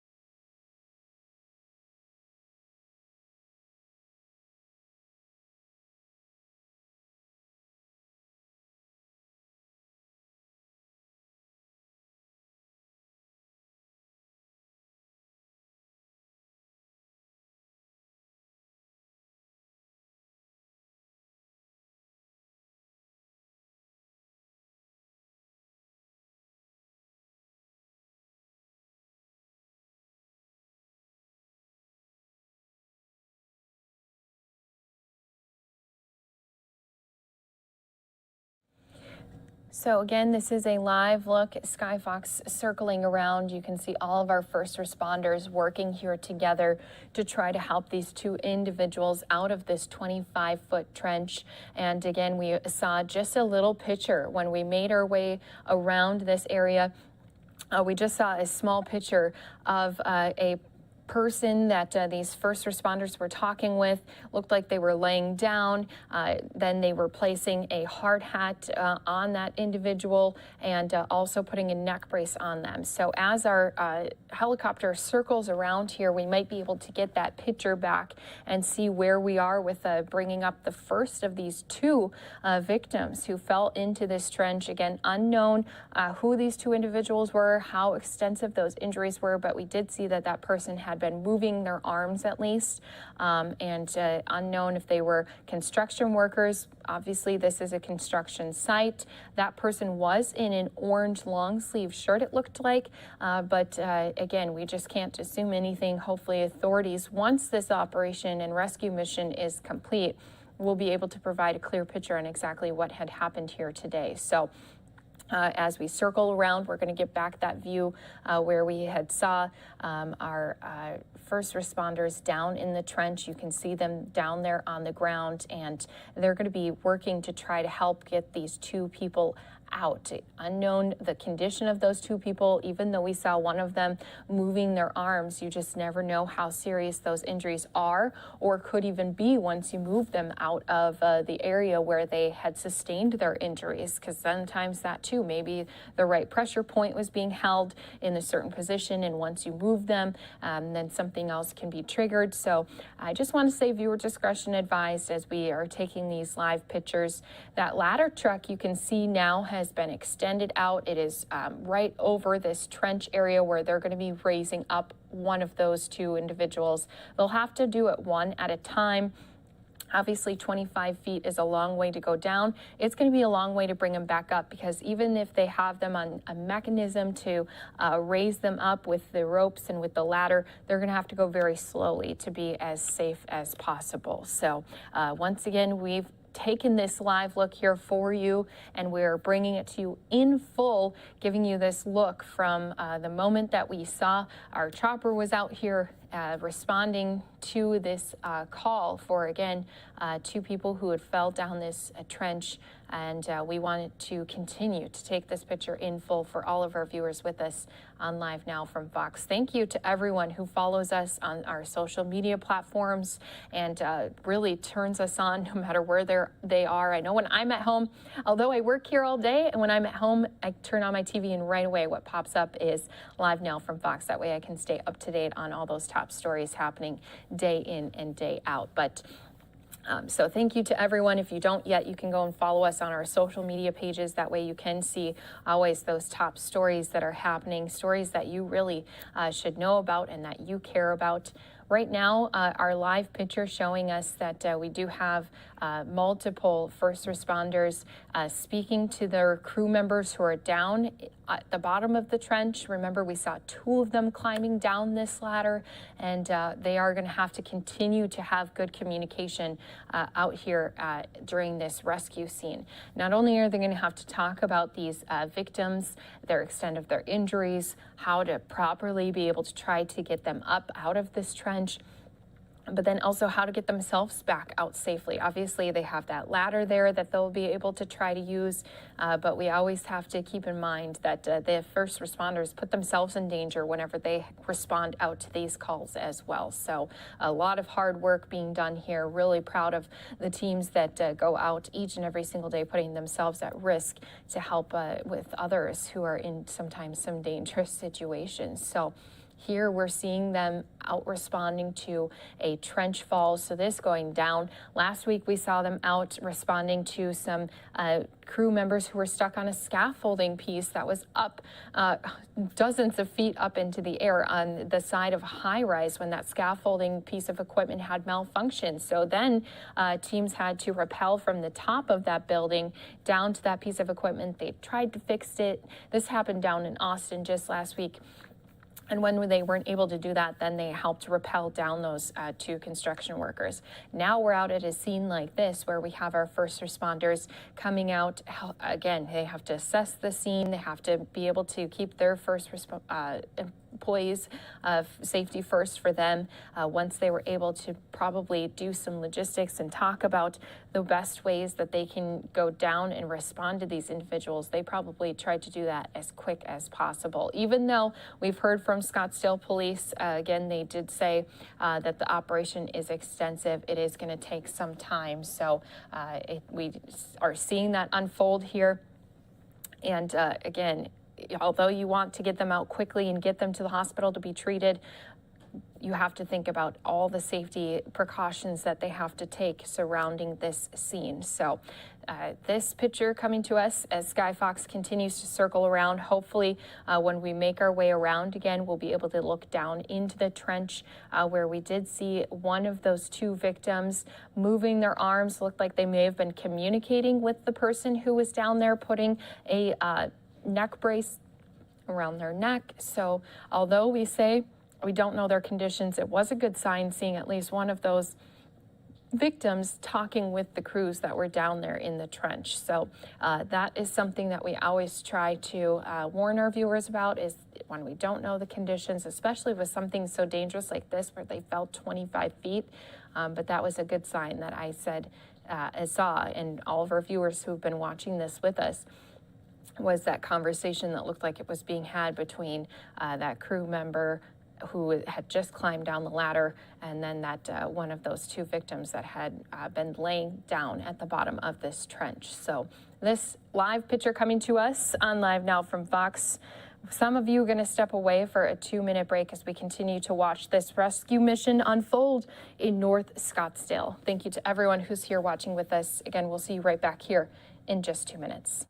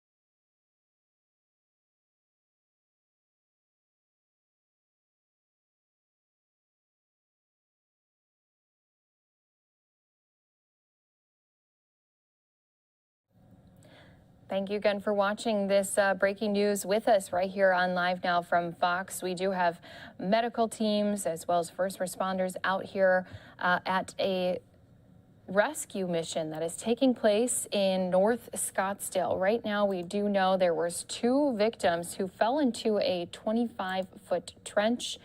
Those 2 victims' conditions are unknown at this time, but as Sky Fox circles around, hopefully they'll zoom back in down to that bottom of the trench where we've seen 2 of the crew members with our rescue teams climbing down that ladder. They've been down there at the bottom of the trench, and we even saw one of them speaking to one of those victims who was down laying on the ground. Looked like the person was wearing a long sleeve shirt. It was orange colored. They were moving their hands maybe as they were communicating with that team member. But again, this is a live picture in North Scottsdale, and little information coming at this time. Everything else we've been just seeing unfold right before us, because ever since we had this breaking news and brought it to our viewers, we've been keeping our eyes right here on this picture while Sky Fox continues to stay above it. So a lot of hard hats because this is a construction site. Unknown what this construction site is for, but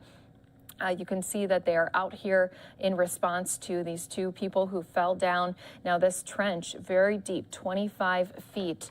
And again, at this time, we don't know the condition of those 2 people after they fell 25 feet down this trench. So it looks like they are working on pulling some rope. We do know that they were putting a neck brace, a hard hat around one of those victims. Viewer discretion advised as we're seeing them pull that very first person possibly out of the trench after they fell in this morning. So again, hopefully we have some good news to share with our viewers later once we get updates from authorities. But until that time, we're just seeing these pictures live. It looks like this could have been one of those 2 individuals who we saw speaking with those first responders. Looks like it is a person with an orange long sleeve shirt on. They're wearing some blue jeans as well.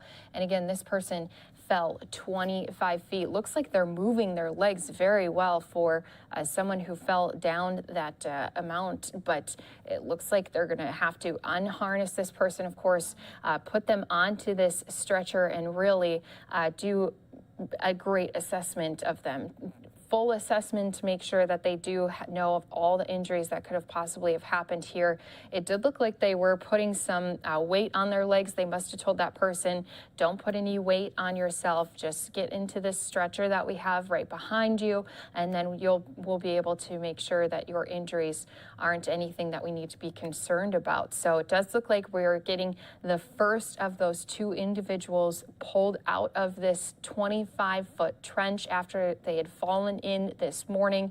This live picture coming to you is Sky Fox up in the air, showing us this person being laid onto a stretcher. Again, this person in orange clothing, unknown though if this really was a construction worker at this site or if it may have been someone else walking on this area. But again, it looks like we do have some of those team members who were down in the trench now coming up after helping one of those two victims out of this trench. You can just see the amount of people who are circling around him. That's because they all have, I'm sure, their own individual jobs they're going to be in charge of to try to continue to push this investigation, push this rescue mission forward. So someone could possibly be in charge of asking them specific questions about who they are, who they should contact, their history, medical history possibly. Another one's going to be possibly trying to check their heartbeat, check the blood pressure rates, get some of those first assessments done, make sure their vital signs are all written down so when they then get transferred to the medical center, to the hospital, wherever they're going to bring this individual, they can pass along all this information to those other medical doctors who are going to be then taking charge of this person. So you're seeing this first victim of this trench fall being taken on a stretcher. They're going to be placing them into the back of the ambulance. And again, it did look like earlier that they had been talking with some of those first responders. And we also saw once they were pulled up wearing that harness, which I was very surprised. So it does depend on the injuries. I'm surprised they didn't have him already on a board, but he was in a harness. It looked like he did have some leg movements.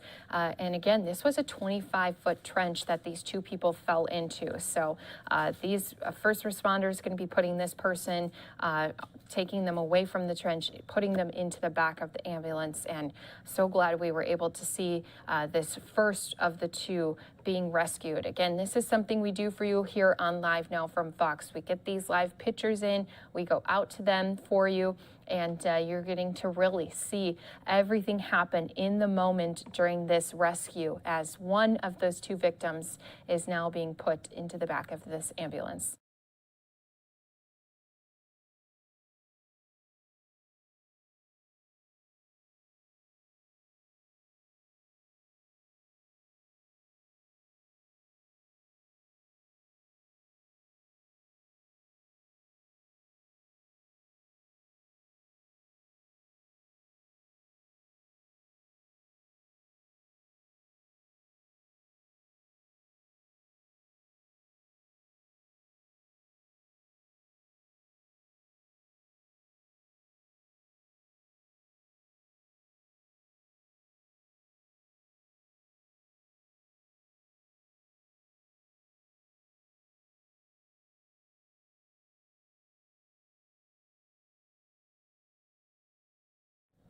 So again, you're seeing just a few of these different entities who are out here responding to this scene. Maricopa County ambulance going to be taking this person to a medical center or hospital. And again, this is in North Scottsdale, but we do have some of our Phoenix Fire Department also out here. You're reading that on the side of this truck. And we did get to see live right here on Live Now from Fox, one of those two people being brought out of that trench. Again, they were wearing a harness and they were pulled up by those ropes. You saw even some of our first responders pulling those ropes, probably helping try to keep them as steady as possible as they slowly rose him up from the bottom of that trench. put that person onto a stretcher, and now they are going to be taken away by ambulance away from this scene. So we're getting a little bit bigger of a picture just of this construction site area, and hopefully we'll be able to learn some good news about the condition, at least of this first victim, as again we saw them not only talking with first responders, but also once they came up out of the trench, it looked like they were trying to use their legs to help push themselves away from the side of the trench. I'm sure some of those medical personnel said, we're the ones in charge of your safety. Don't try to use your legs. Don't try to put any pressure on yourself, especially with unknown what the injuries may have been. It could have been a back injury that we didn't see. Could have been a neck injury. They did put that neck brace around that individual. That could have also just been to try to keep everything stable as long as your spine goes, because we all know how sensitive sometimes those bones and muscles really can be. They wouldn't want them to move in the wrong direction and have anything make those injuries worsen. So this ambulance leaving the scene here looks like out of a large construction area. And again, this is for our Arizona viewers who are familiar with this area. This is off of 91st Street and Happy Valley Road. So Scottsdale Fire Department out here. We do also have Scottsdale Police out here as well. And this ambulance is going to be taking the first of these two victims to go to the hospital, go to the medical center, be assessed and get treated. And hopefully, again, we'll be learning their update of their conditions a little bit later here today. So again, we did see at least one person taken out of that trench, unknown the condition of that one person, unknown the condition of the second individual who is said to have fallen down in that 25-foot trench as well. I'll see if our Skyfox is going back to it as we're going to stay in this live picture here for you. And you can see that we do still have our Skyfox up in the air. Hopefully we'll go back to that area where that trench was and that rescue was taking place. But it could possibly be that our Skyfox may have to go refuel at some point this morning. So just want to let our viewers know too. Sometimes that's what makes us get off breaking news, is if our chopper has to go back away from these scenes. So it looks like not only will we have these first responders out here assisting with the rescues, but then we'll also have to have an investigation. Because anytime that you have police and these personnel called out here to these scenes, an investigation will also have to take place, as well as a write-up report of what happened out here on this Monday morning. So this live picture coming out of North Scottsdale showing us the scene of this construction site where two people fell into a trench. One of those two people have been rescued at this time. And here's a better look of just some of those different multiple agencies that had to respond here to this scene. You can see a lot of fire trucks and fire personnel out here, and also some of our police personnel also going to be out here. So it does look like Skyfox is either trying to loop around or may have to leave. So we'll just sit here on this picture for an extra moment. And again, as soon as we do get more updates, even if it comes later in the day, we did roll on pictures from this scene. So if we do hear of any updates or even have crews on the ground that we may be able to hear from later, that will be something we'll stay on top of here for you on Live Now from Fox. So thank you to all of our viewers who watched this happen here with us. We do appreciate all of you. As I mentioned before, we do also keep you up to date not only on breaking news incidents like this one, but we also give you those top stories that we've been following across the country. Earlier here today, not only did we follow President Biden's trip over in Glasgow, where he is involved with the climate summit. He had been making some remarks, this coming as we had a lot of world leaders gathering together with him in Scotland, but this was something that was followed by his attendance to the G20 Leaders Summit. That one was in Rome. So we'll stay up to date not only on the president's whereabouts. We heard from Vice President Kamala Harris. She was in Queens today talking about the Build Back Better agenda. And then on Capitol Hill, we heard from Senator Manchin, one of those individuals who's been very vocal about trying to get some changes made to that Build Back Better agenda, trying to push forward the infrastructure bill that continues to be debated about on Capitol Hill. We stay on top of all of it here for you. On Live Now from Fox. Does look like our chopper is going to be leaving this scene. So as I mentioned, if we do get any more pictures or we do get any more updates from some of those officials who may be speaking after this is all done down on the ground, we'll be bringing those to you right here.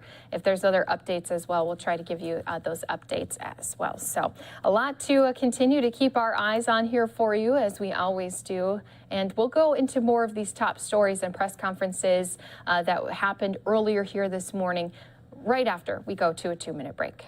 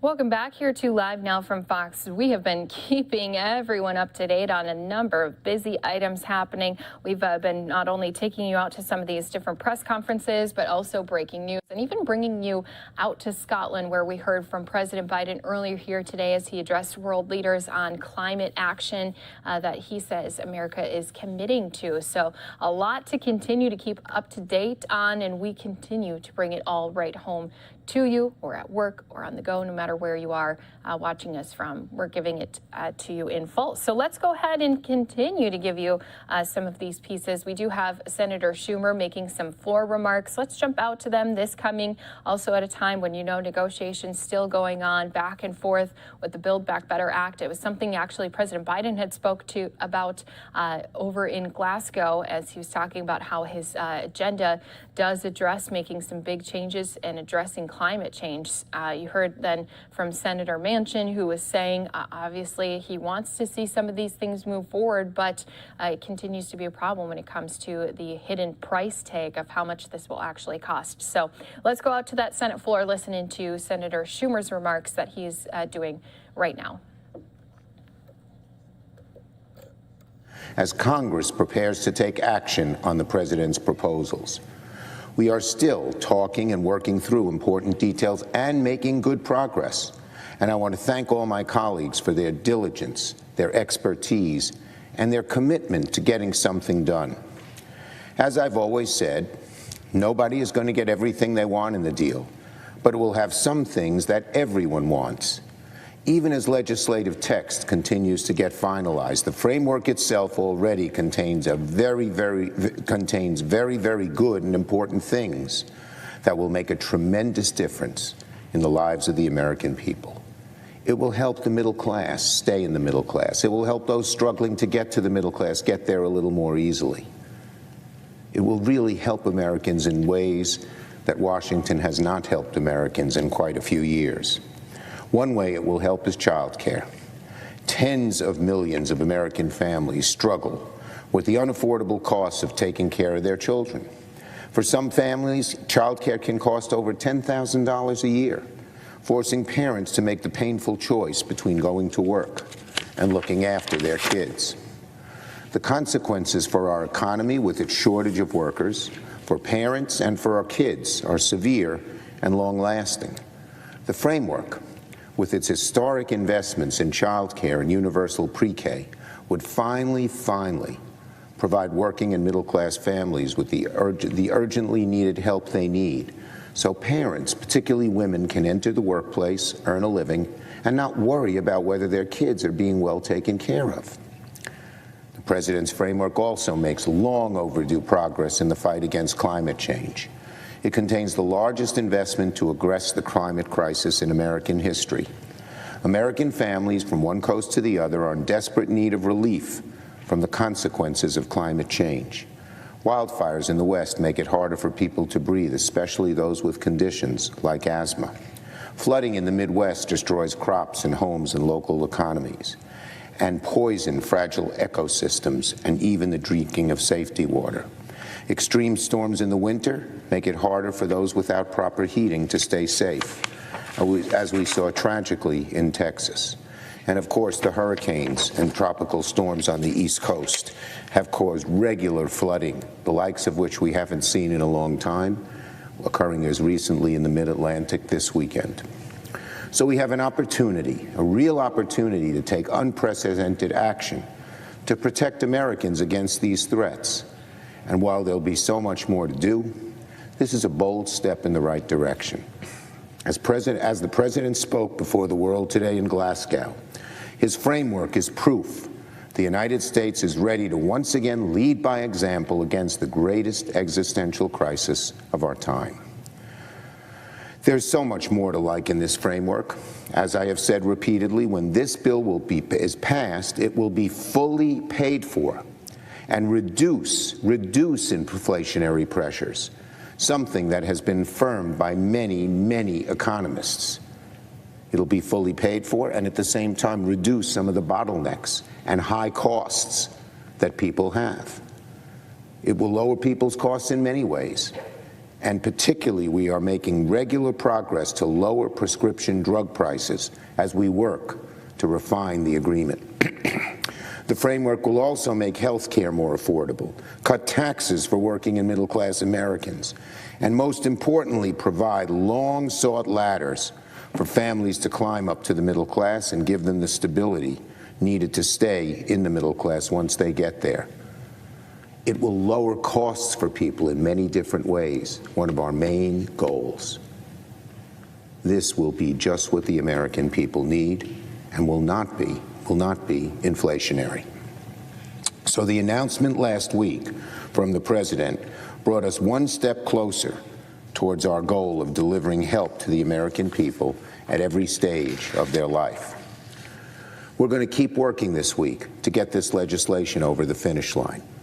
Democrats are committed to rewarding the trust that the American people have placed in us.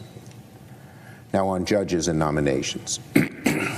Madam President, last week the Senate confirmed seven more judges to serve lifetime appointments on the federal bench.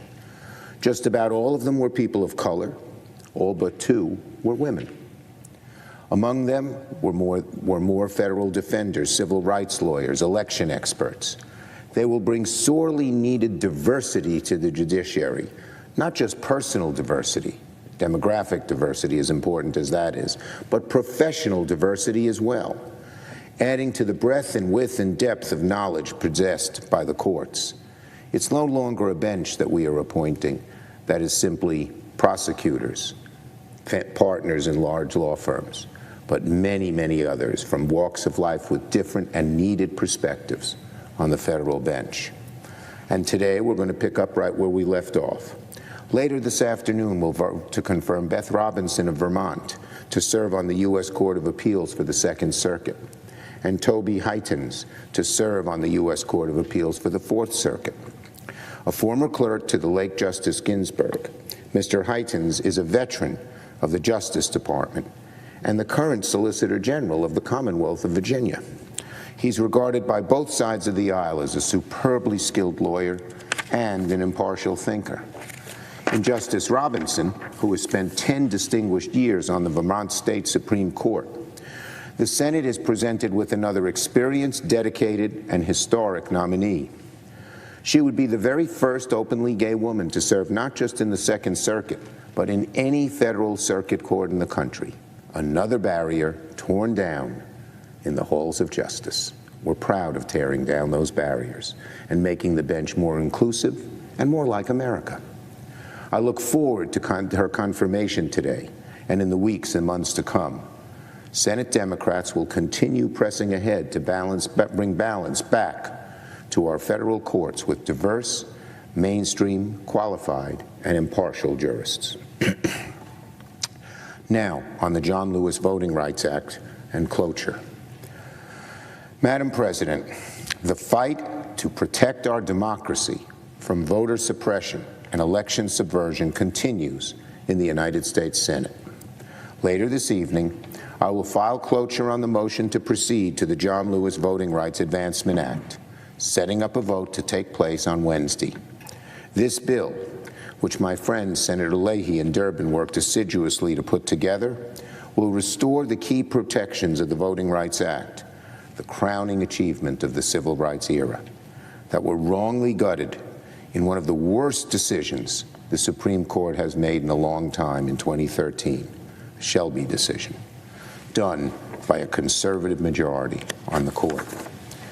Specifically, the John Lewis Voting Rights Advancement Act would update the preclearance protections that prohibited states with records of voter suppression from making changes to election law without federal approval.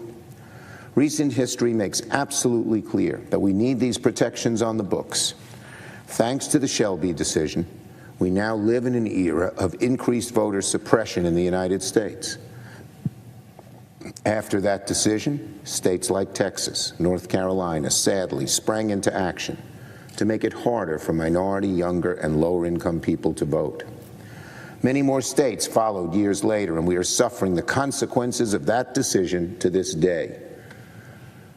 Few of the justices had thought, I believe, that we didn't need these preclearances because there's no more voter discrimination. Lord, were they wrong. We must reverse their awful Shelby decision. If there's anything that merits debate here in the Senate, it's protecting the precious right of Americans to participate in our elections. Since its original passage, the Voting Rights Act has been updated five times, with the support from both Democrats and Republicans. We should likewise proceed this time around on this time-honored measure. I want to make clear, if the Senate votes to proceed on to the John Lewis Voting Rights Act Advancement Act, I am prepared to offer a full-fledged debate befitting this great chamber.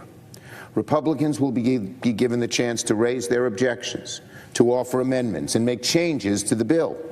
I know that both parties have serious disagreements on this important issue, so we want to hear from the other side what they propose. But for that to happen, we need to start debate first.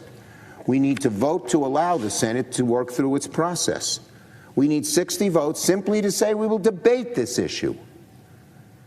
We'll get a chance to see what happens this week. Madam President, time is really getting short for the Senate to take action on voting rights before Americans go to polls in the 2022 elections.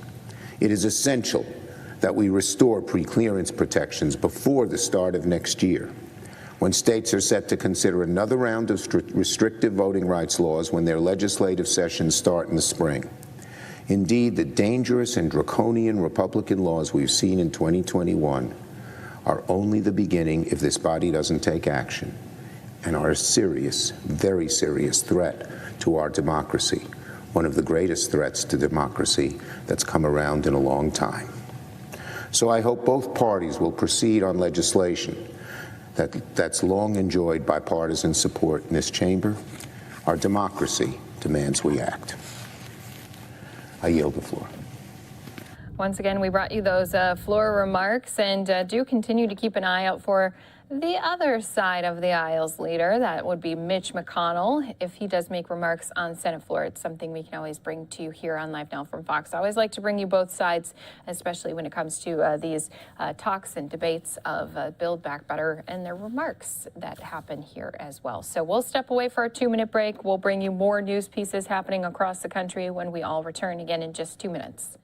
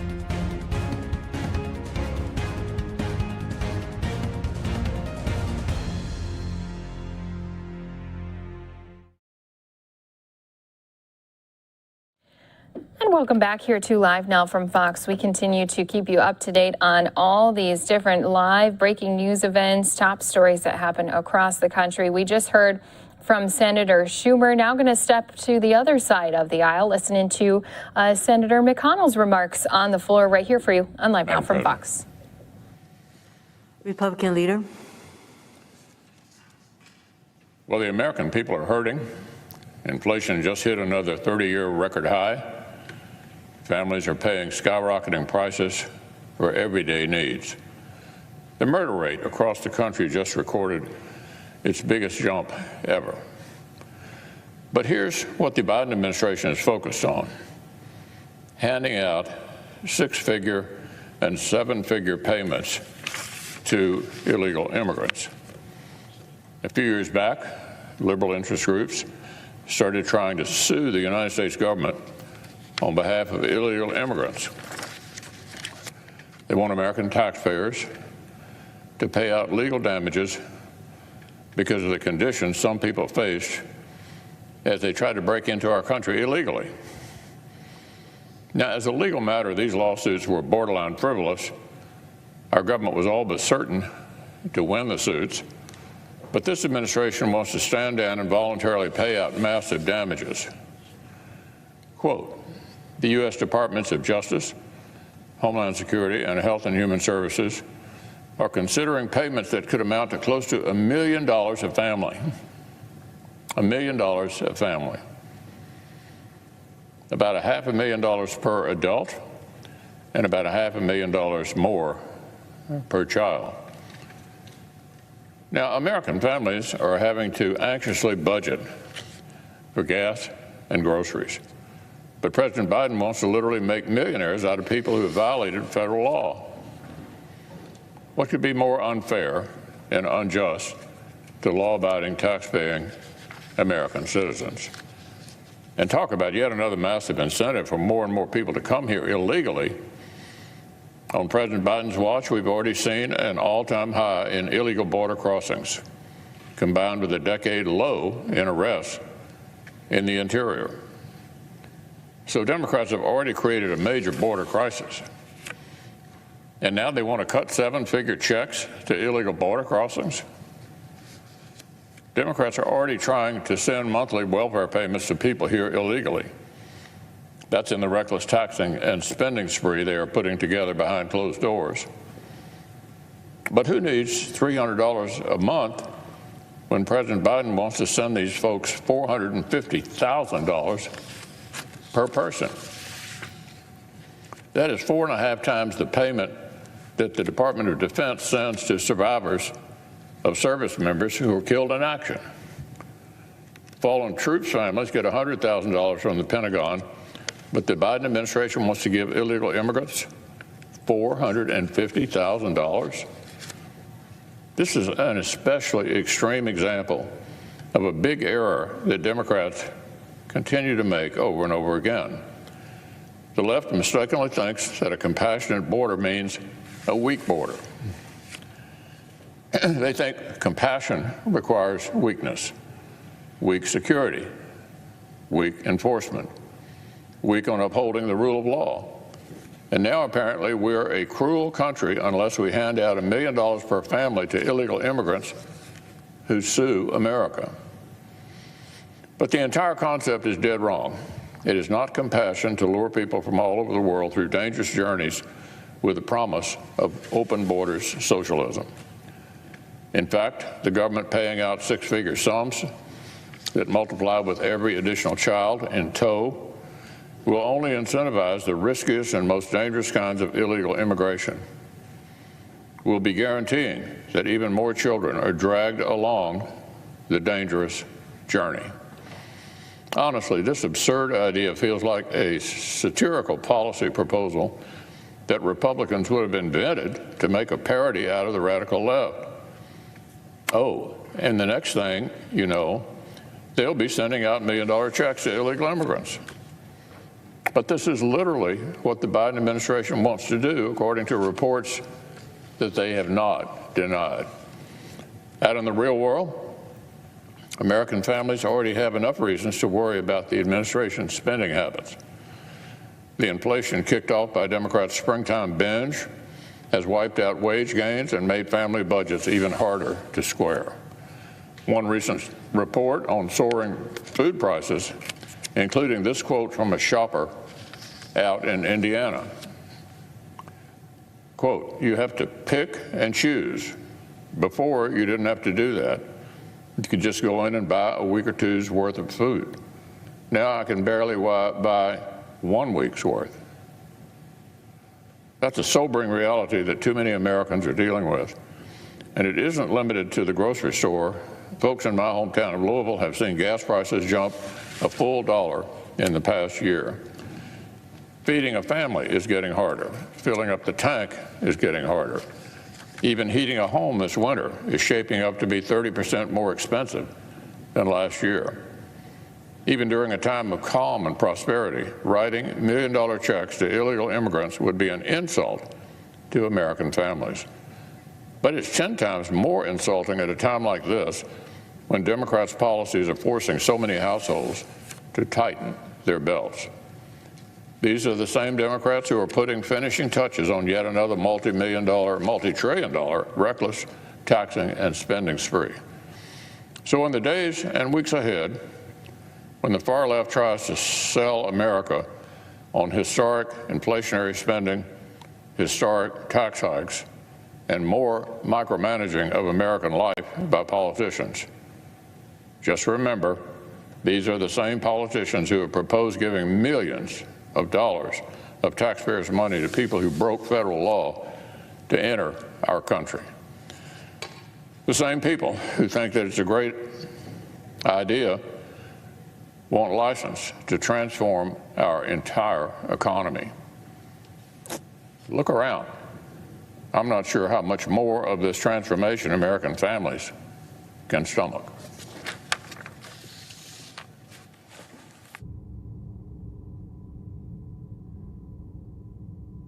All right, so those latest remarks again coming from Senator Mitch McConnell. Going to step away for a 2-minute break, bring you more news right here on Live Now from Fox when we return.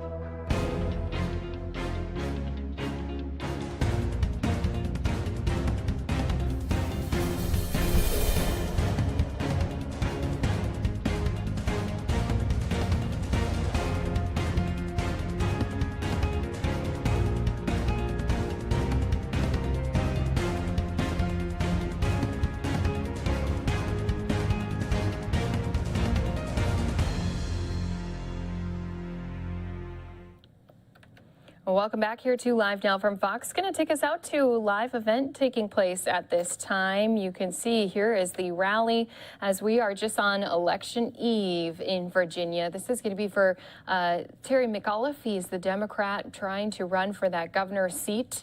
They're having a rally in Richmond, Virginia. Let's listen in live on Unfiltered right here on Live Now from Fox. The January 6th insurrection. We cannot let him anywhere near the Attorney General's office. Don't boo, vote. So I'm here first of all to say thank you for all of the hard work that you have put into this election. And I am here to ask you to dig deep and work as hard as you possibly can today and tomorrow until the polls close, because we've got to get our supporters out. And there is no better get out the vote technique. No better persuasion tool than person to person, neighbor to neighbor, voter to voter contact, and that is where you come in. Now,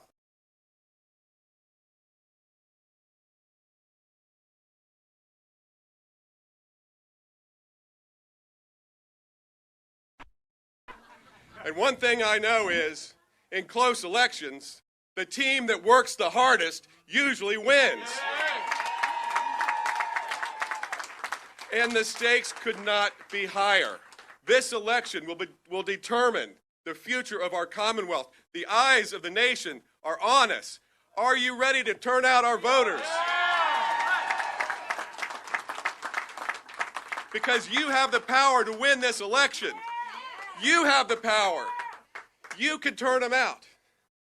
And I also know that if we get out and work as hard as we possibly can, that we go out, download your minivan on your phones, right? Get your turf assignments, knock it out. Get another turf assignment, knock it out, and another until the polls close. If you do that, we will win this election. We will sweep all 3 statewide offices. We will hold on and grow our majority in the House of Delegates. We will make history again. Are you ready to win this election? On to victory, November 2nd!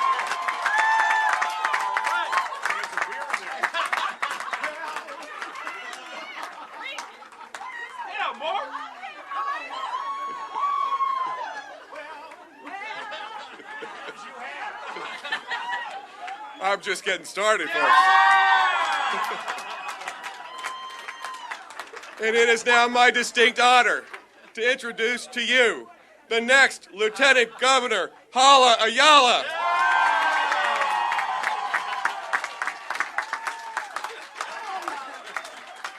Hey, Mark. Hey, Richmond. Before I begin, I'd like to recognize my colleagues in the House of Delegates. They're surrounding us over here, Delegate McQuinn, Delegate Bourne, Delegate Carr, and so many of our town council people that are with us today. Thank you for coming out. You know, they say Virginia takes a village and you are mine. We're not doing this alone. We stand on the shoulders. This year has been an honor to not only serve with my colleagues, but to really make progress. Never in a million years did I think I'd be standing here with you today. I'm a daughter of an immigrant, an Afro-Latina, and working mom at a gas station for $5.25 an hour, and now I'm a candidate for statewide office.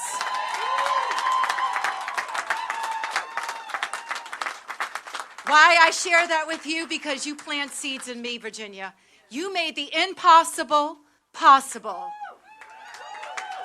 You helped us made possible delivering Medicaid to 550,000 plus Virginians.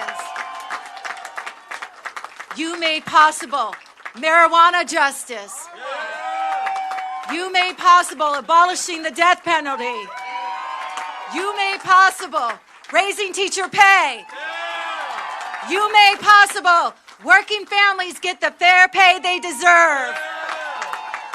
And you made possible the little girl from Alexandria, Virginia, who lost her father to gun violence, to be the possible nominee tomorrow You made that possible. But my village, I need y'all to get to work. We can't celebrate anything when we have a Republican ticket that is anti-choice, anti-science, anti-health, anti-everything. And all of these racist dog whistles. How can you call it a dog whistle when you can hear it? So I say to my Republican ticket, not in my country and not in my Commonwealth. So tomorrow, let's get out the vote. Are you ready? Are you ready, Virginia? Let's do this. So Democrats are going to continue to deliver. And it's my distinct honor to have worked with such a mentor, a champion, and a fighter for Virginians. My good friend, God, he's done so much for us. My good friend, Governor Ralph Northam. Thank you, Howard. All right, Richmond Democrat. You all are looking good tonight. I don't know what they put in these people's glass tonight, but I say bring me 2 of them.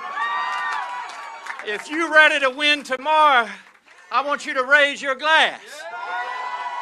And on your way down, you might want to take another sip, because it's looking good tonight, but it's good to be here. And I just wanted to reiterate what has already been said, but I can't thank you all enough. People across the Commonwealth that have supported Democrats over the years, that have knocked on doors and made phone calls. You all need to give yourselves a big round of applause for all you've done.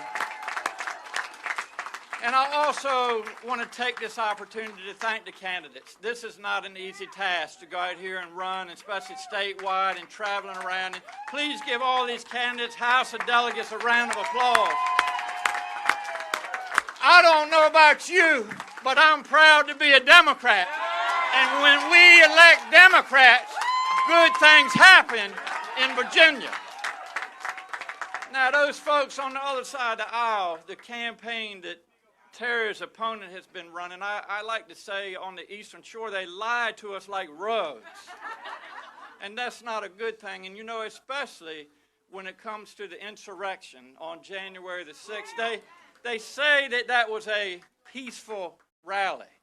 I don't know what was peaceful about it. If it was so peaceful, why did I have to send 200 state police and the National Guard to defend our democracy? That is what this election is about. It's about going forward versus back, and we have just got a great ticket, and we have come too far to go back. So I want everybody between now and then, keep your energy up. People sometimes say, are we tired? No, we're not tired. We're ready to go. We're fired up. We're ready to win, right? So that's what we're going to do tomorrow. So he doesn't really need any introduction. He says that you can sleep when you're dead. I actually called him sleeping one time. That's BS, bro. That's not true. We'll talk about that another time. But here's a man that, you know, came in 2014. We all worked together. We built the new Virginia economy, hundreds of thousands of new jobs. Our unemployment rate in Virginia is one of the lowest in the South. It's 3.8 now. The national average is 4.8. Raising the minimum wage to $15.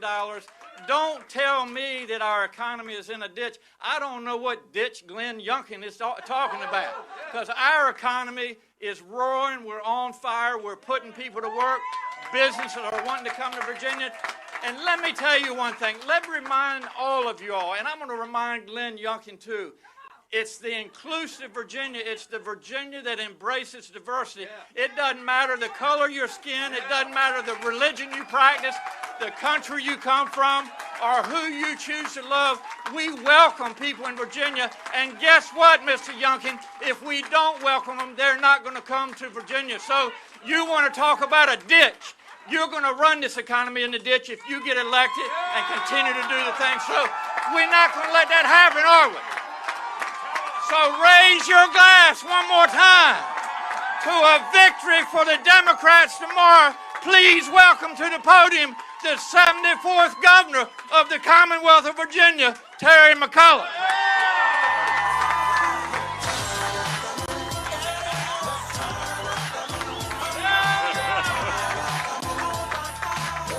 You know, everybody's so fired up, I said, I got to have one of these myself, man. I got to find out what's in this. So let's have a toast to all of you, folks. Here we go. Is that not great? Let's give Patrick and Eric and Hardywood a great round of applause for having us here today. Now, Christian, don't be drinking that on me. You wait till I get done here. But folks, here we are. We're at the end zone. Are you ready to take that ball over the line? We're down to the 2-yard line. We started this campaign 328 days ago, folks. And I look around here and I just want to say, all of you, thank you for the great work that you've done. It feels great. You've seen so far we have a record-setting 1.2 million Virginians have already early voted. Now you see what's happened. I got a big lead on the early vote. But I got to have a big lead tomorrow on the in-person day. Are you going to deliver that for me tomorrow? For Mark and for Hala and for our House of Delegates?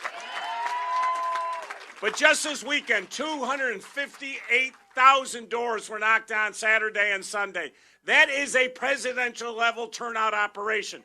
We have knocked on 1.75 million doors in the last 4 months here in the Commonwealth of Virginia. So I thank all of you who have made that possible. You're going to show up, we're going to go big, and I see those casino signs. I can't wait to be throwing the dice here in Richmond.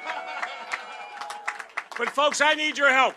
I need your help. This is a big election for us. And if you heard 8 years ago this state, let's be clear. When the Republicans had control of all 3 statewide, both chambers, you remember that.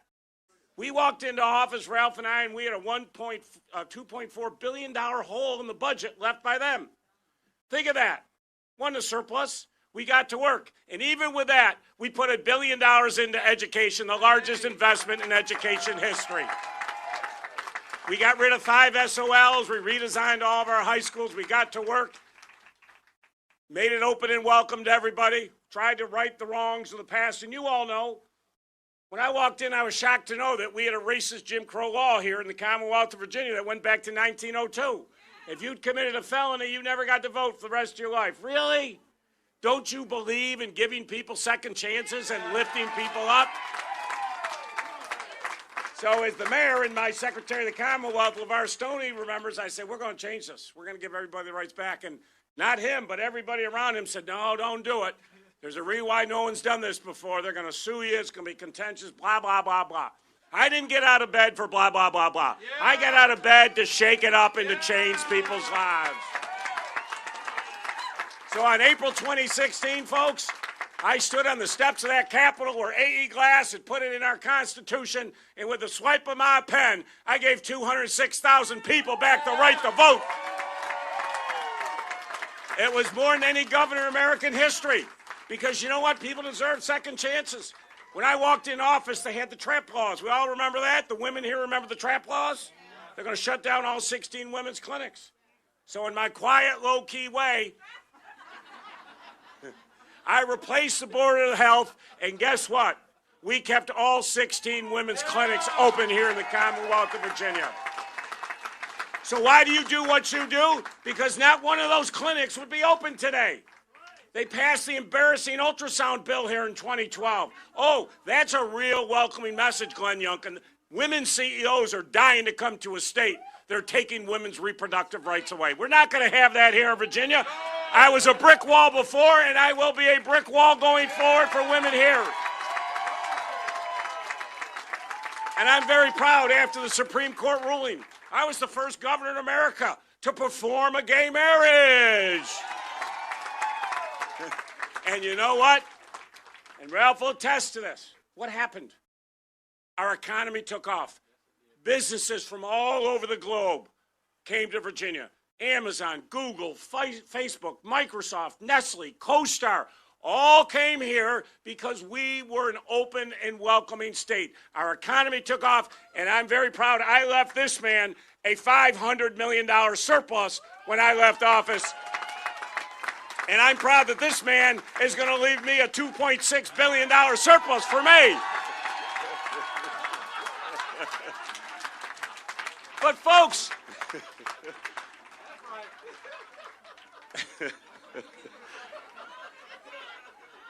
keep that close. I may need another sip of that there, though, Christian. But folks, honestly, this is why you do what you do. I mean, I'm going through these last 8 years. You think that's not possible, but it's all happened. Record investments in education, getting Medicaid expansion, 550,000 people, tens of thousands of low-income women got dental coverage for the first time in their lives. That's what we've done for you. I was proud, and I want to thank the governor, the mayor, and everybody else involved. I'm glad we finally got those statues down here and made it open welcoming. And I'm glad as your governor, I had to use executive authority. I'm glad I took and banned the Confederate flag from the license plates here in Virginia. So all I'm trying to say is, when you give Democrats the power, good things happen, right? So here's what we're going to do. Everything's great, but now it's about the future. And if you get a chance, I got 20 big plans, 166 pages. You get home tonight, you get yourself and take home a little Hardywood can of beer with you. Get home, get a little candle going. You pull those 20 plans up. I mean, JJ calls me, he says the best night of his life, it's the best he's ever seen.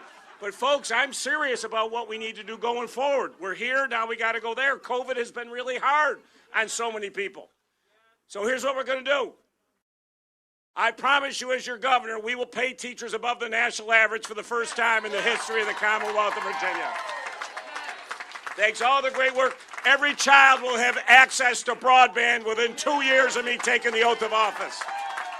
All 41,000 at-risk 3- and 4-year-olds, they're all getting pre-K. I promise you that, folks. And we're going to work hard. I've already been talking to our governor, having a big plan here on health care, getting a Section 1332 waiver so we can start our own reinsurance program, working with Senator McClellan to make sure we stand up our own marketplace next year. Guess what? Guess what?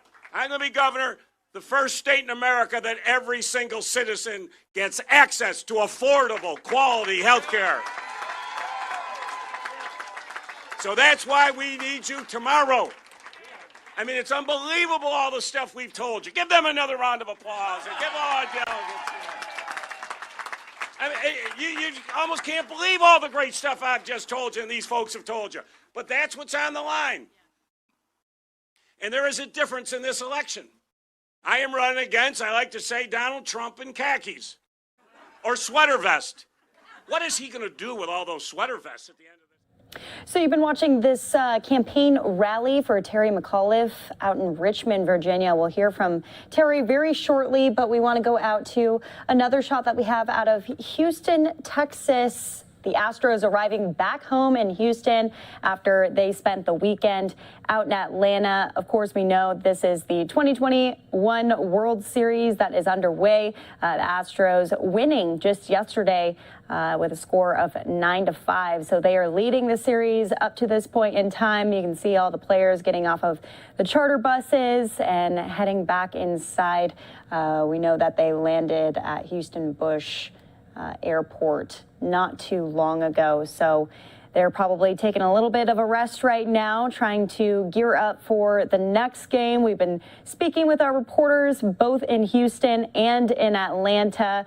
Everyone very, very close-knit to their teams, showing support for their teams. All of our reporters out in Houston, of course, rooting for the Astros. All of our reporters out in Atlanta, of course, rooting for the Braves. You can see the motorcade that is keeping a close watch on them to make sure they're all safe and good to go for the rest of the series here. But again, we just wanted to show you these live pictures out of Houston, Texas, as the Astros are hopping off with, it looks like, some of their family and friends alongside them. Exciting times for these guys as they step into Game 4 of the series.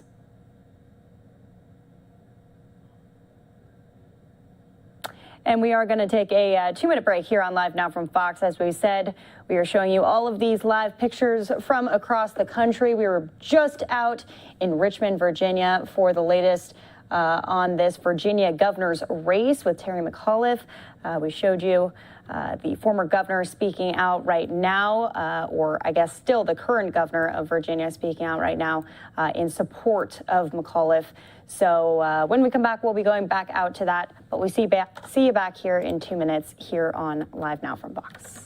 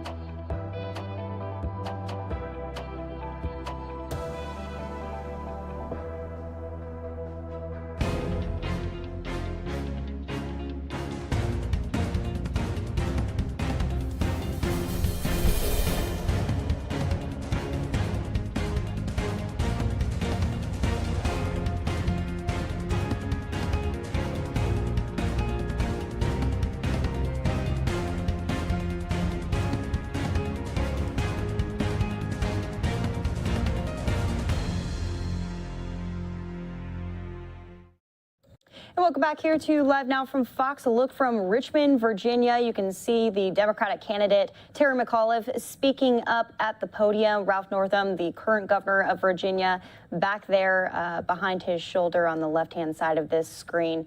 They are rallying ahead of the November 2nd election. That means tomorrow is the big day, trying to get last-minute voters to show up to the polls and vote in this Virginia governor's race. It's going to be a tight one. They're neck and neck at this point in time. So we'll listen in to what McAuliffe has to say just one day out.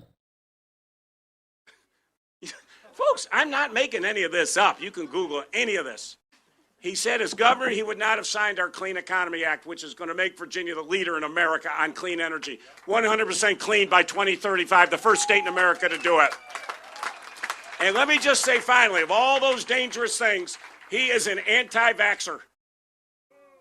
He goes on right-wing radio and says, quote, if you don't want to take it, don't take it. Quote, there's many good reasons not to get vaccinated. He got caught telling college students, if you don't want to take it, go get an exemption for whatever reason. He doesn't believe that nurses should be vaccinated in cancer wards who are dealing with immunocompromised patients already because they're under chemotherapy. Let me tell you, as your governor, I want nurses, doctors, and teachers vaccinated here in the Commonwealth of Virginia. And I thank our governor for the great work he's done. How many parents, he said day one, all masks come off, and no requirement for teachers to be vaccinated. Who here has a grandson or daughter or son, first, second grade here? Put your hands up. Do you really want to send your children to a school where the teacher is not vaccinated and not required to wear masks? Here in Virginia, 1,142 children have been in ICU beds and hospital beds with COVID. We just lost 2 11-year-olds. This is serious. So, I thank all of you for being here tonight, but I need you to drive out that vote tomorrow. I need you to call whatever you have, boyfriends, girlfriend, whatever you got, I'm all for it. I just need you to get everybody on the line, sleep when you're dead. We have got 24 hours to bring this baby home and keep Virginia moving blue. Thank you, and God bless you. Let's go, Virginia!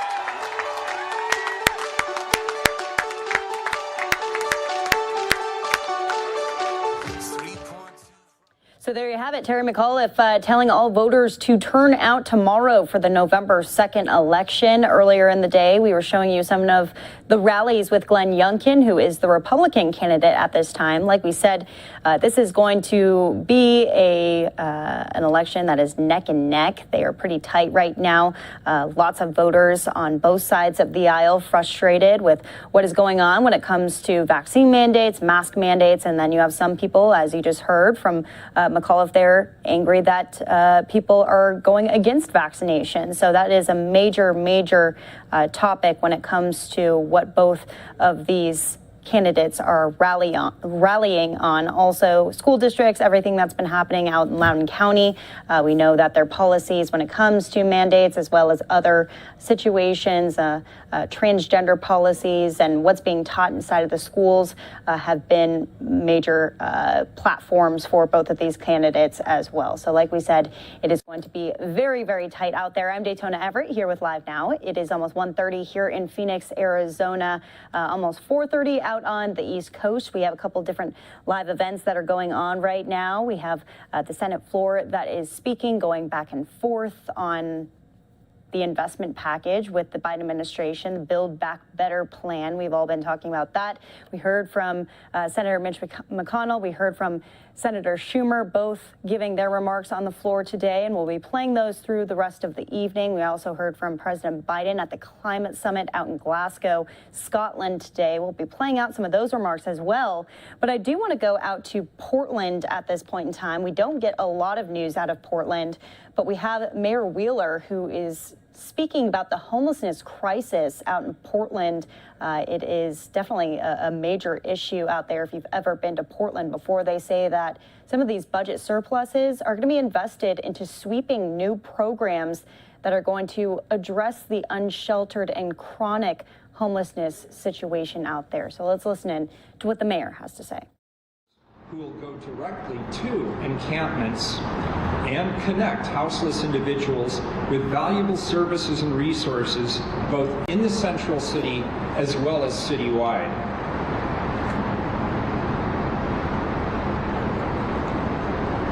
This investment will double our current Navigator team count, allowing us to be more proactive in our outreach. In being more proactive, we'll be more compassionate, we'll provide greater accessibility, and we'll ensure that houseless community members can better navigate the resources that are available to them through the city, the county, and other partners. Lastly, we will increase camp cleanups 5-fold. Most of the trash and debris that needs to be cleaned up in the city is related to unsanitary houseless camps or trash at sites that were formerly houseless camps. Current camp removal efforts aren't keeping up in a timely manner with the number of sites that are evaluated for removal or for downsizing. Pre-pandemic, the impact reduction program was once removing 40 to 60 full sites each and every week. For the last year and a half, however, the impact reduction team has only been able to remove 3 to 10 sites per week. Remediation, in the meanwhile, has become far more costly and time-intensive.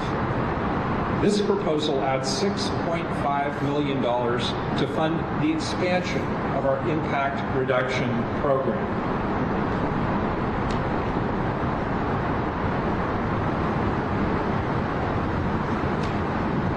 These funds will enable the impact reduction program to return to pre-pandemic operation levels with an increase in staffing for hazmat remediation and the creation of low-barrier trash programs. In closing, I believe there's a lot of good things that this package will accomplish. However, in closing, I want to reiterate my plea to Congress. We must enact a federal housing guarantee for our poor, our seniors, and our disabled neighbors.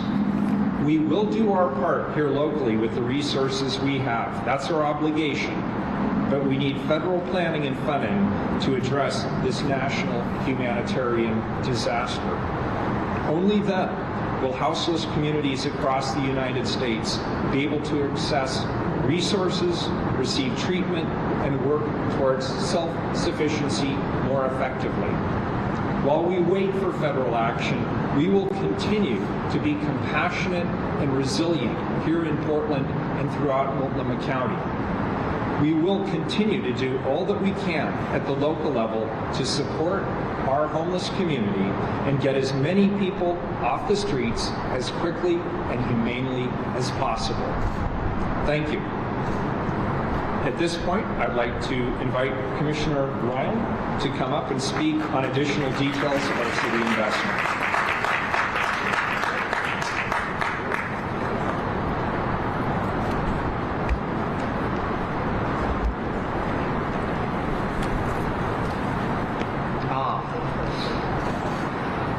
Good afternoon. It's good to see people outside of the little Zoom box. How are you? Thank you for being here, and really thanks to Chair Kafori for making that phone call, and for Mayor Wheeler for responding. And it's a great day. We're committed to shared commitment and compassionately addressing houselessness in our community. And I want to take a moment to acknowledge the respective teams that have put so much heart into this over the last few weeks. Sorry to my own staff who hasn't had a weekend off for a few. I really appreciate how you dove in to better align to achieve population results that are critical to achieve this work with so much greater efficiency. And from my team, I want to specifically call out Chief of Staff Kelly Torres and Mark Vaughn, and the peers of the mayor and the chair's office, and all those in the city's budget office, and also in the joint office, housed in the county. I know that many of you have heard me say, well, maybe you haven't, but anyway, I say this a lot, and that is it's so important to keep looking at how we can break down the silos, how we can realize these priorities for our community and align those arrows. Just picture a lot of arrows going some different directions, and the whole point is to align them so you have greater impact. Today is an incredible representation of what we can accomplish when we break those silos and work together on the behalf of all Portlanders. Some of you also know that I have a personal connection to this work, and my third oldest brother, Tim, actually passed away in the lovely month of November, so it was heavy on my heart this morning.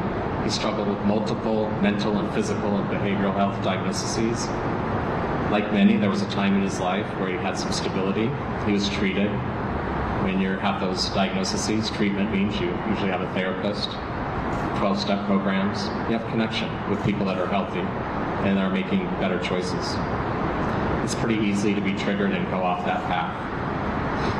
Sadly, he stopped taking his medicine, and things progressed pretty rapidly and accelerated as he numbed the pain and used recreational drugs.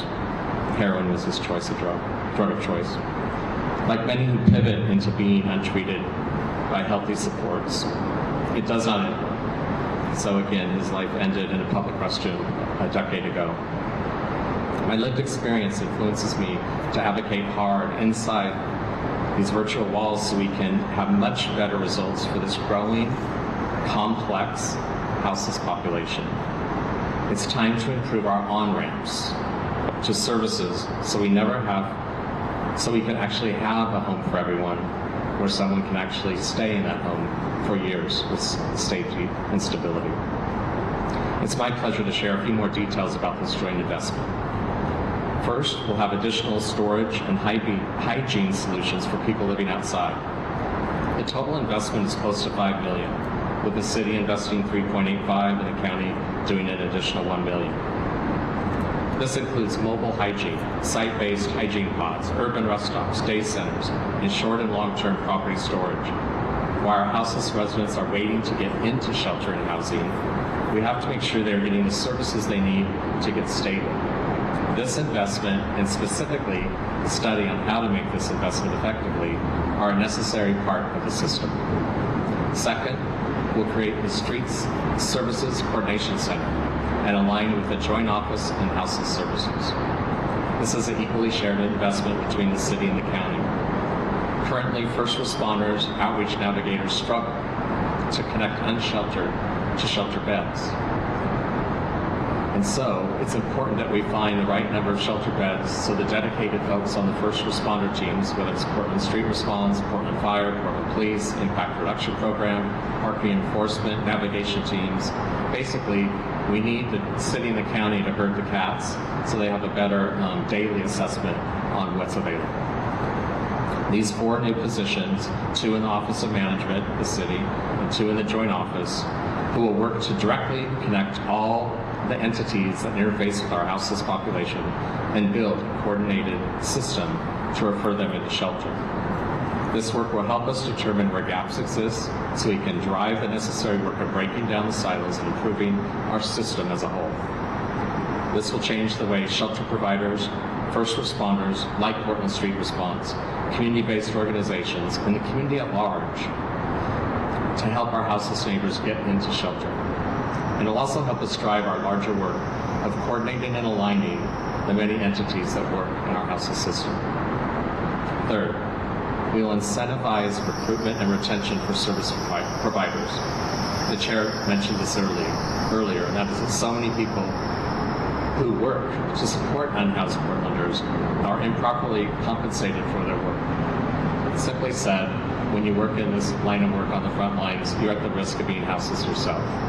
That needs to change. Service providers are frontline workers. They are engaging with our community, and they deserve a compensation package that reflects their commitment. This piece of the total allocation is $2 million, and the county is providing $1.5 million of that with our $500,000. Together, we'll expand the pipeline of service providers and show them how meaningful their contributions to society are. This investment will fund bonuses to staff support recruitment and retention and incorporate mid-year and 3% pay increases. I've been calling for this investment since I was sworn in last year, and I'm so proud to be standing here today where the city's pitching in for that effort. Fourth, while this is a county-funded piece of our proposal, I want to acknowledge the mental and behavioral health supports that this package contains.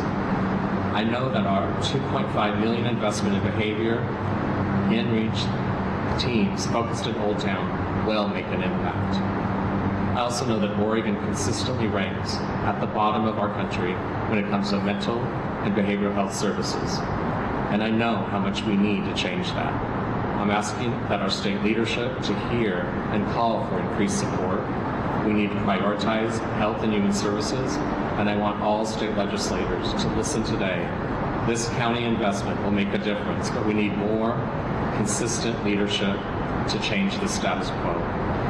I know that you're hearing us, and your commitment to building a more comprehensive solution is in motion. I want to thank my colleagues, Chair Kafori and Mayor Wheeler, once more for their partnership in this venture. And thank you to the media for being here today and for helping explain this really complex, very complex challenge to our city. We didn't get here overnight. The houseless crisis has been chipping away at the city's soul for over a decade. Today, there's zero denial about the impact of this crisis on our street is having on our city. I know, like my colleagues, my ears listen to gripping and angry stories every single day. I'm pleased today I have more hope than ever than my first 13 months in office about the alignment of resources, the willingness to streamline services, and really just to play to our strengths with greater role clarity between the county and the city. We must continue to innovate, work smarter, and this is definitely a step in the right direction.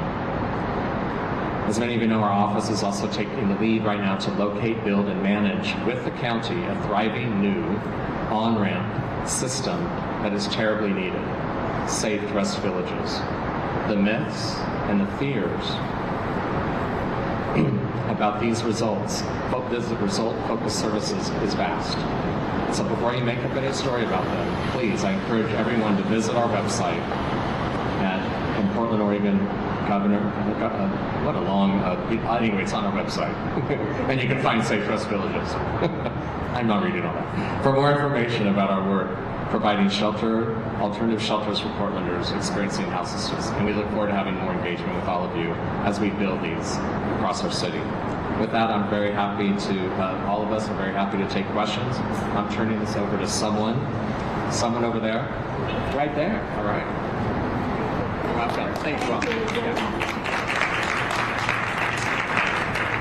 So now we can take some questions. Rich Chapman is here with a microphone. If you raise your hand, Rich is going to go to you so that we can get your questions. They can hear them and direct who's going to answer.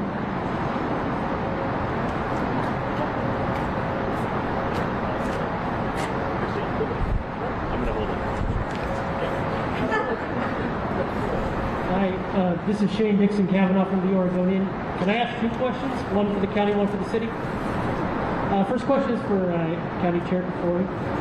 In terms of the properties that you're looking at to potentially lease or purchase for new shelter beds, have those locations been identified yet? Can you give a little more detail about where you might be in that process right now?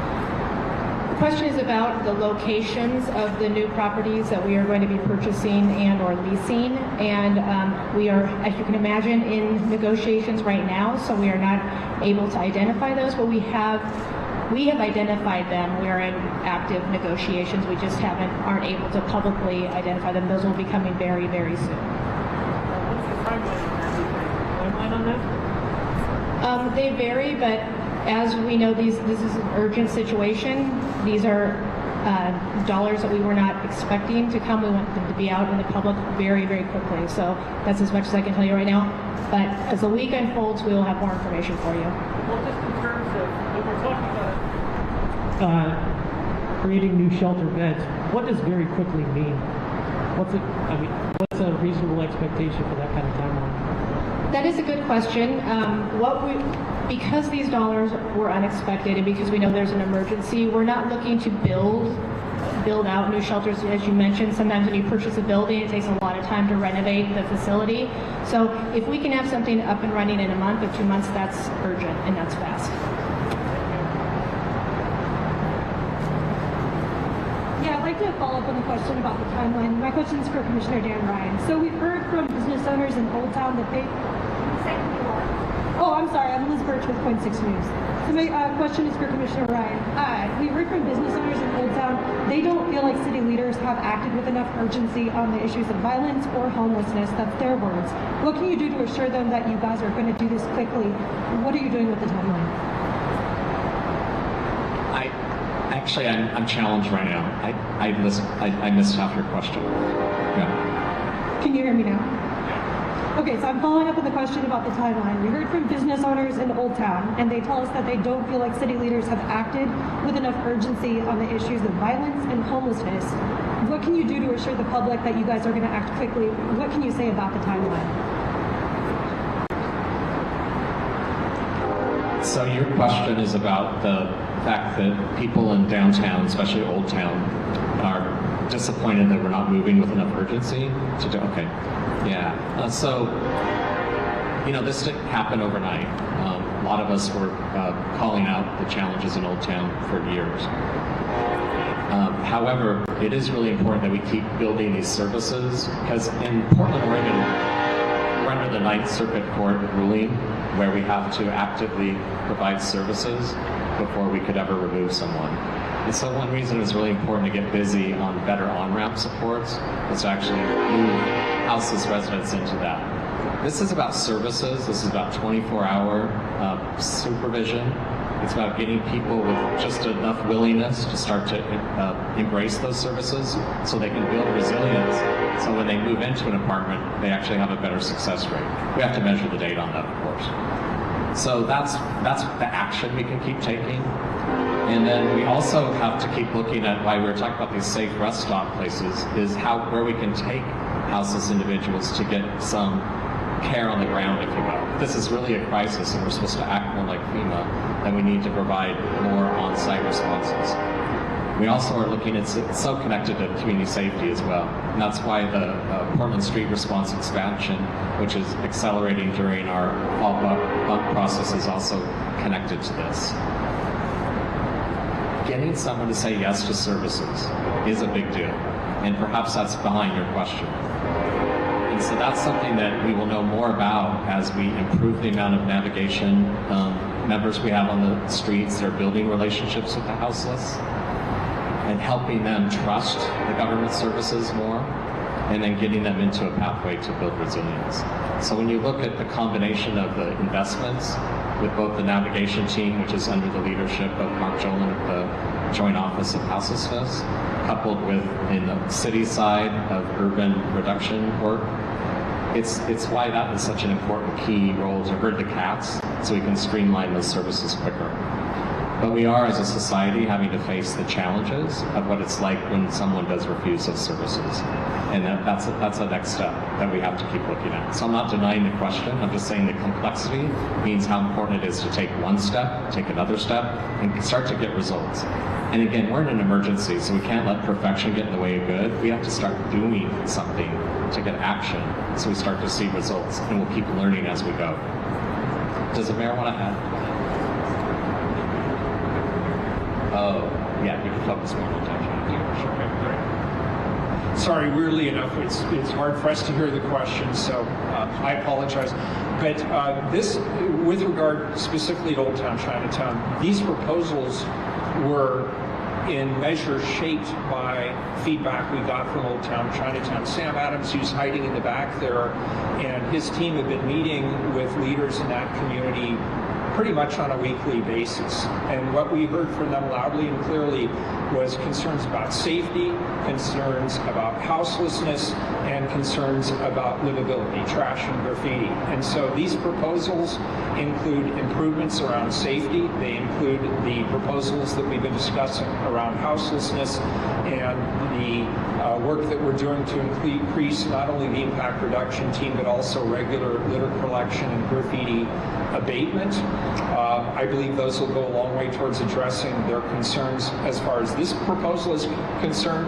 I will just add, with sort of for extra context here, that we also deployed bicycle police to Old Town Chinatown at their request, so that's now been going on for a couple of weeks. In addition to that, we've put together a grant program to help some of the small business owners and operators to be able to defray the cost of private sector security. So we are in communication, and I believe when they see the totality of these proposals, they'll agree with me that their concerns have been heard, if not fully addressed. This is Connor McCarthy with Fox 12, either for the mayor, the chair, or Commissioner Ryan. Going off the question of how do you get people to access these services, what is the city and county doing to encourage people in the streets to access these services? And also another question, when will the public see an impact from this money on their community?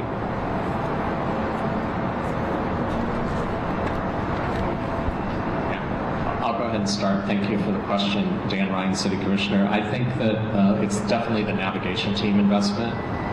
What I've learned in my 13 months in office, for example, when we were cleaning up Laurelhurst Park, Mark Jolan and his team at the navigation team were out there working with the houseless in Laurelhurst Park for a week. And before that, for months, some of them. But it takes a while to establish the rapport and to really understand what their needs are, and then to build that trust. And so we really do need more navigation folks on the ground building those relationships. And that is a pathway to saying yes to services. So that's why that's a big part of the investment.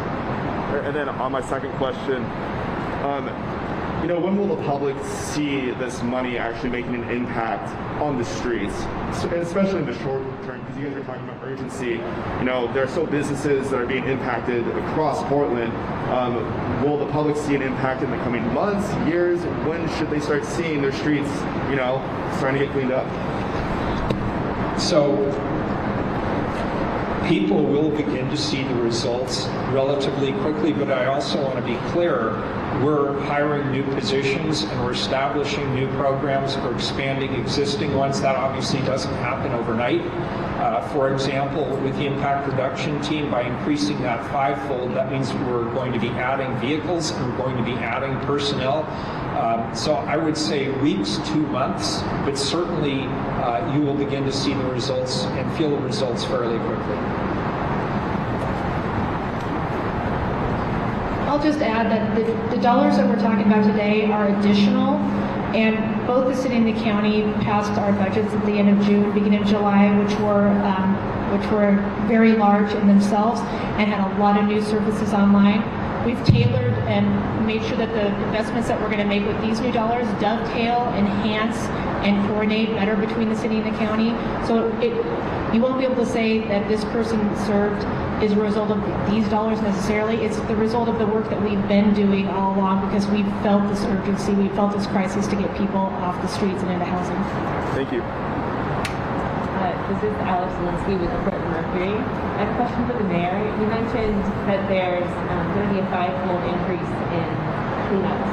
I'm curious if that means the protocol is changing at all with how cleanups are administered and prioritized, or what will lead to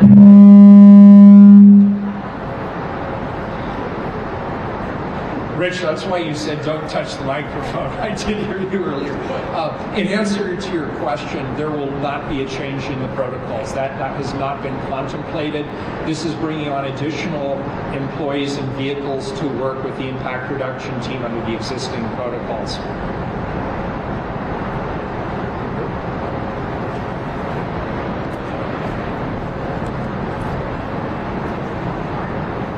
Mike Benner from KGW. This is for Mayor Wheeler. I guess it was less than 2 weeks ago, you had mentioned, that you'd like to focus on the unsanctioned camps, but you couldn't say more at the time. Is this the more? Is this what you had in mind at that point? You said the goal should be 0 unsanctioned camps in Portland. Is this heading down that road? I believe the goal should be to remove as many people from the streets as quickly and humanely as possible. And the impact reduction team is part of a larger series of services, but when I was talking about camp remediation for those that meet the objective criteria around safety, health, or the environment, this is what I mean.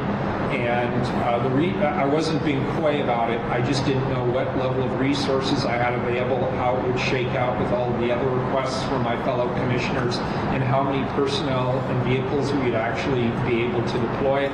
And so today you're hearing that answer. We're going to see a 5-fold increase in those operations. Thank you. Hi, Rebecca Ellis, OPD. I have 2 kind of technical questions, I think, for Chair Kafori. The first is, how much was the county's budget surplus total for this fall? And the second is, how many total shelter beds will be available now that you're adding 400? So the first part of your question about the county's budget surplus that we received for fiscal year 21, it's about $30.4 million. And tomorrow morning at 10 o'clock, our board will have a board briefing. The items we've discussed here are focused on our joint investments with the city, but there's some additional pieces that the county is going to be funding that we'll talk about tomorrow morning. What's the total number of shelter beds now? For the total number of shelter beds, I'm going to call up the man who knows all, our Joel.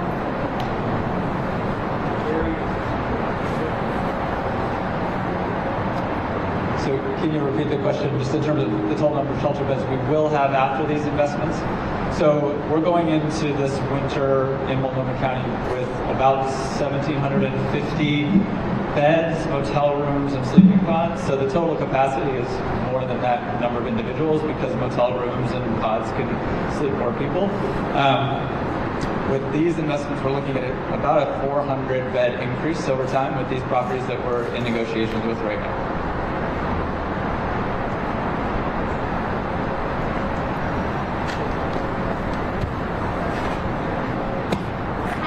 Mechanic with K2 News. Just had a quick question in response to this surplus. Is this something we're expecting to see again? Could we see it in the future, or how exactly did it come about?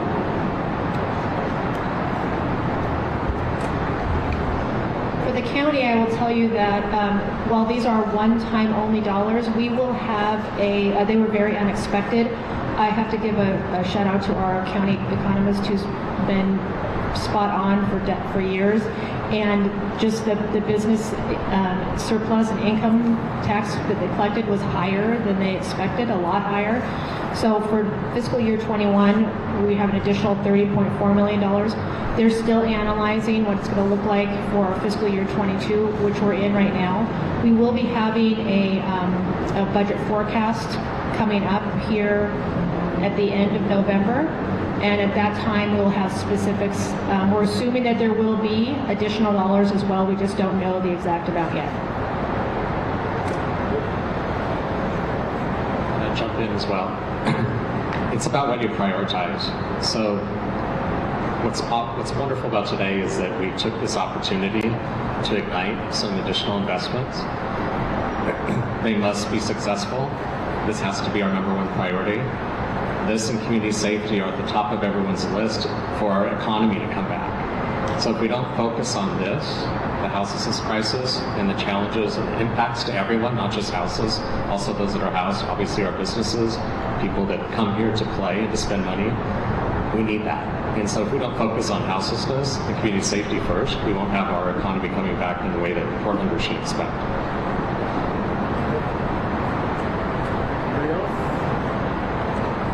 Awesome. It looks like we've gotten through everybody. So we'll be posting this on Multico Presents. We have Rich Chapman, myself, and Marco Luke. So you're watching Live Now from Fox, this latest press conference out of Portland, Oregon, as they are announcing an investment of $38 million in a set of new programs that are going to try to address the region's homelessness crisis. The package will make investments immediately available for shelter beds, health and outreach workers, and community cleanup programs. We heard from the mayor out there saying that he hopes this will take place quickly and people will see the difference out on the streets out in Portland almost immediately. We're going to take a 2-minute break. When we come back, we are tracking all of these stories across the country. A lot to get to out on Capitol Hill as we have lawmakers speaking out on the floor right now. We heard from Senator Mitch McConnell and Senator Schumer as well, talking about the Build Back Better plan as well as other legislation. And then President Biden, not in the United States right now. He is out in Scotland, what he's been up to, as well as the royal family, in 2 minutes after the break.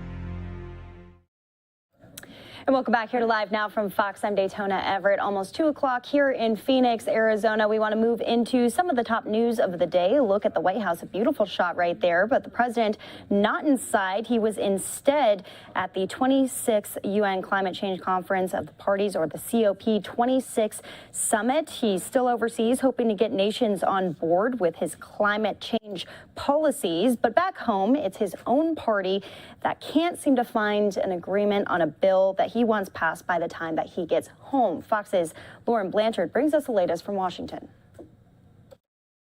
Will we seize the enormous opportunity before us? President Biden is in Glasgow, focused on climate issues and hoping to get other nations to agree to policies he is still trying to push through in D.C. We're standing at an inflection point in world history.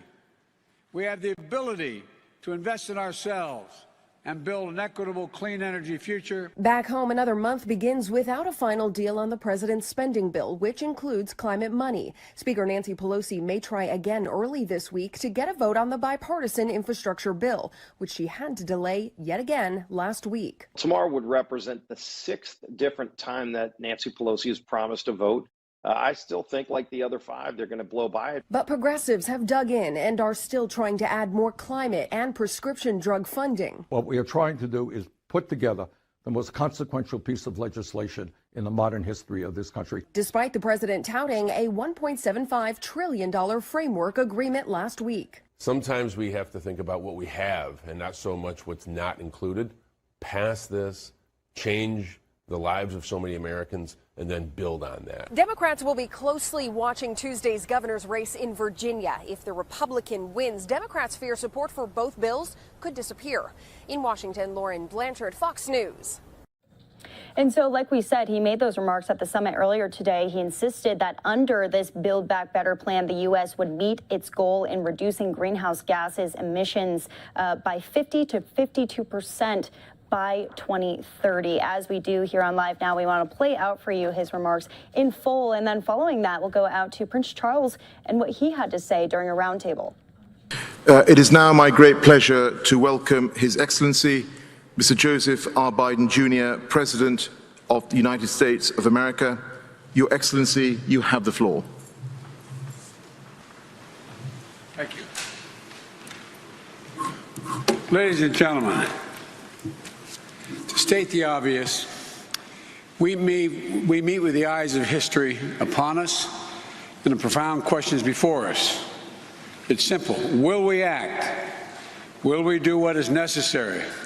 Will we seize the enormous opportunity before us? Or will we condemn future generations to suffer? This is the decade that will determine the answer, this decade. The science is clear. We only have a brief window left before us to raise our ambitions and to meet the task that's rapidly narrowing. This is a decisive decade in which we have an opportunity to prove ourselves. We can keep the goal of limiting global warming to just 1.5 degrees Celsius within our reach if we come together. If we commit to doing our part of each of our nations with determination and with ambition. That's what COP26 is all about. Glasgow must be the kickoff of a decade of ambition and innovation to preserve our shared future. Climate change is already ravaging the world. We've heard from many speakers.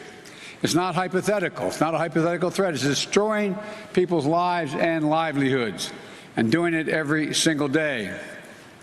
It's costing our nations trillions of dollars. Record heat and drought, fueling more widespread and more intense wildfires in some places and crop failures in others. Record flooding and what used to be a once-in-a-century storms are now happening every few years. In the past few months, the United States has experienced all of this, and every region of the world can tell similar stories. And in an age where this pandemic is made so painfully clear that no nation can wall itself off from borderless threats, we know that none of us can escape the worst that's yet to come if we fail to seize this moment. But, ladies and gentlemen, within the growing catastrophe, I believe there's an incredible opportunity, not just for the United States, but for all of us. We're standing at an inflection point in world history. We have the ability to invest in ourselves and build an equitable, clean energy future, and in the process, create millions of good-paying jobs and opportunities around the world. Cleaner air for our children, more bountiful oceans, healthier forests and ecosystems for our planet. We can create an environment that raises the standard of living around the world. And this is a moral imperative, but it's also an economic imperative. If we fuel greater growth, new jobs, better opportunities for all our people, and as we see current volatility in energy prices, rather than cast it as a reason to back off our clean energy goals, we must view it as a call to action. High energy prices only reinforce the urgent need to diversify sources, double down on clean energy development, and adapt promising new clean energy technologies so we can not only we don't remain overly reliant on one source of power to power our economies and our communities. It's in the self-interest of every single nation. And this is a chance, in my view, to make a generational investment in our economic resilience and in our workers and our communities throughout the world. That's what we're going to do in the United States. My Build Back Better framework will make historic investments in clean energy, the most significant investment to deal with the climate crisis that any advanced nation has made ever. We're going to cut U.S. greenhouse gas emissions by well over a gigaton by 2030, while making it more affordable for consumers to save on their own energy bills, with tax credits for things like installing solar panels, weatherizing their homes. Lowering energy prices will also deliver cleaner air and water for our children, electrifying fleets of school buses, increasing credits for electric vehicles, and addressing legacy pollution. It will incentivize clean energy manufacturing, building the solar panels and the wind turbines that are growing energy markets of the future, which will create good-paying union jobs for American workers, and something that none of us should lose sight of. When I talk to the American people about climate change, I tell them it's about jobs. It's about workers who will lay thousands of miles of transmission lines of a clean, modern, resilient power grid. The auto workers who build the next generation of electric vehicles, and electricians who will install a nationwide network of 500,000 vehicle stations to power them throughout my country. The engineers who will design new carbon capture systems, and the construction workers who will make them a reality. The farmers who will not only help fight global hunger, but also use the soil to fight climate change. The communities that revitalize themselves around new industries and opportunities. And because we are taking all these actions, the United States will be able to meet the ambitious target I set in the Leaders Summit in Climate back in April, reducing U.S. emissions by 50 to 52% below 2005 levels by 2030. We'll demonstrate to the world the United States is not only back at the table, but hopefully leading by the power of our example. I know it hasn't been the case, and that's why my administration is working overtime to show that our climate commitment is action, not words. On my very first day in office, I took action to return the United States to the Paris Agreement. Since then, our administration has been hard at work unlocking clean energy breakthroughs to drive down the cost of technologies that will require us to achieve net zero emissions, and working with the private sector on the next generation of technologies that will power a clean economy of the future.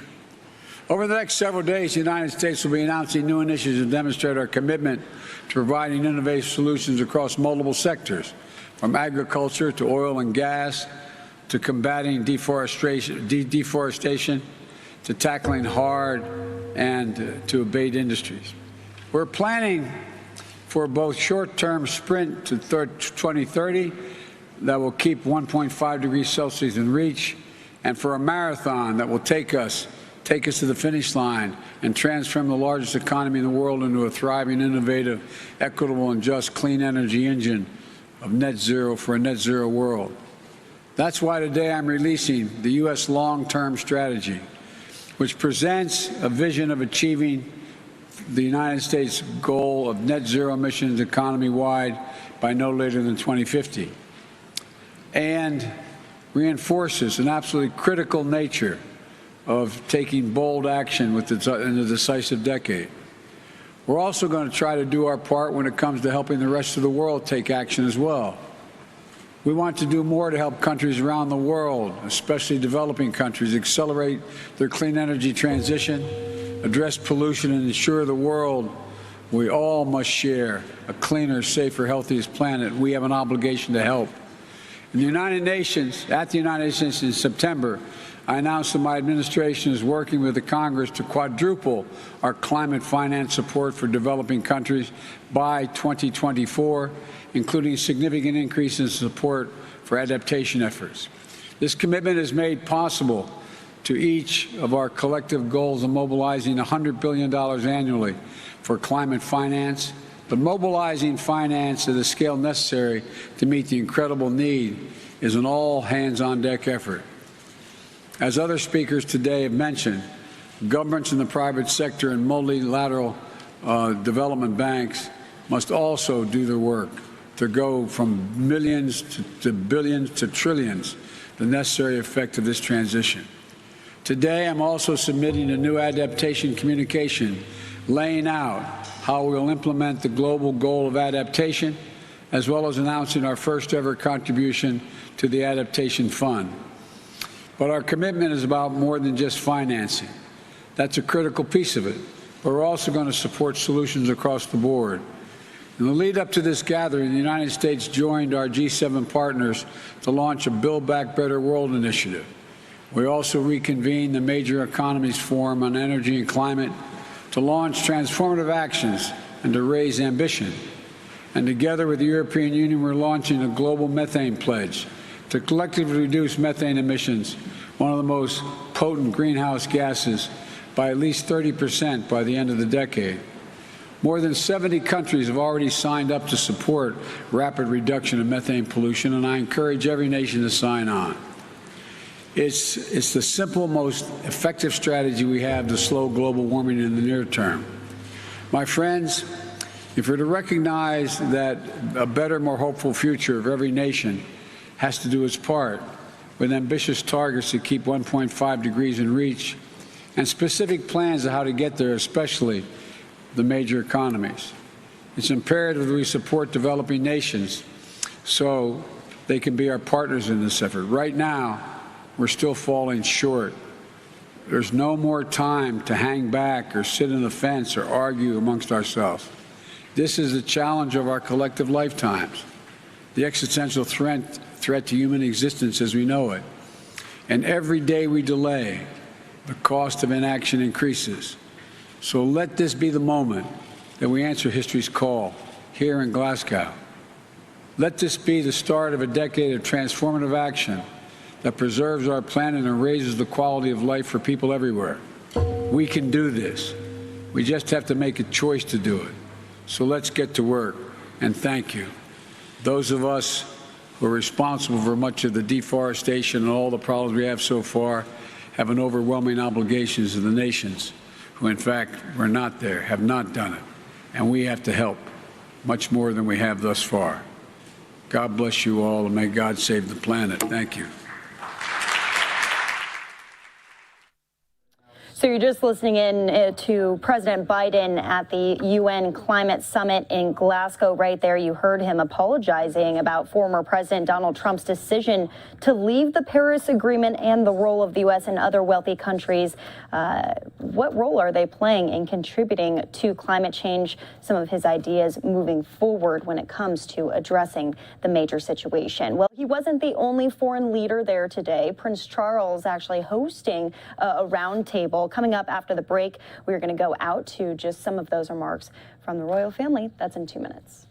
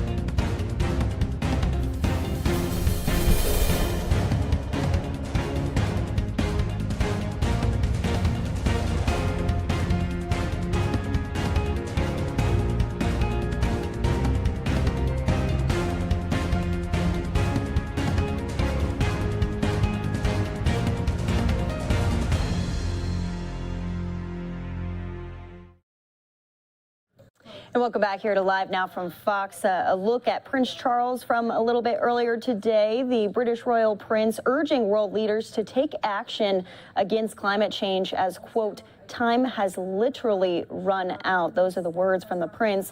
He delivered remarks at the 26th UN Climate Change Conference of the Parties, or the COP26 Summit. The heir to the British throne, who has been a longtime champion of environmentalism, told the 130 world leaders gathered that the hopes of the world are upon you. Take a listen. I know you all carry a heavy burden on your shoulders, and you do not need me to tell you that the eyes and hopes of the world are upon you. To act with all dispatch and decisively, because time has quite literally run out. The highly anticipated summit comes as leaders face intense pressure to cut greenhouse gas emissions. Delegates at the event are expected to lay out ambitious plans to accelerate action on climate change and commit to tackling rising global temperatures. We just heard from President Biden not too long ago. Let's hear from Prince Charles again at a different roundtable from earlier this morning. Your Excellencies, ladies and gentlemen, at this vital COP26 conference, and following the momentum we built at the One Planet Summit, I am enormously grateful to President Ghazouani and President Macron for inviting me to co-host today's high-level discussion on accelerating land restoration in Africa, the case of the Great Green Wall. And if I may say so, it is a great pleasure to be with you all in person after so many months staring at a screen. Now, nature, people and planet are all part of one common system.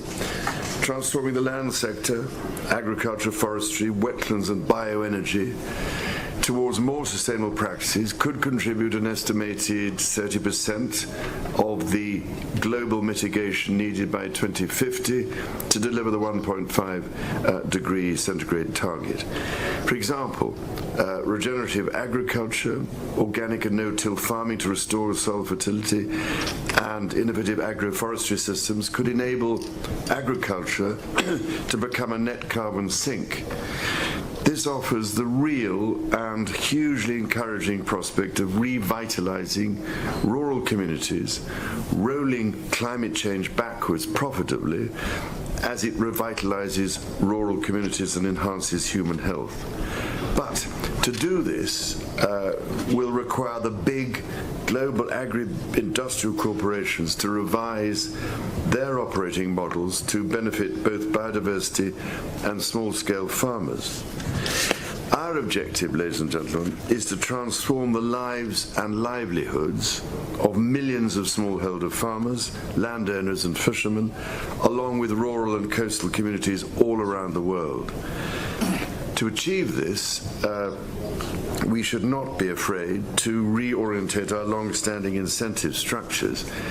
In this way, we can create a more sustainable world while maintaining food security and employment.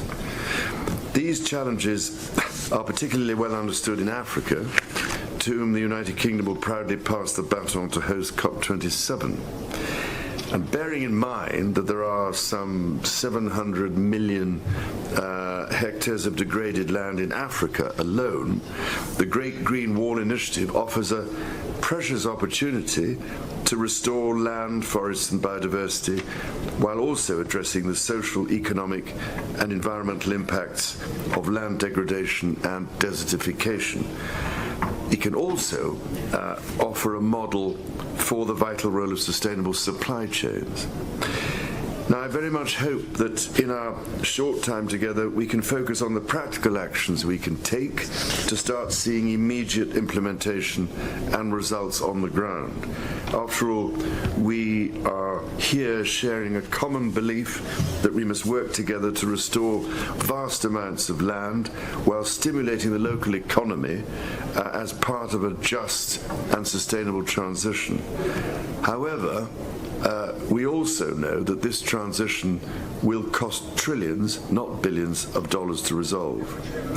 The question now is how to improve rapidly the number of genuinely sustainable projects across a range of public-private mechanisms, including pipelines of private investment. And with this in mind, I'm very glad to be joined by some of the CEOs from my Sustainable Markets Initiative who have been working on this very issue. As they look at the pipeline that links investment to projects that can support adaptation and bring about a rapid transition across the industries, across all industries, they have identified key barriers that we must together address. First of all, building capacity for project development with a focus on genuinely sustainable and investable projects at scale. Second, building our cross-border networks to ensure equitable access to expertise and science, as well as emerging solutions and technologies. Third, increasing the pipeline of bankable and genuinely sustainable projects and connecting them with the funding sources which are the best fit, be they public, private, or more likely a blend of both. But finally, building the systems that allow countries to stay up to date with rapidly evolving international standards and with private and public sector expectations. I know that the CEOs present today will be able to speak about some of the ways in which we are working to remove these barriers to help deliver the much-needed action on the ground. But I'm afraid we need your help.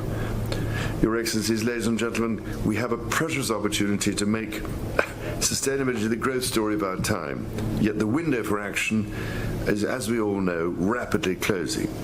So with the tremendous potential of a vibrant young population and unique and precious natural landscapes, Africa is particularly well placed to seize this opportunity. So let us roll up our sleeves and start designing the creative solutions we need to secure the future for generations to come. And because working together, at the end of the day, I know we can succeed. Thank you, Mr. President. Merci beaucoup, Altesse Royale. Thank you so much for this.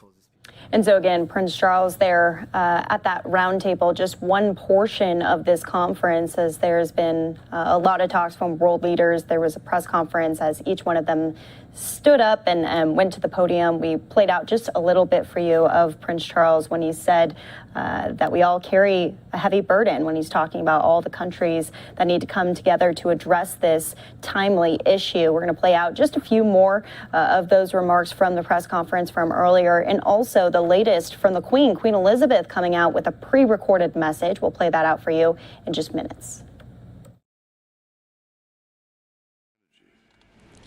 If we can develop a pipeline of many more sustainable and bankable projects at a sufficient scale, it will attract greater investment.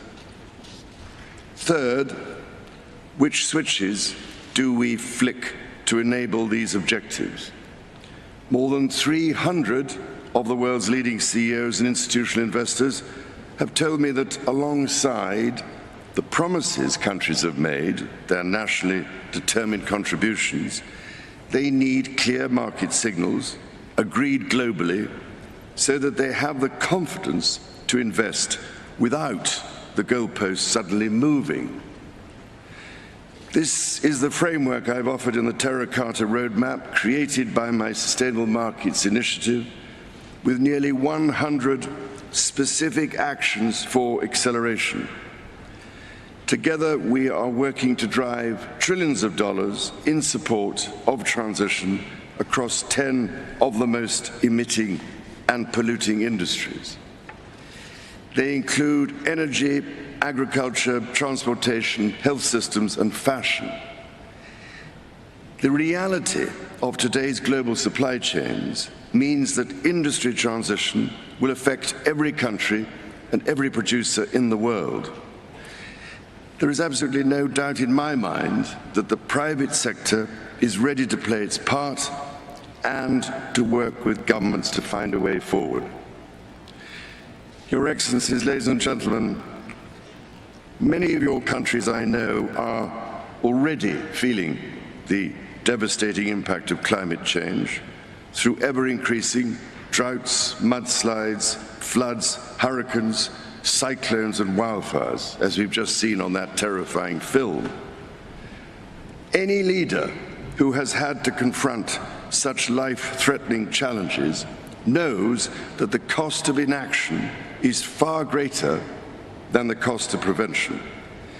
So I can only urge you, as the world's decision makers, to find practical ways of overcoming differences so we can all get down to work together to rescue this precious planet and save the threatened future of our young people.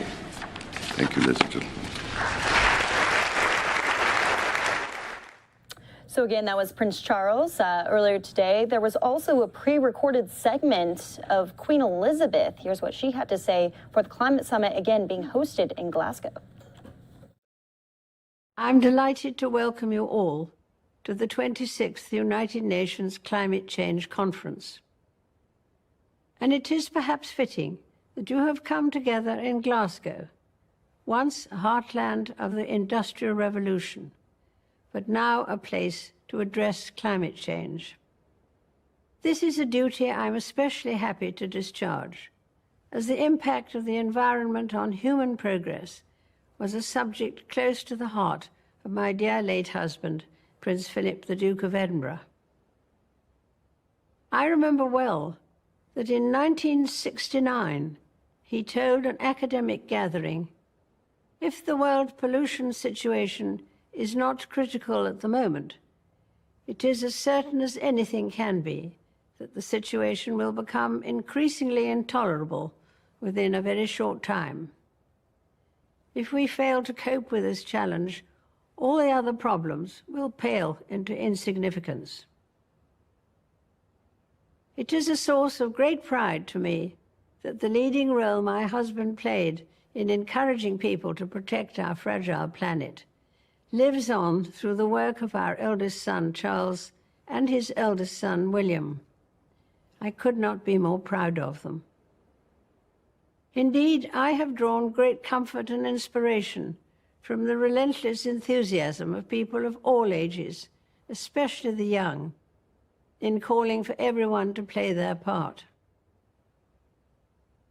In the coming days, the world has the chance to join in the shared objective of creating a safer, stabler future for our people and for the planet on which we depend. None of us underestimates the challenges ahead, but history has shown that when nations come together in common cause, there is always room for hope. Working side by side, we have the ability to solve the most insurmountable problems and to triumph over the greatest of adversities. For more than 70 years, I have been lucky to meet and to know many of the world's great leaders. And I have perhaps come to understand a little about what made them special. It has sometimes been observed that what leaders do for their people today is government and politics. But what they do for the people of tomorrow, that is statesmanship. I, for one, hope that this conference will be one of those rare occasions where everyone will have the chance to rise above the politics of the moment and achieve true statesmanship.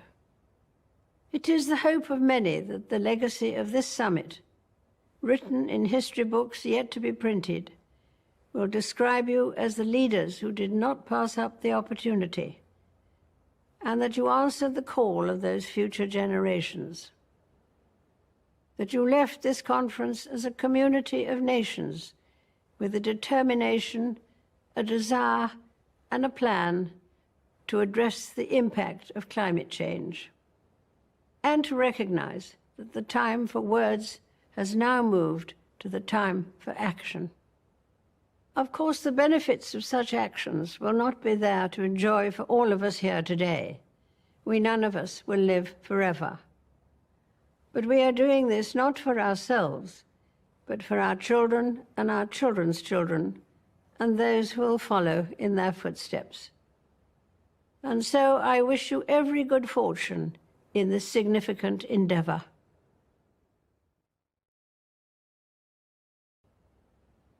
I'm delighted to welcome you all to the 26th United Okay, so again, that was the Queen earlier today at the summit there, but we are following all of the latest news out of Virginia. We showed you earlier Terry McAuliffe, the Democratic candidate who was rallying out in Richmond, Virginia. But now we have Glenn Youngkin, who is also rallying out in Virginia. We're seeing some supporters speaking with our crews there who are on the scene. So we'll bring it all to you here live on Live Now from Fox. We're going to take a quick 2-minute commercial break. More to come in just minutes.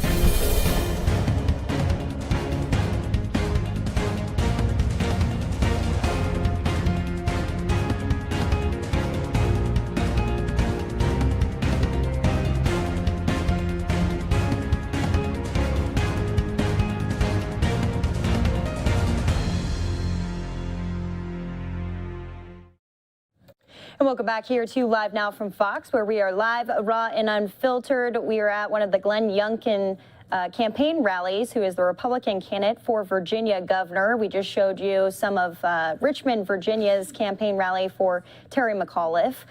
We saw Ralph Northam, the current governor of Virginia, out there rallying for him.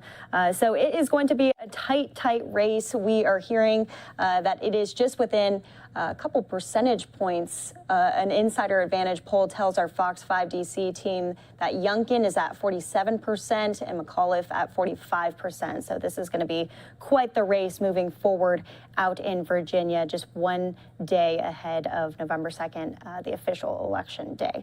We are going to move into some of the other news, though. Out in New York City, we had remarks from Mayor Bill de Blasio, who said that 9,000 city workers are on unpaid leave right now due to the city vaccine mandate. As you know, last week there was a bit of backlash from the union for FDNY, as we heard from the Fire Officers Association, that they are now going to be providing an emergency resource center for those officers who decide not to get vaccinated and are losing their jobs because of it.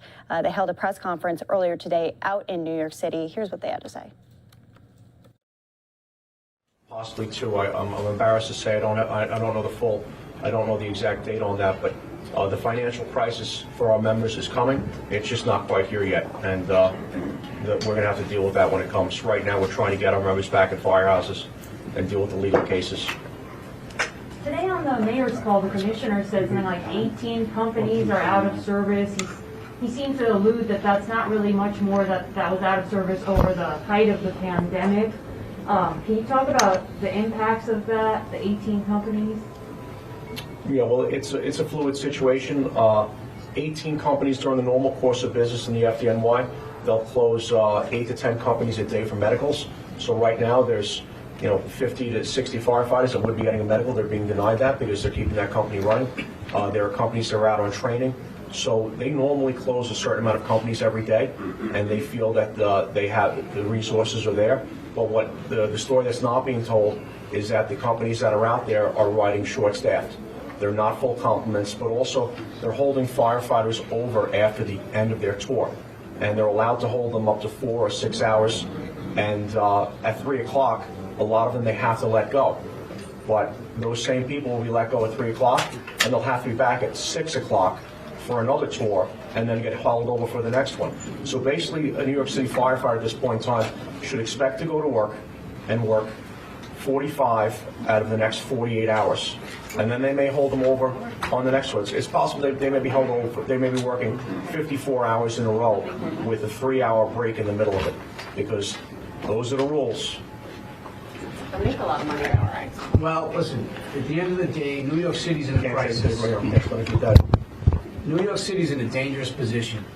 We have a staffing issue in the fire department that existed pre this mandate, and this mandate has only exacerbated that condition. And now we have firefighters that work in extensive amounts of time, which makes it all that more dangerous a job, more wear and tear on their bodies, more likely to be injured. And this is something that we can avoid. I'd implore all leadership on all sides, at the department level, the city level, at the state level.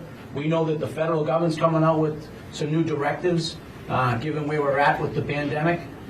We know that the statistical data does not show that we are in a crisis right now with COVID-19 in this city, in particular amongst the fire department. And we're trying to solve, a problem that, at least at this time, doesn't exist. The problem that's at hand is the lack of firefighters available to work right now to protect the city.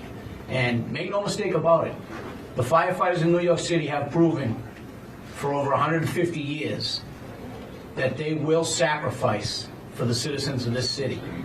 They've proven it time and time again, even the ultimate sacrifice. And all we really want is for the city to come to the table, negotiate legitimate parameters, and let our members go back to work. They don't pose a threat to the citizens in New York by not being vaccinated. That's not true. And our firefighters want to work. They care about what they do. They love what they do. And we don't want them in this position that they're in. The test and vax program that we had previously, before the mandate, was working. Those that were vaccinated came to work. Those that didn't want to reveal their vaccination got tested weekly. Thousands, over 6,000 tests were done. We only had less than 0.5% positive. That's less than the general public. The general public's at 2%, less than 0.5%. So the test and vax program was working in the FDNY. Why would we stop it? And especially, why would you stop it without negotiating that? Again, I can go back to treating us differently. And as Ed alluded to, we're forcing people out now that have 20 years in the fire department. These are the people that responded to the COVID emergencies in 2020. Before that, they were at Superstorm Sandy. They went above and beyond for Superstorm Sandy. Before that, they went to Katrina in Louisiana. Before that, they had an airplane crash in the Rockaways. They responded to that. Before that, we were at September 11th. We're still dealing with those health issues and ramifications. All of these people have served and residents of New York City since that time. They've given their bodies and their souls and their health. Now they're being treated like second-class citizens. All we're asking is to be treated the way you said you were treating us before.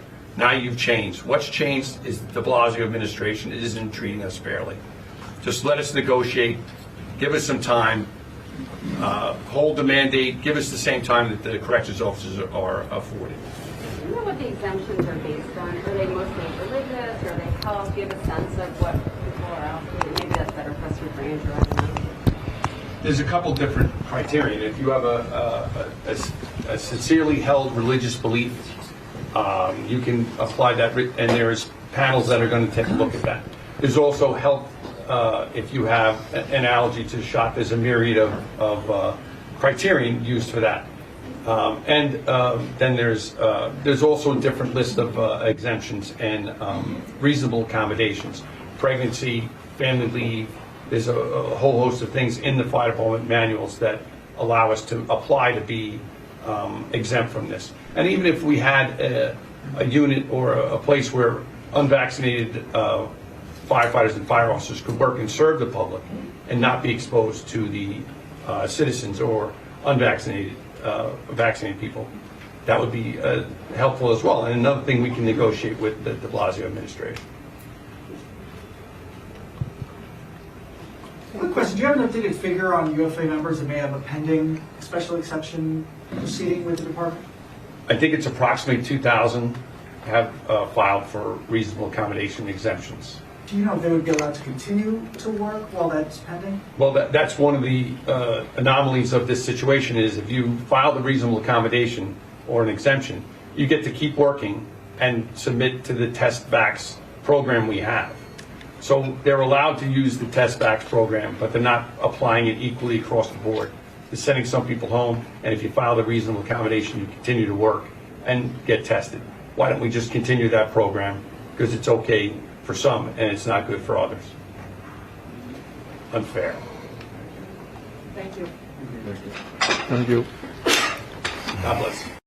So there you have it, the latest from the FDNY Fires Association, Fire Officers Association. Like we said before, the mayor saying that there are 9,000 workers for the city of New York, including police officers and firefighters who are unpaid leave because they're refusing to get at least one dose of the COVID-19 vaccine. It's still a little unclear as to exactly how many people, firefighters and exactly how many police officers are on unpaid leave at this time and refusing to go ahead and put in the portal what their vaccination status is. But you heard at the very end of the press conference, there are 2,000 people requiring or asking for an exception and an exemption from going ahead and getting the vaccine. So more to come on all of this. The first city that kind of brought out the national spotlight when it comes to these vaccine mandates and police unions pushing back against it is the Chicago Police Union. We heard from Chicago Police today about what their situation is with officers there. They say there's 35 officers who are on no pay status at this time, and that 73% of the officers have at least entered their vaccine status into the portal there. We're going to listen in to what they had to say a little bit earlier this morning, again, out of Chicago.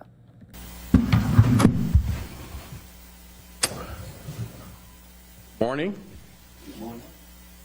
We're going to do a couple of things this morning. We're going to update on the vaccine mandate, and then we're going to highlight notable arrests over this past week. And we'll emphasize the gun trafficking and homicide tip line. We continue to encourage our department members to get the COVID-19 vaccine. This is about officer safety, as we've said repeatedly, and it's about protecting our families and the people we serve. We have lost far too many people to COVID-19 across the country and here in the city, as well as in the Chicago Police Department, and the best way to protect ourselves is and to protect each other is to get vaccinated. We are steadily increasing our reporting into the portal, the vaccine portal. As you know, part of the mandate is to enter your information in the portal, whether you're vaccinated or not, and then whether or not you're complying with the 2 tests per week if you are not vaccinated. That's all part of entering that information into the portal. So as of today, 73% of the police department has now entered their information into the portal, whether they're vaccinated or not, and also whether they're complying with the 2 tests per week. More than 80% of those that are in the portal, those people on the department that are in the portal, over 80% of those report that they have been vaccinated, 35 members are currently in a no pay status. So of the members that are in the portal, 80% are vaccinated. 73% of the department's total membership is in the portal, and 35 members are currently in a no pay status. Now I'll go right into the notable arrests from there. Our detectives have been working hard to solve cases and bring a measure of closure to the victims and families of gun violence. So far this year, we've cleared more homicides than we have in over a decade. I'll say that again. So far this year, we've cleared more homicides than we have over a decade. 301 homicide cases have been cleared. The clearance rates range from 38% to 67%. This past week alone, we arrested 4 individuals who have been charged with murder. And if you don't mind, I'm gonna go through each of those 4 cases. An offender, Tommy Brown, 30 years old, was arrested on 1 felony count of murder in the first degree. He was arrested on October 24th in the 1300 block of North Woolcott Avenue and charged with the August 2nd, 2021 murder of a 34-year-old man in the 1400 block of West Division Street in the 14th District. Next, offender Christopher McDonald, 44 years old, was arrested for 1 felony count of murder in the first degree UUW, weapon by felon, and possession of a controlled substance, 15+ grams of cocaine. McDonald was arrested on October 26, 2021 in the 12300 block of South Union Avenue and was charged with the fatal shooting that occurred on July 16, 2021 in the 12,000 block of South Union in the 5th District. Next, offender Jesus Garcia, 22. He was also charged with 1 felony count of murder in the first degree, and a warrant was issued for his arrest. Garcia was arrested then after the warrant was issued on October 26, 2021 in the 1600 block of South Cicero and charged with the September 17, 2021 shooting death of a 25-year-old man in the 2600 block of North Milwaukee Avenue, and that's in the 14th District. And the last of the arrests for murder is a juvenile was arrested. He's 15 years old. He was arrested with 1 felony count of murder in the first degree, 2 felony counts of attempted murder in the first degree. And the 15-year-old was arrested on October 28, 2021 in the 1100 block of West 112th Place and charged with the murder of a 14-year-old boy and the attempted murder of a 15-year-old young man and a 14-year-old young lady. The victims were walking with a group of friends, when the offender approached the group in the 22nd District. There was a verbal exchange. The offender produced a gun and began firing into the group, striking the 14-year-old in the head. The offender fled on foot, but as you now know, we arrested him on October 28th. Next, I want to go through some arrests recently of carjacking offenders. A male juvenile 16 was arrested for 1 felony count of vehicular hijacking, aggravated firearm possession. 16-year-old was arrested on October 25th, 2021 in the between the 100 block of South Sealy Avenue and charged with aggravated vehicular hijacking. The juvenile vehicular carjacked a 57-year-old victim, and the offender was located and placed in custody approximately 2 hours later. Next carjacking arrest was Darrell Mitchell, 20 years old this past week. He was charged with 1 felony count of attempted vehicular hijacking, aggravated discharge of a weapon, and occupied vehicle attempted robbery. He was arrested on October 26. Mr. Mitchell was arrested then in the 3800 block of West Roosevelt, approximately 30 minutes after he attempted to take a vehicle by force in the 10th District. Next, offender Greg Profit, 20 years old, was arrested for 2 felony counts of vehicular hijacking, aggravated firearm, 1 felony count, and UUW weapons by a felon. Profit was arrested by the citywide vehicular hijacking task force this past week, along with the Illinois State Police on October 27th, 2021 at approximately 12:15 a.m. in the 9500 block of South Wentworth. He was identified as the offender who, on October 26th, took a vehicle by force from a 36-year-old man in the 6,000 block of South Damon Avenue in the 7th District. He's also charged with in connection with the aggravated vehicle hijacking of a 36-year-old female on October 27th. Lastly, we'll go through a narcotics seizure that happened over the weekend by the Gang Investigations Unit of a gang that we have been focusing on. The targets of this warrant was people associated with the Mafia Insane Vice Lords, criminal street gang. I'm gonna go through that again, the Mafia Insane Vice Lords, a criminal street gang.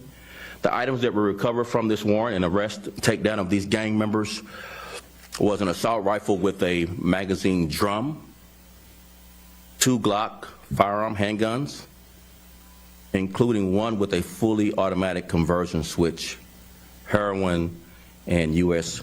currency. Taken into custody was Felix Lopez, 26. He was charged with the UUW by a felon in possession of the controlled substance. Richard Dawson, 36, was taken into custody and charged with 2 felony counts of UUW, as well as felon in possession and possession of crack cocaine. At the time of Dawson's arrest, he was on electronic monitoring related to a UUW. And on a criminal sexual assault arrest, we arrested Mauricio Ramirez, 32. He was charged with 1 felony count of criminal sexual assault. The victim between 13 and 17 years old, and an aggravated criminal sexual assault where the victim was between 13 and 18. He was arrested on October 27th. So I want to emphasize our tip line with rewards for gun trafficking up to $5,000 and rewards for homicides up to $15,000. And you can be 100% anonymous and receive this reward. $5,000 up to $5,000 for gun trafficking and tips, and up to $15,000 for tips related to a homicide that lead to charging and or conviction. With that, I'll take any questions.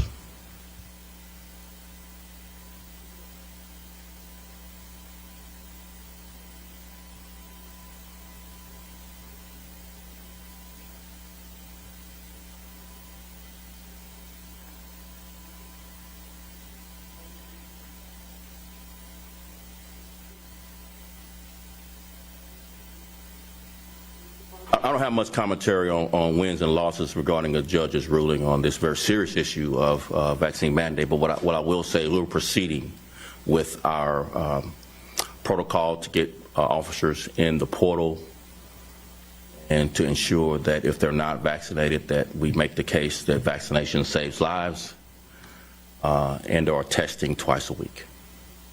Any other questions? Superintendent, the Key Brown case, you got the COPA findings on Friday. Have you had a chance to look at them? Any initial thoughts? I have been briefed that we've received it. I hadn't had a chance to review the case, and I'll defer my comments until I had a full opportunity to review the case. Can you talk about the crime situation downtown? Sometimes story is 20% increase in shootings from 2019. People are saying they're fed up. Do we wear Kevlar vests? What would you tell them? We're committed to protecting the people of Chicago. The Chicago police officers are doing their part in a very brave and courageous way. We're on track to do a couple of things as it relates to crime. One, we've recovered well over 10,000 guns so far this year, on track to recover more weapons from the streets of Chicago than this department has in its history. Secondly, as I mentioned earlier in this presser, we have cleared over 300 homicides. And that is more homicides cleared than we have in over a decade. And finally, we've arrested over 1,100 carjacking suspects. That is a 60% increase over last year's number of arrests for carjacking suspects. If I could just get this gallery to go to bond court, you would have your answers on why crime is so persistent in the city of Chicago. Any other questions? Could we flesh out just a little more? Is there Is there any strategy, are you doing anything different to try to address the downtown crime problem? We were just hearing from some aldermen that, the problem with some of these crime spikes is the kids will hit one area, they'll rob somebody, or they'll do a smashing or whatever, and then by the time you get there, there's going to be another victim somewhere else. Is there an effort to put more police downtown to make this, vital economic cause of the city feel safer or feel like there's more? I'll just make my answer to this gentleman a little bit more emphasis to answer to you. If I could just get this media gallery to go to bond court and report the news on violent offenders being released. One of the juveniles that I briefed you on in this morning's presser had been previously arrested 8 different times for the same crime, and repeatedly gets out of jail because there's no consequences to not just juveniles but violent offenders in the courts. So I would just encourage this media gallery to go to bond court and be as adversarial in your journalism as you are with us, with the courts. Just go one day and report the news. Can you clarify which juvenile you're referring to? Of course, we can't name juveniles, but it's the first case. It's the first case. Yeah.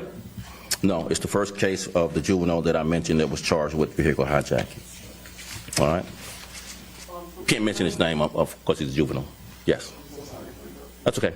Superintendent, so within 20 minutes, the mayor and the governor are going to talk about, they're going to launch an initiative to try to do gun violence prevention. I'll be there. What do you think might work from this strategy? What's different from other strategies, in your opinion? I think one of the things that we can all do is, number one, work together. I think what works is, obviously, a whole of government approach. We've seen that work in the mayor's pilot program over the summer, where one of the areas that we focused on are the highest, most violent 15 beats in the city. One of the areas we focused on of those 15 beats had a 75% reduction in homicides, which was a lower number of homicides than in 2019. And that was the pilot program that we want to scale and expand in this city into next year, focusing on all parts of government coming together and focus on violence, which this presser is going to emphasize and put some funds behind. So we encourage the whole of government approach. Again, no one person, no one agency can solve this challenge alone. It is a pervasive challenge throughout the country, and we need all hands on deck, all parts of government working together to resolve the violence challenge. Sean, last question. Yes. First of all, I've been to Bangkok many times. You can write a book. Yes. Thank you. Kind of a two-pronged question. Could you put into? I just want a headline, though. Yeah. I want a headline about what happens in Bangkok. I know it's not your. I'm just encouraging. I'm talking to your bosses more than I'm talking to you. Yeah. When you're looking at the statistics that we're talking about from last year, this year, put into context for us, because we are living through a much different time now than before. What's easier, what's harder as far as policing? That's an interesting and really good question. It's one of the first times, if you study crime statistics, where you had this dichotomy of different crimes going in different directions. If you look at violence, obviously we all report every week of the violence and the shootings and the homicides. But what doesn't get penetrated into the news cycle much is robberies are at an all-time low. Burglaries are at an all-time low. And it's, for both categories of crime, it's 5 consecutive years. It's the 5th consecutive year of reduction. This year is down 7% in robberies. It was down 4 years, the previous 4 consecutive years.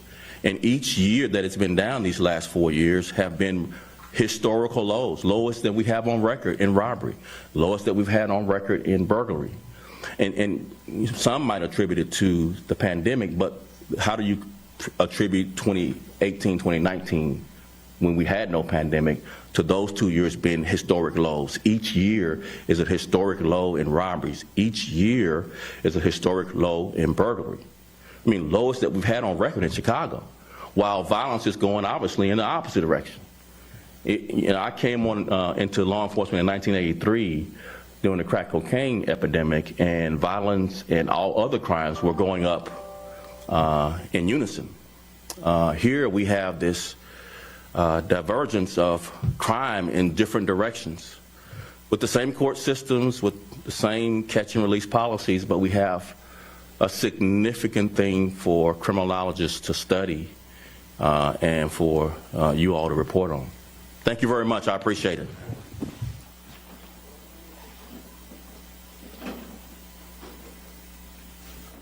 So there you have it, the latest from the Chicago Police Department, talking first about those vaccine mandates, but then also about weekend violence and just violence over the past year here. We'll be keeping our eyes on not only Chicago, but also on New York when it comes to these vaccine mandates, the numbers of people, officers who are not going to be showing up to work and are on unpaid leave at this time. When we come back after the break, we have a live event going on right now. We have the Glenn Youngkin Get Out the Vote rally that is happening in Virginia Beach at this time. The Republican candidate for governor of Virginia. We like to play out both sides of the aisle here on Live Now from Fox. We just showed you the rally for Terry McAuliffe, who is also running. Like we've said, it is just within points. This is going to be a very, very tight race. So we'll have full coverage of that going into the rest of the evening there, as it is just one day out. Today is the final day for candidates to be getting out there and speaking with undecided voters. So more on that in 2 minutes.